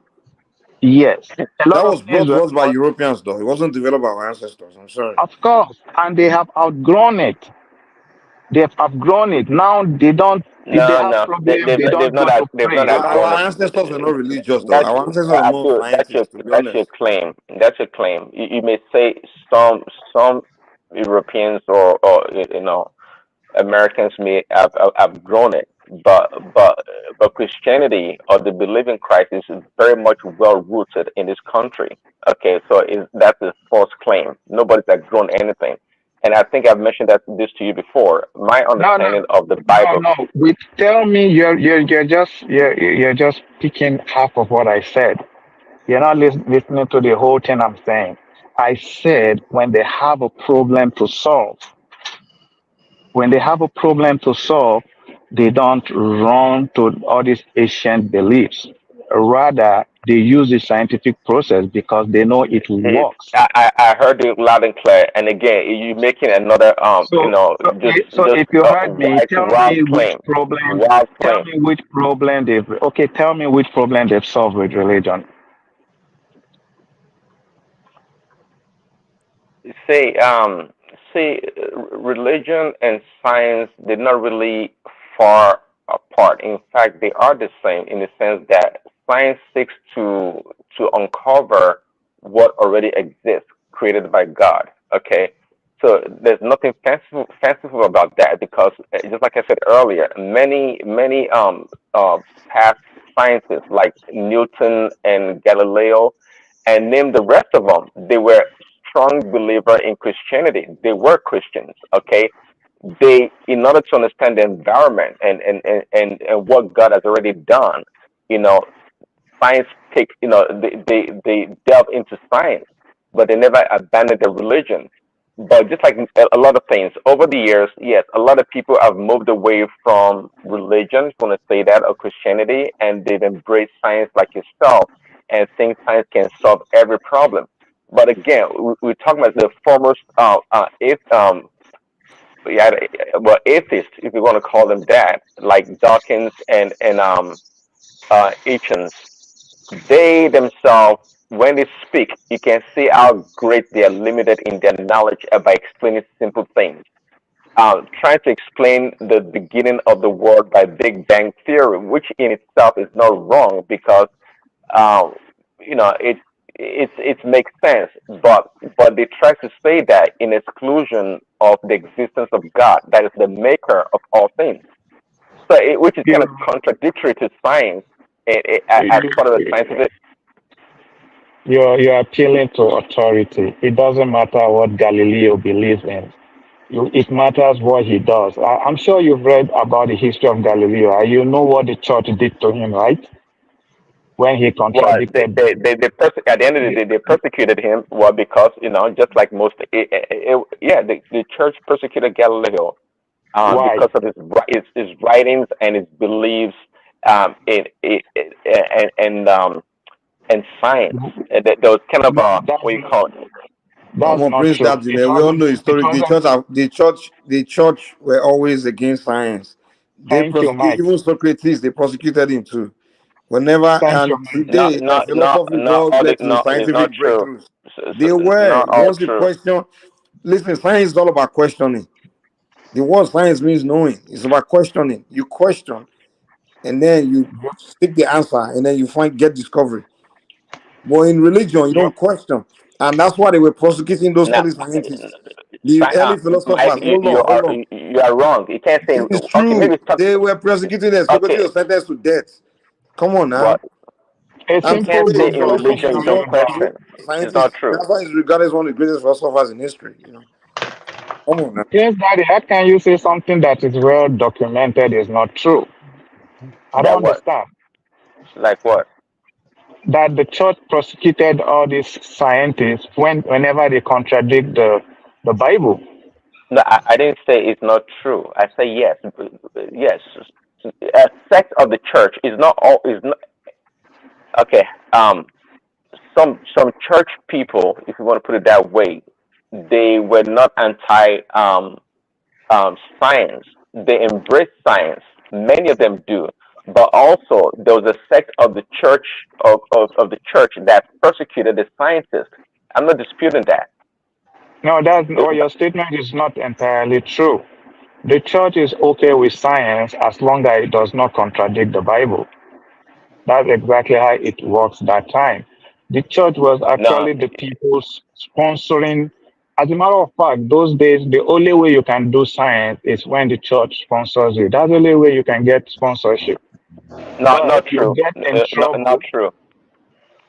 Okay, you can say all true all you like, but not true all you like, but it's well documented. It's not even Well, something that is up for argument. I'm not disputing that it's not documented, but you're talking in absolute terms, which is not true. If I can remember back in the Italian Byzantine era, um, um, the Byzantine era, the church were involved in a lot of the arts. Back, yeah, the Italian Byzantine era, they were involved in a lot of arts, and they actually sponsored a lot of scientific, what do you call it? Um, missions or they commission a lot of scientific works that the church did. So I don't believe that if science goes against the church, they persecute the scientists. No, it wasn't 100%. But I'm sorry I agree with to you. I'm sorry you don't want to accept it, but that is actually what happened. You don't contradict. Sure, that is why they prosecuted Galileo that you are talking about, because he disagreed with with the church that the earth is the center of the universe. He told them, no, that's not true. And that's the exact reason why they prosecuted him. You need to go and read it. Don't listen to your pastors. Well, trust me, what I'm telling you, Dave, it don't even come from a pastor. But you see, you have to keep, I was saying earlier about institutions. It's very important for you to understand institutions. That institutions do change. And how do they change? They do change as a result of the leadership. Okay, many times institutions are usurped, just like you know. So I'm trying to make my argument that look, it was never always the case that the church persecuted the scientists. In fact, many times they work in tandem, they work together. The church and the scientists they work together, and over time it did change because of religious zealots, that occupied the church or they took over the church. Yeah, they began to persecute the scientists, because of that Okay, divergence from everybody, the let me from ask you a from question. Christianity. Let me ask you a question. How do you go about finding out if you're right or wrong about something? Well, right and wrong. Could you be more specific? I mean, if it's something that you and I can prove in terms of the material or the physical nature of a thing or substance, we can just do that and be done with it. What you know?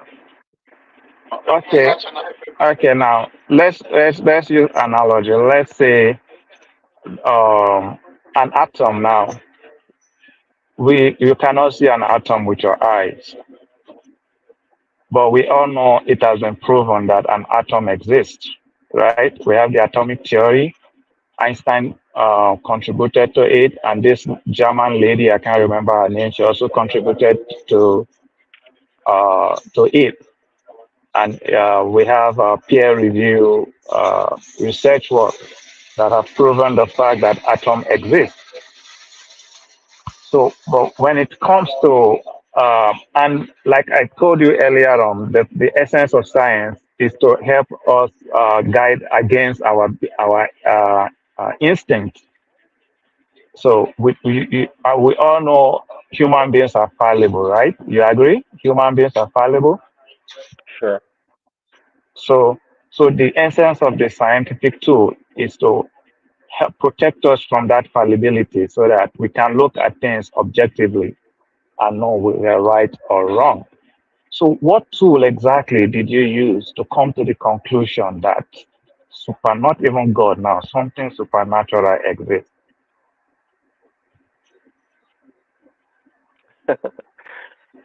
Well, see, there's a gift of vision and dreams, for example, and some people have the ability to prophesy.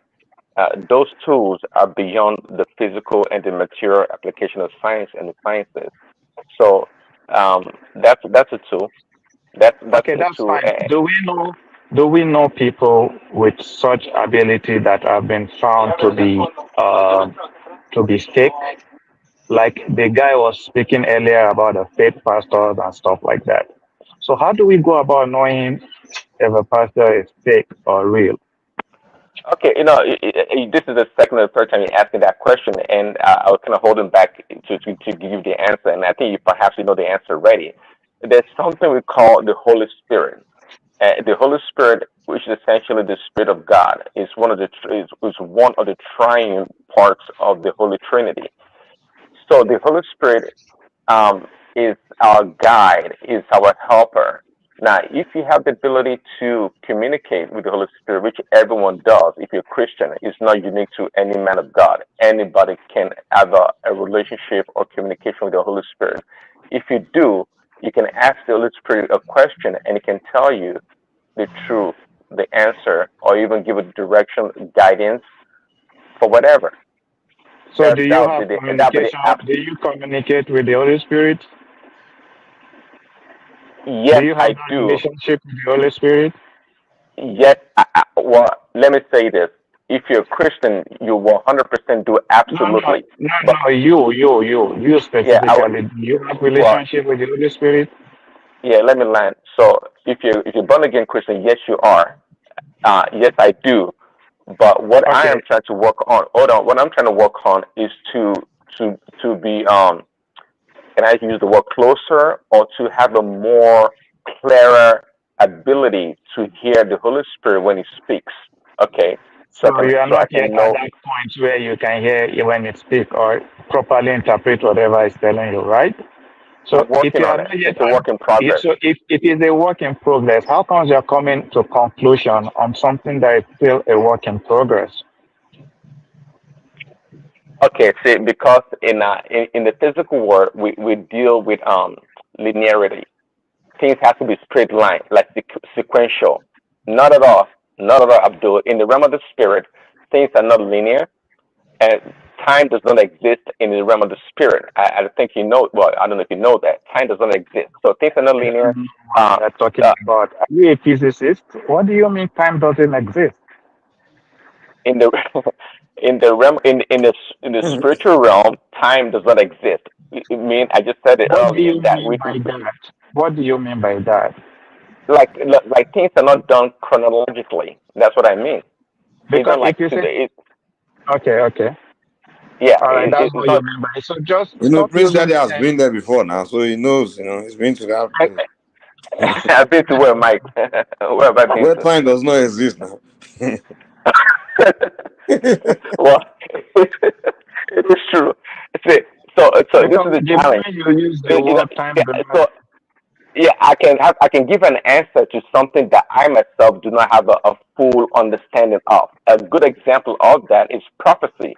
As somebody can tell you about a prophetic word or give a prophecy, the messenger themselves don't have a clue in terms of the robust nature of the prophecy itself.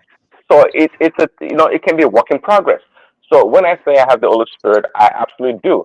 I absolutely do because according to the Word of God, I'm fully persuaded that I do. It's incontrovertible. I do. Now again, it's up to me to develop myself to have a Well, much Prince stronger Daddy, ability. Prince Daddy, I don't want you to like be in this preaching mode. We're not preaching. I want specific answers. My question earlier on was, how did you come to the conclusion that this Holy Spirit exists? So what I mean when I ask you how, I told you how we come to Abdul, conclude. he's telling you that he's giving answer based on the word of God. So now the question is, No, uh, you can't use the that's claim. what he's That's saying just now, according to him. that's the claim. The word of God is the claim. So you have Now to No, no, ask no. him Because the where did he Holy get the Spirit word spoke. from God He from? spoke. The Holy Spirit spoke to me. That's how I know that. That's my encounter with him. Yeah, You that he sure it spoke to wasn't me. but your body that was? you just said you're not, yes, it's still a work in progress because you No, cannot no, no, yet. no. See, I told you that I could be much better. I know. There's something in Christianity. There's what they call a seer, and it's something. There's someone that's a prophet also. There's a distinction between the two. See, a seer is Prince always Daddy, sorry, you in said something earlier. You said men of God can be corrupted and all those things, right? So yes. now I'll ask you this question before that. Who wrote the Bible? You say it's God's word. I say, boy, I got in big pen to write it down. You say those that wrote it, that God spoke to them, told them what to write, right? So now that you're saying men of God can be corrupted, what do you think is the possibility that those guys that you said God spoke to told to go and write something, that they were not corrupt men and wrote something? Beautiful question, very Yeah. beautiful. That is a wonderful, great question. But um, it's a wonderful question. But now that we have the Word of God and it's been put to test, now we know for sure that it is truly the How Word did we test as it? inspired by. Which test? Which test are you talking about? Well, we can just go make it very simple and talk about Christ's interaction with the devil himself, Satan, after You the mean like 40 when days shark fasting. swallowed that man 3 days later, he came out of his stomach. He didn't digest. Is that one you put to test? What is what are you saying? Mike, you don't know much about the I'm giving Bible. you a I story think in the Bible you know now. Bible from a kindergarten. What? Okay. You're talking about Jonah. Yeah, that was Jonah. in the belly of the shark for It, 3 days and he didn't uh-huh. digest. So Well, you said you that put the word to test and you find that you confirm it's the truth, that those men didn't lie. Yeah. So how did you confirm it, Prince Daddy?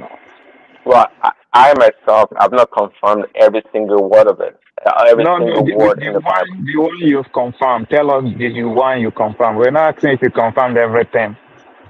The one you confirmed, how did you confirm it? By using the word. Is that simple? Using the word of God, To by do what? commanding the word of God. What? I don't understand. To command it to do what? For for whatever um, for whatever reason that you want to use it. So which There are reason scriptures did in you use there it are for? scriptures in the Bible. These are specific questions. Which reason did you Prince Daddy, use it for? That you now use it to confirm that, okay, yeah, this thing is actually true. Well, we don't have to go too personal, but I can tell you that I have utilized specific words in the Bible, and and and and by the way, the Bible, just like we Christians use the Bible, the word in the Bible, the occults also, they use the word in the Bible for their own occultic work. So the Bible in itself is just is a spiritual it's a book of spiritual principles. Put it that way. The same question you're asking me, perhaps maybe an occultist can give a better answer because they use the Bible or the spiritual word in the Bible for their own ways. Let's put it that way, and they are more specific for what they use the Bible for. So they've been able to navigate the Bible and be able to pluck out the spiritual principles in which many Christians, by the way, lack. Many Christians don't operate by the spiritual principles. The masters of spiritual principles are actually the occultists. They understand that very much than the Christians. I can tell you that they understand much better. So when I say I use the word specifically for my own for whatever I was trying to achieve back then, yes, I use the word in the Bible. The same word available to me is just a spiritual principle like gravity to each and every one of us. It is not specific to anyone. The occult also, they understand the principle of the Bible. I wish many Christians do understand the principle, the spiritual principle of the Bible, but we don't. I mean, it took me a while to understand just a part of it, a few principles of the Bible. They don't teach that a lot in Christianity. But if you go into the realm of the occult, they are the master of it. They're the master of it. But it's not something I would like to dabble in, actually. I think Babachi know one or two things about it. It's not something I want to dabble in, but it's something that's readily available to be utilized by those that choose to.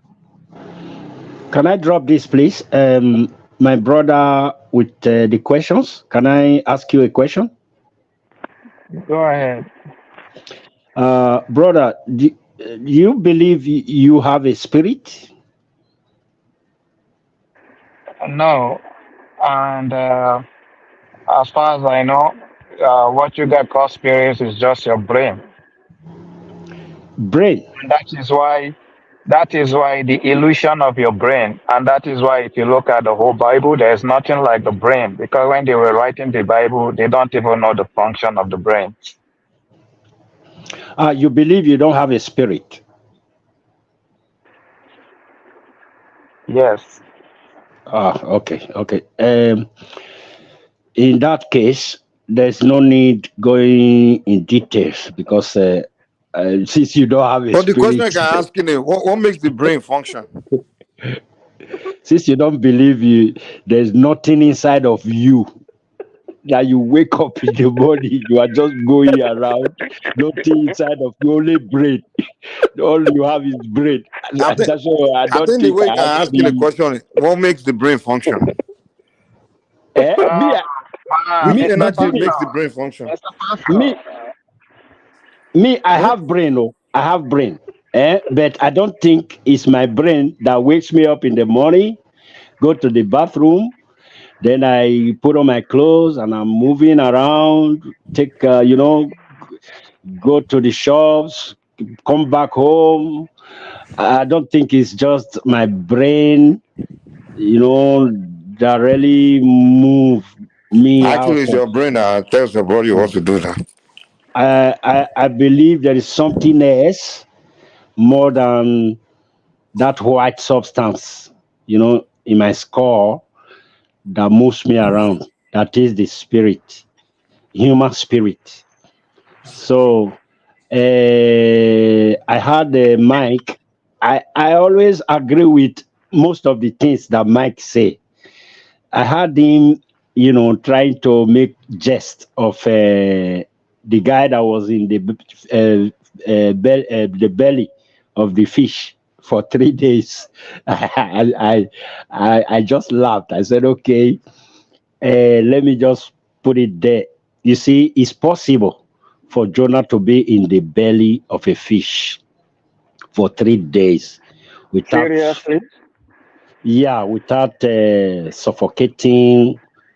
You know, it was preserved. It was preserved, and I know why. What preserved them? So God, the stomach acid didn't do their function, I mean. The stomach acid of the animal didn't digest it, I mean. This is why I said belief have consequences. let You me see, let me tell you how you if can you be, have this kind of belief, then how can you solve any problem in but reality? You brother. cannot. Let me tell you how you can be in the belly of the fish for 3 days without suffocating you. How you can be there? Can I tell you? Please. Yes, Yeah, please. Tell Go us. ahead. yeah. I want to tell you. I want to tell you how you can be in the belly of a fish without suffocating. Okay, now, you can be in coma. Maybe in the hospital, and you be in coma, like half dead, no life, for a week, and later be resuscitated. No, you're not inside of the stomach acid now. You're not inside of the acid in a coma in the hospital now. You are in It's a all in the a in a same. living a survivable environment. You are in It's all where the, this oxygen, it's but no, they can't put you inside acid for 3 days and say you be preserved. You can't be in a coma and be inside of a acid and survive. Mike, So you maybe can't your use that accent, hospital as an you, excuse. you, if you know, Every stomach, once something enter the stomach acid begin to function, trying to break that thing down. You understand? Especially if it's a carbon. You understand? You start to break it down. If you put food in your stomach now, your stomach acid start to break that food down. Mike, So you're 3 days 100% later, correct. trust me, No, no. you're already digested completely. See, Mike, you can explain the chemical, composition or degradation of No, he's body telling us parts in the because fish. in the hospital you can be in a coma. So he says someone is in a stomach for in a coma. If you Hey, can't use the same, you can't use that Mike, example. I know you believe in miracle because based on things you Dude, said. no, That prove some. Don't talk about miracle. Talk about something provable, not miracle. Come on. no, thank you. say say the law. In that same in the book of Jonah, that same book of Jonah. Well, that book in the Bible that talked about the fish and the Jonah and the fish and the Jonah in the belly of the whale of the fish. Also talked about how God um, made a tree, not just a seed, I guess, or a little plant to grow like in few minutes to give Jonah shade where he was sitting because he was being, it was See, under the Prince sun. Daddy, that's where Abdul is coming from. No one will ever say you whether something cannot happen or not. But something that are not provable, you have to witness it yourself for you to accept it. You can't just say Well, because I they agree. say you are accepting something that's not provable and just saying, oh, because it's the man that wrote tell you the story. If God Himself appear in front of you and tell you, and then we can say, okay, well, this God is But super this and he's saying it himself. But it's a man speaking on behalf of God and he's telling us things that doesn't make sense. And you're just believing it. no, You understand? say, So if I if come up to you now, hold on. So if somebody says a man of God, come up to you and say last week, Abdul, that man there he jumped from 100-story building and he landed glass and you started walking home, you be like, come on, man, that's not true. Now you say, God told me. Come on, Yeah, I don't uh, believe you, uh, man. The only way I Mike, can, I'm Mike, not saying God cannot do anything, but only if it comes straight from God Himself, and hey, I can accept it. But if it's coming from Mike, another man is telling me something that doesn't make sense, and he say God told him, and I have to believe him. Come on Mike. Let now. me let me tell you something now. Let me tell you Please what I study. experienced. Be a doctor. This is Be a something I medical doctor. experienced. Hello, this is something I Then daddy. experienced. Oh, This sorry. very Go ahead. this very point I want to make is something I experienced right here where I am. The girl is about, I think she should be about 17 years old right now.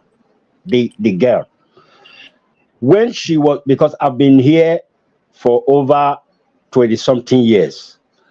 The girl should be about 17 years old right now. Whenever we see her, we point at her. We look at her, we say, this girl, how did she survive? She fell from the sixth floor when she was a baby, like fresh baby, like the mother I've was like witnessed that one before. baby, I've seen baby. babies usually survive a hard fall because they are very Uh, light. so, They are so, mass.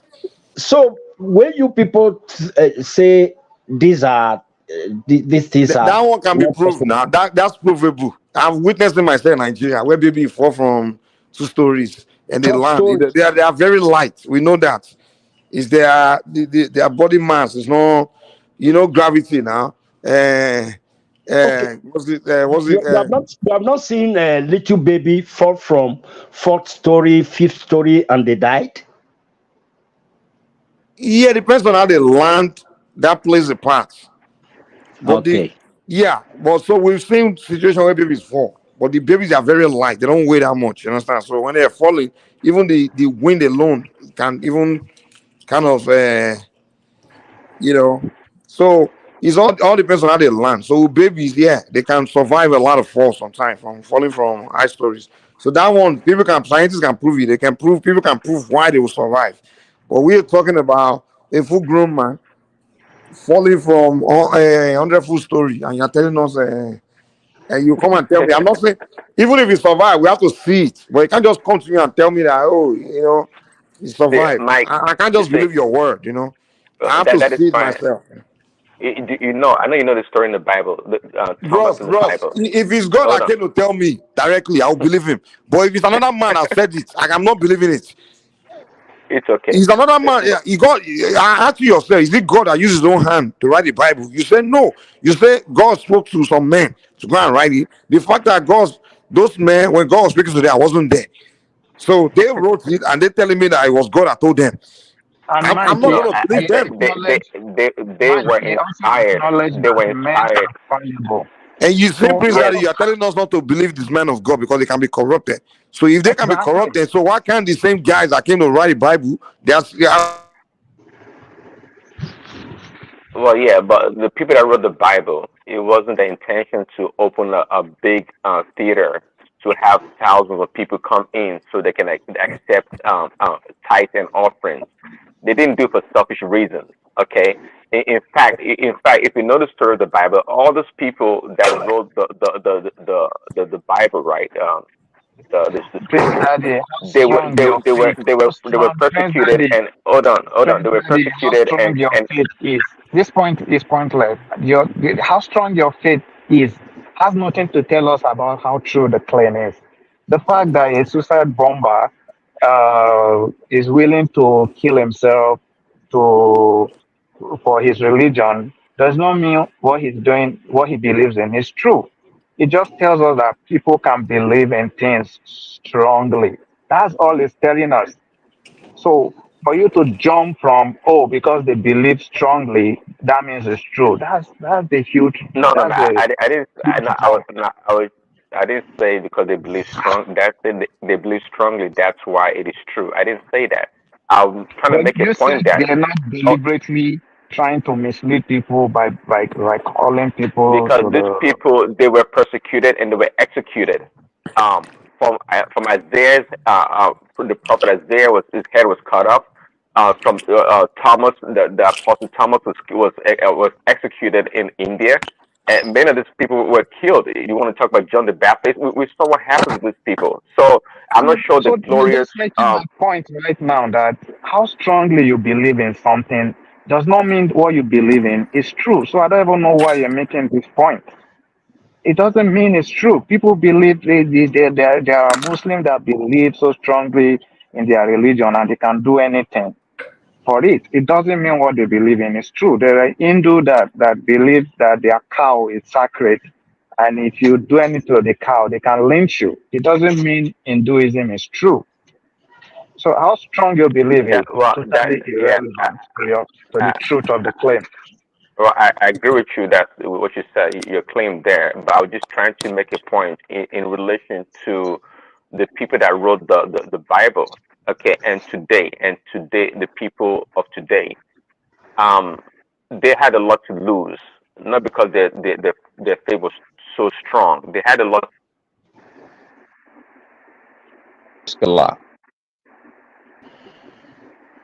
I don't know if you guys can hear me. I can hear Yeah, you. can hear you. Oh, okay, my headset just went off. Okay, I use mine.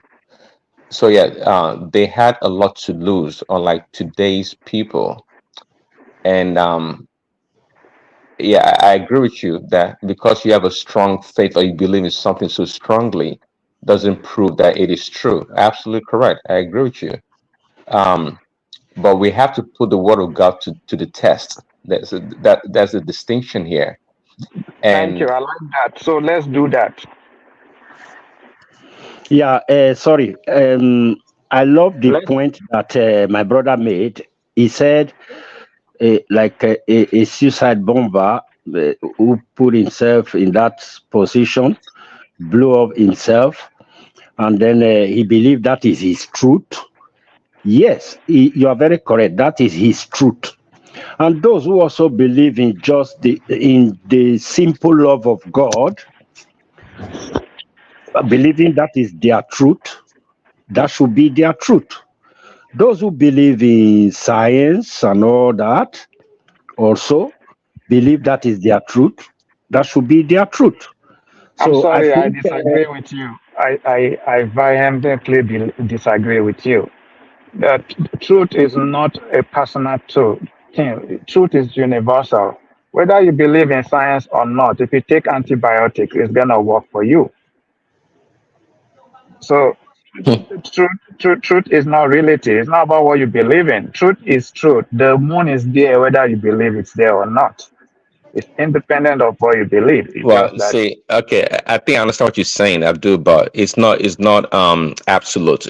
Are you saying that everyone that takes antibiotic would be cured or healed? Is that what you're saying? I don't. no, that's semantics. What I'm saying is, antibiotics does not work based on faith or your truth. Antibiotics works based on the physiology of the person taking it, the extent of the illness, all those other factors comes in. So it's not based on your truth. It's whether you believe in antibiotics or not. It's not gonna affect how it works on you. And I have a Yeah, question for you, okay, I Prince. can accept that. Uh-huh. I have a question. Do you agree that those that wrote all these holy books, you guys are strongly believe in? Do you agree that the body of knowledge we have today, they don't have it then? Yeah, the answer is yes. They don't have it then, but that would also surmise that we are talking about the same thing and we are not.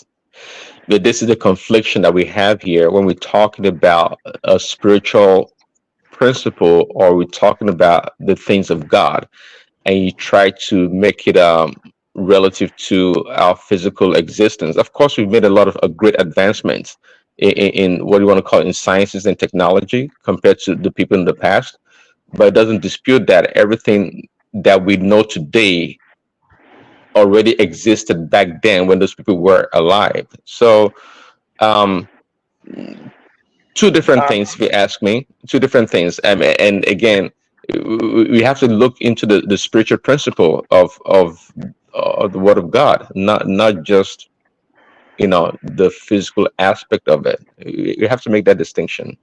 What is this? What do you even mean by that? Because I genuinely don't know what you even mean. What do you mean by spiritual principle, please?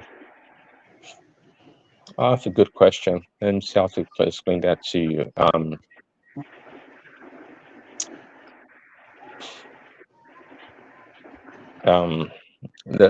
a simple one would be um, uh,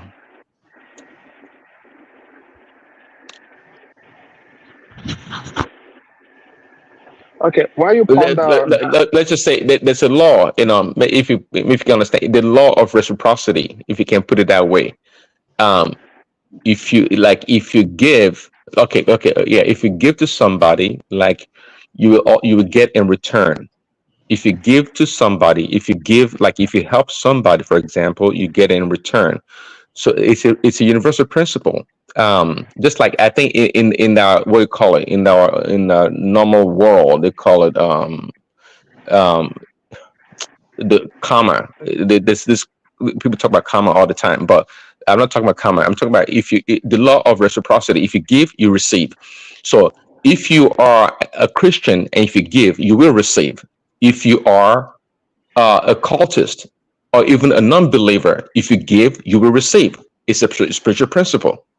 So some I, people, I, sorry, many times, I don't understand what you mean. What does that have to do with spirit or the principle of spirit? We know that there are people that today, if I steal your money and I can afford good health care, I'm gonna outlive you. There's all this karma thing, all those things are just wishful thinking. In reality doesn't work like that. well, I say it works, because you don't know about it or you don't have that experience. In fact, many times we all operate under a spiritual principle because if you know about it or not, it's really secondary. That's why it's a principle, like gravitational force. It's got nothing to do with the color of your skin or your height or whatever. We all are under the gravitational force. Is a Yeah, constant. but It's a universal constant. we can prove it. Yeah, I That's a understand. huge difference. So it's very disingenuous of you to compare something we know, we can prove it, we can test it, to something you don't even know what it is made up of. You don't know where it is, where it lives. You don't know anything about it. You just like, oh, there's something we don't understand. Let's just call it spirit. Why can't you just say it? Say we don't know. We don't know is also a valid answer. No, we know. We know. You don't know. Well, What is we it made know. of? What is But spirit you, made you of? make it. Okay, Okay, one okay. second, What Abdul. is You make it. spirit made up of? Where is it? How do we test it? I keep asking you that. How do we test it? And I How do keep you and I how do keep you trying to explain to you that everything you're saying, if you can in the I use the if you can in the tangibility of the realm of the spirit.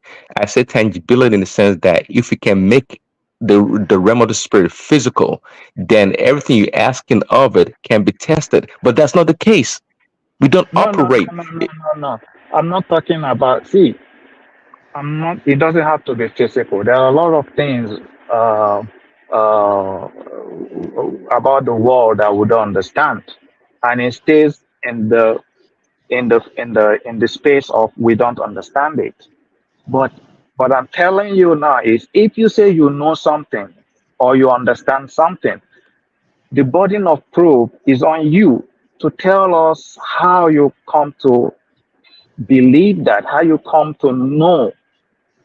And know now, Lord, knowledge. I'm referring to knowledge now. How you come to know that this thing is true, or else what you're doing to your race, to your people, is far much worse than the good thing you're doing. Because now you're telling people to believe in things they cannot prove. So you corrupted their mind. These people cannot think logically. They cannot solve physical problem because they believe in some weird things that will come and help them solve their problem. And reality doesn't work like that. If you make such an extraordinary claim that a spirit, when you're talking about a spirit, now you're telling me this thing is beyond natural. That's a huge, huge, extraordinary claim. And now I'm telling you, how did you come to know that this thing exists? You can't just give me I don't know. I really have not gotten any straight answer from you. Yeah, yeah. See, and I truly believe that you're asking this question from a genuine point of view. And as you were talking, I was thinking to myself, is it true that you have no connection beyond your physical reality? It's a genuine question, and I think you did answer the question earlier that no, you don't believe in the spirit. And I'm thinking to myself, is this guy been real? Um, but I guess you are. But again, you must accept your limitation when it comes to the understanding of the world as we know it.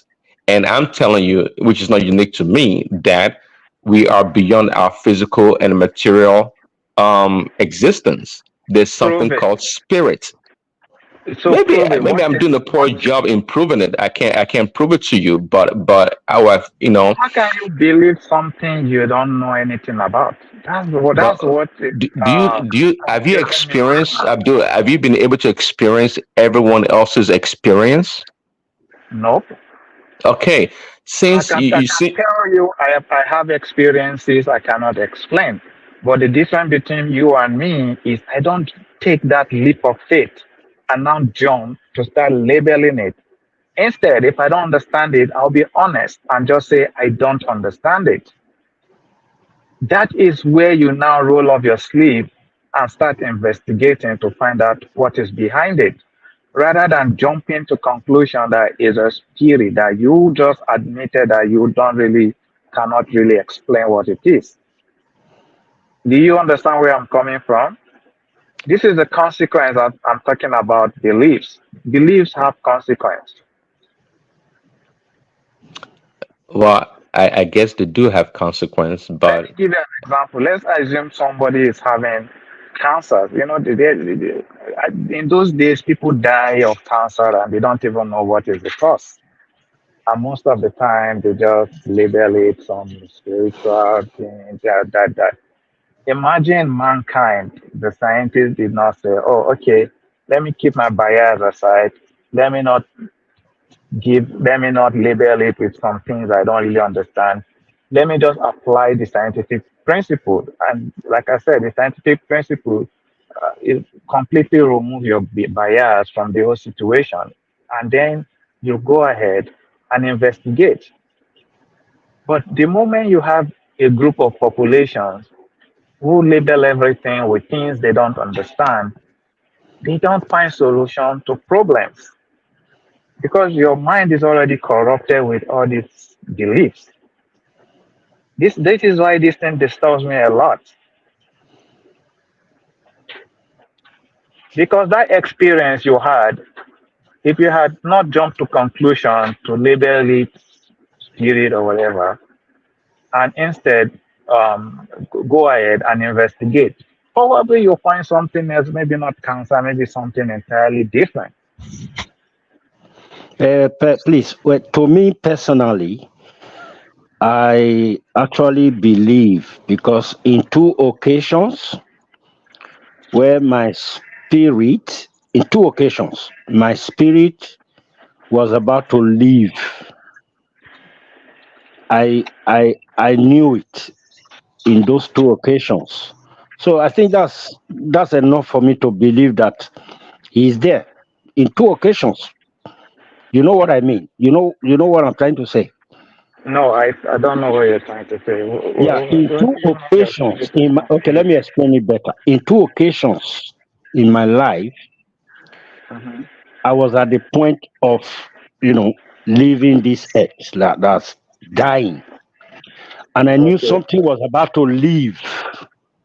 But can I say miraculously or whatever you want to call it, I survived. The second time I survived. twice. I knew something was about to leave. So that is my conviction.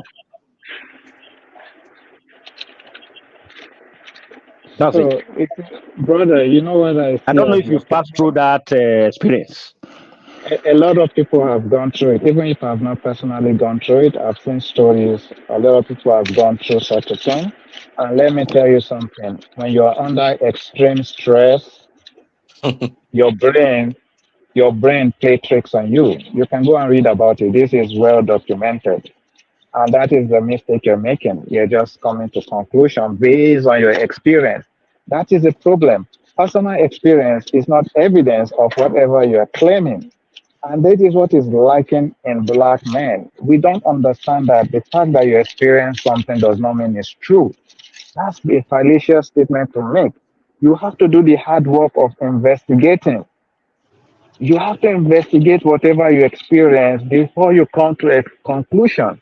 And it has to be peer reviewed. Brother, do you know what peer review means? No.